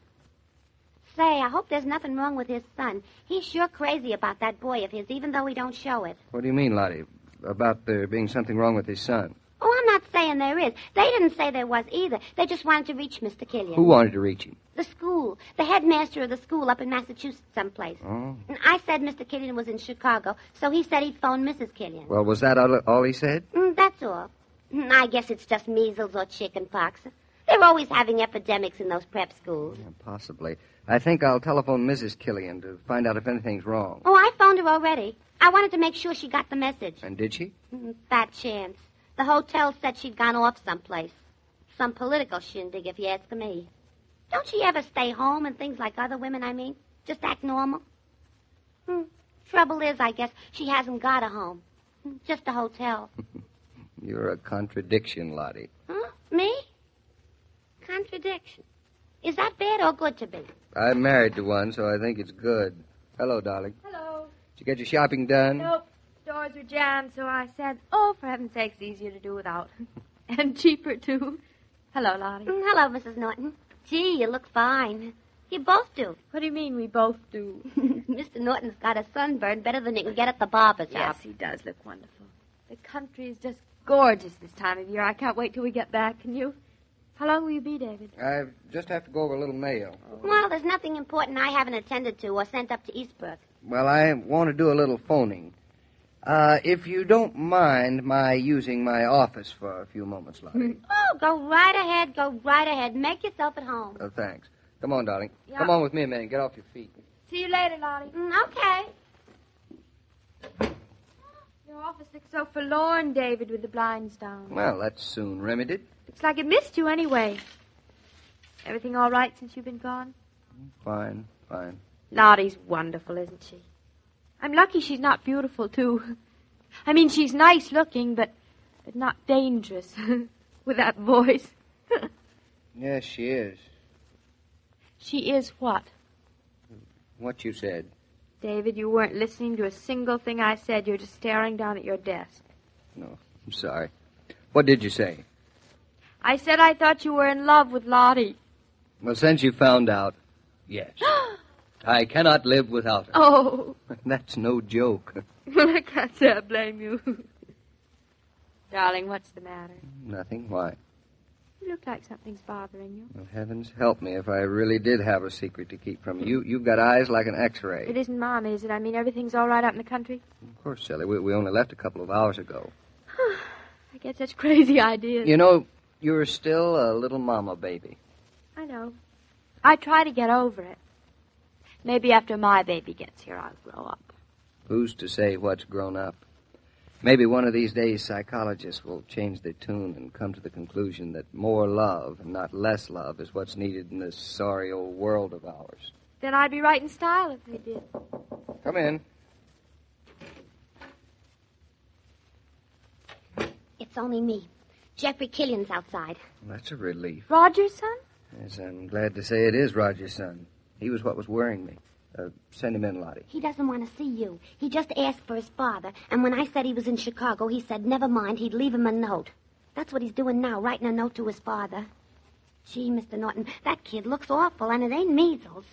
If you ask me, the school telephoned because he's in some sort of trouble. Oh, nonsense, Lottie. It's the end of the exam period. All kids look tired out. Maybe, but it ain't that kind of tiredness. He's white around the gills, and his mouth looks all tight. Looks like he's lost weight, too. You're a cheerful one. Just see that he doesn't leave. Now, I'll be there in a minute. And no matter what I say or do, play along with me. Sure thing. I got you. Right. Okie dokie. What is all this about Jeff? I don't know yet. But I think Lottie isn't too far from the truth. Roger's been upset about him, I know that much. He's made 2 or 3 trips back and forth to the school in the past few weeks. I know. The youngster's been in some sort of an emotional tangle. Roger hated to leave for Chicago. What about Mrs. Killian? After all, if Jeff is in a jam of some sort, he's got his mother to go to. His mother's away. Oh, then the poor boy's here alone. Maybe we could take him up to the farm with us. That's exactly what I'd like to do, darling. How wonderful. But I have a feeling it's not going to be an easy thing to wangle. Say, maybe you could manage him better alone, David. You know, sort of man to man. Why don't I wait in Roger's office? Darling, you are a woman in a million. Thank you. Make yourself scarce. Yeah. Hey, wait a minute. Come back. Where will we put him? Mother's in the guest room. In the nursery. Only don't tell him it's the nursery. It'd hurt his pride. Call me when you're ready. Can you pull up the blinds in Roger's room by yourself? What do you think I am? Lottie, take a letter, will you? Okay. Well, Jeff, I forgot it was the end of the term. Come in. Come in. Great to see you. I was just leaving, sir. I won't bother you. I'll be... Oh, no bother. Well, you've put on a couple of good inches since I saw you at Easter. You must be easy 6 foot, huh? 5'11.5", sir. That's near enough. Come on in the office and have a chat, Jeff. Mrs. Norton's using your father's room to do some telephoning. No, really, sir, Your father ought to be back at the end of the week. Hope it isn't too hot in Chicago. Here, my office is a lot cooler. I don't know how Lottie stands the heat in this cubbyhole of hers. I don't mind it. I like it when it's hot. Now, Jeff, have a seat over there by the desk. Cigarette? No, thank you, sir. Home for good? School's over early this year, isn't it? It isn't over for another 10 days. Now, look here, as long as your father's out of town, I believe your mother's away, too, isn't she? Yes, she's away. I went to the hotel. She's away. Well, that's our good luck. Since you're all alone in town, why not drive back to the country with Claudia and me this evening? It's very kind of you, sir, but that would be impossible. Oh, you're going back to school? I've been kicked out of school, Mr. Norton. They call it expelled. Kicked out describes it better. I was kicked out of school once. Why? Oh, got in a scrape of some kind. The details have gotten a little blurred through the years. But it seemed a lot more serious then than it really was. Well, what'd your father say? He was a pretty good scout about it. Fathers are, you know. Mine won't be. He detests a cheat.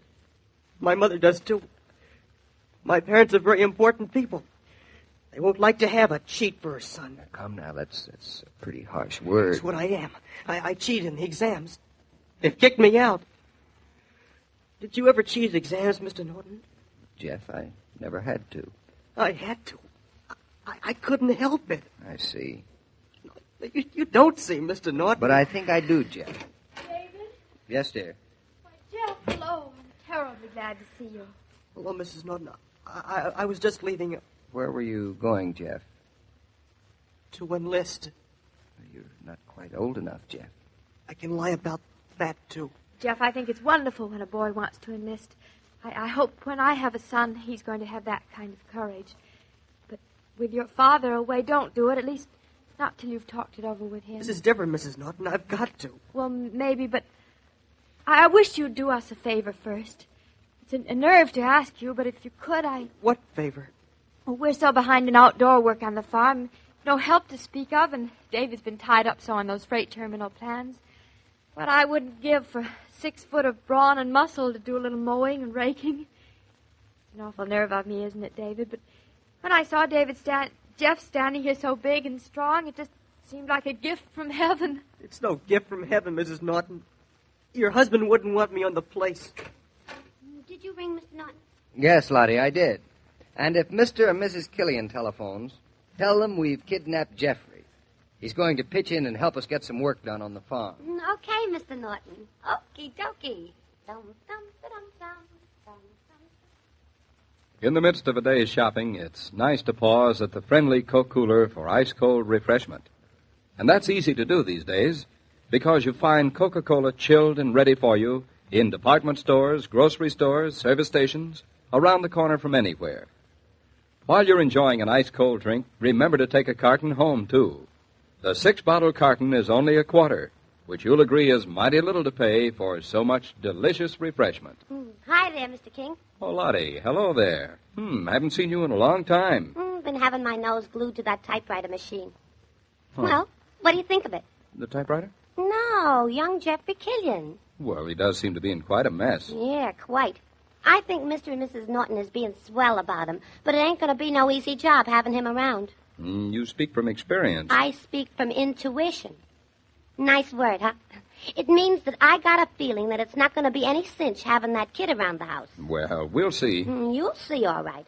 By tomorrow, Mr. and Mrs. Norton will find they're trying to chew more than they should have bit off. Well, thanks for the warning. I'll pass it on to Claudia and David. So long, Lottie.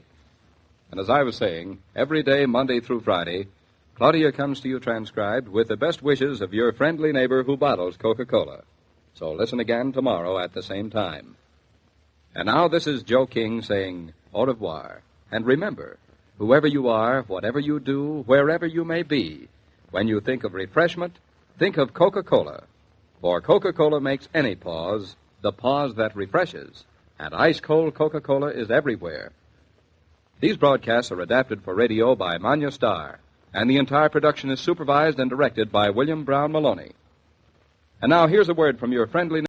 Your Coca-Cola bottler presents Claudia, based on the famous play and novels by Rose Franken. Brought to you, transcribed Monday through Friday, by your friendly neighbor who bottles Coca-Cola. Relax, and while you're listening, refresh yourself. Have a Coke. And now, Claudia. La, la, la, la, la, la, la, la. Good morning, Mrs. Brown. Why, your coffee smells perfectly wonderful. Thank you so very much, Mrs. Norton, for those few kind words. Oh, David will be down in a minute. I'll set the table. That's all set. Where? I don't see. In the dining room.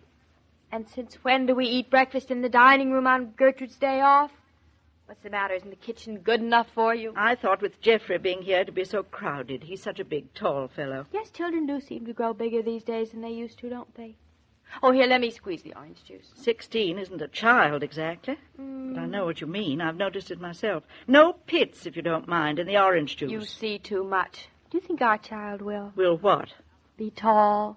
I'd love to have a tall son. You'll take what you get, tall or short, and you'll like it. After all, David isn't a giant, and neither are you. David is 6 feet. But just an ordinary, nice 6 foot. You wouldn't single him out in a crowd. I hope you mean that as a compliment. I do. But Roger isn't as tall as David, and look at Geoffrey. Isn't Mrs. Killian tall? You know, I've never met Jeff's mother. I haven't the least idea what she's like. Funny, isn't it? I mean, with David and Roger partners who've never met his wife. Yes, you'd think she'd have us for dinner or something. Except they live in a hotel and she's hardly ever home. She sounds very social. Well, it's not that so much. She's very public-spirited, you know. Political meetings and things of that sort. I'm just as glad we've never met her. She's given me an inferiority complex. That's what she's given Jeff, I imagine. Oh, David, you scared the life out of me.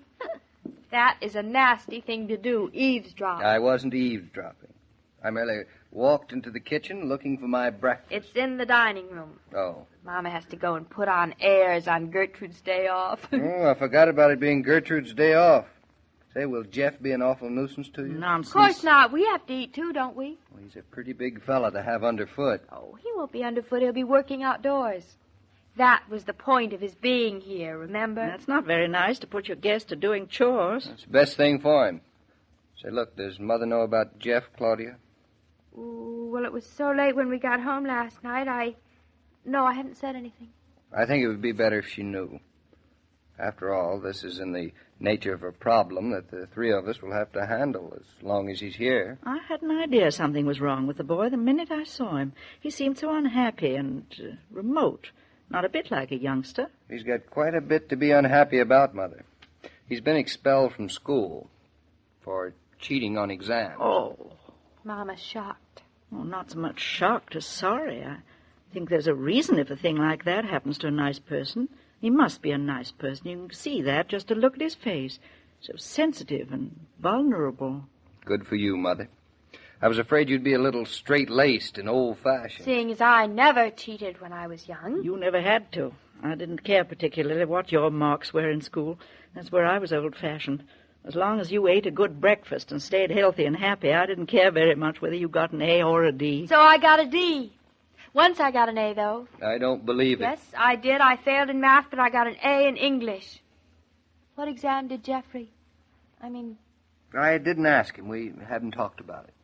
Maybe he'll sort of unburden to Mama and me. Being women, he might. He might, but I wouldn't count on it. Suppose I go up and see if he's ready for breakfast. I think you better. I haven't heard a sound from his room. I'll begin the pancakes. Pancakes? That's more than you ever did for your son-in-law. Didn't know you liked them. I don't. I have to be careful of my girlish figure. Oh, so do I, Mama. All you've done is to fill us both with conflict. You don't have to eat them. They're for Jeffrey. My. The minute there's a strange man around, you just try to make up to him. I never saw anything like it. How do you know he likes pancakes? I've never heard of a 16-year-old boy who didn't. Get the maple syrup out of the closet. I'm glad you made them, Mama. If I'd have known how, I would have, too. Mama, I think we can do a lot for Jeffrey. How? Well, he's had so little home life. I think his mother's been too busy with her own affairs even to talk to him, much less try to draw him out and find out what's going on inside of him. It won't be easy for either of his parents to accept what's happened. It's not a pleasant thing to have your only child expelled from school in disgrace. I know it isn't. You must know it. I've always detested a cheat. I had quite a little battle with myself before I could really feel the same toward Jeffrey as I did before. That's natural. You too? Yes. Huh. We're both rather noble, aren't we? I wonder if David has any reservations. If he does, he doesn't show it. Do we show it? A little. How? Being just a shade too nice. David's more natural. He just accepts the boy. I get it. No pancakes. Exactly. No pancakes. But I still think the pancakes were a wonderful idea. They can work wonders. Here's David. Now, is Jeffrey up yet? Up and gone. Up and gone? Where? Just gone. Oh, don't take it so lightly. Was his bed slept in? Oh, of course. Really slept in or just mussed up? Is there a difference? Certainly is. Say, what are you two women driving at? David, you don't think he... Oh, he what? David's right. He wouldn't be that silly. You read a lot of things in newspapers. Young people get despondent and desperate. It's easy enough to say things like that don't happen after they happen. David, is the car in the garage? Yes, I checked. You're not so strong-minded yourself. You had the same idea. Nonsense. Where do you think he is? Wherever he is, he'll come back. Let's eat. And not wait for him? I don't see much point to it. He mightn't show up for an hour more. Oh, very well, we'll start frying the pancakes. The griddle's hot enough. The batter's just right. I don't know what we'd do without you, Mama. I'll get the syrup and put it on the dining room table. David hardly touched his pancakes. And it wasn't because of his shape, either. He's a little worried about Jeffrey, but he doesn't want to show it. I'll wash and you dry him. I'll do both. You go along with David. He's working in his study. No sense of his doing outdoor stuff with Jeffrey not here. Well, after all, it is something to worry about, Mama. The boy's our responsibility with his father in Chicago and his mother off heaven knows where. They don't even know that Jeffrey's left school. I wonder if David's right in not going out to look for him. He says he doesn't want to make it seem that important to Jeff. He says if he doesn't come back by lunch, it's time enough to begin to think what to do about it. What's Bluff barking about? I don't know. I'll look out the window and see. He's just barking, that's all. Hey, wait a minute, he sees somebody. It's Jeff. He's just coming out of the woodland from the brook. I guess the dog doesn't know him yet. Jeff isn't even patting him. He's stalking along with his head down. It's unnatural for a boy of 16 not to pay any attention to a Great Dane. The whole situation isn't exactly natural. He's coming in the kitchen way. Let's just act as if nothing's happened. Oh, I feel so sorry for him, really. Set a place right here. It'll make him feel at home. Wonder if he drinks coffee. Probably want milk. Oh, I hope so. There's no coffee left. I'll make him whatever he wants. Cocoa, probably. That's a good idea. Oh, hello, Jeff. Good morning, Mrs. Norton. Good morning, Jeff. You were up nice and early. Good morning, Mrs. Brown. I hope you didn't wait breakfast Nope, for me. we didn't, but everything's ready. Cocoa or milk? Or coffee?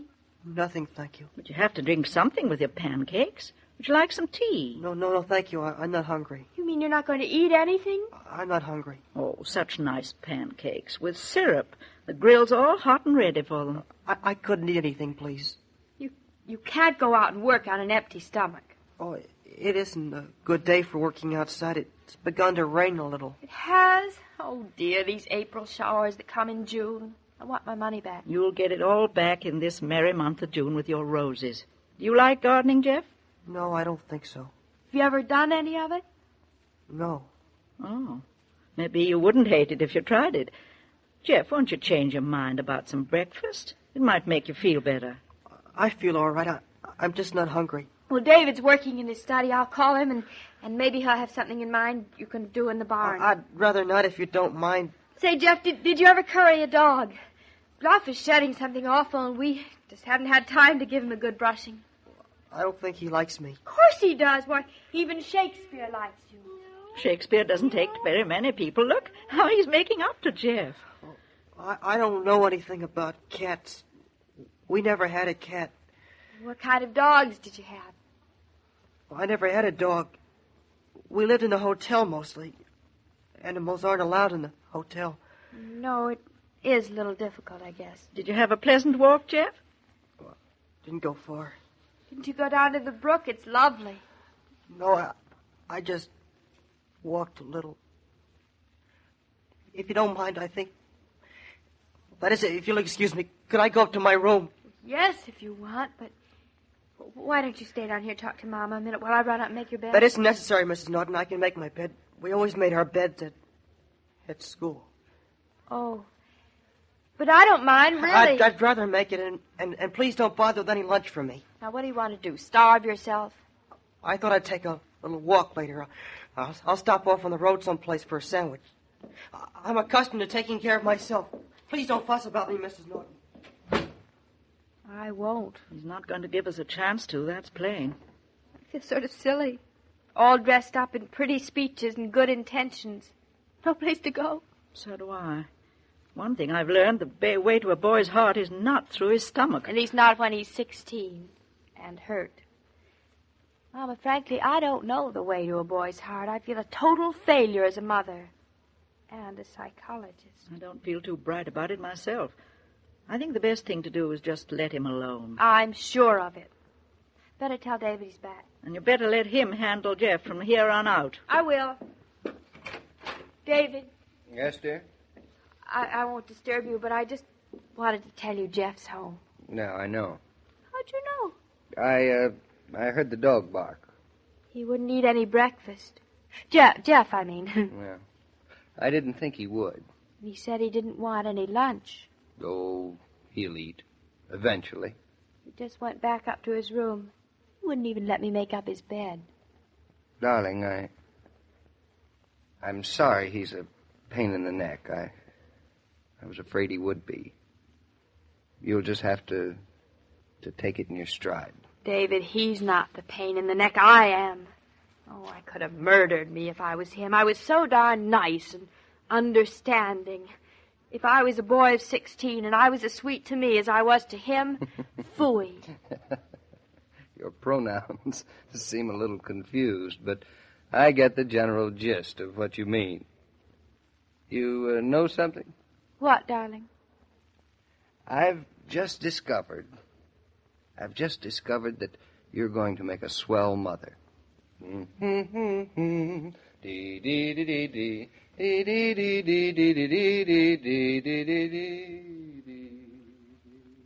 These first fine June days invite anyone who can to set the luncheon table out of doors.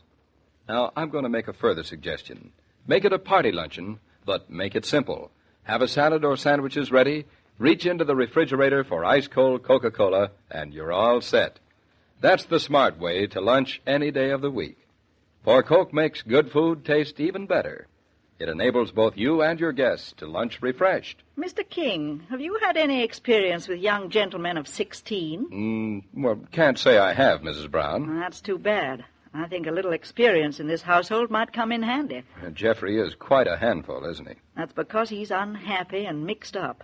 If one of us could get inside of him where his unhappiness is, we might be able to help him. Well, maybe tomorrow will show you the way. I hope so, for his sake. As well as for yours. Maybe I can think of something by tomorrow. And maybe David will. Anyway, I'll be around to find out. See you then. Goodbye, Mr. King. Goodbye, Mrs. Brown. As I was about to say, every day, Monday through Friday, Claudia comes to you, transcribed, with the best wishes of your friendly neighbor who bottles Coca-Cola. So listen again tomorrow at the same time. And now this is Joe King saying au revoir. And remember, whoever you are, whatever you do, wherever you may be, when you think of refreshment, think of Coca-Cola. For Coca-Cola makes any pause the pause that refreshes. And ice-cold Coca-Cola is everywhere. This broadcast of Claudia was supervised and directed by William Brown Maloney. And now here's a word from your friendly neighbor. Your Coca-Cola bottler presents Claudia, based on the famous play and novels by Rose Franken. Brought to you, transcribed, Monday through Friday, by your friendly neighbor who bottles Coca-Cola. Relax, and while you're listening, refresh yourself. Have a Coke. And now, Claudia. Come in, Claudia. It's me, Mr. Norton. Oh. You're working? Maybe I'm disturbing you? Oh, no. Come on in. This is a very informal house whose basic philosophy appears to be that work was created to be disturbed. Come on in, Claudia. It's me, David. Oh, hello, Mama. You're working. Maybe I'm disturbing you. No. Come right on in. You are working. Oh, hello, Jeffrey. Think nothing of it. Hello, Mrs. Brown. David? Yes, dear? Working? Yes, dear? I can't find anybody. The house is so quiet. Remarkable and unusual. You haven't any idea where Mama is? Not the foggiest. Well, it's not like her to disappear into thin air like this. Oh, she'll probably turn up someday. You don't sound as if you were working. No? I'm coming in. Oh, Mama, you're here. Hello, Jeff. Hello, Mrs. Norton. What's all going on in here? We were having a conference. About what? We haven't decided yet. Without me? We were waiting for you. Well, I'm here. What shall we talk about? Say, Mr. Norton, this is a wonderful ride. That's as good a thing to talk about as anything. What? Trout fishing. David never minds talking about trout fishing. Jeff, your dad's been on the stream with me when he would have given his left arm, not his casting arm, to own that one you're holding in your hand. Gee. Do you like to fish? Dr. Brainerd took me out a year ago a couple of times. Who's Dr. Brainerd? He was the headmaster of our school. He retired this year. Oh. He was going to take me fishing this year after the examinations. He wrote a book on fishing. Oh, that Dr. Brainerd. I've read his book. A schoolmaster writing a book on fishing? Mm-hmm. Well, meeting's adjourned. All those in favor say aye. Aye? Aye what? I think we ought to go fishing. Well, I've got a lot of work to do. There's no work you won't do better for having got some of this fishing bug out of your system. Mrs. Brown, are you aware of the fact that you are a very wise woman and a very wonderful mother-in-law? What about me? It was my idea. Remind me to tell you sometime that you are your mother's daughter and also a very wise woman. Thank you. Jeff, hike upstairs and change your clothes. I've got a pair of wading boots to lend you. Say, Mr. Norton, that'd be great. I'll let you use this Leonard rod. Oh, gee, thanks, Mr. Norton. I think you're very generous, David. Generous? Yes, with all the work you have to do to take Jeff fishing. So unselfish of you. Well, I wouldn't say that. Breaks my heart. What, my generosity? No. Jeff and the way he's feeling. Getting expelled from school. Somehow I can't think of that boy as a cheat. Yeah, wasn't any mistake about it, though. He was talking to me last But night. he's bright. He doesn't have to That's cheat. what puzzles me. His grades were good as gold. Maybe there was some extenuating circumstance. Yeah, there probably was. However, the particular code of Roger and Jeff could more easily condone murder than it could cheating. But he's a good boy. Mama divides things into good things and bad things. Mama is, as I said a moment ago, a very wise old duck. I'm all ready, Mr. Norton. Be right with you. The rest of the gear's in the hall closet. Goodbye, darling. When will you be back? When they get back. I know more about men who go fishing than you do, Claudia. And we'll have fish for dinner? We sure will. And we'll have some hamburger steak in the icebox just for insurance. Pessimist. Just a wise old duck. The man I happen to have been married to, your father, used to go fishing on occasion.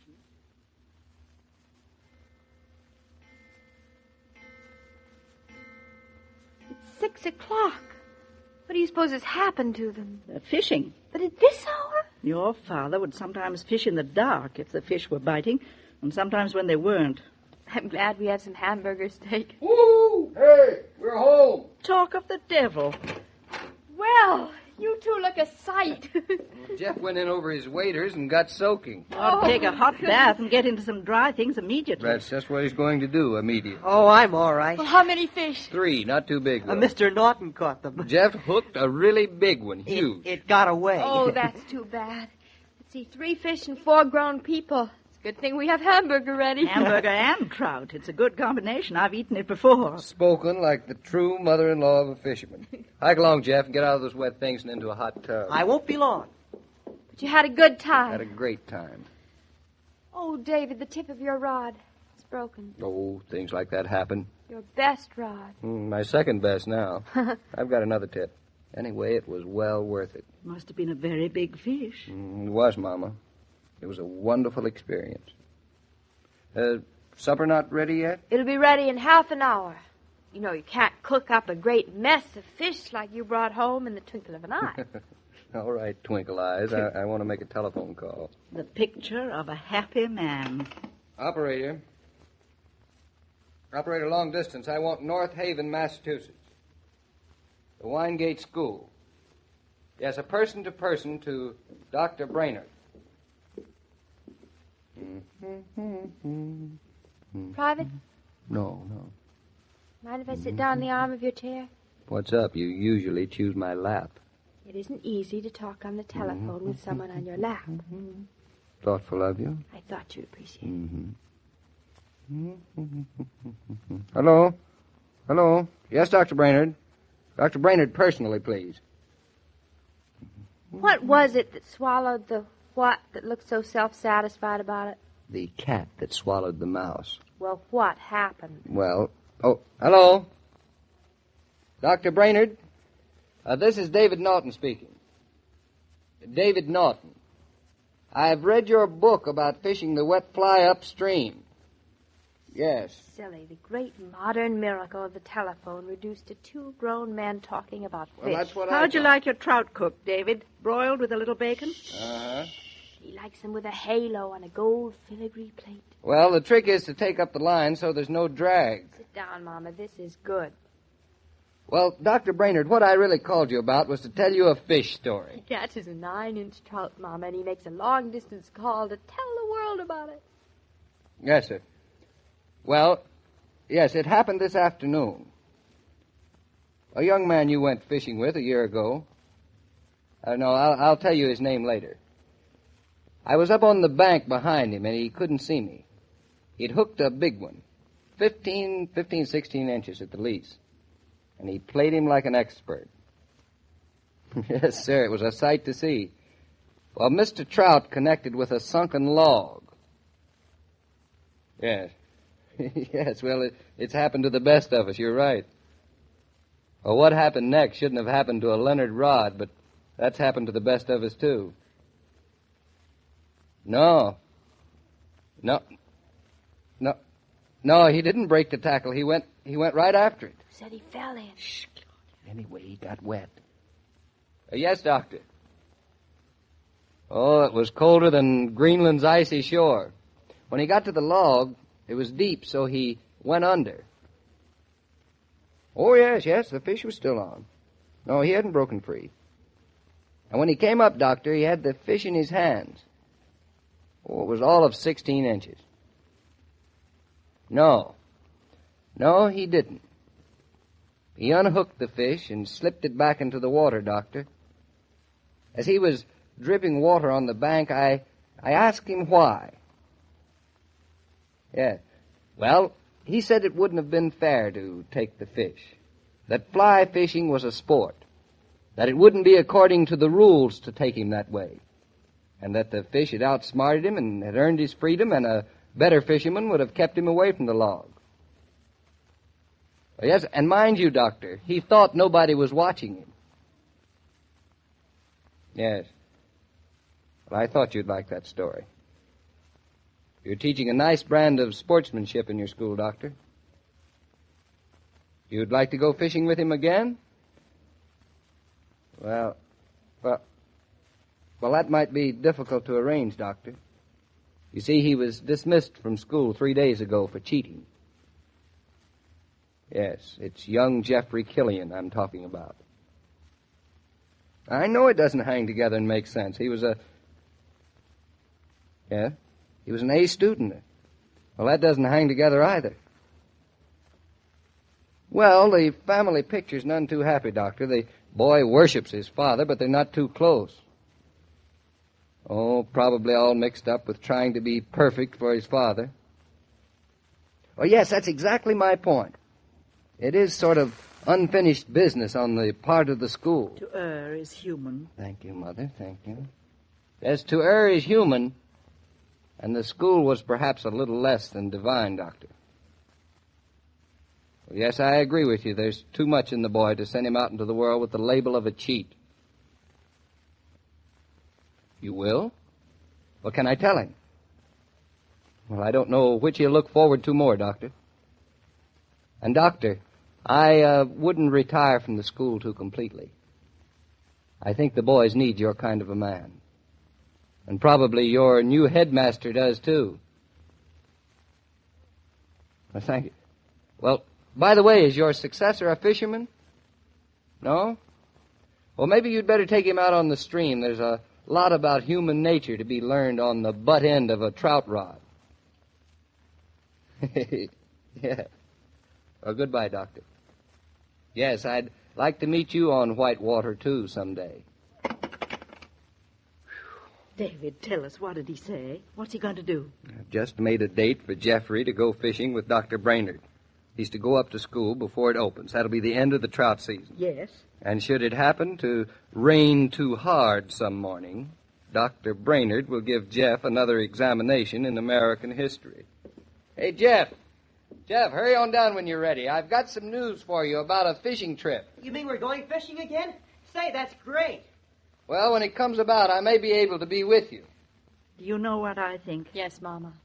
That I've married one of the finest, most wonderful fathers my sons could ever have. Sons? Are you expecting to have twins? I'd like to. I can't wait to have a whole big family full. And I can't wait until they're old enough to go fishing with David. Hey, you two. How long do we two fishermen have to wait until dinner? You know, I am famished. About 16 years to the dinner I'm thinking about, darling. Dum, dum, dum, dum. La, la, la, la, la, la, la, la, la, la, la, la. Do you ever stop in at your local youth center? Whether they're talking or dancing or playing games or listening to records, there's one thing certain. The young folks are drinking Coke.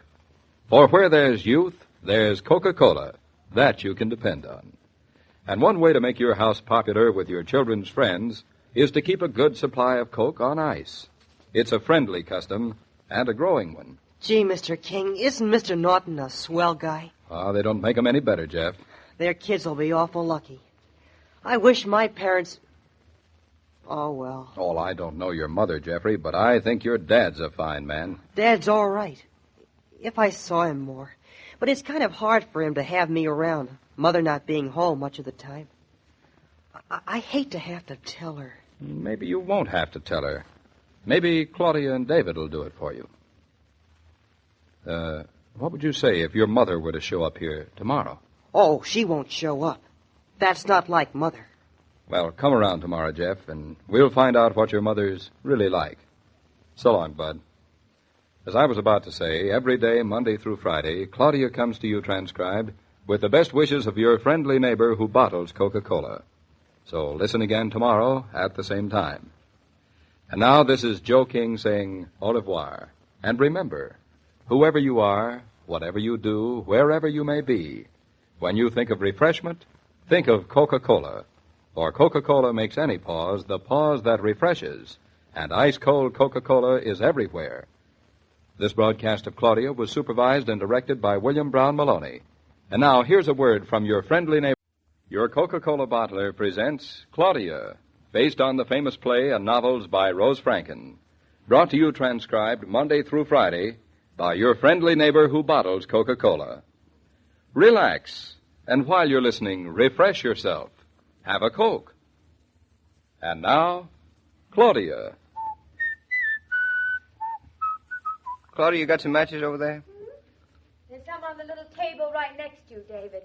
If you'd bother to look. I'd rather bother you. Is it less of a bother? Much less. Then reach out and help yourself to the matches. What kind of tobacco do you smoke, Mr. Norton? Well, Jeff, I'm not terribly fussy, but I like a little Turkish in it. I think I'd like to smoke a pipe, too. Well, a pipe's a great consolation, Jeff. It's the one thing which a wife can't take away. Seems to me that pipe between your teeth is the one I bought you. Nothing is sacred. I edit my statement. Even a man's pipe is no longer his own, Jeffrey. Still, I think I'd like to smoke a pipe. Well, why don't you? Do you think I'm old enough? 16, going on 17, I think you're old enough. I'll have to get myself one. They're ever so much nicer than cigarettes, I think. Women smoke cigarettes, Jeff. My father smokes them, too. I don't think he smokes a pipe. Roger? No, I've never seen him with a pipe. I know he likes a good cigar. I don't like cigars. Not for me, anyway. Well, not quite yet. Would you like to borrow one of my pipes? I couldn't. I mean, pipes are very personal, aren't they? David never offered me one. I'm never even allowed to touch them or polish them or even hide them. Oh, you're different. Come over here, Jeff. Pick one out. I'll show you how to clean it and polish it up. David. Now, he's big enough. Mr. Norton, you're swell to me. You and Mrs. Norton. Ever since you brought me here when I left school... We're not talking about that. It's forgotten. Well, I just want to say this is the nicest home I've ever had. And we like having you. Now, which pipe will it be? Why not wait until after dinner? And the two of you can spend a glorious evening telling each other stories about pipes. Oh, where did I put those matches? You certainly have to be lighting that pipe very often, don't you, Miss Norton? Yes, don't you, David? Is it working well? A pipe draws, Jeffrey. It doesn't work. Oh. And this one is drawing fine, thank you. But it is not working. Now, Claudia, another word about my pipe, and I'll take you over my knee. Listen, there's Bluff. I've been wondering where he was. I was afraid he'd run away again. Would you like me to go out and bring him into the house? Oh, would you mind, Jeffrey? It's getting dark. Oh, I'd like to. But don't you two decide you're going to take a walk. Dinner's almost ready. Don't pay any attention to her, Jeff. If you want to take a walk, go right ahead, and don't let her stop you. But dinner is almost on the table, David. Bluff and I'll just go down to the brook and back. This is a nice time of day here on the farm. It's awfully damp by the brook, Jeffrey. The water stays there hours after the rain. You get your feet wet. If you want to get your feet wet, Jeff, go right ahead and get them wet. If you want to miss dinner, go right ahead and miss dinner. You're very tough, aren't you? Tough as nails. I'll be right back, Mrs. Norton, in time for dinner and with my feet dry. He's a nice boy, isn't he? A smart boy, too. He's already learned that a little flattery goes a long, long way. Is that how you're going to be with our son? Undermining me all the time? All the time. You like being a father, don't you? It's an unavoidable result of marriage. Well, there's nothing for you to be so proud about.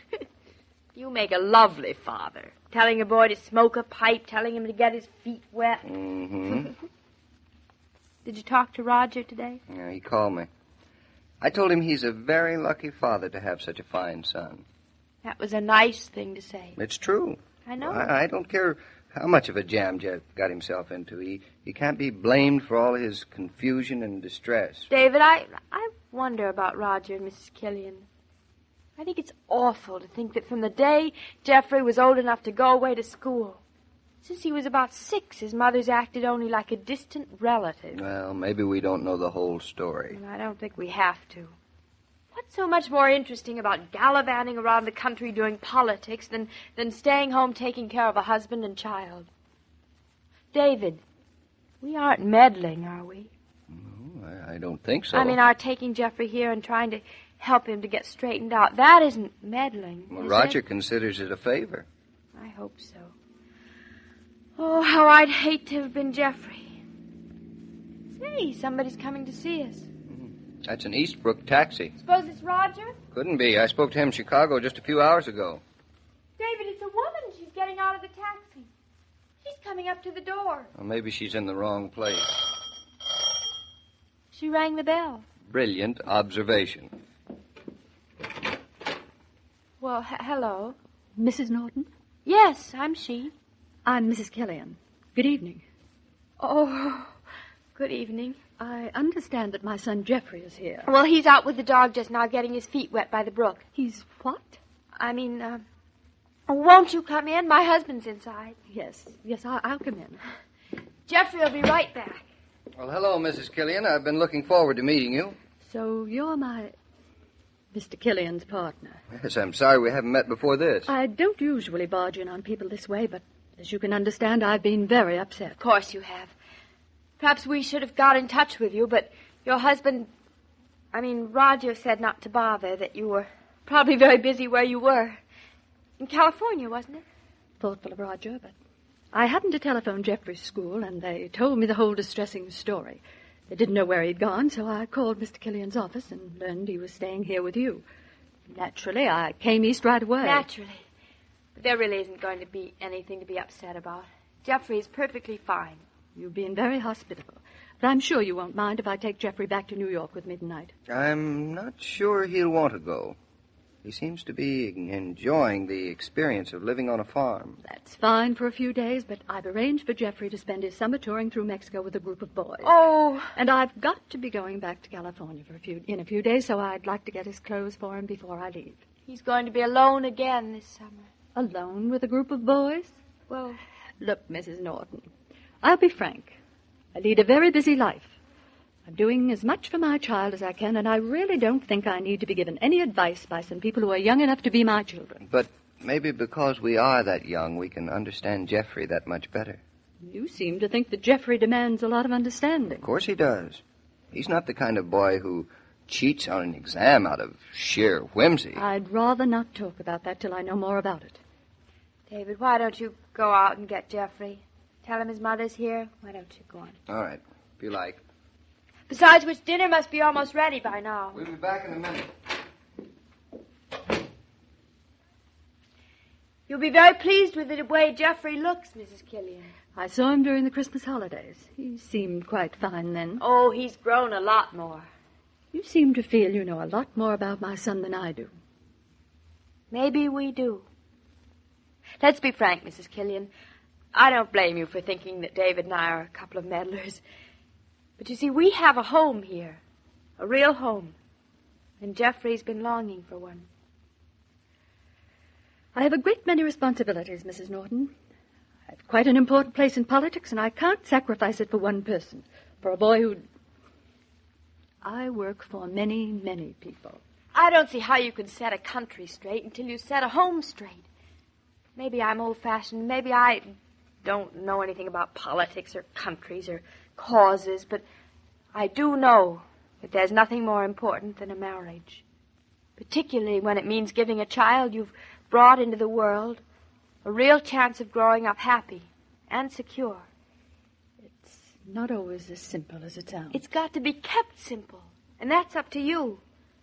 A wife, if she's a mother especially, has a terribly big job. You're very much in love with your husband, aren't you? Very much. That makes a difference. And of course your husband's very much in love with you. That's even more important. But your husband is such a fine man. And he's so alone, too. Being a fine man and being a fine husband are sometimes two different things. Roger and I started out very much the way you did years ago. But he wasn't suited to being a husband. At least not mine. I suppose I wasn't suited to being his wife. Perhaps it's unfortunate that we both had to be parents. Still, you are. And Jeffrey deserves everything you can give him. I don't think it'd be such a sacrifice for you to give him a father and a mother. I know it's easy for me to talk because, as far as I can see, I'll never have to make a choice. I want my husband, I want my children, and I want to make a home for them. It must be terribly difficult for you. Nothing's impossible or too difficult. You believe in it? That's how I feel. And I hope maybe you'd... Oh, there comes Geoffrey and David now. What do you think of your son? Why, he's smoking a pipe. And he's gotten so tall. He looks like a man. He isn't, though. Not at heart. It's just the pipe. They seem very happy together. They are. But Geoffrey'd be happy with anybody who'd give him some attention and love. Well, we're back and no wet feet. You'll both get gold stars. Hello, Mother. We didn't expect you. You're looking fine, Geoffrey. Mr. and Mrs. Norton have been swell to me. You look like a man. Oh, it's the pipe. That's just part of it, Jeff. I hurried east as soon as I heard that... Well, I hope you don't mind my coming. We were just going to have dinner. And you're going to stay, aren't you, Mrs. Killian? Well, there's a train tonight and Don't take it. Stay here instead. Stay the night. The four of us have so much to talk about. Geoffrey, would you like me to? It's all settled. Come on, David, let's go set an extra place for dinner. Oh, I'll do it. You'll do nothing of the sort. Geoffrey, why don't you show your mother the upstairs? Well, don't worry about a thing, Mrs. Norton. I'll take care of Mother. Well, now all we can do is break the news to Gertrude that there's an extra person for dinner. Gertrude won't mind. Even Gertrude knows that the bigger the family, the better. Oh, David, cross your fingers and pray that the Killian family is going to be a family. Have you been giving Mrs. Killian a piece of your mind, Methuselah? Well, you gave Jeff a pipe, didn't you? Yes. For All courage. I had to give Mrs. Killian was a little piece of my heart. But courage, too. Oh, David, I hope I haven't been stuffy or anything. If it's a piece of your heart you've given her, darling, then it's a piece of something I love very much. And Mrs. Killian should be much the wiser for it. Sometimes when people drop in of an evening, there comes a stiff lull, a lag in the conversation. Know how you can brighten such moments? Step out to the refrigerator and bring in a tray full of ice-cold Coca-Cola. The pause that refreshes breaks the social ice as few things do, whether guests are young or old. Buy Coke by the case, and you'll be ready for social emergencies at any time. Geoffrey's just shown me around the house, Mr. King. It's a charming place, isn't it? Yes, David and Claudia are building it into a fine home, I think. She's an amazing young woman. I'm glad I've met her. Well, you know, Mrs. Killian, your husband comes up here very often. Indeed. And it does seem to agree with him. He likes to stretch out under the apple tree and watch the clouds go by. Well, I'll be leaving in a day or so with Jeff. Then the apple tree will be all his again. Claudia has a mysterious look about her, so nothing would surprise me, Mrs. Killian. And you'd better make up your mind that nothing will surprise you tomorrow either. Till then, Mrs. Killian, goodbye. You made me very curious, Mr. King, but goodbye. Well, as I was about to say, every day, Monday through Friday, Claudia comes to you transcribed with the best wishes of your friendly neighbor who bottles Coca-Cola. So listen again tomorrow at the same time. And now this is Joe King saying au revoir. And remember, whoever you are, whatever you do, wherever you may be, when you think of refreshment, think of Coca-Cola. For Coca-Cola makes any pause the pause that refreshes. And ice-cold Coca-Cola is everywhere. This broadcast of Claudia was supervised and directed by William Brown Maloney.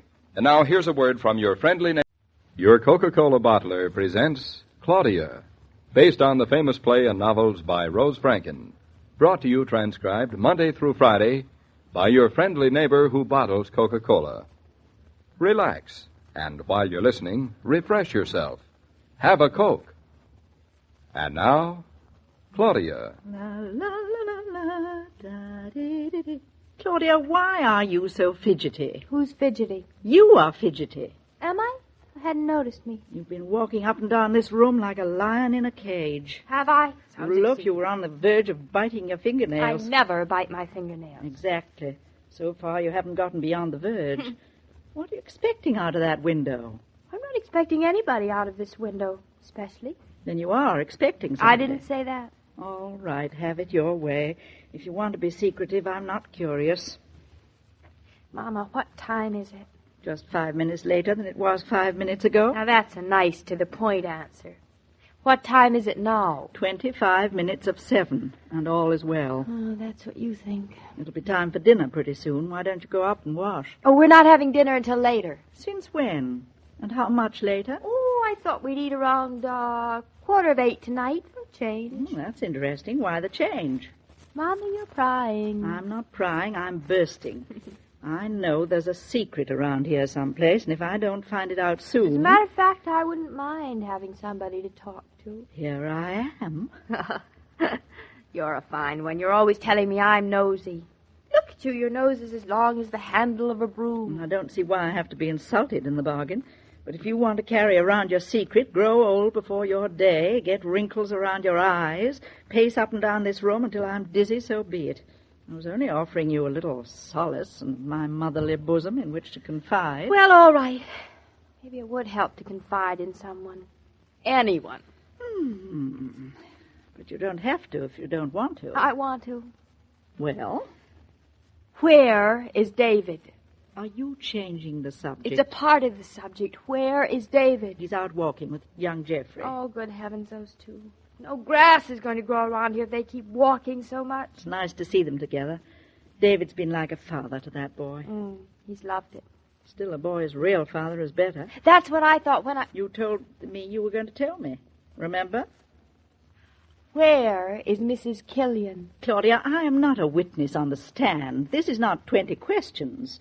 You were going to tell me what's on your mind. She's still upstairs resting? I think so. She and Geoffrey get along like mother and son today, don't they? Not very surprising, considering that's what they are. But they weren't really, till today.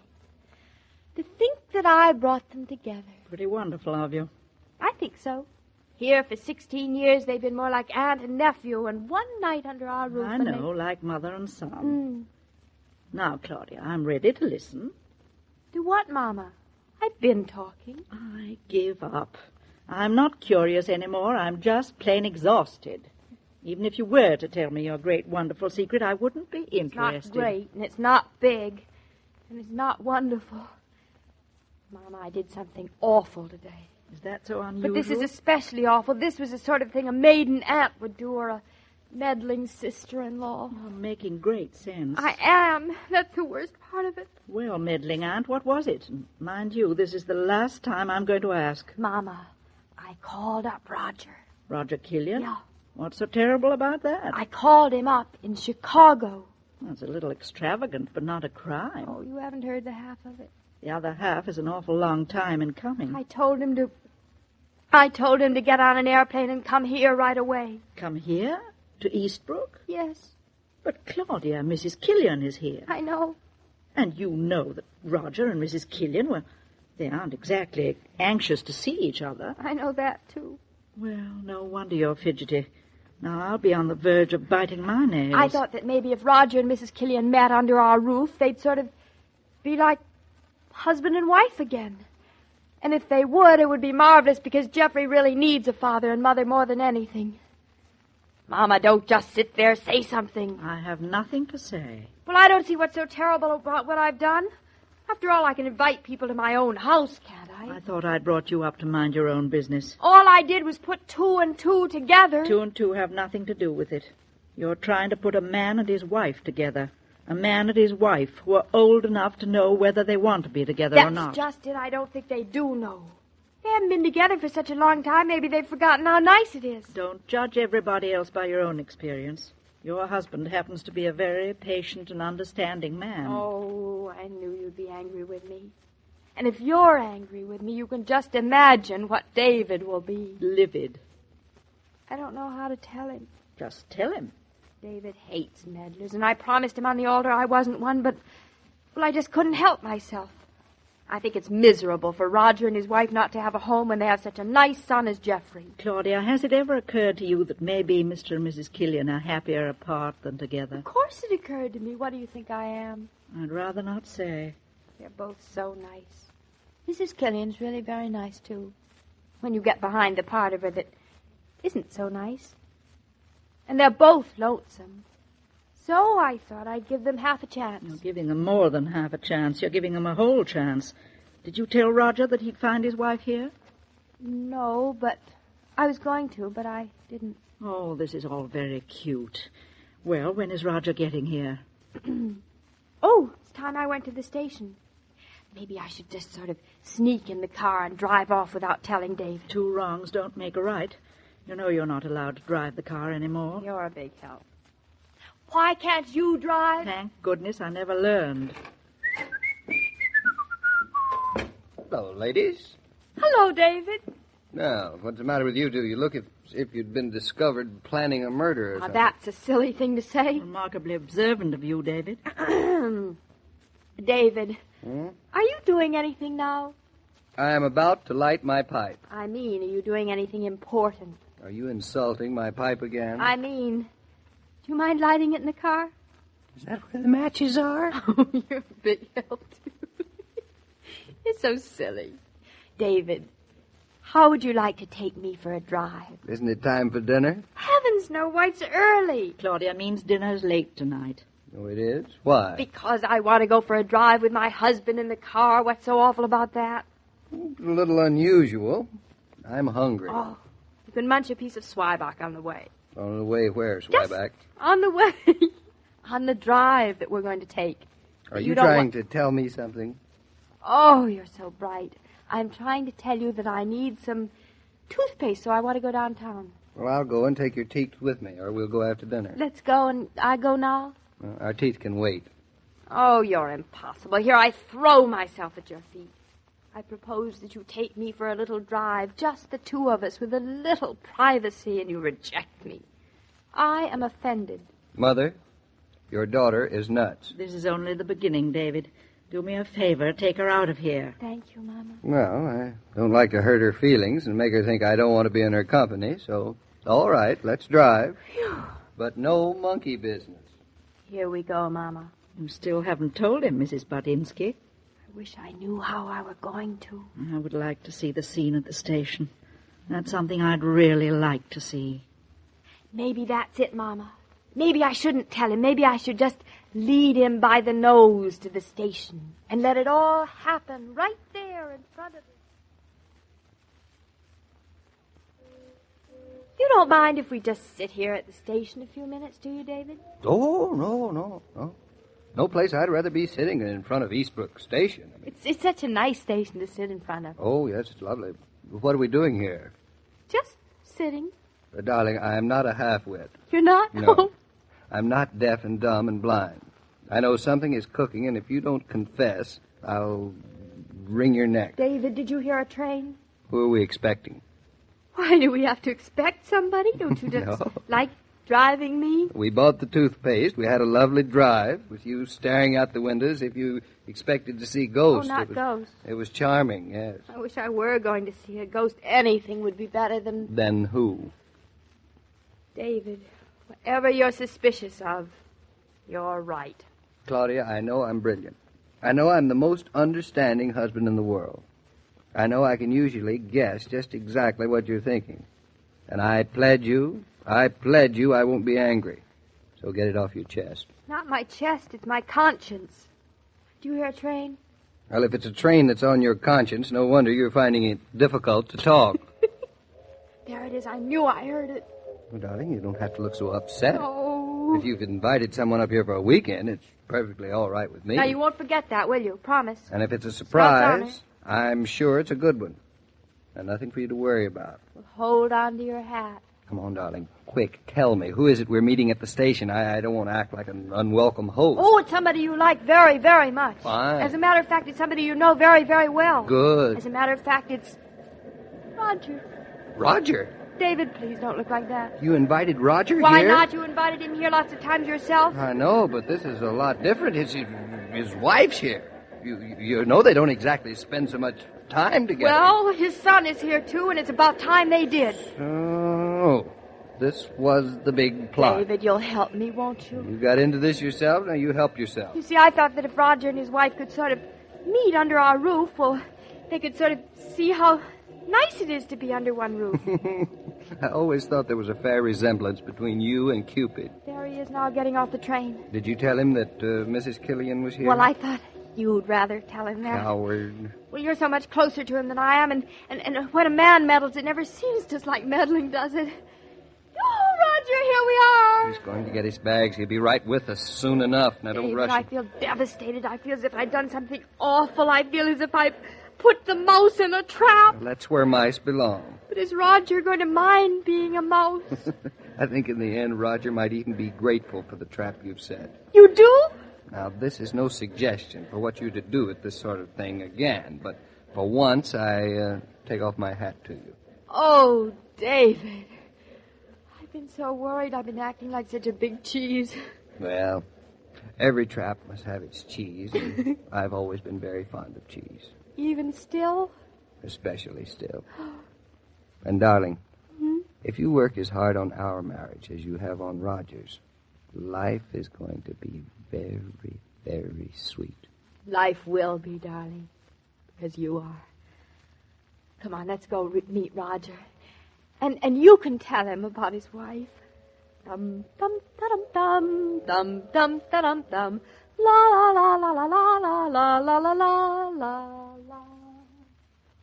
Within the last few years, more and more factories and offices have installed Coca-Cola coolers so that people on the job can work refreshed. But many homemakers forget that they, too, deserve the pause that refreshes. You use up a lot of energy at your household tasks, and it's a good idea to stop for ice-cold refreshment. Moreover, it takes just a few minutes if the refrigerator is well stocked with Coke. Bring a carton home from the store today and supply your home cooler with delicious enjoyment. Mr. King. Oh, Mr. King, how did everything go at the station? Oh, smooth as pie, Mrs. Brown. That daughter of mine, she'll give me heart failure one of these days. The things she does. Imagine inviting Mr. Killian up here and not telling anyone. So far, so good. I'm just kind of waiting to see what happens. I hope the results are worth the anguish. It's going to be quite a weekend with Mr. and Mrs. Killian and Jeff all in the house. Well, I wish I could be here to see it, but the best I can do is to say that I'll be back on Monday. By Monday, Mr. King, the die will be cast, or the cast will be dead. Well, that's what I'll be here to find out. See you then, and good luck. Thank you. We'll all need it. As I was about to say, every day, Monday through Friday, Claudia comes to you transcribed with the best wishes of your friendly neighbor who bottles Coca-Cola. So listen again Monday at the same time. And now this is Joe King saying au revoir. And remember, whoever you are, whatever you do, wherever you may be, when you think of refreshment, think of Coca-Cola. For Coca-Cola makes any pause the pause that refreshes. And ice-cold Coca-Cola is everywhere. These programs star Catherine Bard as Claudia and Paul Crabtree as David, and the entire production is supervised and directed by William Brown Maloney. And now here's a word from your friendly... Your Coca-Cola bottler presents Claudia, based on the famous play and novels by Rose Franken. Brought to you transcribed Monday through Friday by your friendly neighbor who bottles Coca-Cola. Relax, and while you're listening, refresh yourself. Have a Coke. And now, Claudia. Oh, what a weekend. I'm exhausted. You have to go into the office this morning. I do. Oh, that's too bad. I thought we might go back to breakfast after bed. You mean vice versa? Oh, so I do. I must be just as exhausted as you are. Darling, why don't you get back in bed now? Oh, I've gotten myself all dressed to be such a waste. You are an old skinflint, you know it? I know it. Besides, I can't let the Killians go without saying goodbye. Wouldn't be very hostessy of me. Well, I'll say goodbye for you. That's not the same thing. Sorry. Saying goodbye to your guest doesn't make you a good hostess. Personally, I think you fulfilled your duties to the brim. Thank you, sir. Now button me up the back, please. Buttoning you up the back seems to be one of my main duties as your husband. You mind? Is it that difficult? It's a pleasure to fulfill it, Mrs. Norton. Now, while I've got you here, clenched in my powerful hands... Yes! Let me tell you that you are a very fine hostess. Oh, is that all? You are the finest of the fine. Having Roger and Lelia and their young son it wasn't easy with one maid. And Mama, don't forget Mama. Still, you were superb. Oh, it was easy. I like the Killians. Besides, I asked for it. You certainly did that. No, don't think I wasn't scared after I invited Roger for the weekend. Especially since I didn't tell him his wife was here. Only a nincompoop or a wise man would have dared do it. Which am I? I reserve judgment. I want to see the results. There. Your buttons are all buttoned. Thanks. David. What? I'm not a little Miss Fix-It, am I? You scared me so. Well, you've been trying to fix up the Killians, haven't you? Well, that was different. They need fixing. That makes it different. Well, what I mean is you don't think I go around sticking my nose into other people's business where it doesn't belong, do you? Well... Don't say it. I hate being a busybody, and I know you'd hate being married to one. I certainly would. So please tell me I'm not one. You're not one. One what? Oh, you. Darling, I think that what you've been trying to do for the Killians has been swell. I think if it works out, Jeffrey's going to be a very happy boy. Poor kid, he was so alone, so lost. Till you understood him. The only thing that matters with Jeffrey is that he never really had a home. Do you think Roger and Leela will give him one now? What do you think they decided over the weekend? It was impossible to tell from watching him. They're so distant. I don't know. I won't ask them either, not even one question. That'll be a strain. I bet you think I can't do it. I'm willing to be surprised. David, are you hopeful for them? Asking you questions isn't part of the bet. Well, frankly, I don't think that at rock bottom either Roger or Leela were meant for each other.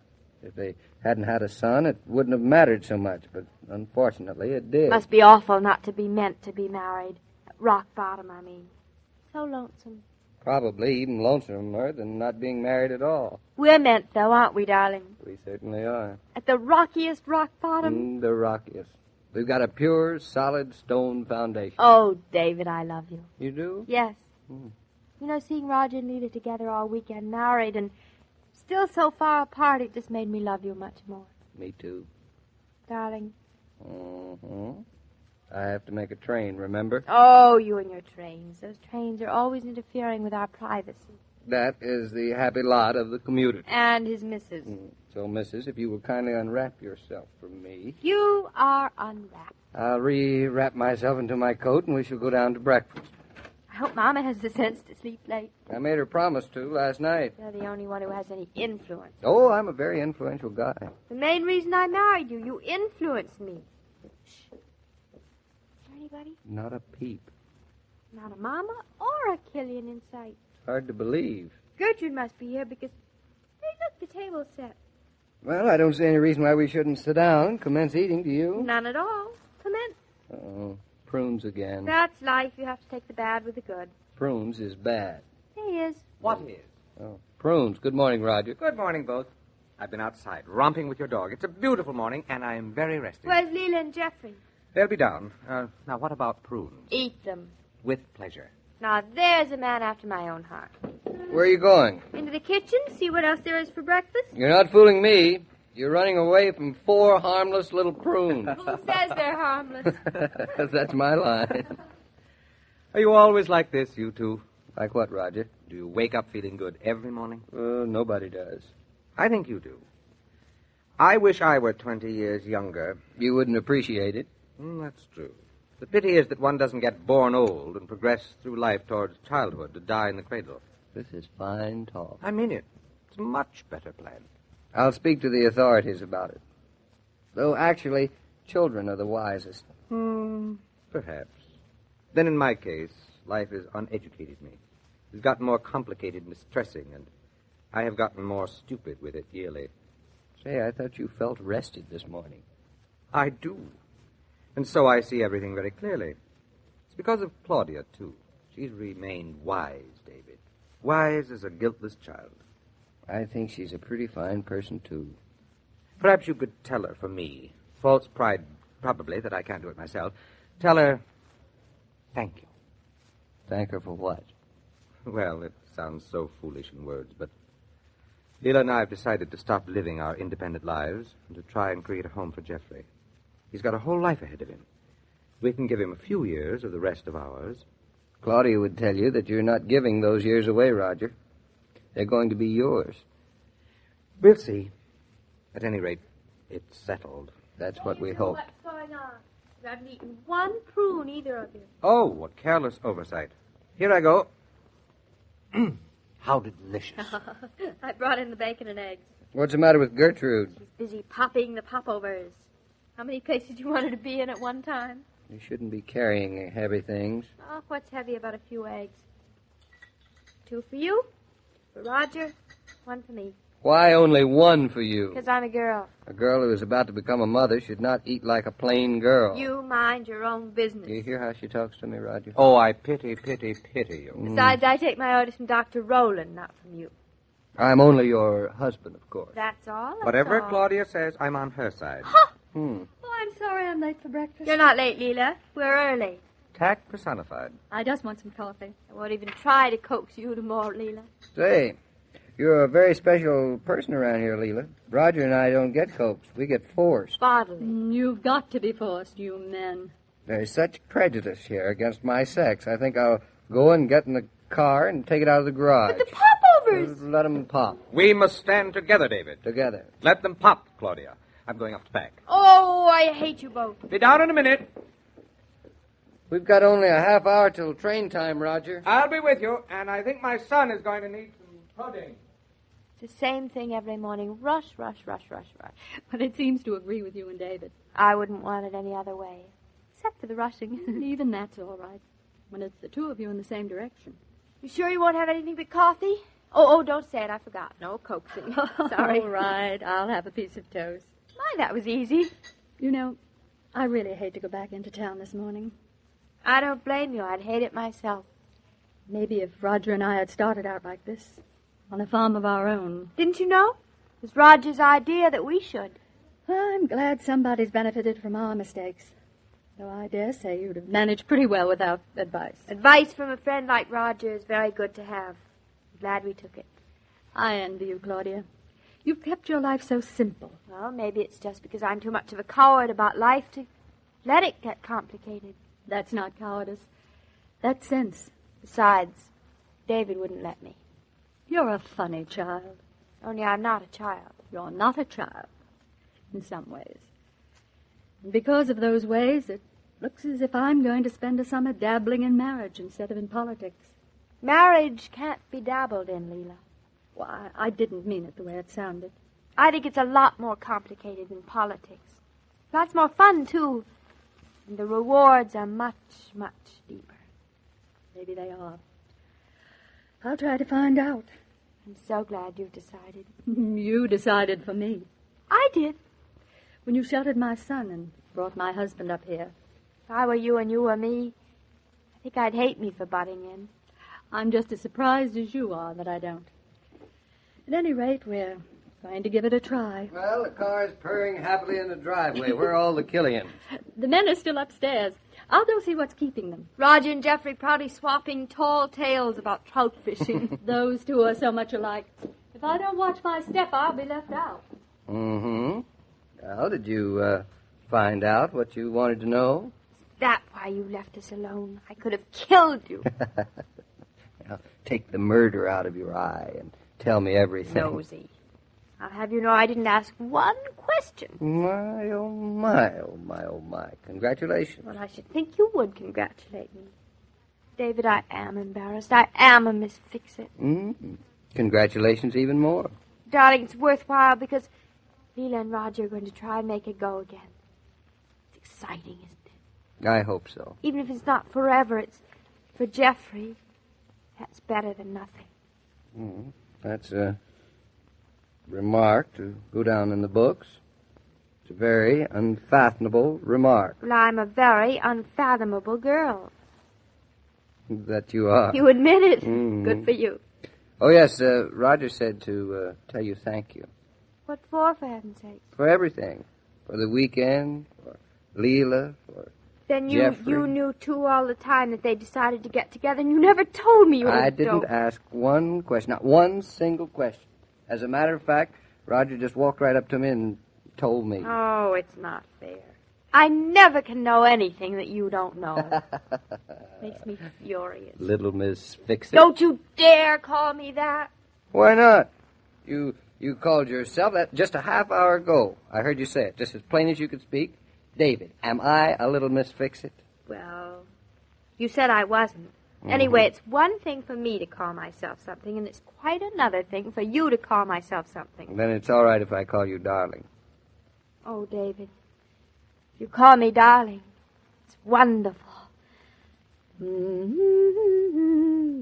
dum da dum dum. La la la la la la la la la la la. When you're downtown and stop at a fountain or tea room at noon, I'm sure you often join the men and girls who regularly order ice-cold Coca-Cola with their luncheon sandwich or salad. Why not have Coke when you lunch at home? It's so simple, and Coke goes good with any food. Even leftovers taste better when they're accompanied by delicious Coca-Cola. And the afternoon duties are somehow more easily accomplished when you lunch refreshed. Hi there, Joe. Ah, David, how be you? I be fine, though a little ragged around the edges. I should think you would be, David. It must have been quite a weekend. Oh, it was. But who cares? It all turned out fine. And that's what was really important. But now the most important thing is for you to see that Claudia takes it easy again. Well, she's made up her mind to it, and I certainly hope that nothing comes up to change it. Well, I think it's not going to be as simple as it sounds.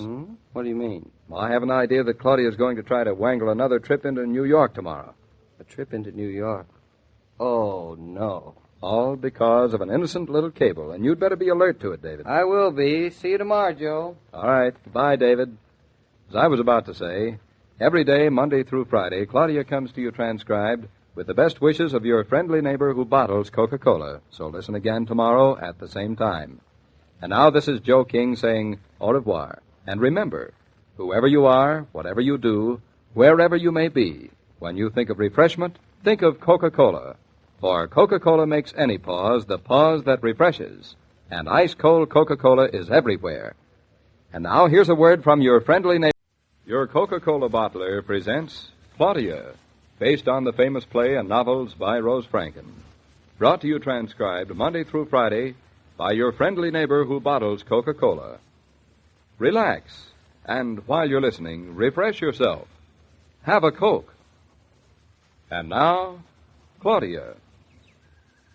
La la la la la la la la. Why is Mama so happy today, do you think? She's glad to see me go, aren't you, Mother? Delighted. That's why I'm humming. Mama hums, but I mourn. I hate to see you go. Now, my humming and mourning damsel, if you'll kindly step aside to one side, I'll get into my car, and off, like a breeze through the morning glories, zip to the station I will drive. What if I won't? Step aside kindly, I please. shall lift you up kindly, please, and put you down aside. Sounds like fun. David, don't you dare pick her up. You'll hurt yourself. What about hurting me? You, it doesn't matter. Oh, sweet. I have my orders from headquarters, Claudia. So kindly step aside of your own volition. You're cluttering up the driveway.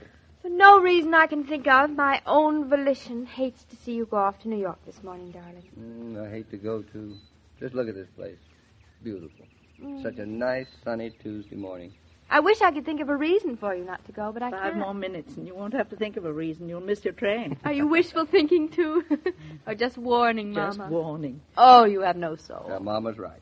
Now, out of my way. Let me get into my car.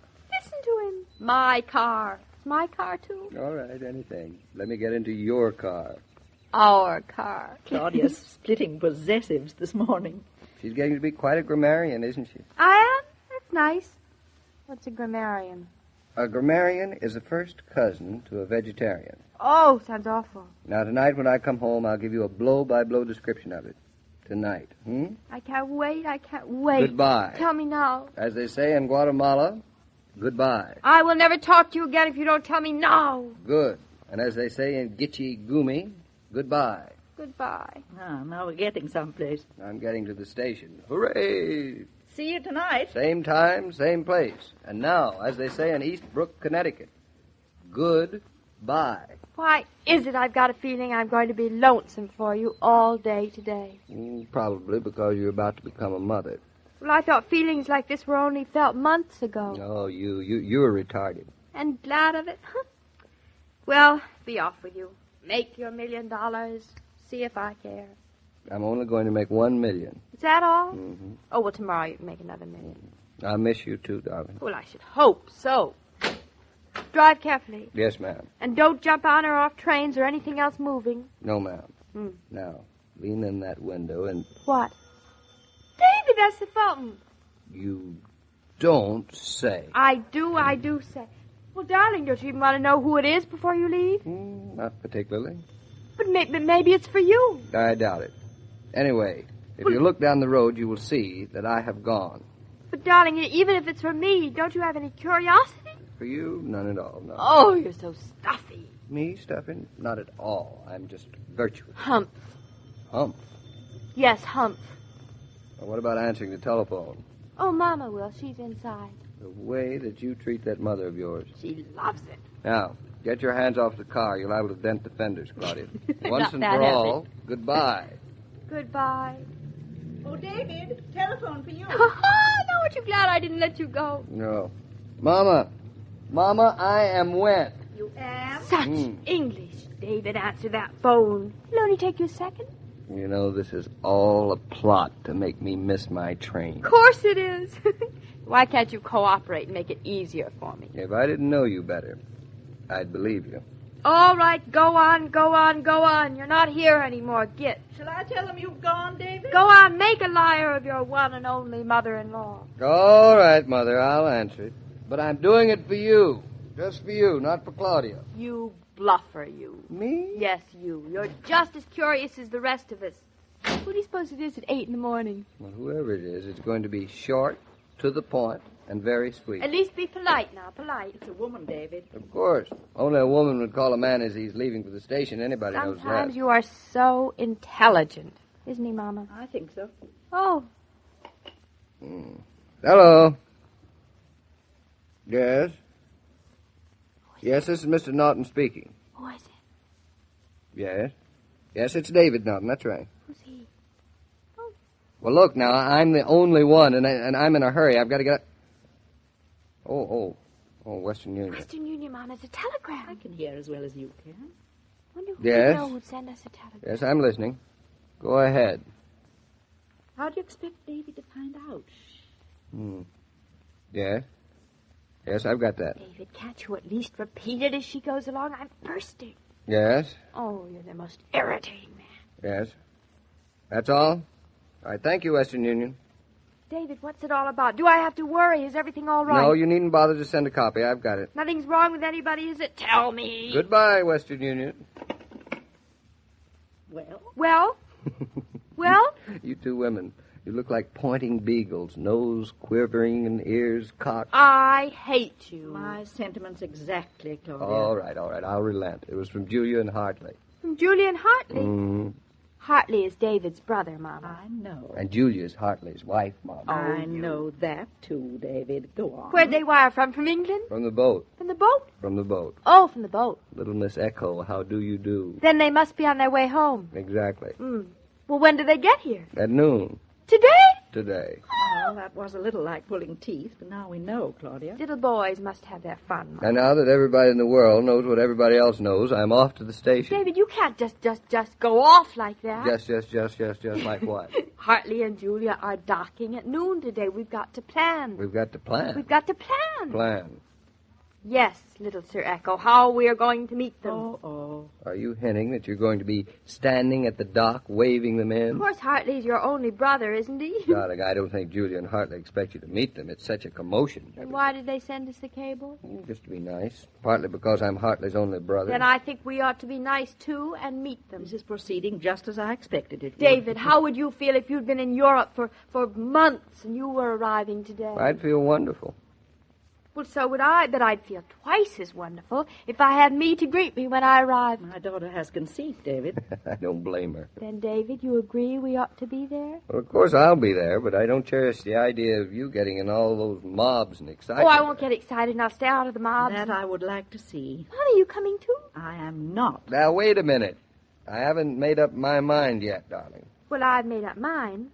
Same thing. More conceit. Nope. Wisdom, Mama. David says yes. Now, you know you're not supposed to be running around all over the who place. said anything about running around? I'm going to go down to New York with you, then I'll come back from New York with you, and then... And in between. In between, nothing. Mm-hmm. Except Julian Hartley, and if there's time, a double feature while you're working. Mm-hmm. David, you just can't let your only brother be greeted by a mere customs officer. It isn't decent. I told you I'd meet the boat. You are not enough. It needs me, too. What do you think, Mother? I never think when I can help it. I'm not a China doll. You're worse than that. You're an incipient mother. David, there's no reason to call me names just because you have no brotherly love. Oh, but I have, darling, a great deal of it. I'll greet Hartley. I just happen to have a little more husbandly love, that's all. Oh, darling, that was sweet. There are times, however, when it's right to sacrifice your finer emotions. This and one of them times. Who says it am? And just think, David, just think, a ship coming in with seagulls and foghorns and Julian Hartley. He's my closest relative after Mama and Aunt Louise and you and Shakespeare. I'm not a relative. Well, you're acting like one. Oh, I'd love to be there. I never could decide what was more exciting, a sailing or an arrival. I've only been to a sailing. I think an arrival's better. Happier. No goodbyes when you're coming home, just smiles and bouquets. Mama, when did you meet a boat coming into port? Oh, it's a long story. You never told it to me, did you? There was a young man in khaki on the boat. He'd been away in France 2 years. Yes, Mother? I was almost afraid to go down to the ship. I knew I'd recognize him, no matter what the trenches had done, but I worried whether he'd know me. Then I found myself on the pier, crowds of other women round me, most of them crying. I remember wondering why.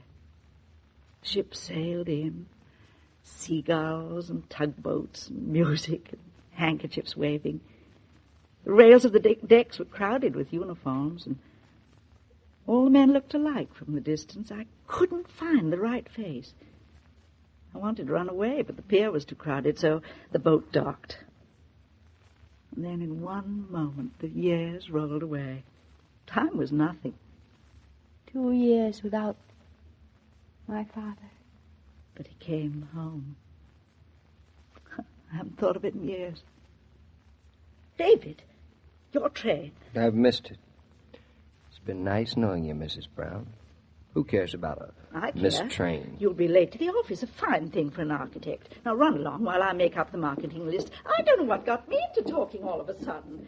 Well, darling? David, sometimes I feel as if I didn't know Mama at all. There are whole years of her life she just carries around by herself. She carries them well, darling. It must be so lonesome. I can't even remember them with her. David, what are you going to do about your train? Oh, not a thing. Take the next one? Nope. You're not going to stay home all day just because you missed a silly train. I won't have it. You won't, eh? No. What's a day, darling? You'll be coming home tonight. Now, let's see. What train? No train. I'm going to drive into New York. Go on. You are? And if I drive in alone, there are going to be an awful lot of empty seats in that car. Oh, such a waste. Mm-hmm. And it doesn't cost any more for 2 people to use a car than one. Such economy. So, how long will it take you to get ready? No time at all, darling. I'm practically ready now. That means a half hour. How did I get myself into this? You don't have to pretend. You're glad you did, because this is one arrival, one ship coming in when we'll be standing side by side. One memory we can share together. You and Mama. I'm clay in your hands. Now, get along with you. What a lucky morning. Julian Hartley coming home, and I don't have to say goodbye to you at the gate. You are a spoiled child. I know. The worst part of it is, I love it. Mm-hmm. Dum dum da dum dum. La la la la la la la la la la. Watch young people preparing to give a party.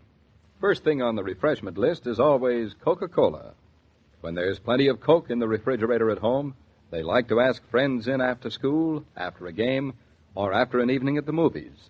And you like to have them do so, for the home that's full of young people is a friendly place for adults and children both. Well, Joe, I've been took. So you have, David. I warned you yesterday you'd be took to taking Claudia into New York. That wife of mine and her mother, between them, a man doesn't have a chance. Do you mind, David? No, I don't mind. As a matter of fact, I'm very much looking forward to meeting Julia and Hartley at the boat. Yes, it ought to be exciting. Landings always are. If you're around, Joe, will you help me keep an eye on Claudia? You bet I will. But one eye isn't going to be enough. It'll take several once Claudia gets on the pier and learns about customs regulations. Customs regulations? Mm-hmm. I hadn't thought of that. I suggest you keep Claudia away from the customs inspector. I have sort of an idea she won't like his looking through Julia's trunks. Oh, she'll hate it. Any law is resented by my wife. Yes, I'd better keep them apart. You're absolutely right, Joe. Well, you've got quite a job on your hands, David. Good luck on it. Thanks, and so long. Bye, David. As I was about to say, every day, Monday through Friday, Claudia comes to you transcribed with the best wishes of your friendly neighbor who bottles Coca-Cola. So listen again tomorrow at the same time. And now this is Joe King saying au revoir. And remember, whoever you are, whatever you do, wherever you may be, when you think of refreshment, think of Coca-Cola. For Coca-Cola makes any pause the pause that refreshes. And ice-cold Coca-Cola is everywhere. This broadcast of Claudia was supervised and directed by William Brown Maloney. And now, here's a word from your friendly neighbor. Your Coca-Cola bottler presents Claudia, based on the famous play and novels by Rose Franken. Brought to you, transcribed Monday through Friday, by your friendly neighbor who bottles Coca-Cola. Relax, and while you're listening, refresh yourself. Have a Coke.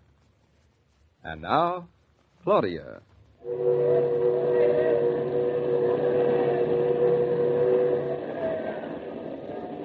Hey, they're rolling up the gangplank. Watch. Oh, David, isn't she the most beautiful ship? Proud, majestic queen of the seas. So big and so enormous. I don't see how she stays afloat. Oh, it's easy as a matchstick. Amazing the things they do today. Now, close your mouth and open your eyes, darling. See if you can see Hartley and Julia any place. I don't see one face I know anywhere. I hope we don't miss them. I don't see how we can. They have to come down the gangplank, don't they? Well, not if there's a more distinguished and aristocratic way of doing it. Julia would prefer it. Now, that's a fine way to talk about your only brother's wife. A stranger would think you didn't like Julia. You don't happen to be a stranger. Well, if I were, I certainly get the wrong idea. I don't know why you don't like to admit you like Julia. Oh, I admit it. Julia's got an excellent head on her shoulders. She knows more about stock markets than any broker on Wall Street. Well, that's not saying so much, I don't think. She's smart, and fundamentally, she's got a very good heart. She's much nicer than you make her sound. I like Julia. Well, good, good. I just happen to prefer my women dumb, stubborn, and cute. I can't help it. Oh, thank you so much, sir. Well, you are cute, you know it.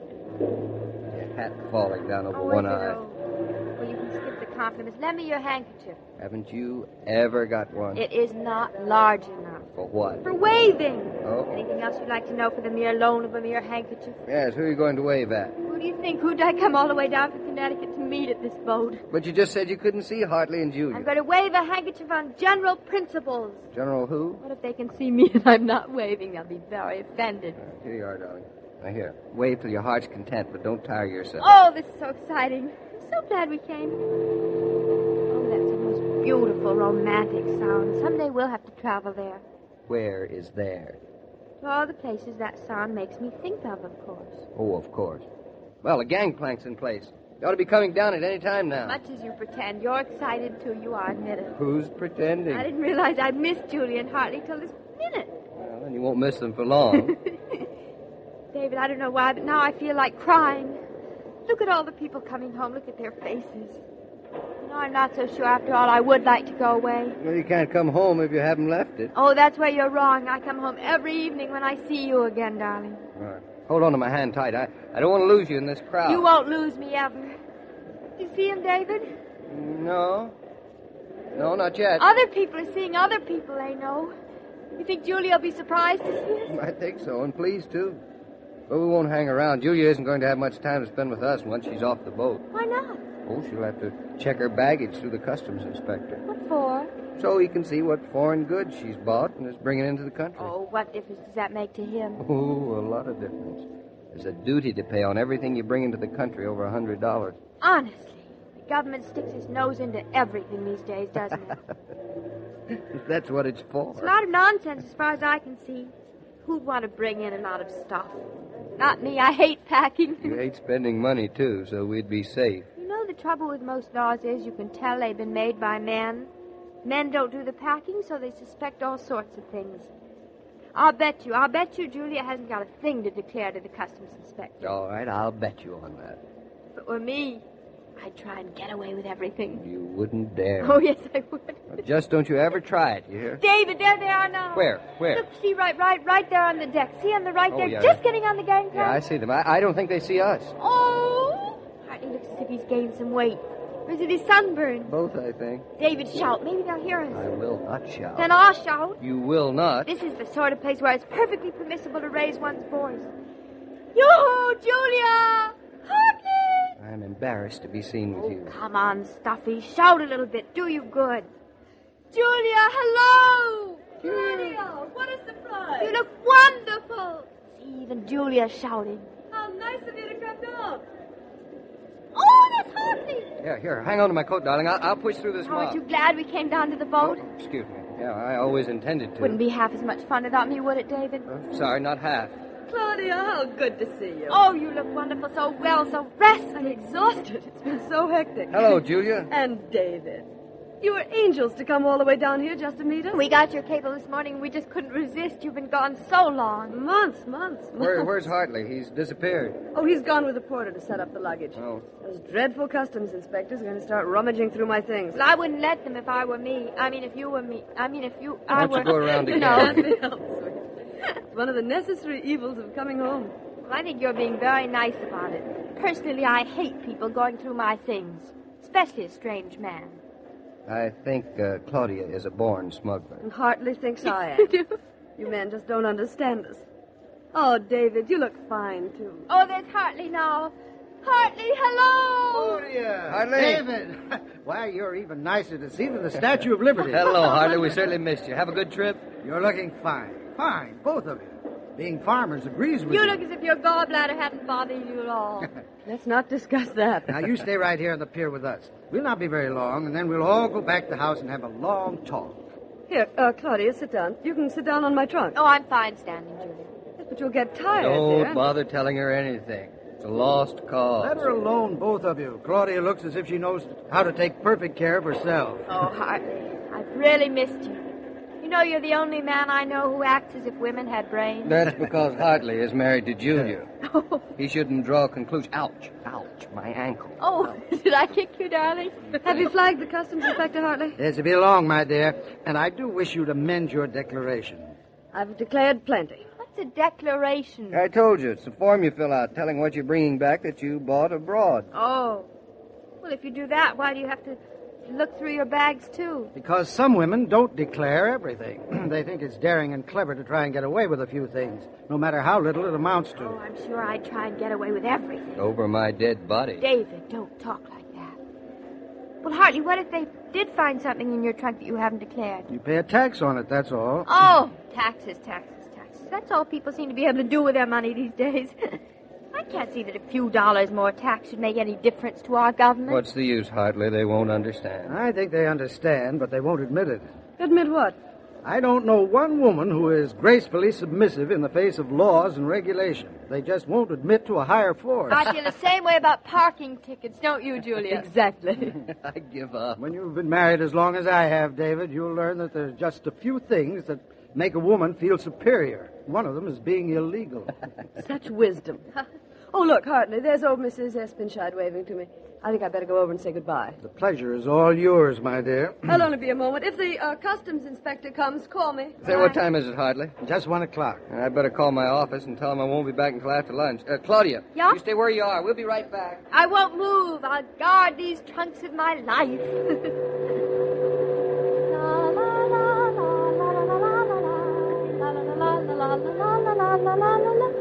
Sailing, About the game, Norton? Are you Mrs. Norton? Yes, Yes, I'm Mrs. Norton. And the customs inspector, 43. Oh, well, how do you do? How do you do? All these trunks and valises. It says here 8 pieces. Oh, yes, all these here. Uh-huh. Declaration here is very full. Trunks open? Well, yes, they are, I think. Fine. I'll start on this one here. You mean you rumple through them? Sure do, ma'am. How else am I going to know what's in them? Going through other people's things. Aren't you ashamed? Look, ma'am, this is my job. The government pays me to rumple through. Well, at least you can be more careful. Honestly, don't you take anybody's word for anything? No, ma'am. Oh, Particularly the ladies. you and my husband. You know, with the ladies, it's a game. They try to put it over on me. Makes them feel good. So instead of asking, I just rummage. If you ask me, I'd tell you the truth. Oh, yeah, sure you would, yeah. That's the trouble with you. You think everybody is dishonest. Not dishonest, just sporting. Now, if I were to ask you, is there anything in these here trunks that ain't on this declaration, what would you say? I'd say yes. Loads of things. Huh? Oh, perfumes and dresses and heaven knows what. What? Well, after all, what does one go to Paris for but to buy things? Well, now, look, you don't have to tell me that. Go on, look through these trunks. But I can save you an awful lot of time. In the shoe bag, for instance, that's a wonderful place to hide perfumes. Now, look, madam, And look. you can pack one dress inside another without any trouble at all. Look here. Whose leg do you think you're pulling? Nobody. Oh, no. Look, ma'am. Nobody in the history of this service here has ever seen anybody come out and confess things like that. I don't believe a word you're saying. Oh, you poor man. You've been disillusioned. The fact you're telling me all these things, I know you ain't hiding nothing. And look here. To show you I'm a man of faith, I'll stamp your declaration and check you through. Oh, that's sweet of you. You see, before my wife had a baby, for a while she couldn't tell a lie either. She couldn't? Nah. Here you are. Well, thank you. You're all checked through satisfactorily. Well, I knew the government wasn't as nosy as some people say it is. And I'm awfully glad to see that somebody respects another person's word. Well, goodbye, ma'am. It sure is a pleasure doing business with you. I'll send around a porter. Goodbye. And thank you so much. Sailing, sailing over the bounding main. Everything all right, la, la, Claudia? la, la, la, la, la. Everything's fine, David. Trunks have all been inspected. Everything. So quickly? And he didn't look at a thing. I tried to tease him by saying these trunks were full of smuggled things, but he didn't believe me. He said I had an honest face, and that's all. You see, it's very simple. What did you say these trunks were full of? Oh, perfume and shoe bags, dresses inside of dresses. I made it up as I went along. Brilliant. You belong in jail. David, what is the matter with you? Making it up as you went along. You know perfectly well that that's where Julia put those 3 bottles of perfume. What? Certainly. That's what Hartley just told me. Then I've cheated the government. I've committed a crime. I don't know why you sound so surprised. You behave perfectly according to your sex, that's all. That's the trouble with being a woman. Even when she smuggles, not on purpose, it's held against me. Not on purpose. Oh, David, I wish we'd never come down to the boat to meet Julia and Now, Hartley. Julia, be delighted it turned out But this don't you understand? Now I'll never be able to believe myself again. Because for once, I thought I was honest. Da da da da da da da da da.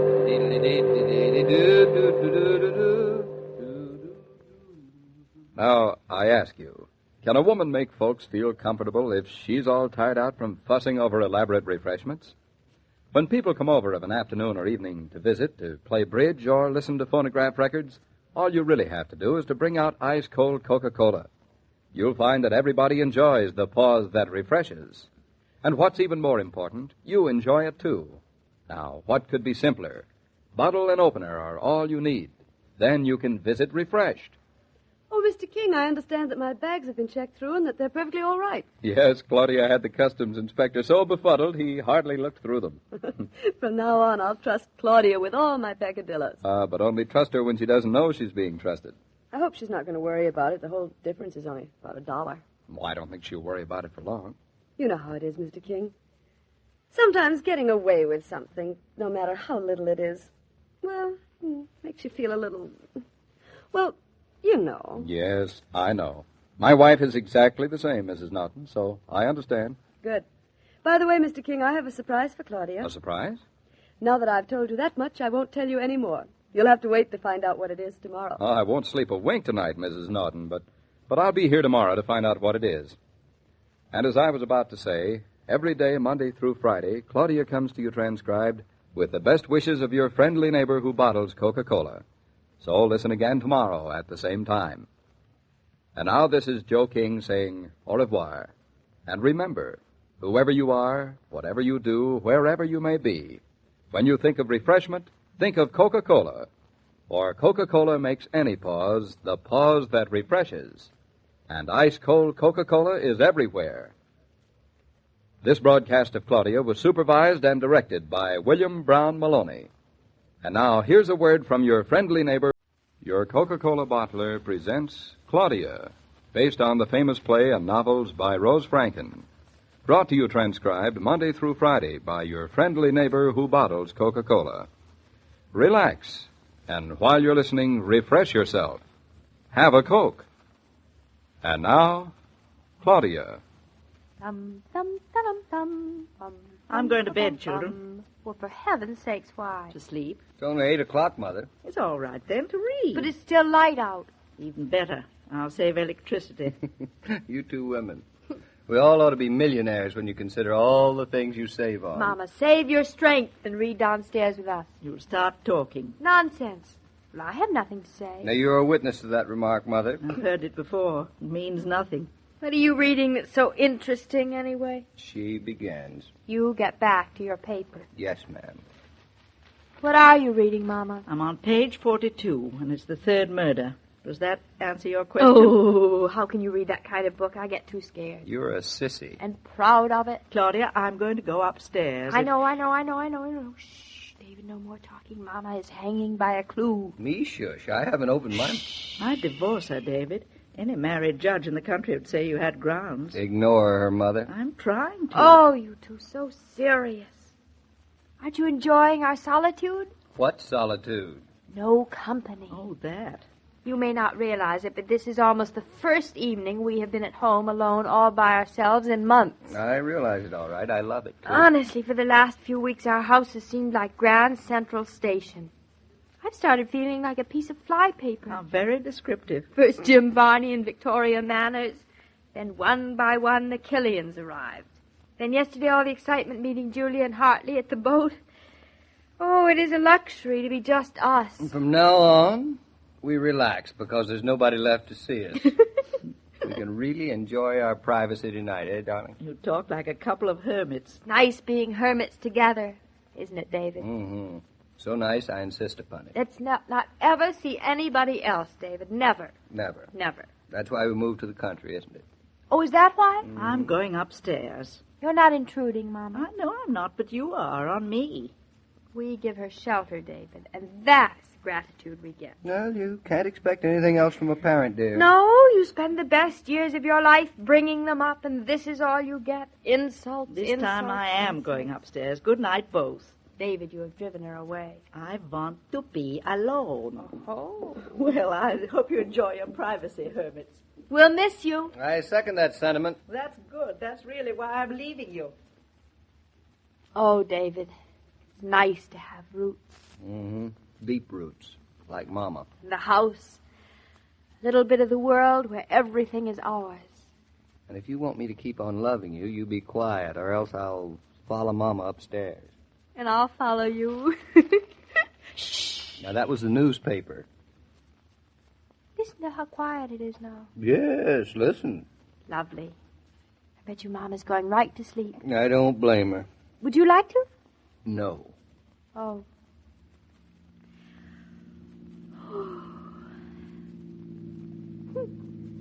There goes a car now.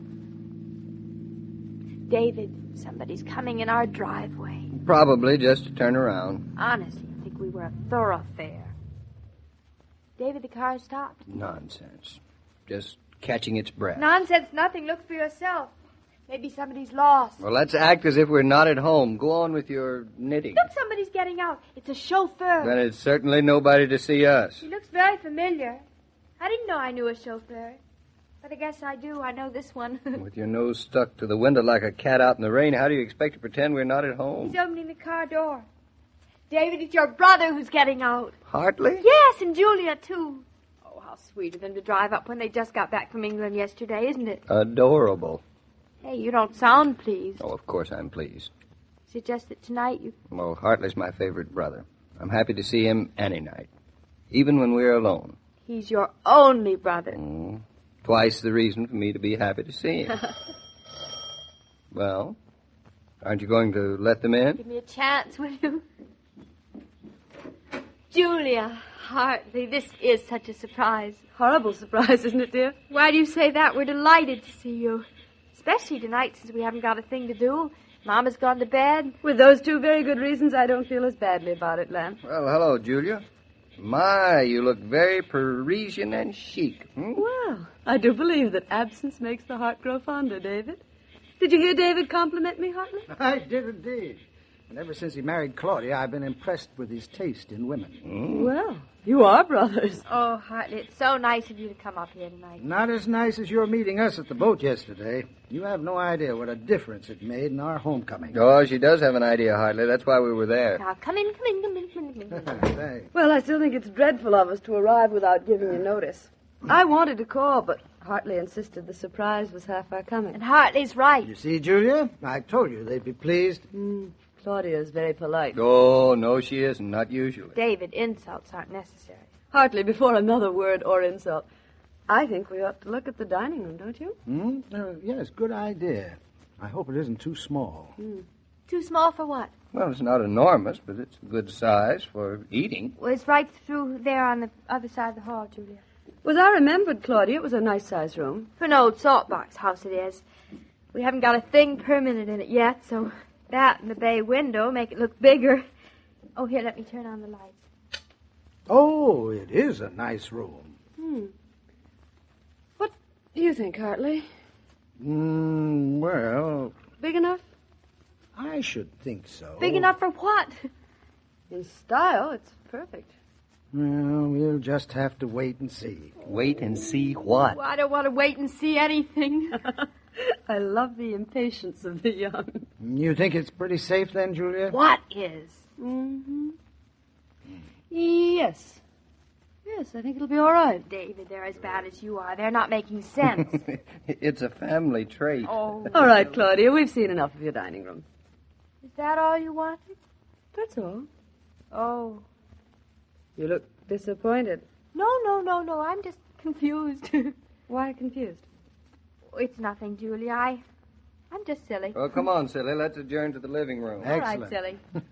You mean you're through with the dining room? Absolutely. Now, Hartley, hand me my pocketbook, would you? It's over there on the windowsill. Yes, right.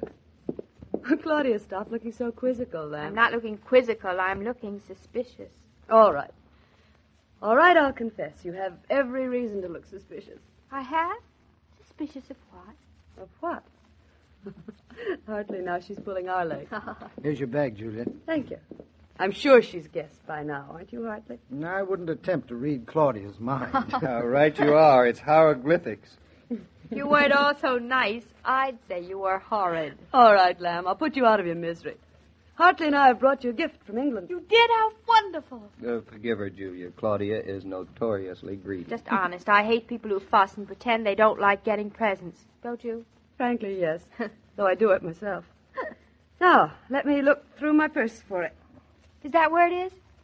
It's for the dining room. If it fits. David, what could possibly be too big for the dining room and still fit in Julia's pocketbook? You've got me. Me too. And you've got a dining room table and 8 chairs. Chippendale. A what? I suppose they're inside Hartley's hat. Not quite. Here's a photograph of them. They're being shipped. David, I don't believe a word they're saying to you. Not a Who word. gives people a dining room table and 8 chairs? And That's ridiculous. Chippendale. We do. To our only brother and his wife. Oh, Julia. I'm almost afraid to believe you. Here's the photograph. Well, go on. Look at it. Oh, they're so beautiful. Our dining room isn't half nice enough for them. Oh, nonsense. Well, this is certainly a gift, Julia. You've outdone yourself. We saw the table and chairs at an auction at Christie's. Both Julia and I felt they looked just like you. We couldn't resist them, and we didn't want to. Oh, I wish they'd get here. They will. The week after next. Week after next? Mm-hmm. Imagine having a baby and a dining room table and chairs at the same time. Was anyone ever as lucky and spoiled as I am? No one. No one more justly, my dear. I never had a brother, Hartley, till you. Now I know what I missed. It's not because of your present, either. We know it isn't. Well, now, Hartley, I think we'd better let these young people alone. Leave us alone? What for? We don't want to be alone, do we, David? We have Father's nothing to say to each for other. my wish. You're both going to spend the night here. But we didn't come to stay, I Claudia. insist. You've come all the way up here from New York. You can't just turn around and go right back. Why not? Well, it's not hospitable of you. But, Hartley, we can't just barge in on David and Claudia like this. Claudia's about to have a baby. That hasn't got anything to do with anything. Besides, we'd feel funny not having any company in the house. We've had company up to our ears for days. You hear that, Julia? Julia, coming home isn't coming home unless you have somebody to come home to. Here we are. So please spend the night. And, you've got to see the farm during the day. We haven't bought a cow yet. You haven't? No. I'd hope to be drinking fresh farm milk. Well, you'll stay in spite of it, though. You can imagine you're sitting on your chairs, eating at your table. I'd love to stay. I'm glad. You've given me so much. Let me give you this. Oh, it's against my better judgment. Better judgment is never right, is it, David? No, never, never. That settles it. Fine. I'll go out in the car and tell the chauffeur to find himself a place for the night. Oh, Hartley, I want to tell him to run downtown and pick up a few things for me. I don't know why I let myself be talked into this, but... Claudia, you're sure? Positive. Well, will be rather nice waking up in your house, eating in a sunny room, being in a home again. I never thought I'd miss it. You've been on such a long trip. Seems long now. Thank you, Lamb, for insisting we stay. Hartley looked pleased for the first time in many weeks. I'll be right back. Well, it looks like we're not going to be alone again tonight. Won't Mama be surprised in the morning? No more surprised than I. Do you mind terribly, David? No, of course not. Not many people would have the wisdom to be sorry for Julia and Hartley. They're so generous. You know, it's funny. In the city, we hardly ever saw anybody. We went to live in the country, so we'd be just the two of us. Here we are, surrounded. We're a fine couple of hermits. In a way, we are. The best kind. Because, darling, even with a house full of people, way down deep, I'm all alone with you. And way down deep is where it counts.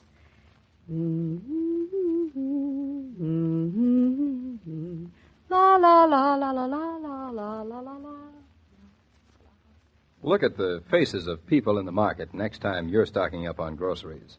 Some women take it so hard. Others don't seem to mind waiting, and they go about marketing in an easy but business-like fashion. Now, if you'd like to join the second group, why not step over to that friendly Coca-Cola cooler and refresh yourself? Getting together the household supplies is a more agreeable task when you shop refreshed. Tell me, Mr. King, do you think Claudia will be pleased with the table and chairs we're sending to her from England? I'm sure she will. Pleased as punch, Mr. Norton. I hope so. Selfishly, I rather like the idea of contributing towards this farm and house. I'm extremely fond of it. I don't blame you at all. David and Claudia have the right idea.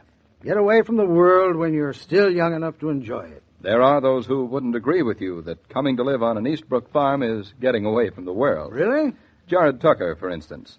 David bought this house from him.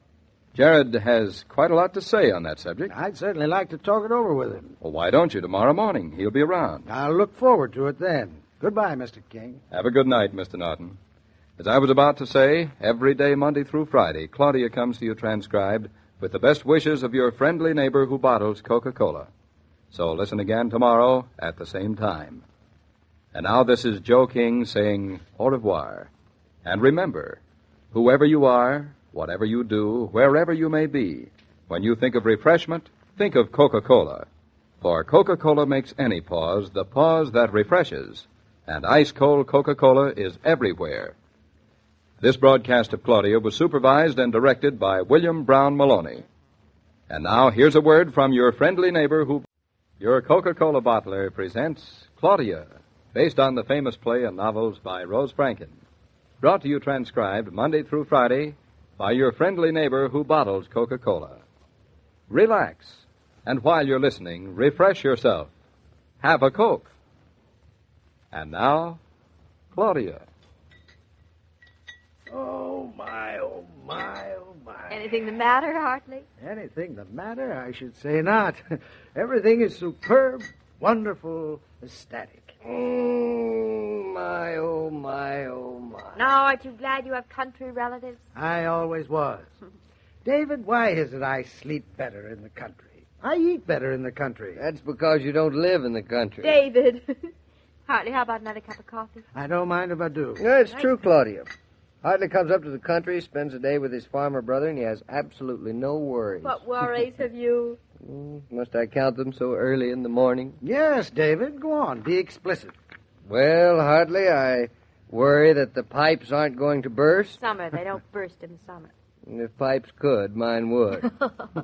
Then I worry that the cow isn't fed properly. We haven't got a cow, Dope. That's really why I worry.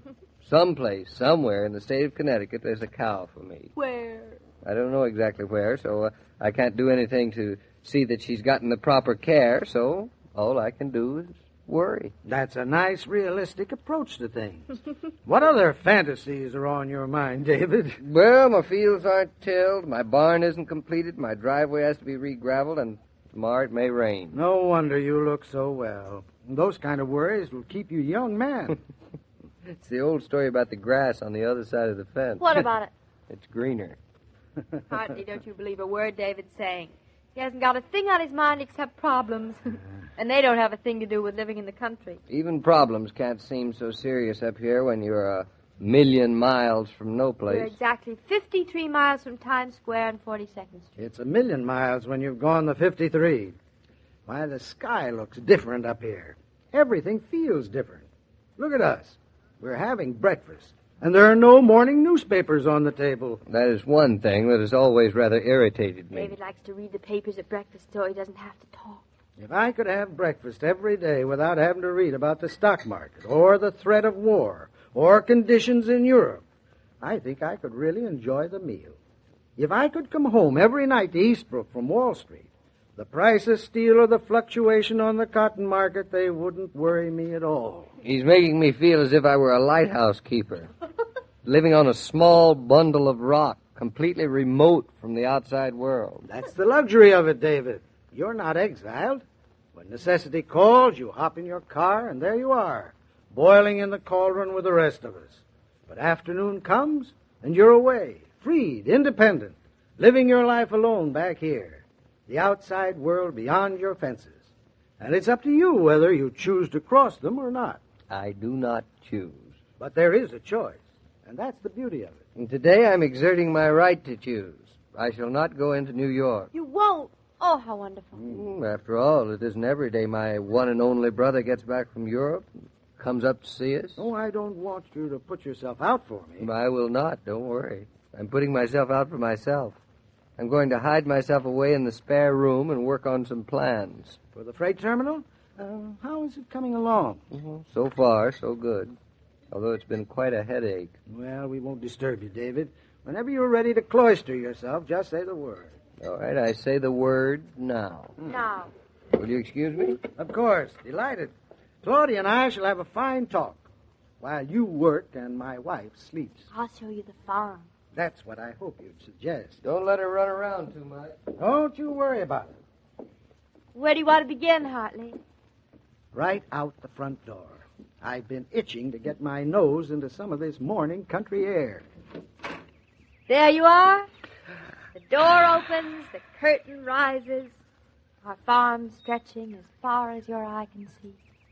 When I was traveling through Europe just days ago, walking through the ruins of capital cities, watching the hunger lines, hearing the cries and complaints of a destroyed civilization, I try to imagine what and where the perfect world would be.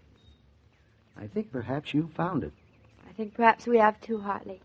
It's here for all those who want it. Oh, there, Mrs. Norton. You're up with the roosters this morning. Hello, I'm up with my brother-in-law, Mr. Tucker. You're having some visiting relatives, eh? Yep. But now you're sorry this farm ain't another 100 miles from New York. Oh, that's a nice thing to say. Right in front of the visiting relative, too. I'm just starting to show Mr. Norton around the farm. Why don't you join us, Mr. Tucker? You know a lot more about it than I do. Well, I don't want to be intruding. Wasn't here on your land a snooping, mind you. Come June mornings with the mist line on the roads, I kind of like to climb up on the crest of that hill behind your house.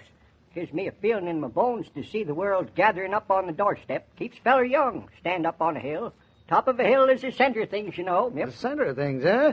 I thought I'd be running away from the world up here. The world, Mr. Norton, is really run from places like Eastbrook.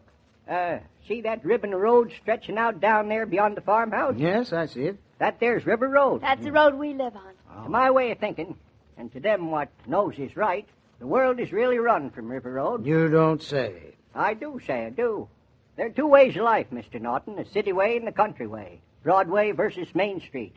Wall Street versus River Road. Broadway and Wall Street don't run the world. They ain't even in the middle of it. Why, they don't even know what the world's all about. They're so busy, just staying alive, just fighting for air. I must say I can't quite go along with you on that.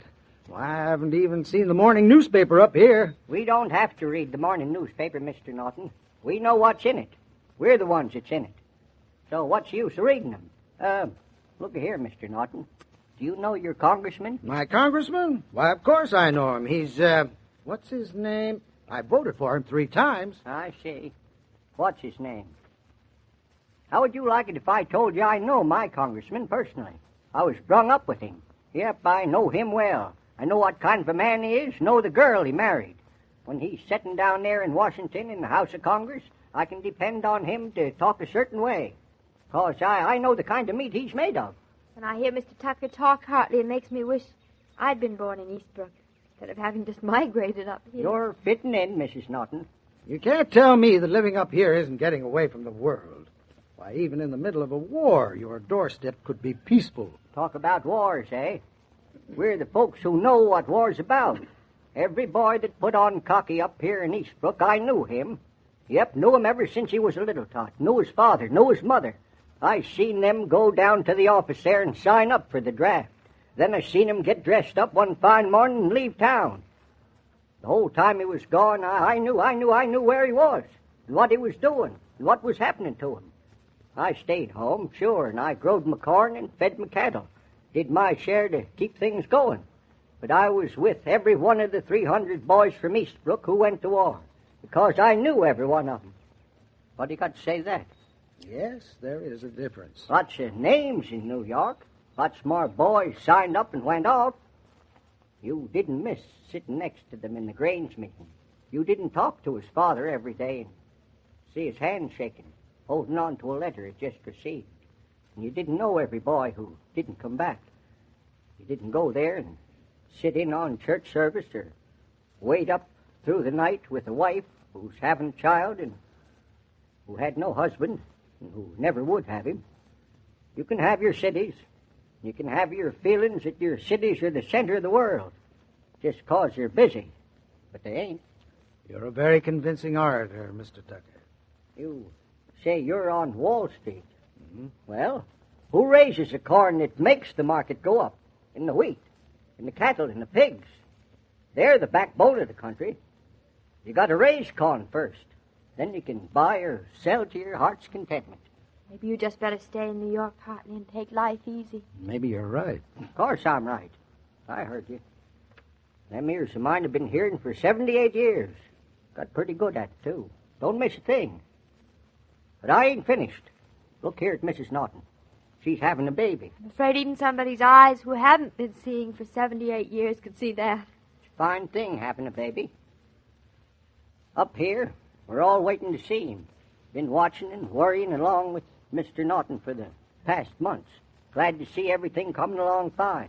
What's a baby in the city? Nothing but a birth certificate. 7 million other people bustling around and nobody cares. One birth certificate, more or less. But up here, her baby is important. And I've been thinking it was just an event between David and me. Well, not up here, it ain't. Here we know the baby's dad, so we expect a lot of his boy, 'cause his dad's a good man. We're all waiting to watch this baby grow up and get on a few years and then go down to the schoolhouse his dad's going to build. Even if he goes away and stays away for 20 years maybe and then comes back, we'll know him. We won't have forgotten him. That baby of yours better grow up to be a fine boy, or I'll shellac the hide off him. Well, Claudia, now you know what you have to live up to. Sort of wonderful to know just what it is, isn't it, Harley? Yes, it is. I guess I woke up in a kind of dream this morning. I didn't realize that the sun shining in my room was lighting up the pulse of the world. I was wrong. And that pulse is beating fine and strong, Mr. Norton, never you fear. As long as the world is made up of Eastbrooks, the pulse will keep on a-beating. Hello up there. You mountain climbers, wait for me. Well, guess I'll be toddling along. Sure was nice to have listened to you talk, Mr. Norton. Yes, it was. I'll see you again when you decide to get away from the outsides of things and come up here. It's funny the ideas city folks get, but you can't blame them. They're so befuddled and bamboozled all the time. Darling, what are you doing way up here? I told you not to climb around. We're looking at the world on our doorstep, David. You see River Road down there, winding peacefully as if it were surrounded by nothing but a great calm? Don't fool yourself. Your River Road is the crossroads of the world. Come nearer, David. Something I want to tell you. What is it, darling? David, do you have any idea how nice it is that our baby's going to grow up right here in Eastbrook, on the crossroads of the world? Dum dum dum dum dum, la la la la la la la la la la la la. Radio listening is a sociable pastime, and it can be made even more sociable if you get out several bottles of ice-cold Coca-Cola. That holds good whether you have guests or the family's alone of an evening. In fact, you'll find Coke is pleasant even when you pause during housework or your favorite daytime program. Take a tip from me and listen refreshed. Well, Mr. King, it looks as if Jared Tucker sold me a bill of goods. Really convinced you, did he? Absolutely. I've started feeling as if I'd never really lived before.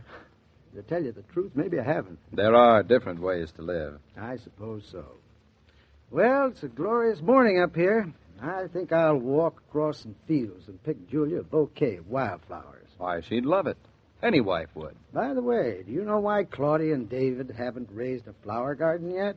Well, I suppose they've had so much else to do first. I suppose so. But for me, home isn't home without flowers. Living in the country... Yes, and Claudia agrees with you. And I've a feeling she's going to try and talk David into a few roses and petunias. But that's for Monday. Let me know if she succeeds, will you? I will, Mr. Norton, on Monday. Thank you. Bye. See you then. As I was about to say, every day, Monday through Friday, Claudia comes to you transcribed with the best wishes of your friendly neighbor who bottles Coca-Cola. So listen again Monday at the same time. And now this is Joe King saying au revoir. And remember, whoever you are, whatever you do, wherever you may be, when you think of refreshment, think of Coca-Cola. For Coca-Cola makes any pause the pause that refreshes. And ice-cold Coca-Cola is everywhere. These programs star Catherine Bard as Claudia and Paul Crabtree as David. And the entire production is supervised and directed by William Brown Maloney. And now here's a word from your friendly neighbor. Your Coca-Cola bottler presents Claudia, based on the famous play and novels by Rose Franken. Brought to you transcribed Monday through Friday by your friendly neighbor who bottles Coca-Cola. Relax, and while you're listening, refresh yourself. Have a Coke. And now, Claudia. Dum dum dum dum bum bum bum bum bum la la la la. Look at that sky, Mom. Isn't it beautiful? You look where you're driving. I can look at both, thank you. Sky so soft after a rain. There was almost a rainbow. Do you notice? Mama, say something. All I can say is David must be worried sick. I'm going as fast as the speed limit will let me. That is not what I meant. And I feel fine. I don't see what driving has to do with having a baby in the first place. That is still not what I mean. Then you're speaking in riddles, Mama. I'm not speaking hardly at all. Go on, speak. Make yourself at home. It's a free country. All I can say is that David expected you... Us? ...back home in 5 minutes. And we've been gone nearly an hour. It's almost 7 o'clock. Still light as day out. David knows Gertrude lives just 2 miles down the road, and it's only 5 minutes to take her home. I suppose it's still so light because this is the longest day of the year, Mama? This was also the longest 5 minutes of the year. Stop worrying. David was just about to take a shower when we left home. He forgets everything, including the time when he's in the shower. I should know better. What's the use of arguing with you? No use at all. Besides, who's arguing? We're discussing. Oh. And that's healthy. When a mother and a daughter can discuss things, it's healthy. Who told you? Everybody knows it. Even psychologists. Well, then, if it's so healthy, tell me, why did we have to drive all the way down just tonight to the hothouse for a few flowers? You were along, Mama, so you can't blame me. You know I'm helpless when you've made your mind up. That is the sweetest thing you said to me in 10 minutes. You have not answered my question, Claudia. Why the flowers just tonight? I felt like flowers just tonight, Mama. Aren't they lovely? They are. I think I like the snapdragons best. But that has nothing to do with this clandestine drive through the country behind David's back. I intend to tell David's back just where we've been. I have to explain the flowers anyway.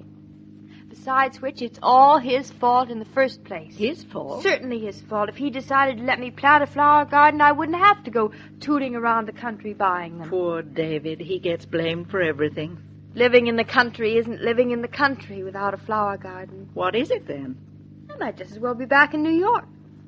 Except, of course, it's easier to buy flowers up here. Well, I'm glad you found some benefits. I think I will put my cards on the table, Mama, as soon as I get home. Then you better start shuffling them, because here we are. You agree with me, don't you? Certainly. Agree to what?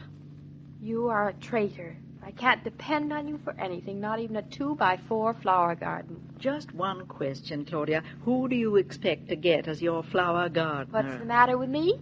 Nothing that the birth of an 8-pound son won't cure. But for the time being, you don't look like much of a gardener. You know, that 8-pound son was David's excuse in the first place. And he certainly won't change his mind now. No, but I can start working on it. A man's mind, Mama, needs a lot of working on. Speaks Solomon's wife. Well, here we are. Now to explain our absence to your husband. Mama, honestly, you make David sound like a monster. I wouldn't blame him if he acted like one. You don't see him pacing up and down, do you? So far, so good. You just tell him that you felt like having some flowers, Mama. Me? Yes, David wouldn't deny you anything. Do you see him? Not in the front hall. This is awfully quiet, isn't it? Here, give me the flowers. I'll put them in a vase in the kitchen. You will not. You talk to David while I do it. Coward. Not at all. I love arranging flowers. I'm terrible at it. Mama, I don't hear David anyplace. He's giving us the silent treatment. Oh. Well, just so his lips haven't turned white, I can cope with him. I wish he'd come down. I'm going to get supper on. This is your funeral. Mama. Uh-oh. Here he comes. His footsteps sound as if he's been worrying. Probably imagines us tangled up in a car accident. Poor David. Poor us. We aren't. From the halls of Montezuma to the shores of Tripoli. Mama, he's singing. How angry can he be? Hello, Your father always sang when he was angry. Hello, David. Hello. You've been awfully quiet. Anything wrong? Anything wrong? Anything wrong? Not a sound around this house for the last half hour. What have you been doing? Nothing. No, that's usual, but thanks anyway. What for? For the unaccustomed peace and quiet. Is that all you have to say to me? Darling, is anything the matter? Everything is the matter, isn't it, Mama? I don't blame you for being angry, Claudia. What's going on here? Oh, you man. Haven't you even missed us? I missed a few interruptions and idea questions, yes, but that's all. Have you been gone? Listen to him, Mama. Have we been gone? Yes, we've been gone. Mama and I have been out gallivanting around the countryside. Really? He doesn't believe us, Claudia. Did you have a nice ride? Lovely, thank you, lovely. I drove. Oh, that's nice. He still doesn't believe us. I don't care so much about his not believing us, but I do care that he didn't even miss us. I would even have preferred your being furious that I was driving the car around without telling you instead of this indifference. There is no pleasing her, Mother. It was something of a letdown, David. Both Claudia and I had our claws sharpened for the fray. Really? Well, since there are no fireworks to watch, I'll get supper going. Come on, darling. Kiss me and forgive my good humor and tell me where you've been. Where do you think I got these flowers I am holding? Pluck them right out of the sky. Very funny. I bought them at the Sunnyside hothouses. The Sunnyside hothouses? Yes. You know, down by Eastbrook Center. Well, David, what is the matter? I thought you weren't supposed to go driving around the countryside. I'm not, but a minute ago the hothouses are miles away. If I don't keep my eye on you every single second... David! If I go in and take a simple shower and come out to find that you've hopped in the car and taken off against everybody's warning... You'd never have known if I hadn't told you. You didn't even miss That's me. nothing to do with it. You ought to be spanked. Oh, darling, for a while I thought you didn't care. No, I sometimes wish I didn't. Does complicate life, doesn't it? That's a masterpiece of understatement. Oh, you flatterer. David, darling, if we had our own flower garden, I wouldn't have to drive around buying them. Don't you really think we ought to raise some flowers? You're going to raise a son. That's enough for you for one season. We're raising vegetables. Vegetables. First, the law of the land, darling. Let's go outside to talk. Dinner's not for a while. Laws, laws, laws. Who made the law? The rugged New Englanders who first planted this land. They planted their victuals first. Our victuals are planted. And how I let you talk me into it, I'll never know. You mean you admit you're not a rugged New Englander? I certainly do. You can buy vegetables at 1/3 of the price that we raise them. David, did you ever taste better asparagus or rhubarb or scallions than ours? They ought to be good. Each carrot is worth at least $1. Well, they're certainly worth it. Well, what kind of higher mathematics do you use to figure that? It's simple. They're ours. I thought you were the young woman who couldn't eat anything she could look at in the eye. I am. That's why we haven't planted potatoes. Oh. Darling, you have no real objections to my having a flower garden, have you? I have a great many objections to one this year. I'm not going to have you doing it, that's all. These last few months, the doctor wouldn't have allowed it. And the next few months, I won't allow it. Besides, you'll be entirely too busy. Then it's not the flowers you object to, it's me. If you want to put it that way. I think a flower garden is a pretty nice thing to have. But don't fool yourself. It's not so simple. It takes a great deal of work, and the plot has to be prepared and spaded. Oh, I love the work. It's work that shows, not just eaten and gone. Morning glories, marigolds, petunias, chrysanthemums, larkspur. Place will be beautiful. We'll have a flower garden, darling, next summer. We'll start preparing that patch of land this fall. We'll have to pick just the right spot, David. Very important. We'll have to have the soil enriched and plant some of the bulbs and roots so they can be ready to come up in the spring. How do you know so much? Oh, everybody does. Not I. I don't know nothing. You're a little city girl. But with country ambitions. That makes up for a lot of ignorance. It better had. Oh, darling. You never act half as bad as you sound, do you? And what does that mean? I mean, that half the time you talk like a man. You don't really feel like one, do you? There's nothing unmanly about liking a few flowers. Of course not. It's just un-New Englandy and unforefatherly. But our ancestors won't feel so bad, seeing as we did plant our victuals a whole year first. I'm not amused. Now, come on, let's go back into the house. Supper must be ready. It's a roast. We've got plenty of time. Let's find the right place of land for our garden this minute. Why? Well, besides wanting to beat you while you're hot, I want to have a chance to think of it. Now, where do you think? Well, first we want a flat piece of ground where the soil goes pretty deep without rocks or stones. Now, let's see. How about behind the barn? It's flat there. Not bad. As a matter of fact, a few weeks ago, I noticed a nice privet hedge growing there. And it's a nice private place for a nice privet hedge. Now, wait a minute, darling. We don't have to run. It's not going to disappear. The day is, David. It's starting to get dark. And we'll see it in the morning. Nothing doing. I want to see it now. We're almost Hey, here. careful. Some loose stones on this wall. Is that the hedge? That little green roll of stuff? Spoken like a true horticulturist, yes. I like privet hedge, even before I knew what it was. Now, you know. Let's go back in the house. David, I want to see it close up. What's the hurry? No hurry. I'm just dying of hunger. Good. Say, it grows pretty high, doesn't it? Just about average. Oh, you're so blasé. Now, come on. You've seen it. I'm hungrier. David, you see what I see? Look Where? there, see inside the square of hedge. Practically hidden. David, it's a garden of flowers. Well, what do you know? Must be a secret garden. Look, there are cornflowers and delphinium, a few violets, some daisies, and what's that one in the corner? This is a very old-fashioned garden. Somebody must have planted it. Or did these flowers come up by themselves? No, these are all perennials, but they must have been planted by someone in the first place. Whoever it was who did it, darling, did it in secret. Even I have never even noticed it before. I guess some foremother of ours wasn't interested in raising victuals, David. I suppose every woman needs a secret. Not a secret, darling. Just a corner of something beautiful and fresh and godly.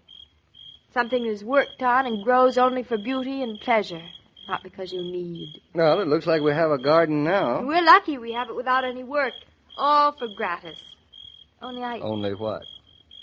I'd rather our garden not be secret. I'd rather plant it right out in the open, side by side with our victuals. Wouldn't you? Claudia, quite contrary. How does your garden grow? Do do do do. Dee dee dee dee dee dee dee dee. Any parties on your social calendar or meetings for which you have to plan refreshments? If so, just keep in mind that the simplest and least expensive menus are usually built around Coca-Cola. Everybody enjoys the pause that refreshes, and it takes so little preparation to serve Coke. All you have to do is to be sure it's ice cold, the way folks like it best. Mr. King, have you seen Claudia and David? The roast is ready and they're not back. They'll be back, though, with a gift for you. For me? An armful of secret flowers. But Claudia and I just bought some. Oh, these are homegrown. Much better, she says. You know, your daughter's really quite a sentimental young woman. She has sentiment. It's rather nice. Indeed it is. Though tomorrow it may come between her and a young Bridgeport doctor. Indeed? And the explanation to that will be tomorrow. Till then, so long, Mrs. Brown. Oh, there are Claudia and David now. We're going to spend all evening arranging flowers. Good night, Mr. King. Goodbye, Mrs. Brown. Every day, Monday through Friday, Claudia comes to you transcribed with the best wishes of your friendly neighbor who bottles Coca-Cola. So listen again tomorrow at the same time. And now this is Joe King saying au revoir. And remember, whoever you are, whatever you do, wherever you may be, when you think of refreshment, think of Coca-Cola. For Coca-Cola makes any pause the pause that refreshes. And ice-cold Coca-Cola is everywhere. These broadcasts are adapted for radio by Manya Starr, and the entire production is supervised and directed by William Brown Maloney. And now here's a word from your friendly neighbor. Your Coca-Cola bottler presents Claudia, based on the famous play and novels by Rose Franken. Brought to you transcribed Monday through Friday by your friendly neighbor who bottles Coca-Cola. Relax, and while you're listening, refresh yourself. Have a Coke. And now, Claudia. Dum, dum, dum, dum. Claudia, shh. What, Mama? Shh, I said. Oh.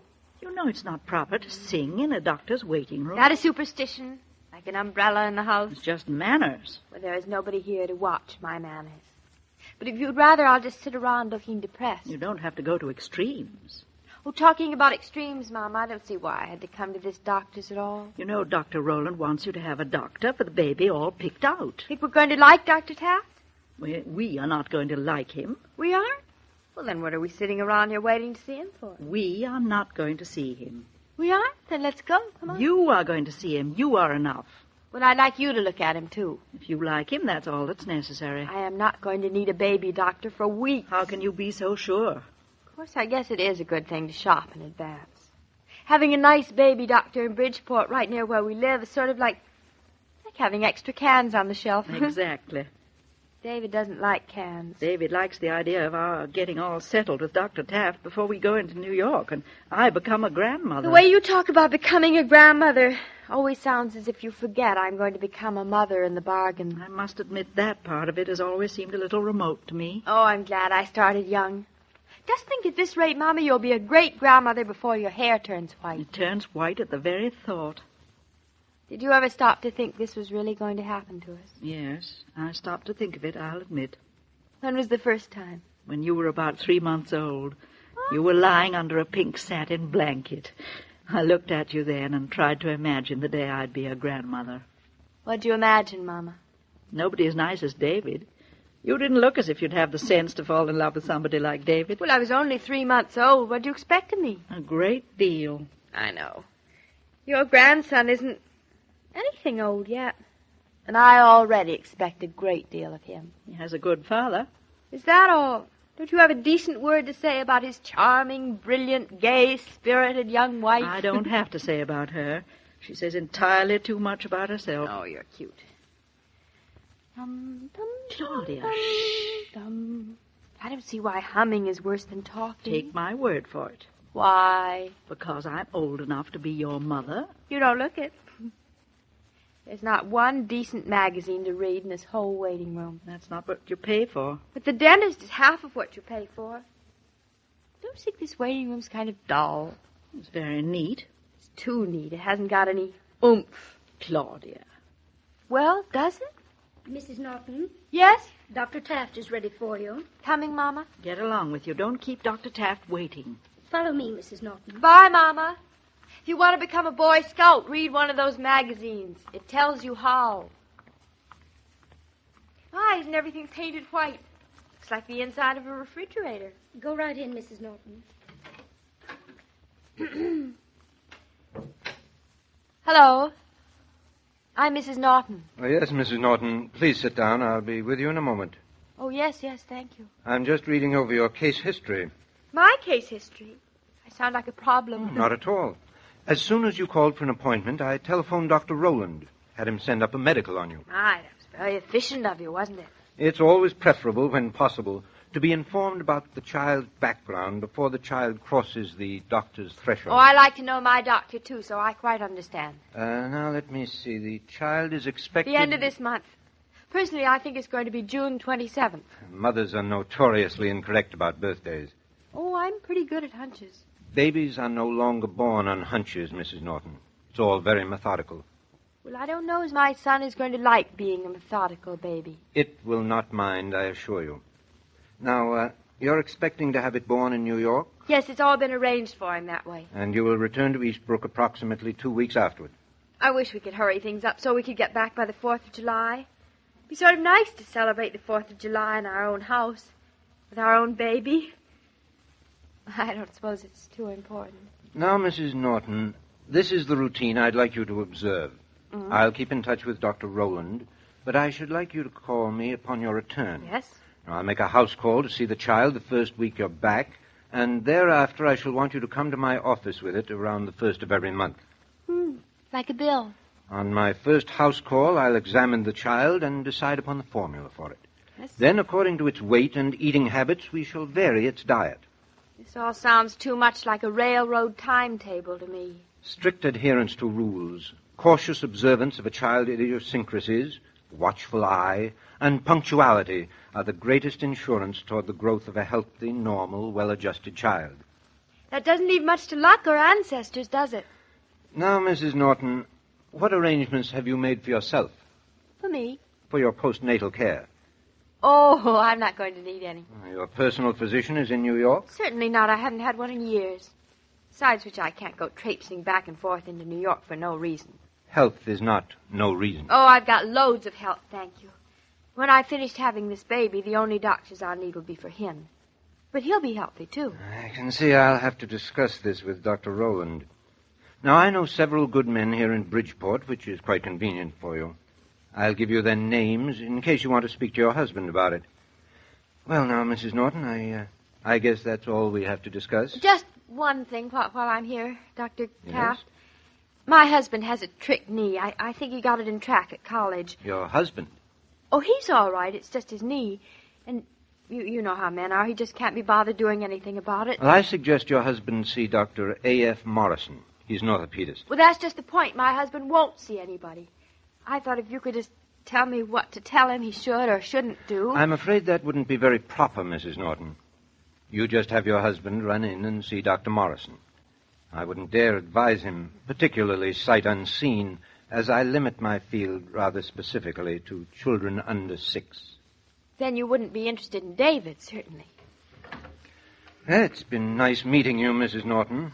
My regards to Dr. Rowland when you see him. And that's supposed to be pretty soon. Goodbye, Dr. Taft.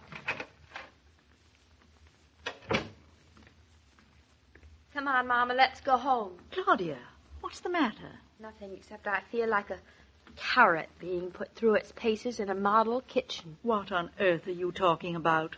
And I'll bet you, Mama, that David won't like being a parsnip. And when tonight he hears that our son is being treated like a mere Brussels sprout, he won't be so happy about that either.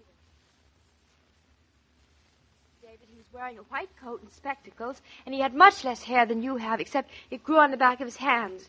And his desk was enormous, and he didn't have a thing on the top. Just like his head. And the walls were painted white, the floors were shiny linoleum, and the whole place made me feel as if I were a vegetable in a deep freeze. Well, from what you've told me, my little vegetable, he sounds like a very good doctor. Doesn't sound like a doctor at all to me. He's more as if he were going to carve up a white mouse. There's nothing the matter with that. He's probably a very fine scientist to boot. I don't care how fine a doctor or scientist he was. His office was just like a hospital. The more you say, the more I have confidence in this chap. Oh, you. David, he didn't give me any sense of him. What kind of a sense of him did you want him to give you? I don't know. If he were like a father or a brother or even just an uncle. But he wasn't. He was like somebody who's nobody to you at all. Now, look, darling, you've only met him once. Now, give him time. Not everyone gets senses as quickly as you do. I just can't seem to make you understand it all. Why, he even called our son an it. Which is all that he is right now. You certainly made a turnabout face. Nothing of the sort. I merely feel that if Dr. Rowland recommended Dr. Taft, he's probably a very fine child specialist. And if he's cold and scientific, that shouldn't be held against him.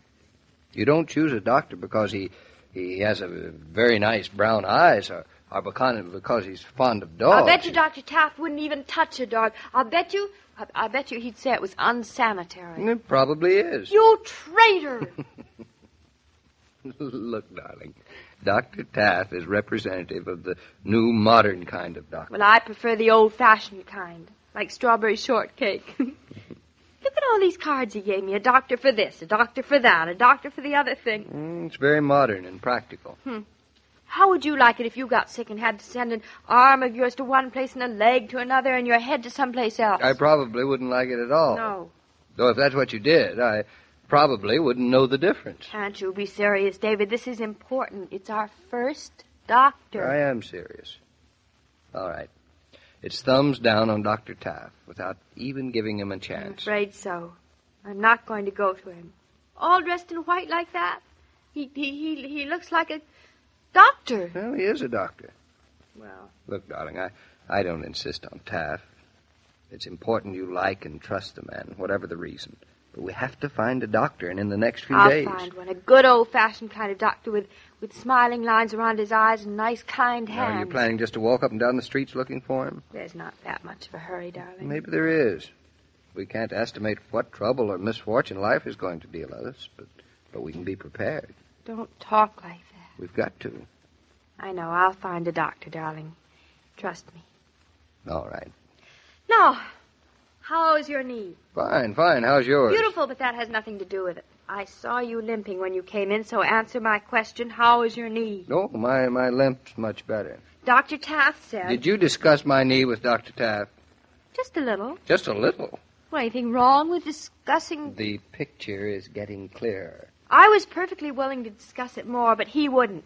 He wouldn't have a thing to do with your knee. Why, you little bargain hunter. David, what are you talking about? So that's why you didn't like Dr. Taft. I told you already why I didn't like him. Yeah, but it was all clinched because he wouldn't give you any free advice about my knee. Rubbish, that has nothing to do with anything.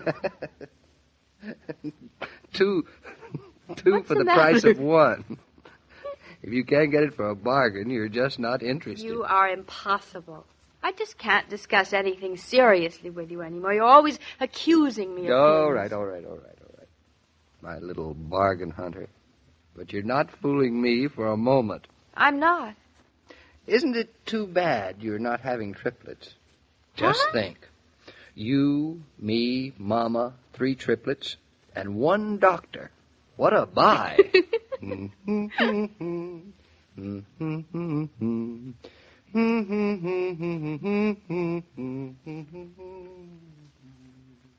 Genuine hospitality is as rewarding to those who extend it as to those who receive it. In that way, it's much like friendship.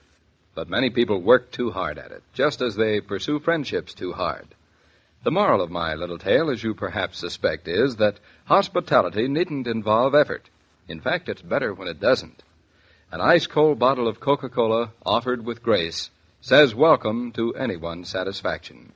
And it permits host and guest to enjoy the pause that refreshes together. Well, it looks as if we're no nearer to a baby doctor than we were this morning, doesn't it, Mr. King? Claudia doesn't like feeling like a test tube, does she? I never realized it, but my daughter is a perfect pushover for the bedside manner, isn't she? Not so much the bedside manner as the horse and buggy manner, I'd say. She's going to have a mighty difficult job getting that kind of doctor nowadays. Well, if there's a good old-fashioned kind of country doctor around, Claudia will find him. I hope so, but if she does, it'll be more luck than brains. It'll be both. Be around tomorrow, Mrs. Brown. You'll see what I mean. I'll be here. Goodbye, Mr. King. So long, Mrs. Brown.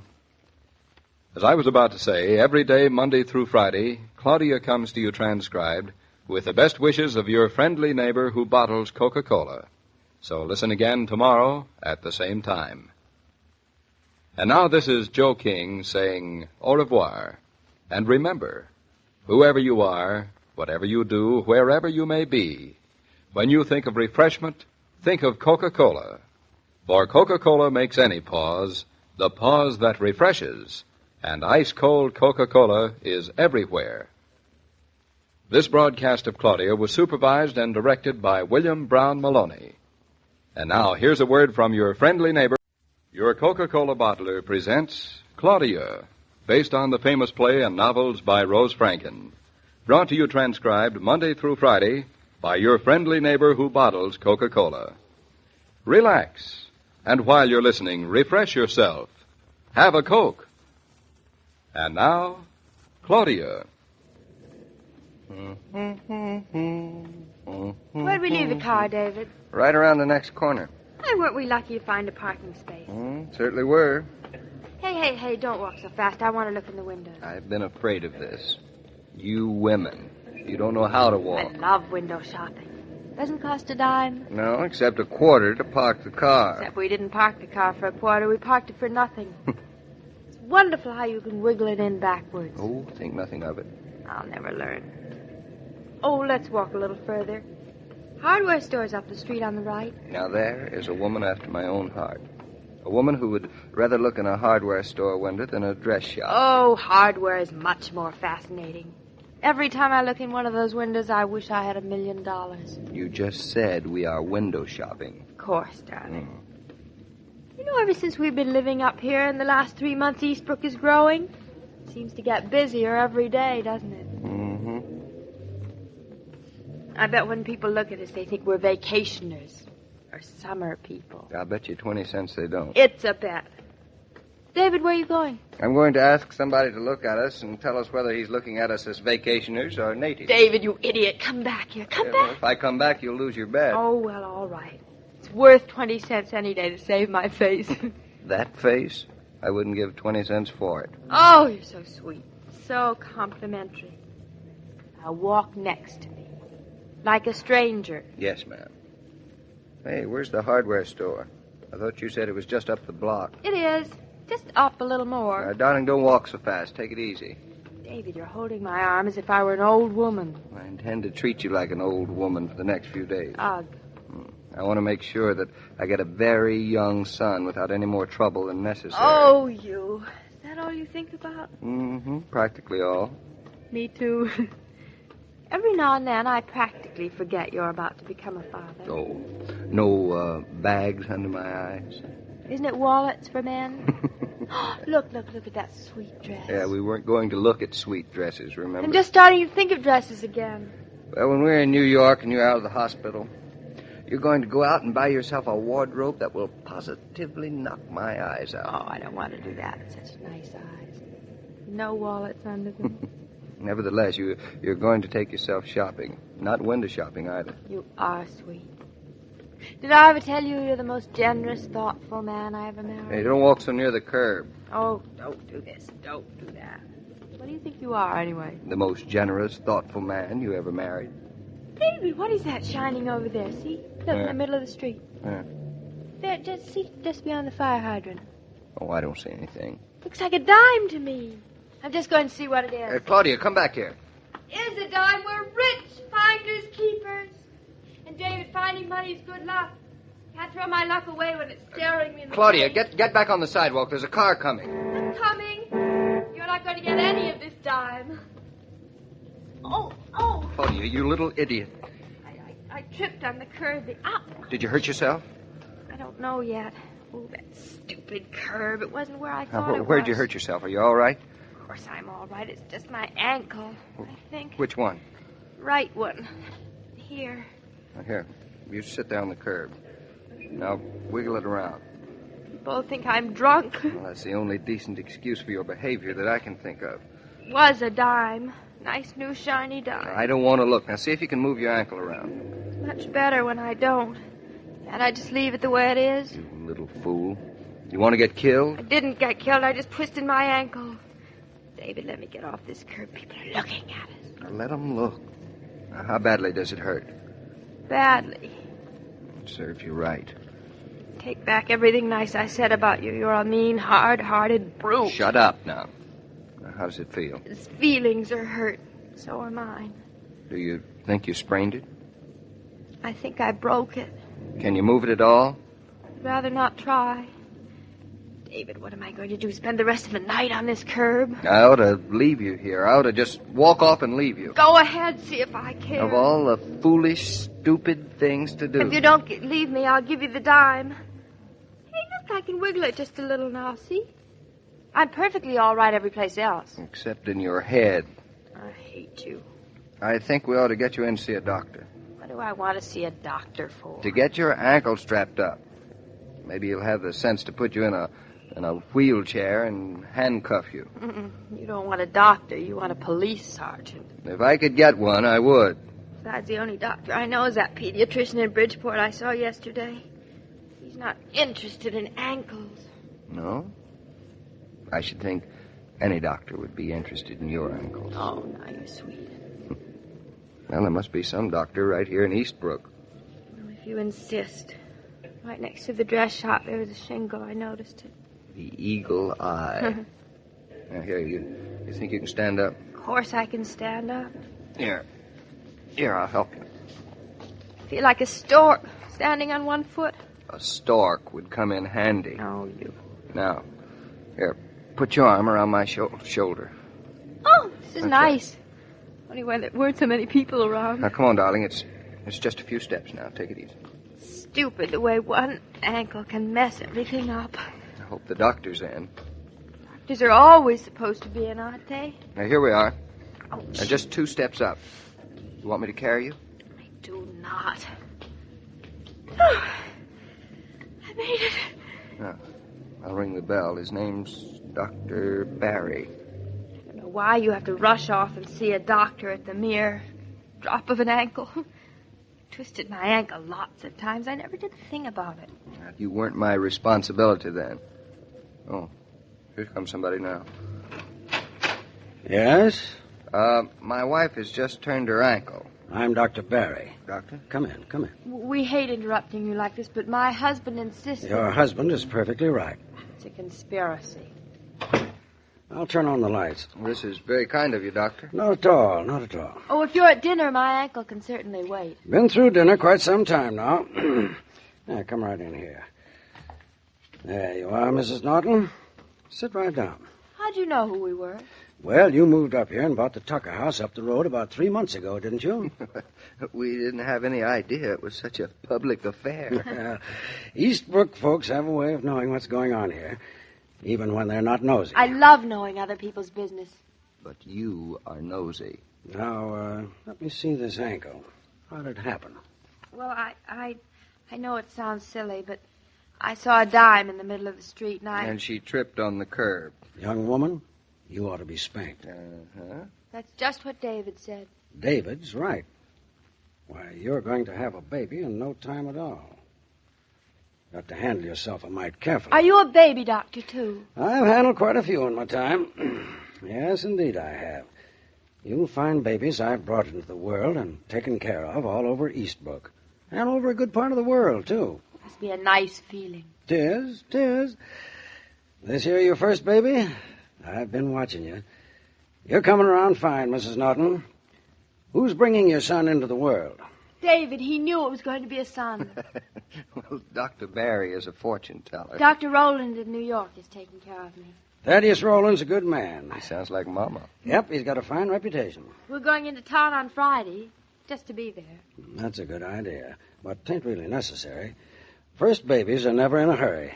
When you think he's coming right away, then you've got a good many hours to wait. So take your time, and there's nothing to hurry about. Well, you're very reassuring to talk to, Doctor. Just experience, my boy.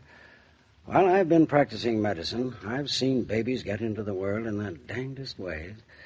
Yep, it'd amaze you how much they want to get here. Then, 20 years later, they can't figure out why they did. I see what you mean. I don't expect Mrs. Norton here is going to have much trouble. Oh, no. I've been watching her these few months. She's a fine, healthy young woman. Have yourself some tobacco, Mr. Norton. Oh, thank you. I don't mind if I do. Say, I hope you didn't change the paneling in the hall in the Tucker house. No, as a matter of fact, we didn't touch it. Nice house, the Tucker house. Yes, it is. Spent a good many hours there. I was always kind of afraid of some city folks who would buy the place and turn it into some kind of a curio shop. Well, sometime when you have the time, you'll have to come down and see exactly what we've done to it, Doctor. Be looking forward to it. By the way, that's a nice-sized trout you have up there on the wall. Caught him right down in back of Eastbrook in the stream near your house. Really? He gave me quite a tussle. I don't go for stuffing fish and hanging them up on the wall, but Mrs. Barry, well, she thought this one had a right nice look in his eye, and we ought to keep him around for a while. Yes, I agree with Mrs. Barry. Fishing's nice, but once you've caught the fish, the fun's over. You women folk, you're all the same. This is a nice, comfortable room, isn't it, David? It's the sort of room that you feel you've been in before. I guess I ought to do a little fixing up in here. Modernize it a bit, maybe, but, well, I've been practicing a long time now. And you get so you hate to change things. I know. I'll get the adhesive tape, young lady. We'll strap that ankle of yours. You stay off of it now for 24 hours. 24 hours? If it pains you tonight, put an ice bag on it and take an aspirin. If you still got trouble with it tomorrow or the next day, call me and I'll run down to see you. Just talking to you makes it feel better already. Well, I'll tell you how I feel. Medicine's a fine thing because it helps people. And I like to be here when I'm needed. Now, your baby's going to come into this world all right, Mrs. Norton. One thing about babies, you can't stop them coming into the world. They seem to like it. And, Mr. Norton, drop in late some afternoon before the trout season's over. Maybe we can find something important to talk about. I'll be with you in just a minute. David, what are you thinking about? He's a nice man, isn't he? Sort of makes me feel as if my father were still alive. That's how I feel. And he's just the kind of man our son would like as a grandfather, don't you think? I think so. Isn't life amazing? Here tonight we came down to Eastbrook just to buy some toothpaste. And when we were window shopping for nothing, I found a dime and a doctor for our son. Well, hang on to that dime, darling. So far, it's good luck. Dum dum dum dum. La la la la la la la la la la la la. In restaurants and at soda fountains, on dining cars and at roadside stands, lunch with Coke makes lunchtime refreshment time. Listen to the orders. Ham sandwich and Coke, hamburger and Coke, shrimp salad and Coke, they say, to the man behind the counter or the waiter bending over the table. Keep plenty of Coca-Cola in your refrigerator, and you can lunch refreshed at home. It's a good idea. Try it. Well, Joe, it looks like we've stumbled onto the doctor we've been looking for. Stumble is right. How's Claudia's ankle? Oh, she'll be all right. It's nothing serious. On the contrary, though, a very profitable stumble. Well, Doc DeBerry is my kind of doctor, too, David. I'm glad it worked out this way. Well, when we need him, which I hope won't be too often, he'll be the right one. Now, I've got to be getting along. Going home, David? I promised Claudia an ice cream soda first. She calls it her reward. David, she'll get her reward tomorrow. You mean another ice cream soda? No, but ice cream. Oh? Homemade ice cream. Oh. Sleep on it, David. And good luck for tomorrow. Well, thanks for the warning. So long, Joe. Bye, David. Every day, Monday through Friday, Claudia comes to you transcribed with the best wishes of your friendly neighbor who bottles Coca-Cola. So listen again tomorrow at the same time. And now this is Joe King saying au revoir. And remember, whoever you are, whatever you do, wherever you may be, when you think of refreshment, think of Coca-Cola. For Coca-Cola makes any pause the pause that refreshes. And ice-cold Coca-Cola is everywhere. This broadcast of Claudia was supervised and directed by William Brown Maloney. And now, here's a word from your friendly neighbor. Your Coca-Cola bottler presents Claudia, based on the famous play and novels by Rose Franken. Brought to you transcribed Monday through Friday by your friendly neighbor who bottles Coca-Cola. Relax, and while you're listening, refresh yourself. Have a Coke. And now, Claudia. Dum-dum-da-dum-dum, bum-bum-ba-bum-bum, la-la-la. Say, Gertrude, isn't that ice cream finished yet? What'd you say, Mrs. Norton? I said, isn't that ice cream finished yet? Nope. How can you tell without even opening up the freezer to By look? the way it turns. Oh, listen, let me do it for you a little. Your arm must be dead. Are you crazy, Mrs. Norton? You just get away from here. You want something to happen before it should? I'd only be moving my arm. Not while I'm here in charge of you. You don't move no arm. You just wait until your husband and your mother get back from New York, and then you can move all the arms you want, providing they say so. Oh, for heaven's sakes, you think nobody ever had a baby before? What did women in the covered wagon days do? They didn't freeze ice cream. What time do you reckon your ma and husband will be back? What time do you reckon the ice cream will be hard? Any minute now. Well, I guess they'll be back any minute, too. What time is it? According to the clock in the icebox, which ain't right, it's 6:20. Is it that late? Later. Oh, dear, then they should be back. Now, don't start worrying. That ain't good for the baby, neither.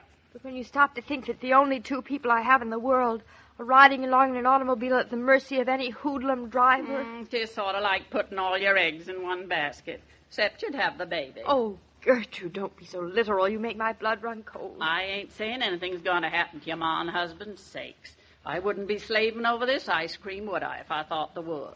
Gertrude, you are marvelous. Yes, I'd say you was lucky to have me. I am. My dead husband used to say, "'Tain't anything Gertrude can't put her hand to if she's a mind to." You certainly had a mind to fix up that old freezer. Why not? These is better than the new ones any day. Gertrude, do you think it's cheaper to make ice cream than buy it? Count it up.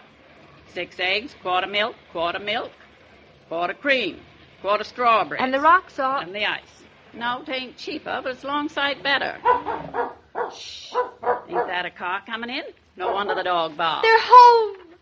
Don't rush so, you'll break your neck. Land's sakes, you only seen them this morning. Seems like years. David. No. Take your time. Hey, down, Bluff. Get out. We're coming. Stay there. Get out. Bluff, don't throw me over. Hey, Bluff. Here, Bluff. What's in that big box? None of your business. Hello, darling. Hello, you're late. I was worried to death. We're not late. We're exactly on time. How have you been? Fine. Here, sit down a minute on the terrace and rest yourselves. Do I have to? I'm not tired. Oh, get tired. Gosh, smell that air. Mother, isn't it something after the hot city? Bluff, you old hypocrite. You don't like me that much. Yes, Yeah, it's Bluff. wonderful, the air. What'd you do all day? Did you see Aunt Louisa, Mama? David, how was the office? What's in that box? She just means what's in the box. Nothing for you, so calm yourself. Something for the baby? Not even. Well, that's a nerve. All right, I'll open it. I know you two women are dying of curiosity. Dying. What'd you do with yourself all day? Well, Gertrude found an old ice cream freezer down in the cellar from the year 1. No? She's made ice cream. I said, what did you do? I watched her. Got in her hair, generally. I'll bet. David, what is that? Well, what does it look like? Looks like a box of cigars and a bottle of champagne.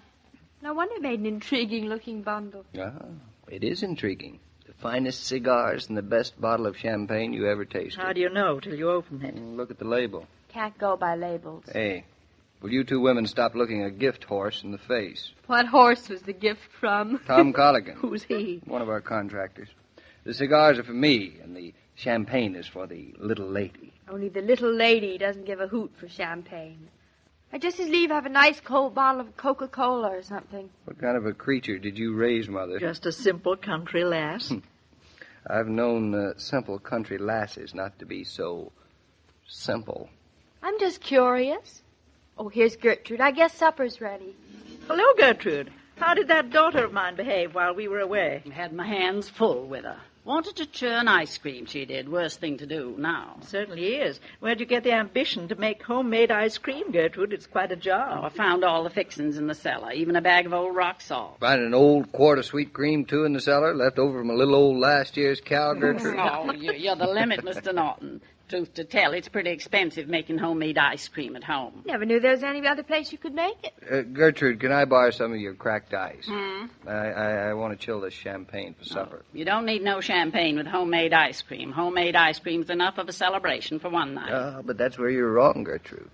We are going to drink the champagne in honor of your ice cream. Oh, that's different. And we'll all finish up with a nice black cigar. You're crazy folks, that's all I can say. Yeah. Well, I'll get supper on. We're only having hash. I reckon we could economize on the rest of the meal, considering the end of it was so fancy. I wonder if Gertrude knows that I'd rather have a good apple pie than a dish of ice cream. No, and I didn't have the courage to tell her what she began. I don't blame you. She's put her whole soul into that old freezer. Sort of sad the way it takes so little to make some people so happy. That ice cream has really been a big event in Gertrude's life. So you just tell her it's wonderful, David. I'll make no promises. It'll have to be pretty darn good, though, I'm Oh, telling dear, I can see it coming. He's going to break Gertrude's heart. you. I'll praise her hash, but not her ice cream. But she doesn't want her hash praised. She isn't proud of her hash.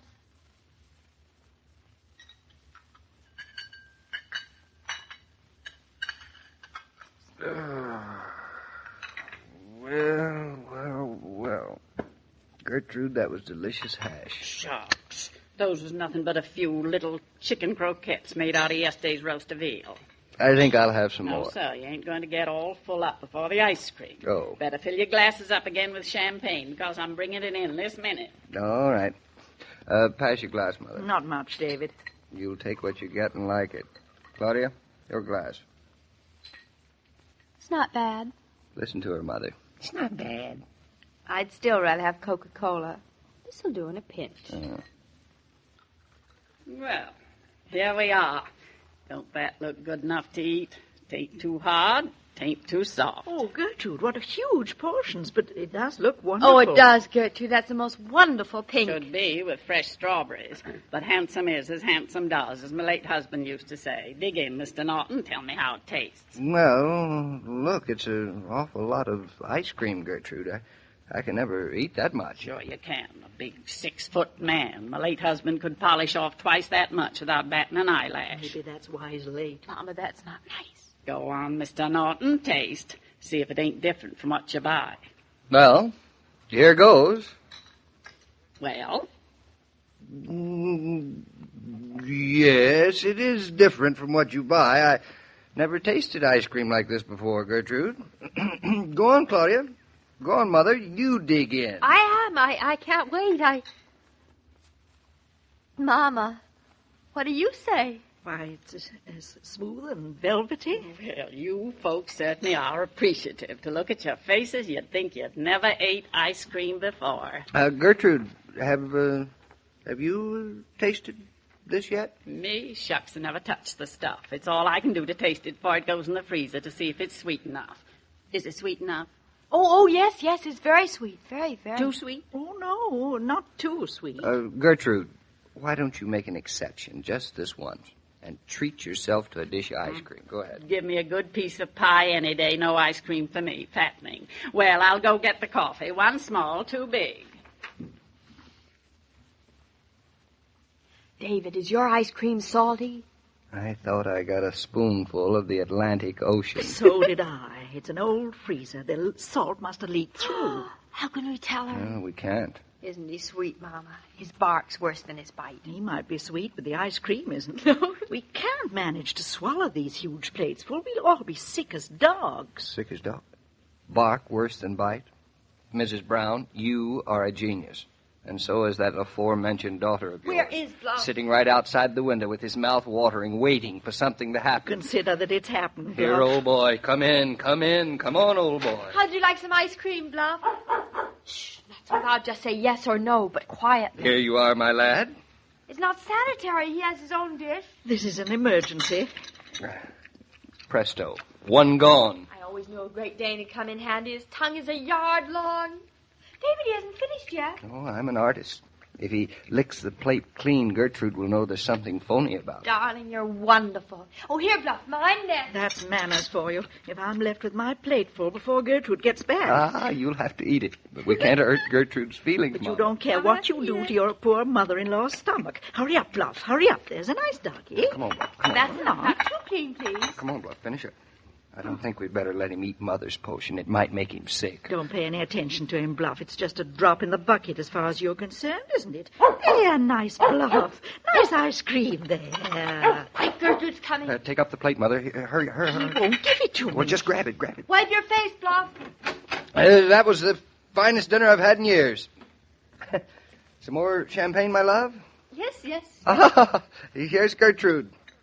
Gertrude, can't we coax you to join us in a final glass of champagne? Don't mind if I do have a little drink. I sure need it. What's wrong, Gertrude? You're quite pale. Yes, what's the matter? Your ice cream. You ate it? Why shouldn't we eat it? It was delicious. Delicious. But it was salty. The dratted freezer must have leaked. How do you know? Looked so good, I decided to taste some when I went back to the coffee. It was salty as all get out. It was. Ours wasn't. That's what I can't get over. You ate it. I come in here expecting I don't know what. And lo and behold, your plates is as clean as a whistle almost. Almost, yes. You folks is just crazy. Ain't you got no sense of taste? No, we're just crazy. Gertrude, I'll tell you what happened. That salt must have leaked in after you served our 3 platefuls. Mrs. Brown, that's just what must have happened, so help me. And if that ain't lucky, honestly, Gertrude, you got more luck than brains, that's all I can say. I sure am relieved and happy. Well, we got 3 dishes out of it anyway, even though a full half freezer's full got to go to waste. Oh, unless Bluff could eat it. Even a dog could eat ice cream. Some dogs, Gertrude, but not Great Danes. No, never a Great Dane. No, they're too manly. You don't hurt like his ice cream. feelings if you asked him to. Besides, I'm pretty sure it'd make him ill at this point. Well, I guess maybe you're right. Well, too bad. I hate wasting things. All that good cream and fresh strawberries, but lordy, I sure am grateful and thankful that salt got in afterwards and not before. Leastways, you had yourselves a good helping of homemade ice cream. I'll go get your coffee now. We'll never get to heaven. Don't you believe it. Some lies, mind you, are quite all right. And this one was. Oh, she'd have been so unhappy. Can you imagine? The dog is thirsty. Here, Bluff.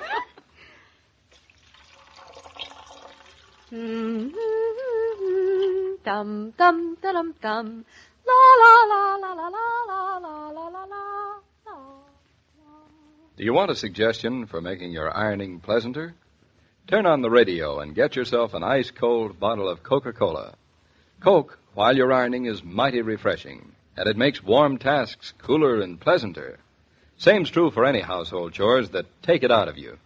You're your own boss, and you might as well work refreshed. I don't know, Mr. King. I just don't know. You don't know what, That Gertrude? ice cream, pretty mysterious. One half salty, the other half not. Well, it was eaten and enjoyed, I can assure you of that. Well, I wouldn't trust that Mr. Norton when it comes to another person's feelings. He has too much heart to hurt anybody if he can help it. Well, that's a good way to be.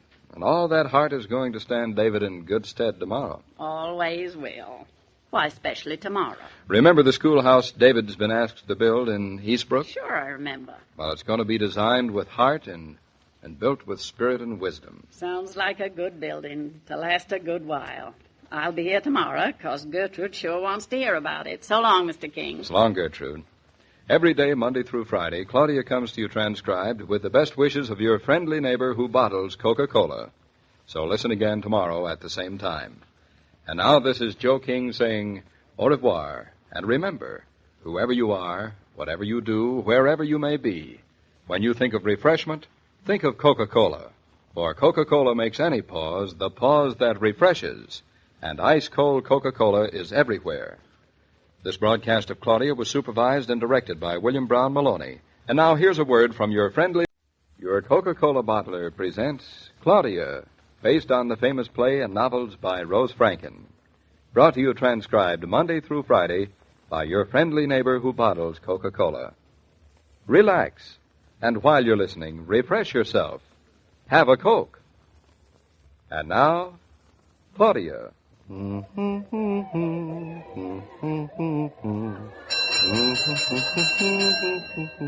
School days. Makes me homesick. My country, 'tis of thee, Sweet land of liberty. You know, sometimes you make me feel that if I hadn't up and married you, you would still be at school. Learning my reading, writing, and arithmetic. I'm pretty good at reading and writing. And pretty bad at arithmetic. Well, it's a man's work anyway. Say, did Mr. Reynolds say to meet him in front of the school at 9 o'clock? That's what he said. Well, he's late. Select man, you know that really is a funny name to call up. David, just what would you call Mr. Reynolds, what he is? Mayor, I guess.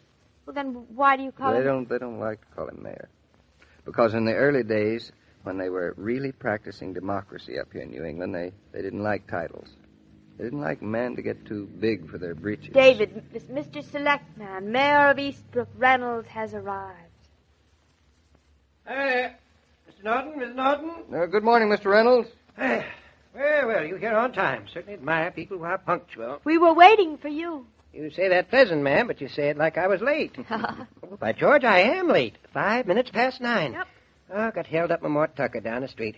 Mort's out of work, and his wife was out of victuals, and his kids is out of shoes, and Mort was out to go fishing. I exchanged him a shovel for his fishbowl and set him on the town truck. And now Mrs. Mort Tucker will have something to eat besides fish, and the little Tuckers will have shoes. And the town of Eastbrook will get some road mending done.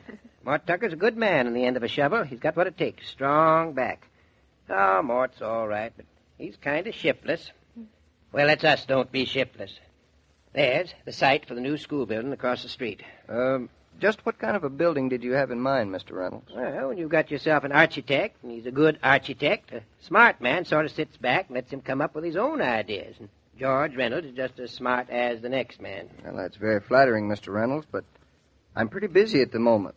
I don't know whether I should undertake a new job, or I'll have the time to undertake it. Most elastic thing there is, Mr. Norton, is time. You may have to stretch it a bit, but the world's full of time. Just plumb full of time. I learned a lesson years ago, Mr. Norton. When you want to get a job done, you go to a busy man. He'll get it done for you. Well, you seem to have disposed of my life pretty completely, Mr. Reynolds. There's one point to be determined. Just what kind of a building do you want to erect? And would I be the best man for the job?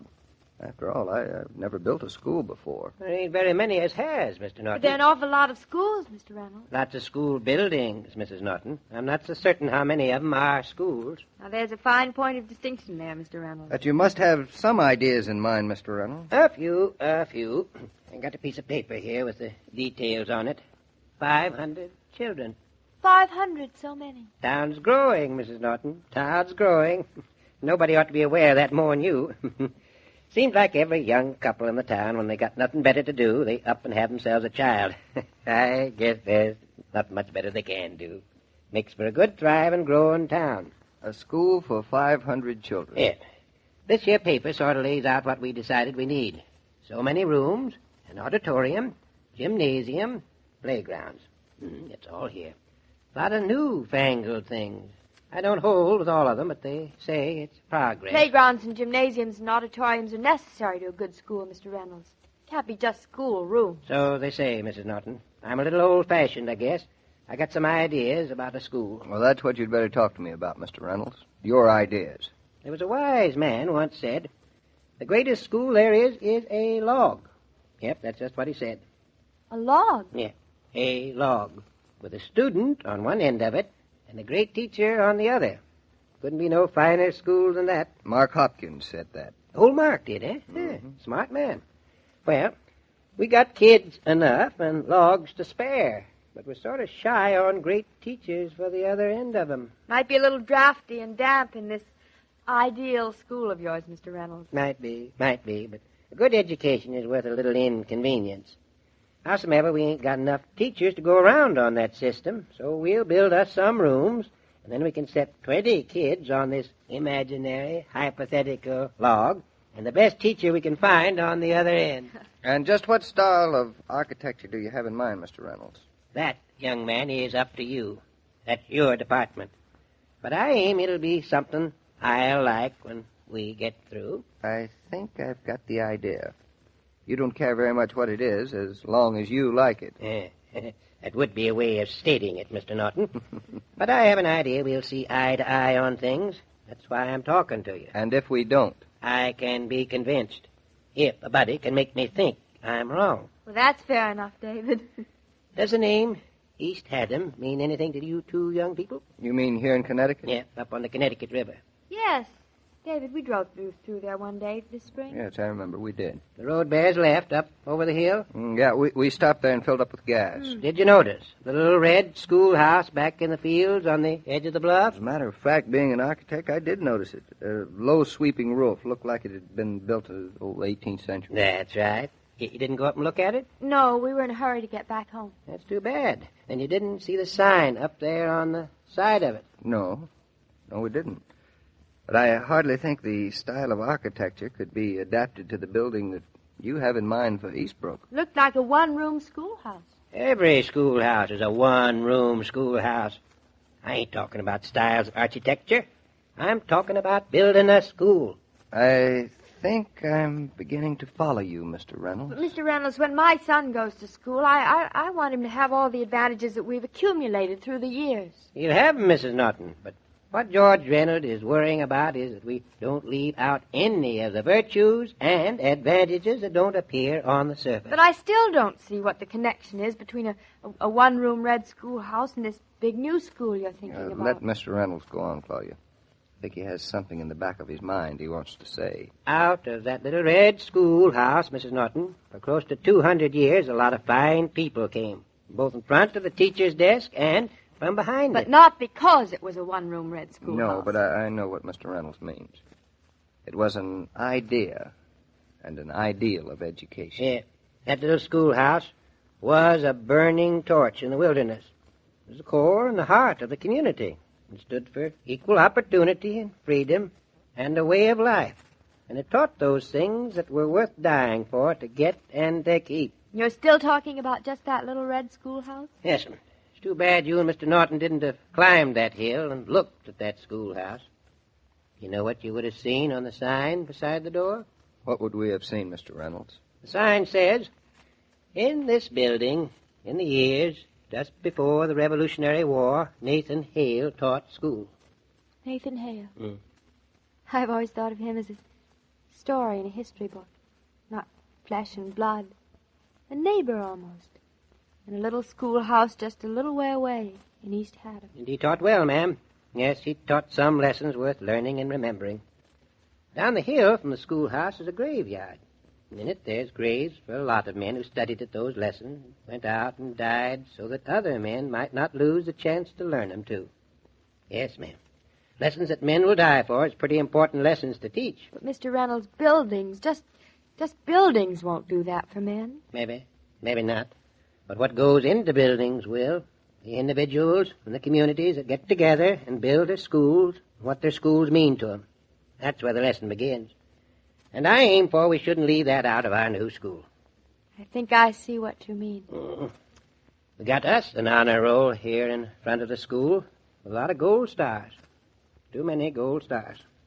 Read the names, Mrs. Norton. Arnold, Benjamin. His people descended from the traitor. Guess that debt's paid. Babcock, Peter. His people's got their farm up about 2 miles from you. Canzoni, Anthony. His father works for the railroad. Malawaski, Eugene. He lived just 2 farms below you. Went to school in a little one-room schoolhouse on the river road. Roschmeyer, Hans. Good boy. They ran a little store on a farm. Father hardly speaks English. Mother doesn't speak it at all. Good people. I guess you'd say they're good Americans, too. Reynolds, George. Mr. Reynolds. Your son? Yes, Georgie. He was a good boy, too.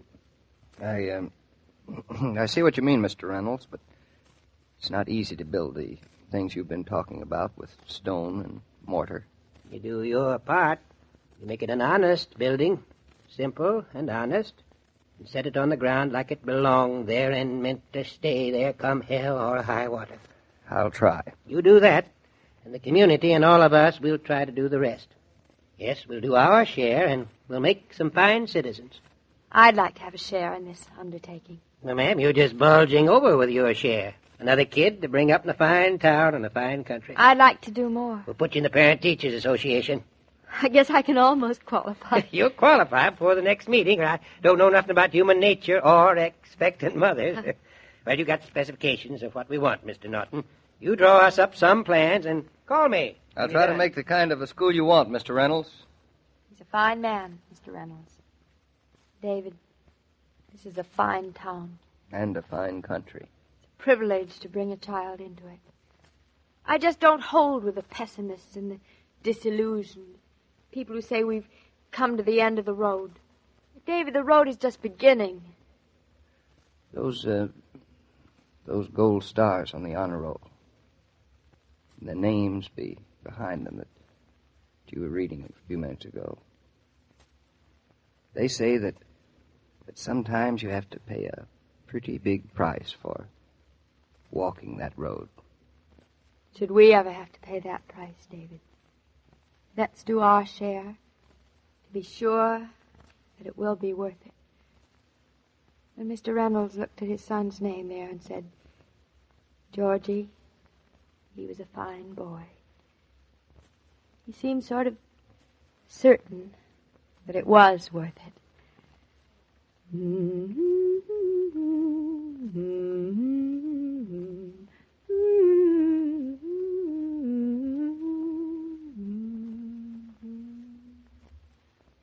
This is the season for graduation parties, for weddings, all sorts of festivities. And this is a good moment to suggest that Coca-Cola belongs at any party, formal or informal, indoors or out. When you think of hospitality, you think of Coca-Cola, because Coke makes people welcome anytime, any place. How's your supply? Hadn't you better get Coke today? Fine young man, that David Norton. Fine young man. Glad you like him, Mr. Reynolds. He's going to build Eastbrook a fine schoolhouse. We're lucky to have him. You bet you are. Are the Nortons really pleased with living up in this part of the country? Very pleased. They feel it's home, though there are still a great many surprises for them. On Monday, for instance, it suddenly occurs to Claudia that... Mr. Reynolds, do you lock your door at night? Oh, I haven't. No, in 20 years. And after Monday night, I don't think Claudia ever will again. Locking the front door brings too much trouble. Locking the door brings trouble. That's a new one, so I'll be around Monday. So long, Mr. King. So long, Mr. Reynolds. As I was about to say, every day, Monday through Friday, Claudia comes to you transcribed with best wishes of your friendly neighbor who bottles Coca-Cola.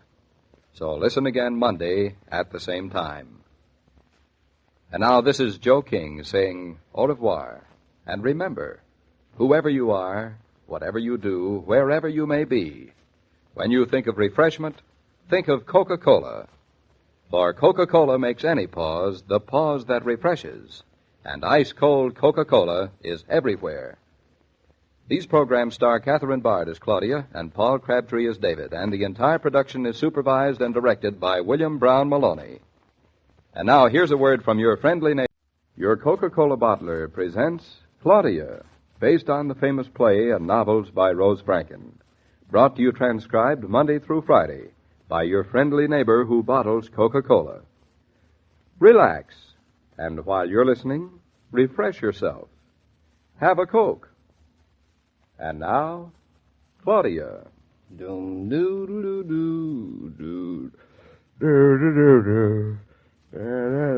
sleepy, David. Me, of course not. Well, you sound sleepy. I'm not, though.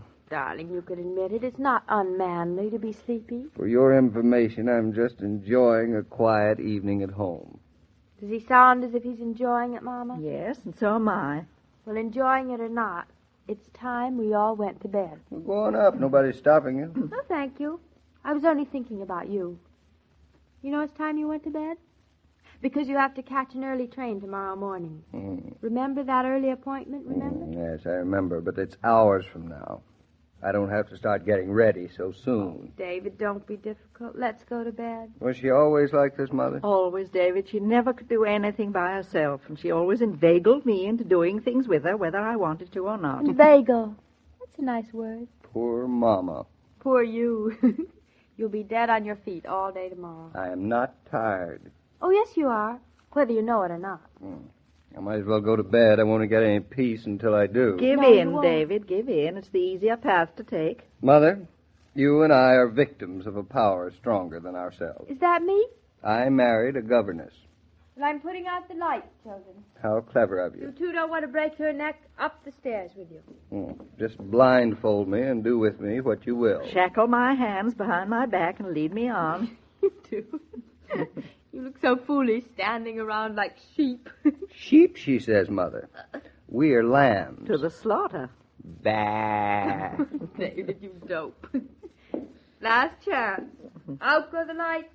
Good heavens, it's dark with the lights off. Bah. You can turn the hall lights off upstairs. Bah.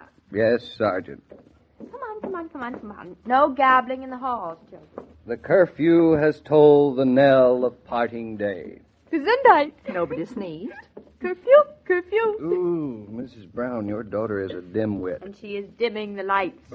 With it. Good night. Parting is such sweet sorrow. And if you don't go to bed, you won't wake up early on the morrow. Sweet dreams, children. Good night, Mama. Me, I'm wide awake. Oh, darling, I'm sorry. Can't you pull yourself together and get sleepy? I doubt it. But now that I'm upstairs, I might as well try to go to sleep. You had your glass of milk? Not thirsty. You're supposed to drink a glass of milk, you know.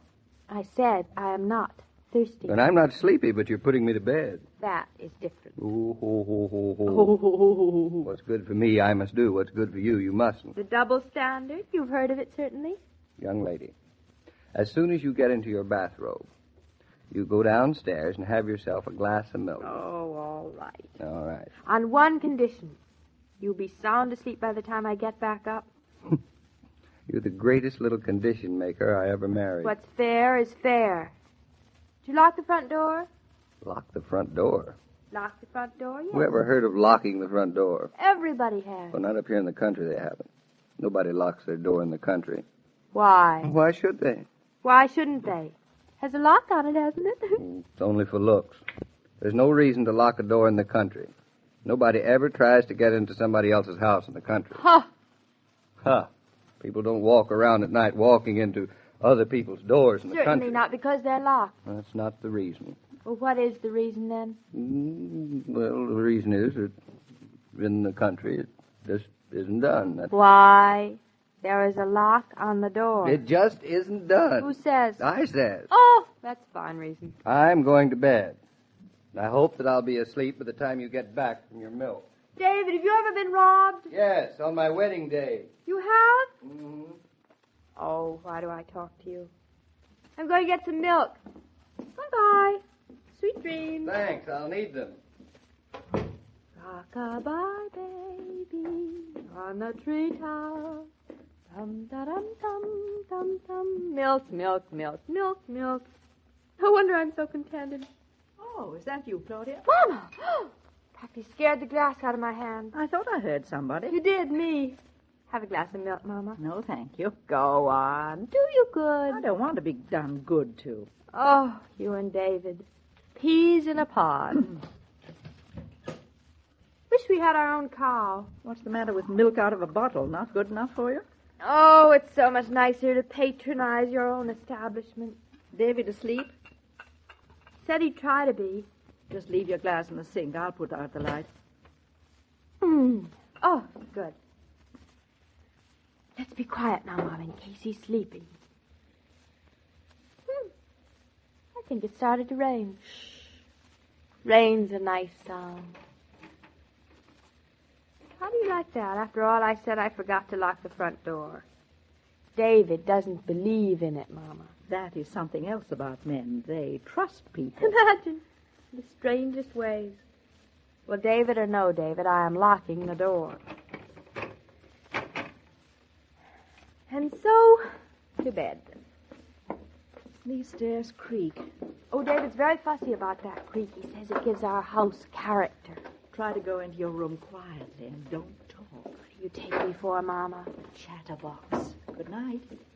I never said a word. David, are you asleep? If you are asleep, don't bother answering me. Good. You must be asleep. See, you said you weren't sleepy. But I knew. What was that? David, you hear that? Oh, shh, down there. You'll wake him up. Go right on sleeping, darling. I'll go see who it is. Oh, such a noise at night. Was that you again? I thought I heard something at the front door. So did I. Shh, David's asleep. Stand back. I'll find out who it is. Who do you suppose? Stay behind me. I'm older than you are. Stop bragging, Mama. Sounds like somebody's banging on the door. Are you just going to open it? Certainly. Mama, let me get you a poker. Oh, don't be ridiculous. Say, who do you think you are, anyway? Clark Gable. It stopped. Claudia, stand back. I'm going to open the door. Oh, Mama, be careful. The wind sounds so eerie.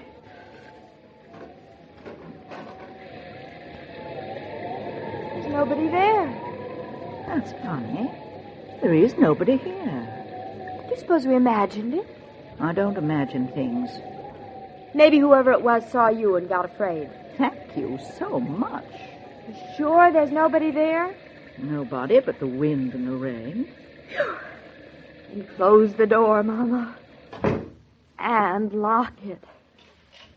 I feel very silly creeping down here as if I expected to see a ghost and then nothing. Not complaining. I'm glad it was nothing.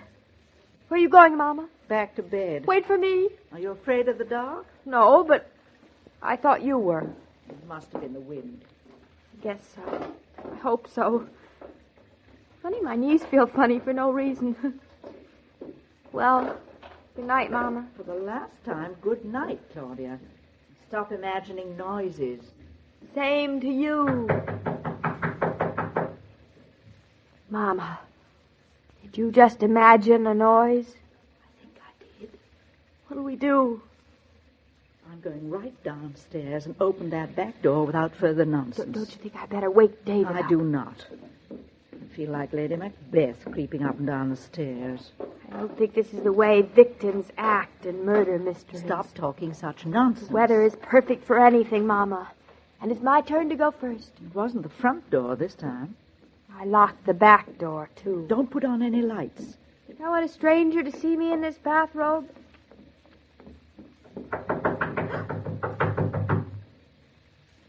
It is the back door. And it is not the wind. Or our imagination. It's a terrible night for somebody to be out. No wonder they want in.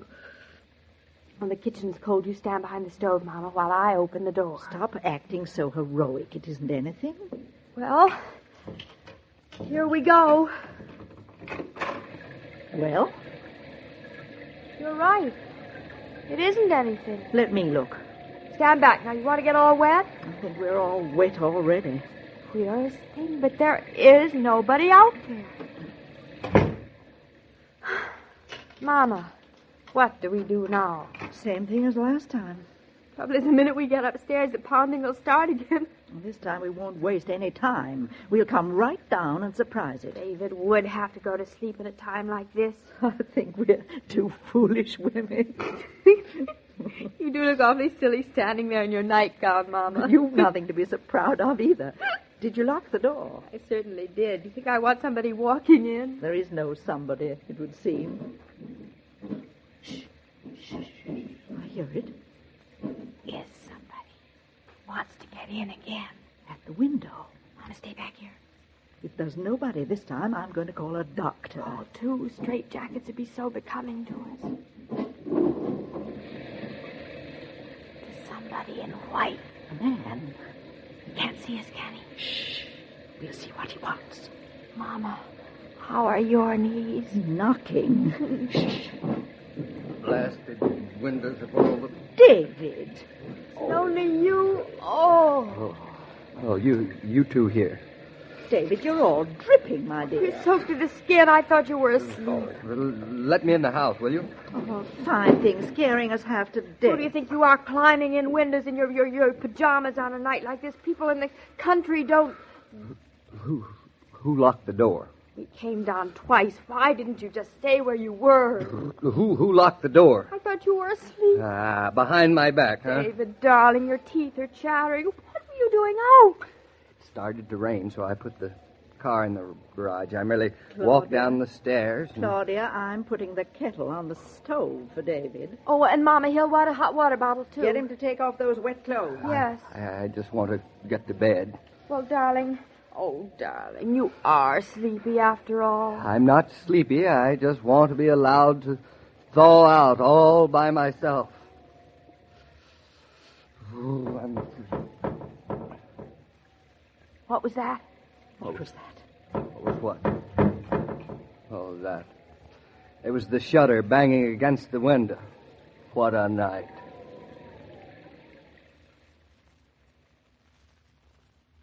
Going shopping today? Tell you what you do. Don't get all worn out going from store to store until you're ready to snap at the whole family tonight. Instead, take it easy. Step up to that familiar red cooler during the course of your trek and enjoy the refreshment of ice-cold Coca-Cola. You find Coke coolers in food stores, department stores, all sorts of places these days.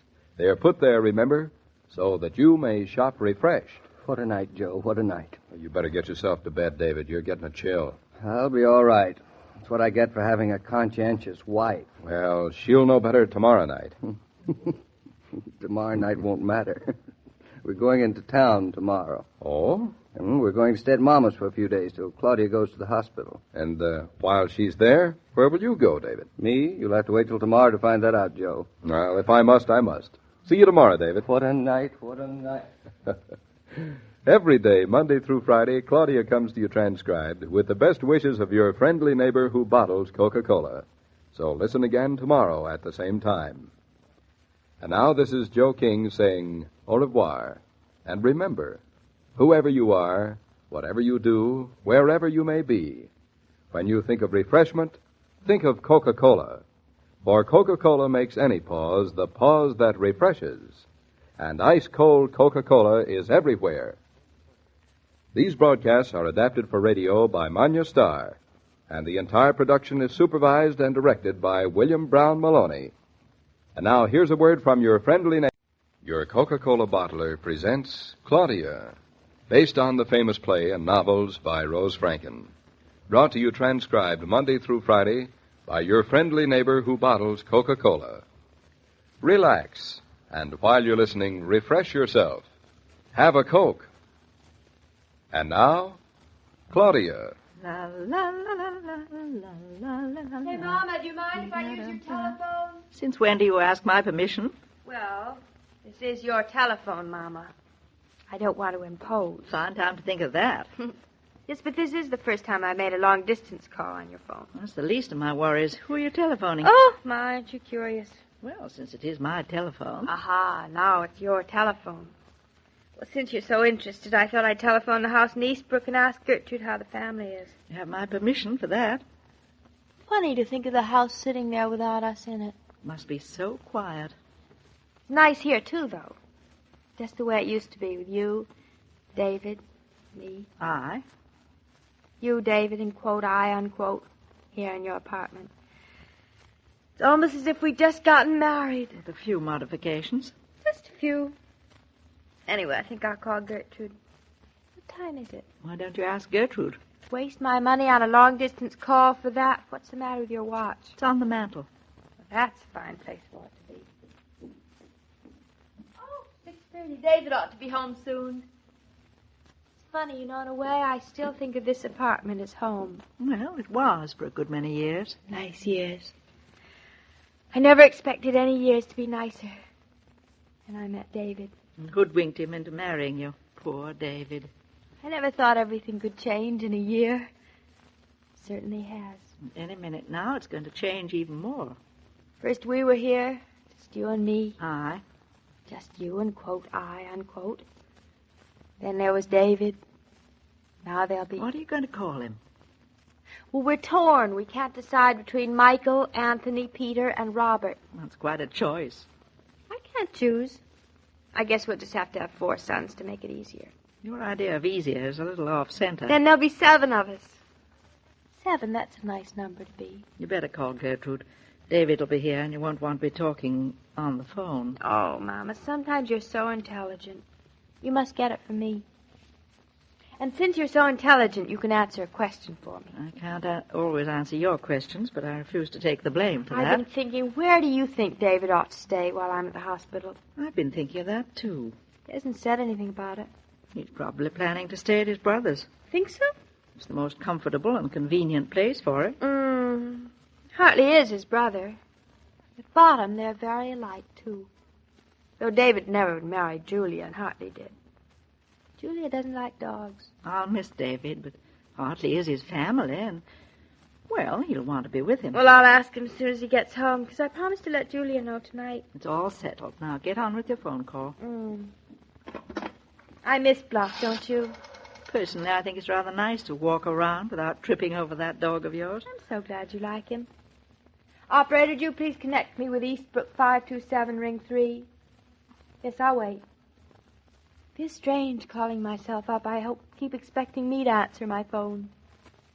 My number is Plaza 55744, operator. Your number? You certainly make yourself at home. That's because I'm such a good hostess. Hello?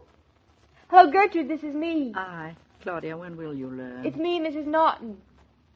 Yes, I'm in New York. How is everything? How's the house? No trouble at all? Oh, why does everything go so smoothly when I'm not there? That is no doubt the reason. Hush up, Mama. Gertrude, I've called to find out how Bluff is. Is he eating well? Does he miss us?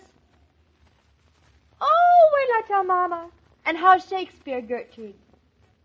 He did? Wait till I tell Mama. Oh, this phone call is going to cost $1 million. Shakespeare climbed a tree this morning, Mama. The cat will play while the mice are away.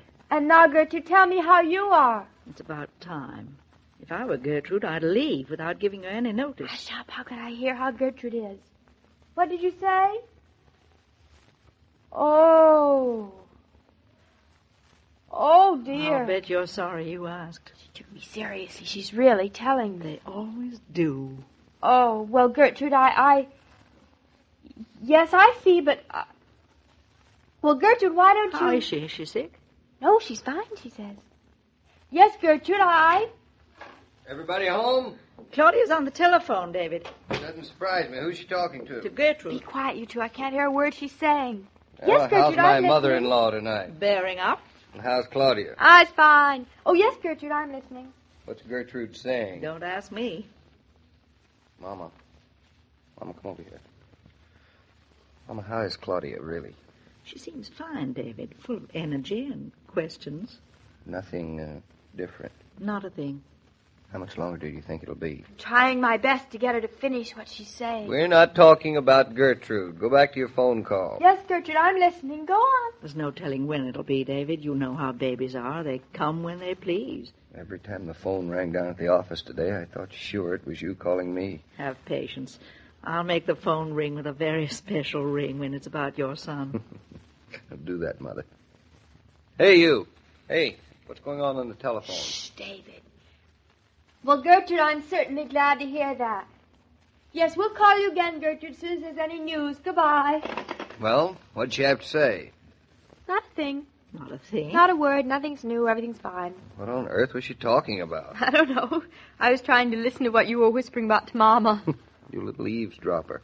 Didn't your mother teach you any manners? Not a one. Claudia was a very poor student. Mama was a very poor teacher. Well, here we are again.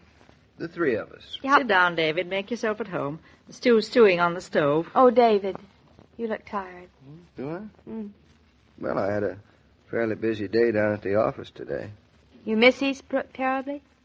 Eastbrook? No, not a bit.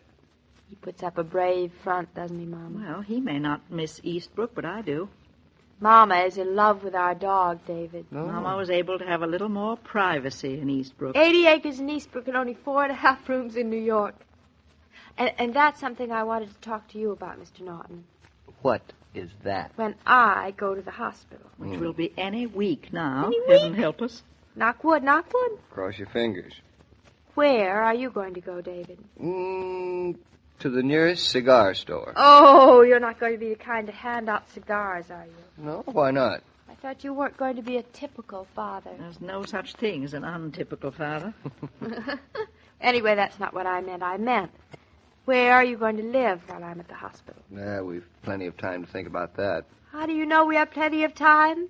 I think we ought to discuss it now. All right. Go right ahead. Discuss it. Well, now, Mama and I think that the most sensible place for you to stay is at Julia and Hartley's.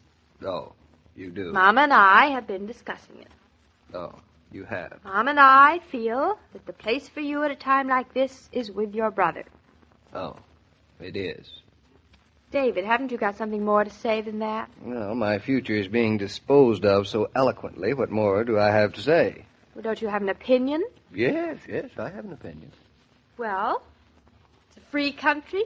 Out with it. You mean it's a free country for husbands, too? Claudia tells me it's free for mothers as well, but I've stopped believing that. We don't have it easy, do we, Mother? Anything but. You too. If I weren't so smart, I'd have an inferiority complex. Then go ahead, have one. Nothing's stopping you. I would ignore that. David, listen, don't you honestly think you ought to stay at Julia and Hartley's? You really want to know? Why do you think I'm asking you? Sometimes I wonder. Julia and Hartley have plenty of room for you. You have a whole floor for yourself. What are you going to do with a whole floor, David? I'm going to pace up and down and up and down and up and down again. Seriously, David, they'd love to have you. I hope you haven't asked them. No, Julia asked me this afternoon. She said, quote, Claudia, we're expecting David, you know, unquote. Julia didn't ask. She told. It's a woman's world. They love to have you, David. That's nice. You have finger bowls at every meal. The butler will press your suits every morning. Hartley will give you his best brandy. And you'll have a private elevator to go up and down in. No. Yes. I don't know how I've survived without it so long. I really Well, don't. now that it's all settled, why don't you call up Julia and tell her? Because it isn't all settled. Since when? Since always, I have quite different plans for those 10 days. I think I'll have a look at the lambs, too. You stay here, Mama. After all, when I'm not around, David's your responsibility. There's no rest for the weary. Do you want to hear my plans? Well, There's a certain rather beautiful woman I know that I'm extremely fond of. Oh? I'd rather decided that it would be a good time for me to show that beautiful woman the town. Mama, listen to him. I thought I'd take her out to dinner, to all the nice restaurants.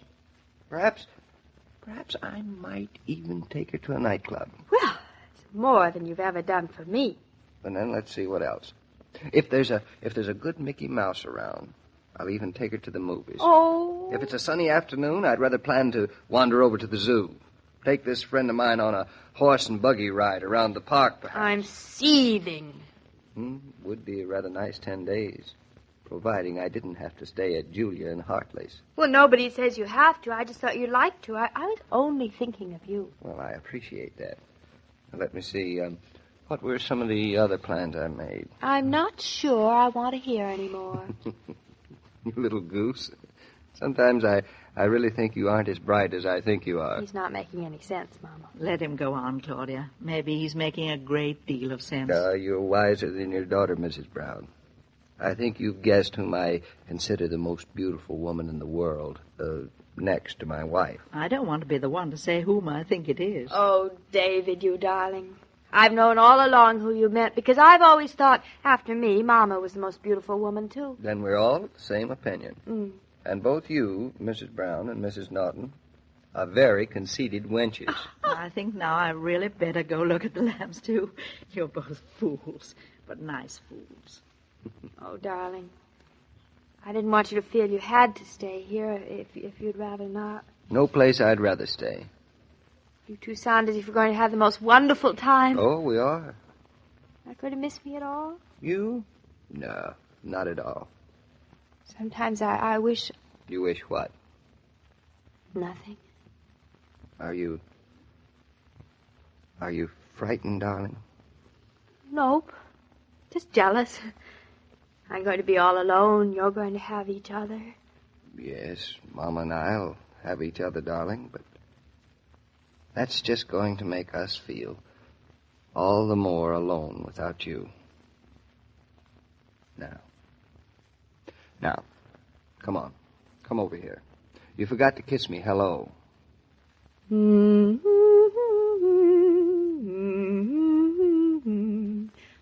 la la la la la la la la la la. If there's a youth center in your community, you'll notice that the very hub of all the fun is the Coke cooler. For Coca-Cola seems somehow to promote sociability.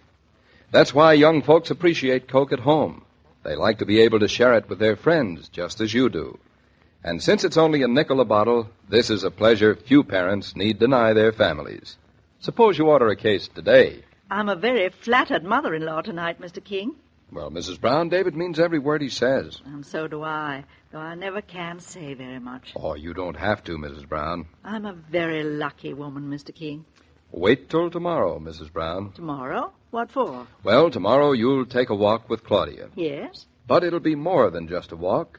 It'll be a sort of reliving of the past few months, as seen through Claudia's eyes. I'm looking forward to that walk. Thank you for telling me. Till tomorrow, Mr. King. Till tomorrow, Mrs. Brown. As I was about to say, every day, Monday through Friday, Claudia comes to you transcribed with the best wishes of your friendly neighbor who bottles Coca-Cola. So listen again tomorrow at the same time. And now this is Joe King saying au revoir. And remember, whoever you are, whatever you do, wherever you may be, when you think of refreshment, think of Coca-Cola. For Coca-Cola makes any pause the pause that refreshes. And ice-cold Coca-Cola is everywhere. This broadcast of Claudia was supervised and directed by William Brown Maloney. And now here's a word from your friendly neighbor. Your Coca-Cola bottler presents Claudia, based on the famous play and novels by Rose Franken. Brought to you transcribed Monday through Friday by your friendly neighbor who bottles Coca-Cola. Relax, and while you're listening, refresh yourself. Have a Coke. And now, Claudia. My, you sound gay, Claudia. I feel gay, Mama. Oh, I wish I knew how to whistle. Why, all of a sudden? Oh, whistling sounds even gayer than humming. David whistles beautifully. I'm very glad you don't know how. You begrudge me every little talent. I begrudge you every little talent you misuse. Oh. It's not ladylike to whistle when walking down the street with your mother. I don't feel ladylike. I feel gay. Other people manage to feel gay quietly. Not the same thing at all. How do you like my haircut, Mama? Not bad. Is that all? Well, for the 2 hours you spent in that beauty shop, I expected to see something quite breathtaking. David doesn't like breathtaking haircuts. He likes me to be my own sweet, simple self. I didn't know you were sweet, too. Oh, yes, I get it from you. Was I really at the hairdresser's 2 hours? Yes, you were, indeed. Tell me when you get tired. Oh, I never get tired. Well, I do, so I'll tell you. I feel wonderful. Am I supposed to feel wonderful just before I'm going to have a baby? I was like that. Mama, let's walk by the zoo. I'll show you David's favorite elephant. Tilly? Yes. David has been in love with Tilly since he was 7 years old. Do you know that? I'm not surprised. We'd better cross the street while there's a red light. Mama, you do not have to hold my arms. I've crossed streets before. And don't think I haven't worried about them. There's the curb. I see it. Really, you think that having a baby is making me blind and dumb. Not blind. Very funny. It's only another half block to the zoo. I haven't been there since the day David and I came together for the first time. It was fall then. Leaves were turning red. A nice full green now. Not as green as Eastbrook. Nothing's as green as the green on our farm. The pride of ownership. I'm seeing the world through green-colored glasses. I remember when David and I came to the zoo, we'd just moved into our first apartment. You were pretty lucky to find it. Weren't we, though? Just just a block and a half away from you, and it seemed like miles. Now we live in Eastbrook. Doesn't seem so far away somehow. Small wonder, seeing as how I've been in Eastbrook almost as long as you have. Now we're back with you. It's as if the clock had gone all the way around to noon again. Did you think we'd own a farm when we moved out of your apartment, Mama? No more than you did. David's really happy on the farm. You're a lucky child to be able to see your husband so happy. I know. Here's the zoo, Mama. Oh, I wish David were along. We'll have to give his regards to Tilly. Does she recognize David? Oh, yes. She bellows like crazy when she sees him. Throws her trunk around as if it were light as little valise. There she is. See? Right over there behind those bars. Children love Tilly. I can see why. She's a sweet little elephant. Hello, Tilly, Tilly, Tilly. See? She knows me. I think she thinks you're something to eat. Tilly, David sends you his regards. Look how happy she looks when I mention David's name. It seems to be a universal reaction. I think it's true about elephants. What is? That they never forget. Tilly, have you got a message for David? Don't tell me. I know. She's sending him her regards. Oh, you're smart, too. Now, come along. I haven't got all day to spend conversing with a silly elephant. Poor little silly Tilly. Well, Mama's dragging me off. Goodbye. I hope none of those children heard you. I'd be embarrassed. Not at all. Children understand about elephants. Children and wise men. Now, do you want to take a taxi? I do not. I want to walk down to the pond. Oh, it's just a few yards further along, Mama. And what is at the pond? Children sailing boats. Nurses pushing baby carriages. There used to be something else at the pond. Go on. What reincarnation are we living through now? At the pond that David and I bought the hurdy-gurdy. One is enough. There's no reason why we should buy another just for the sake of memories. Couldn't possibly buy another even if we wanted to. Poor old Dominic. It was so sad that day. Snow was snowing and the wind was winding. There was Dominic playing his hand organ for the last time. He hated to sell it to us, but he needed the money to go back to Italy since his monkey died. But it's nice our having the hand organ, isn't it? Oh, marvelous. I don't know what we'd have done without it. I'll sing the baby to sleep with it. That's what I'll do. Somebody seems to have taken Dominic's place. It's funny. I'm sure Dominic never had a son. Hurdy-gurdies are nice. You rarely hear them around New York anymore. It's a shame. Children were skating on the pond the day David and I were here together. It's June now. There's no ice on the pond. Mama, I can't believe it. Look who it is. No one I've ever seen before. Mama, do you know who it is? It's Dominic. I thought he was in Italy. Well, he should be. He said he really wanted to be. It's the reason we bought his hand organ. And look, he's got another monkey with him. Maybe Josephine had a son. Dominic! Hello. Hello! well, if she's not the lady who loves the good music. Dominic, what are you doing here? I thought you'd be sitting in the sun in Italy by now. Oh, lady, I just not could go. You give it to me the money so nice, and Dominic, his mind is all make him up. He's going to sail away to Italy, eh? But what happened? Who is this sweet little monkey? That's just the story, lady. Oh, isn't she sweet? I'm a walking down at 3rd Avenue, and I'm a passing by the pet shop. And in the little pet shop is a little monkey, eh? She looks just like a Josephine. She does. The same eyes, the same smile, the same sweet look. Dominic, I'm say to myself, you got the money, eh? You must have the monkey, too. So, I'm a buy the monkey. She's called Josephine II. I don't blame you, do you, Mama? I've always been rather fond of monkeys, thank goodness. And then, when I have the monkey, I'm a say to myself, I'm a say, Dominic, she's almost the spring. The wind, she's go away. The snow, she's a melt. The sky, she's a blue. And the trees, they are green. It is just as beautiful in the spring in Manhattan, just like in Italy, no? No, and yes. The bambini, they come back in the park. And then Dominique is not here. They would be so sad. So Dominique is come back. And I'm glad, even if we're not here to listen to your music. It's nice to think of the children in the park all around you. Go on, Play your music, Dominic. Everybody's waiting. And Mom and I have to get home. Oh, I'm a play all of the time because it gives to me joy in the heart and it makes the heaven just a little bit closer. Please, lady, give my love to your husband. I will. And when you play your hand organ, many, many rich blessings come to you, eh? We are being blessed, Dominic. Goodbye. Goodbye. Arrivederci, signora, arrivederci. Dio vi bendiga, eh? Goodbye. Bye.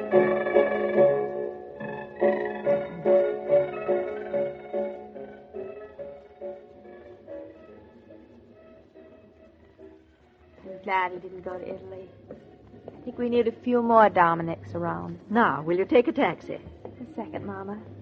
There's another place I'd like to see. Your father was a sentimental man, too. He was? Men don't like to admit it, do they, Mama? It's nothing to be ashamed of. You're not. So why should I be? I'm not sentimental. I'm anything but. Oh, of course. Mama, did anyone ever tell you that behind that crusty exterior of yours beats a sentimental heart? Nobody ever told me, and nobody ever will. All right, Mama, I won't tell you. Never again. Claudia, where are you dragging me now? We're out at the park. We're standing on Fifth Avenue. There are any number of taxis we could take. What's that across the street? A nice, shiny, new yellow and green cab. What's that behind it? Were you and David here, too? One night when David was feeling blue, we weren't married very long. I think we were still living with you. I remember the night. We took a walk. We came down Fifth Avenue, walked up all these steps, stood for a moment in this cathedral. The arch is vaulted high. It's dark. Do you mind, Mama? I'd like to go in.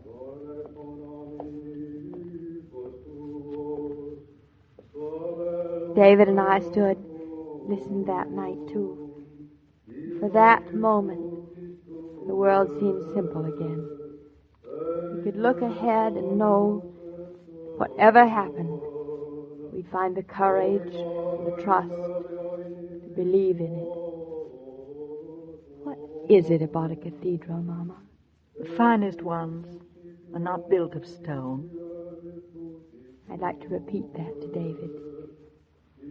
Let's go home now.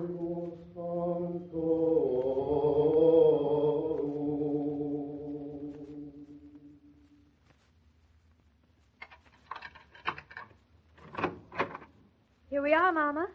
You awfully late? It's a good bit after 6:30. Oh, I hope David isn't home. He'll be frantic. Claudia! Claudia, is that you? He's home. And frantic. It's Mama, too, David.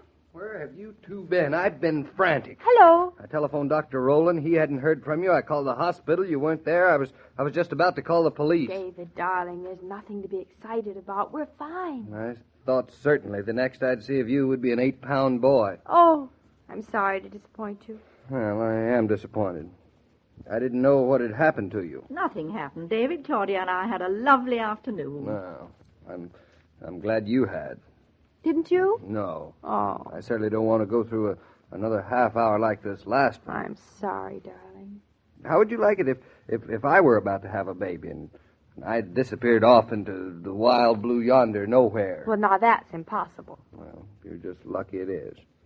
It'd serve you right if I did exactly the same thing that you did. Oh, darling, listen, please don't be angry.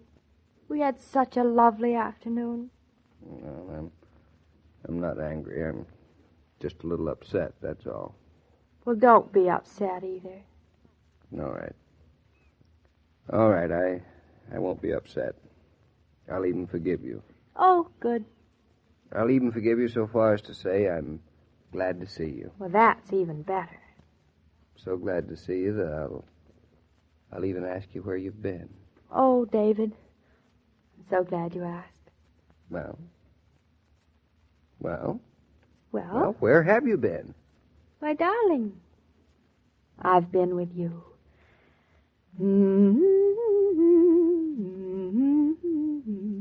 La la la la la la la la la la. Many jobs are more exhausting in summertime because they generate so much heat. That's why Coke coolers are particularly popular these warm days.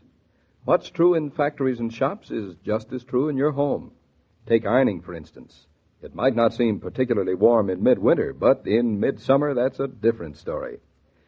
Remember, next time you'd like a delicious cooling-off period, that you have a Coca-Cola cooler right in your own kitchen, your refrigerator. Keep it well stocked with Coke, and you can stop when the spirit moves you to enjoy the pause that refreshes. Are you a zoo fan, Mr. King? Indeed I am, Mrs. Brown. Got a special little giraffe all my own. I enjoyed meeting David's elephant this afternoon, and Dominic and the rest of Claudia and David's past. Now, I just wish I knew a little more of their future. You'll know a great deal more about it tomorrow, Mrs. Brown. I will? Yes, indeed, because tomorrow begins the event you've all been waiting for so impatiently. You mean? All I can say is you'd better start packing Claudia's overnight bag and keep that hospital phone number handy. If this is a false alarm, Mr. King, I'll never forgive you. Well, you'll find out tomorrow. Till then, so long, Mrs. Brown. As I was about to say, every day, Monday through Friday, Claudia comes to you transcribed with the best wishes of your friendly neighbor who bottles Coca-Cola. So listen again tomorrow at the same time. And now this is Joe King saying au revoir. And remember, whoever you are, whatever you do, wherever you may be, when you think of refreshment, think of Coca-Cola. For Coca-Cola makes any pause the pause that refreshes. And ice-cold Coca-Cola is everywhere. This broadcast of Claudia was supervised and directed by William Brown Maloney. And now, here's a word from your friendly neighbor. Your Coca-Cola bottler presents Claudia, based on the famous play and novels by Rose Franken. Brought to you transcribed Monday through Friday by your friendly neighbor who bottles Coca-Cola. Relax, and while you're listening, refresh yourself. Have a Coke. And now, Claudia. La la la la la la la la la la la la la la la la. Oh, what's the matter? Nothing. Why? You stopped singing, if you could call it singing. I did? You mean you wouldn't? You're not making much sense. I'm not? Do you know you're repeating everything I say like the parrot? Yes. It's gone. Stop beating those eggs. They're beaten enough. What's gone? Oh, nothing. Claudia, look at me. Tell me the truth. Did you have a pain? I think so. Oh, only I don't think it could be. Why couldn't it? It's high time. Oh, because it was practically nothing. Poof. It was over. Give it a chance. You mean if it was, they'll get worse? Stands to reason, doesn't it? I bet I'll be different. All women with first babies bet they'll be different. Watch the time. It's 5 of 6. Let's see what happens at 1:15.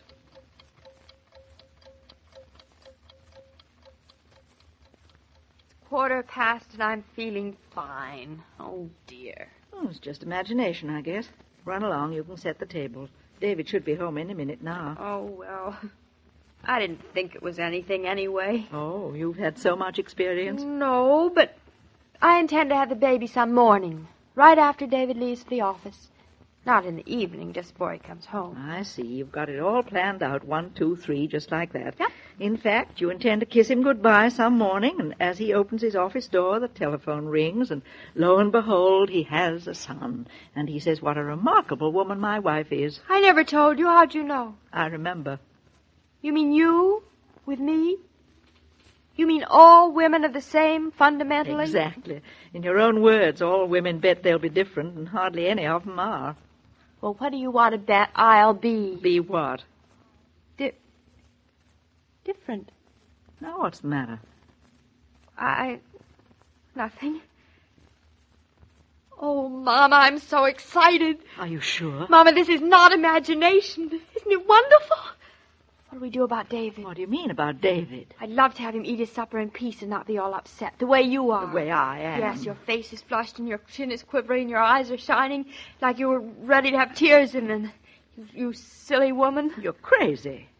Oh, I'm not finding fault, mind you. You don't have a first grandchild every day in the week. Thank heaven. Here's David. What do we do? Tell him, of course. He'll have to know sooner or later. Make it later. And leave it to me, Mama. Just go ahead as if nothing's happened. Nothing has happened yet, and it mightn't for hours. That's why I'm going to try and get him out of the house before we go to the hospital.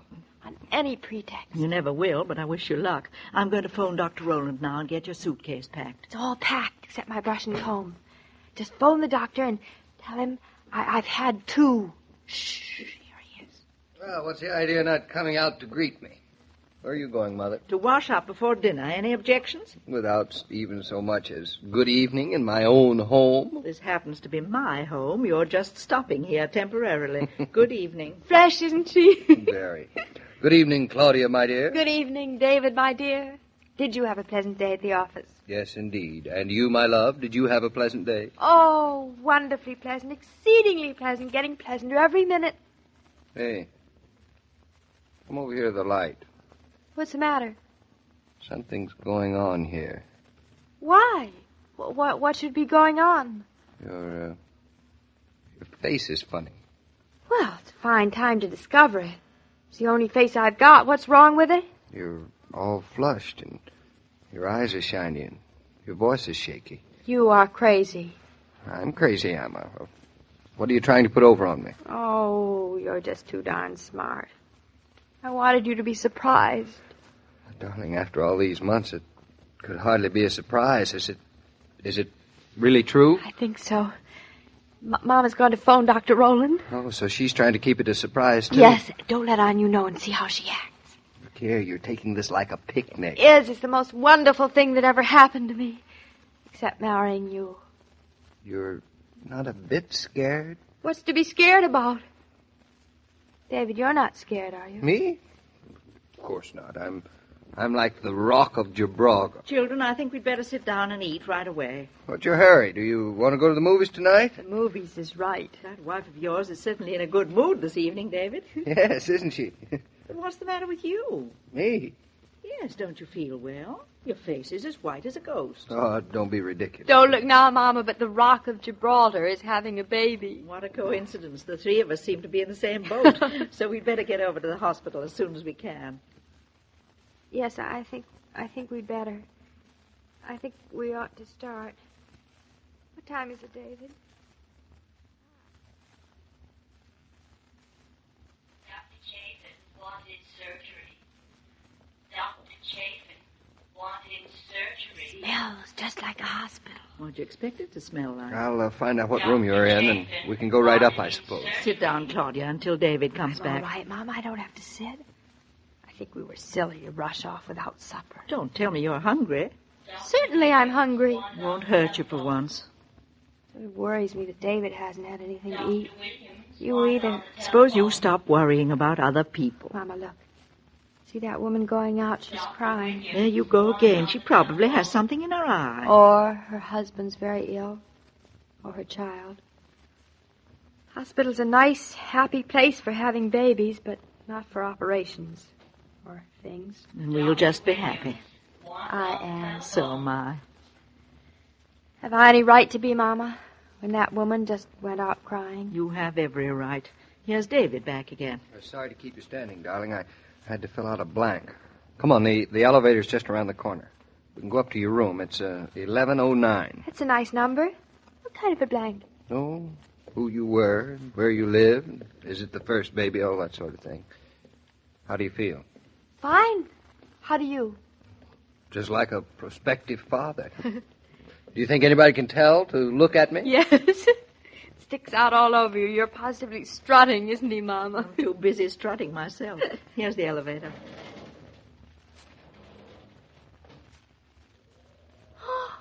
Look at all the boxes of flowers. Do you think anybody send me flowers? 11th floor, please. I'll send you some. Some what? Flowers. Oh, I don't mean family. Family's no fun. I mean people you least expect. Like your clients or somebody. Shameless. Isn't she? Now, here we are.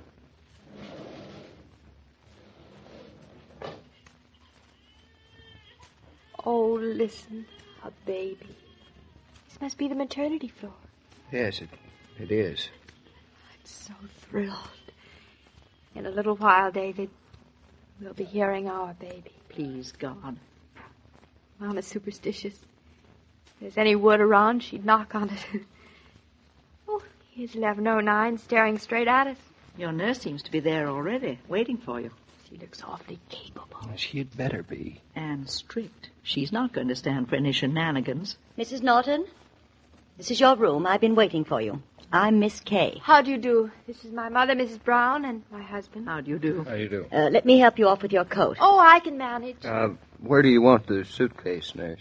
Just over there. I'll unpack it later. I'll unpack it. I know just where everything is. Do what your nurse says. Has Dr. Rowland come yet, Miss Kay? Oh, no. There's no point in Dr. Rowland being here until I call him. Oh. I believe he's having a dinner party at his home. A dinner party when my son is expected any minute? Well, that is a nerve. Dr. Rowland relies upon me to keep him informed. I have to warn you, you can't go by looks with me at all. Or actions, either. This is her first baby. Yes, but I feel quite an old hand at it. Then I suggest that you get straight into bed and save your strength. Miss Kay is right. Into bed with you. Here's your gown. Oh, I have my own. You can use your own gowns later. She's really not such an old hand at this as she thinks, Miss Kay. You'll just have to be strict with her. I can see that. If you and Mr. Norton will be good enough to leave us now. Leave? Dr. Rowland prefers his patients to be very quiet. I suppose it's wiser, dear, for us to go. I suppose so. You haven't had your supper yet. Yeah, that's right. Now that you're all safely settled, like the proverbial bug in a rug, Mother and I can go home and tackle that delicious stew we left on the stove. Eat some for me, too. We will. It'll keep up your strength. It's very wise of you both not to hang around. It'll probably be hours. Possibly not until morning. Oh, that's what you think. Now, don't argue, darling. Hop into bed and be a good girl. David, your hands are like ice. Well, nonsense. There's nothing to be nervous about, really. Of course there isn't. Why don't you and Mama go to the movies after supper? Excellent idea. Yeah, we'll do just that. So long, darling. So long, David. So glad you're going to have dinner, really. Go out and take your mind off. That's what I reckon. Be good. Let who will be clever. So long, Mama. In a little while, it'll be hello, Grandma. That it will. Now, if you're ready, Mrs. Norton, I'll help you out of your dress. Oh, I can manage myself. Goodbye, David. Goodbye, Mama. Don't worry about anything. I'm fine. Sure. Sure, we know you're fine. Well, that's that. She breaks my heart. Mine, too, a little. I've tried to tell her that even when it's easy, it's pretty hard, but she thinks she's different. Yeah. I thought I was different, too. I didn't think it was going to hit me this way. I have a confession to make, David. I didn't either. I'd schooled myself to take it very matter-of-factly. And you're not, any more than I am. I guess that's one of the comforting things about human nature, Mama. You mean none of us is the same, but we're all alike where it counts. That's it. Well, what do we do now? I'll wait. You go on home and have your dinner like Claudia said, Mama. Nothing of the kind. I'll wait and you go home. Come on, Mother. Who are we bluffing? We'll wait together. It's 8 o'clock. Might be a very long wait, David. I suppose you realize that. I do, Mother. The sounds of those church bells make me feel like praying.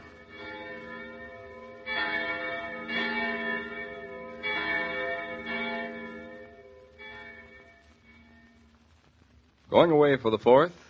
Or are you planning a picnic or some other festivity nearby? In any case, bear in mind that you're likely to have a better time if Coke goes along. Better order Coca-Cola today to be sure you have enough on hand. Of course, if you're driving, you'll find Coca-Cola anywhere and everywhere along the highway so that you may drive refreshed. Well, Mr. King, all we can do now is wait. Well, I trust it won't be too long, Mrs. Brown. A grandson is worth waiting for. Yes, you're very philosophical. There's nothing else to be. How's David taking it? Seems to be fine. A little quiet, maybe, but fine. I remember when my wife had her first.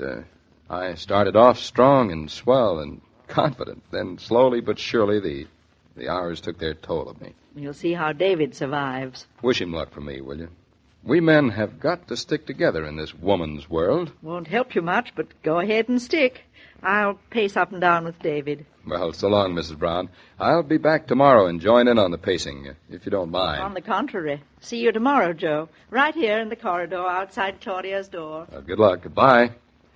As I was about to say, every day, Monday through Friday, Claudia comes to you transcribed with the best wishes of your friendly neighbor who bottles Coca-Cola. So listen again tomorrow at the same time. And now this is Joe King saying au revoir. And remember, whoever you are, whatever you do, wherever you may be, when you think of refreshment, think of Coca-Cola. For Coca-Cola makes any pause the pause that refreshes. And ice-cold Coca-Cola is everywhere. This broadcast of Claudia was supervised and directed by William Brown Maloney. And now here's a word from your friendly neighbor. Your Coca-Cola bottler presents Claudia, based on the famous play and novels by Rose Franken. Brought to you transcribed Monday through Friday by your friendly neighbor who bottles Coca-Cola. Relax, and while you're listening, refresh yourself. Have a Coke. And now, Claudia. Claudia looks all right, doesn't she, Mother? She looks fine, David. How much longer do you think it'll be? There's no telling. You're a big help to a man in distress. Nobody can be of any help to you, David, not now. You look so calm, Mother. So do you. Do I? And in a way, I am calm. Well, I suppose I am, too. I keep telling myself that this is the moment we've been waiting for all these months. And that there's nothing to be worried about. Absolutely nothing. Of course not. You don't have to keep telling me that. Well, I don't want you to get upset, Mother. All right. You can keep on telling me if it'll make you feel better. You're a wise old duck. David, a little respect. I'm about to become a grandmother. And not to a duckling, either. A hospital. I could close my eyes and know I'm in a hospital. They smell of ether. And there are many closed doors. Well, where do we go from here? Let's walk down to the end of the hall. Seems to open out on a terrace of some sort. The nurse said it would be several hours. Well, that gives us plenty of time to do whatever we want to do. You know, I'm thinking I'm an awful sissy, Mother. You? David, that's the last thing you are. No, yes, I keep wishing it were me. That's not being a sissy. It's easier when it's yourself. You know where you stand. You know just where you're at. You're aware. But here we are, you and I, walking up and down a corridor of a hospital, and Claudia's... She's all right. Sure she is. Maybe that's why I keep wishing I were her. No, there is a terrace here. Can we go out on it? No sign that says we can't. Come on. Would be a hot night. Isn't any air. Enough for you and me. Have a chair, Mrs. Brown. Thank you, Mr. Norton, and the same to you. I'll just walk up and down if you don't mind. Go ahead. Where's that pipe of mine? Oh, here it is. Wrong pocket. All of New York seems to be quiet. It's as if it were waiting, too. Claudia seemed very, very chipper, didn't she? She always does. Like mother, like daughter. And husband. David, it won't be so long. Of course not. Probably be all over by the time I get this blasted pipe of mine lit. Would have to be temperamental when I need it most. Oh, where are my matches? You put them in the pocket of your jacket. Oh, did I? It's good to come to a hospital when it's for something happy like this. Just think, David, when Claudia leaves here in a few days, you'll be bringing home your first child. Doesn't seem possible, does it? Say, don't you think we can go in and see Claudia again? The nurse will tell us when. She's just as well alone for a while. Her husband really stops being important at a time like this, doesn't he? I mean, he's sort of a extra wheel, a spare tire that's gone flat. My husband's always important, David. You don't have to be standing by Claudia's bed holding her hand. She knows you're there. Yeah, but she's on her own. No, she isn't. We're helping. You may not know it. How would you like something to eat? You deserve a feast, Mrs. Brown. That's the best that I can give you right now. Give it to me later. Don't tell me you're not hungry. Don't tell me you are, Mr. Norton. Of course I am. I could eat the side of an ox with an apple in its mouth. Go ahead. I'll wait for you. Later. We'll celebrate, Mother. You bet we will. I might even coax you to a little champagne. Won't be difficult. With a toast to the three of you. The four of us. Your pipe working? Yeah, pipe's all right. Now I've run out of matches. Here you are. I brought along a few extra packs of matches for you. You think of everything. We aim to please. Look, the moon's rising. It's going to be a clear night after all. Yeah, it's still hot. Untie your tie, David. I don't mind. Untie my tie? Do you think I want to stand around looking like an expectant father? You do, anyway. I do not. I'm calm and collected and... Oh, ouch. What's the matter? Just burned my finger with this match. I always thought matches were too short. Yeah. I think it's warmer out here than it is inside. Maybe if you'd stop walking up and down. Let's try the waiting room down the hall. Good idea. And maybe we can ask the nurse if And Claudia... maybe Dr. Rowland will be here. Be careful there, Mother. There's a step up. I see it. Here, let me take your arm. Get away, David. You're treating me like an old woman. Whenever I try to show off my manners, you and Claudia stop me. Oh, you poor persecuted boy. The waiting room's right down there on the left. I always thought they should hang pictures on the walls of hospital corridors. Sure you wouldn't like to go to a movie, Mother? That's the last thing I want to do. Maybe we could find a Mickey Mouse. Claudia loves Mickey Mouse. After the champagne, David. Look, you don't have to entertain me. You're cute, you know it. Almost as cute as your daughter. I only hope Claudia isn't worrying about us worrying. She's such a worrier. Particularly when there's nothing to worry about. Exactly. Let's sit down here, Mother. They look like good, strong, sturdy chairs. Oh, they'll last all right. David, I'm not very good at making speeches, but as long as I know Claudia has you, I'll never worry about her. Well, thank you, Mother. I could go 1,000,000 miles away. I could even be turning the last page of my book, and I'd feel safe about her. It hasn't been easy, having been a mother and father to your child, has it? It's been its own reward. I always thought that having a child would be very private business. Just mine and my wife's, but it isn't. It started much longer ago than that. I remember the night we had Claudia. It's not possible. It was over 19 years ago. Tonight, time is slow. It was the winter. I went to the hospital very much the way Claudia came tonight. Only I came alone. Mr. Brown was on a train. He had to leave just a little while before it all started. When he came back 2 days later, it was nice showing him a daughter. You had spunk, Mama. No more than Claudia has, David. 200 miles, 2,000 miles, or 200 feet. It's the same distance for a woman. This pipe's going out again, honestly. A man can't depend on anything, can he? Not at a time like this, he can't. What time is it? It's still early.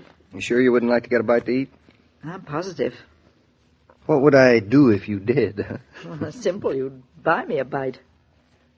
I love you.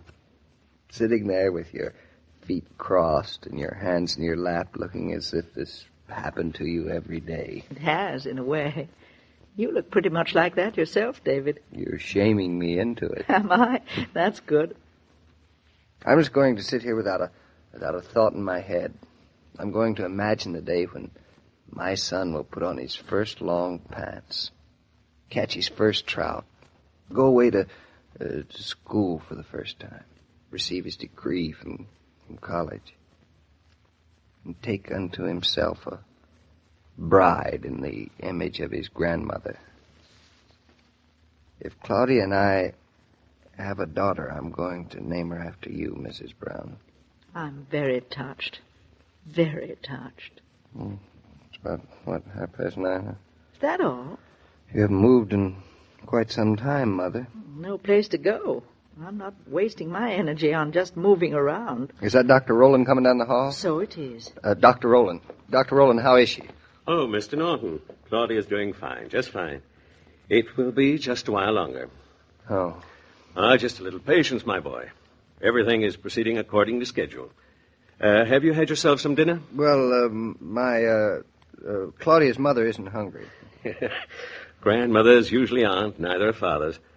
Would you like to go in and see Claudia for a moment? Well, if it's all right, I don't want to... I don't think that I would... Go right in. She's quite comfortable now, but only stay a moment. I'm going downstairs and have myself a cup of coffee. I'll be back in about 20 minutes. Good evening, Mrs. Brown. Oh, Dr. Rowland, it's good to see... Well, David, what did he say? He said we could go in and see Claudia for a moment. You go in, David. Well, don't you want to come, too? I'll wait for you here. I'd rather. Whoever said anything about mother-in-laws didn't know you.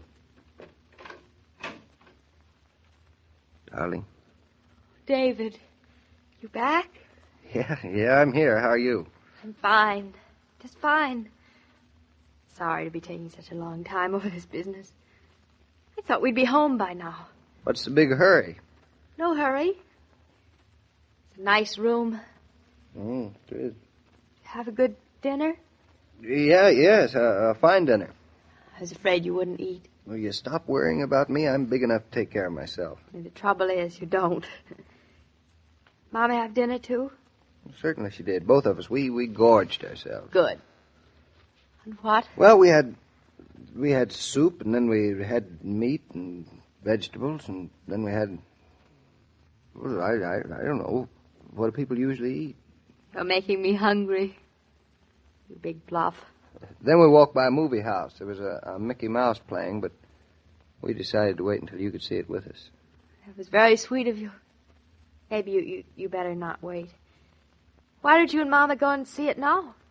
Maybe we will. And I'll come back and tell you all about it. Do that, darling. David? What, dear? I hope it's a wonderful Mickey Mouse. Everything's going to be wonderful. You just wait and see. You don't have to tell me. I know it is. Well, I promised Dr. Rowland I'd only stay a minute. Don't let Mama worry, will you, she's David? not, she's not worrying, darling. The thing for you to do is to stop thinking about us. No, that's not right. I'm thinking about you all the time. I want to think about you. You know, I almost wish now that we had... Oh, darling, you don't. You don't mean that. This is just the way we want everything to be. I'm glad. David, I can't explain why, but I'm not afraid. Because, David, I love you so.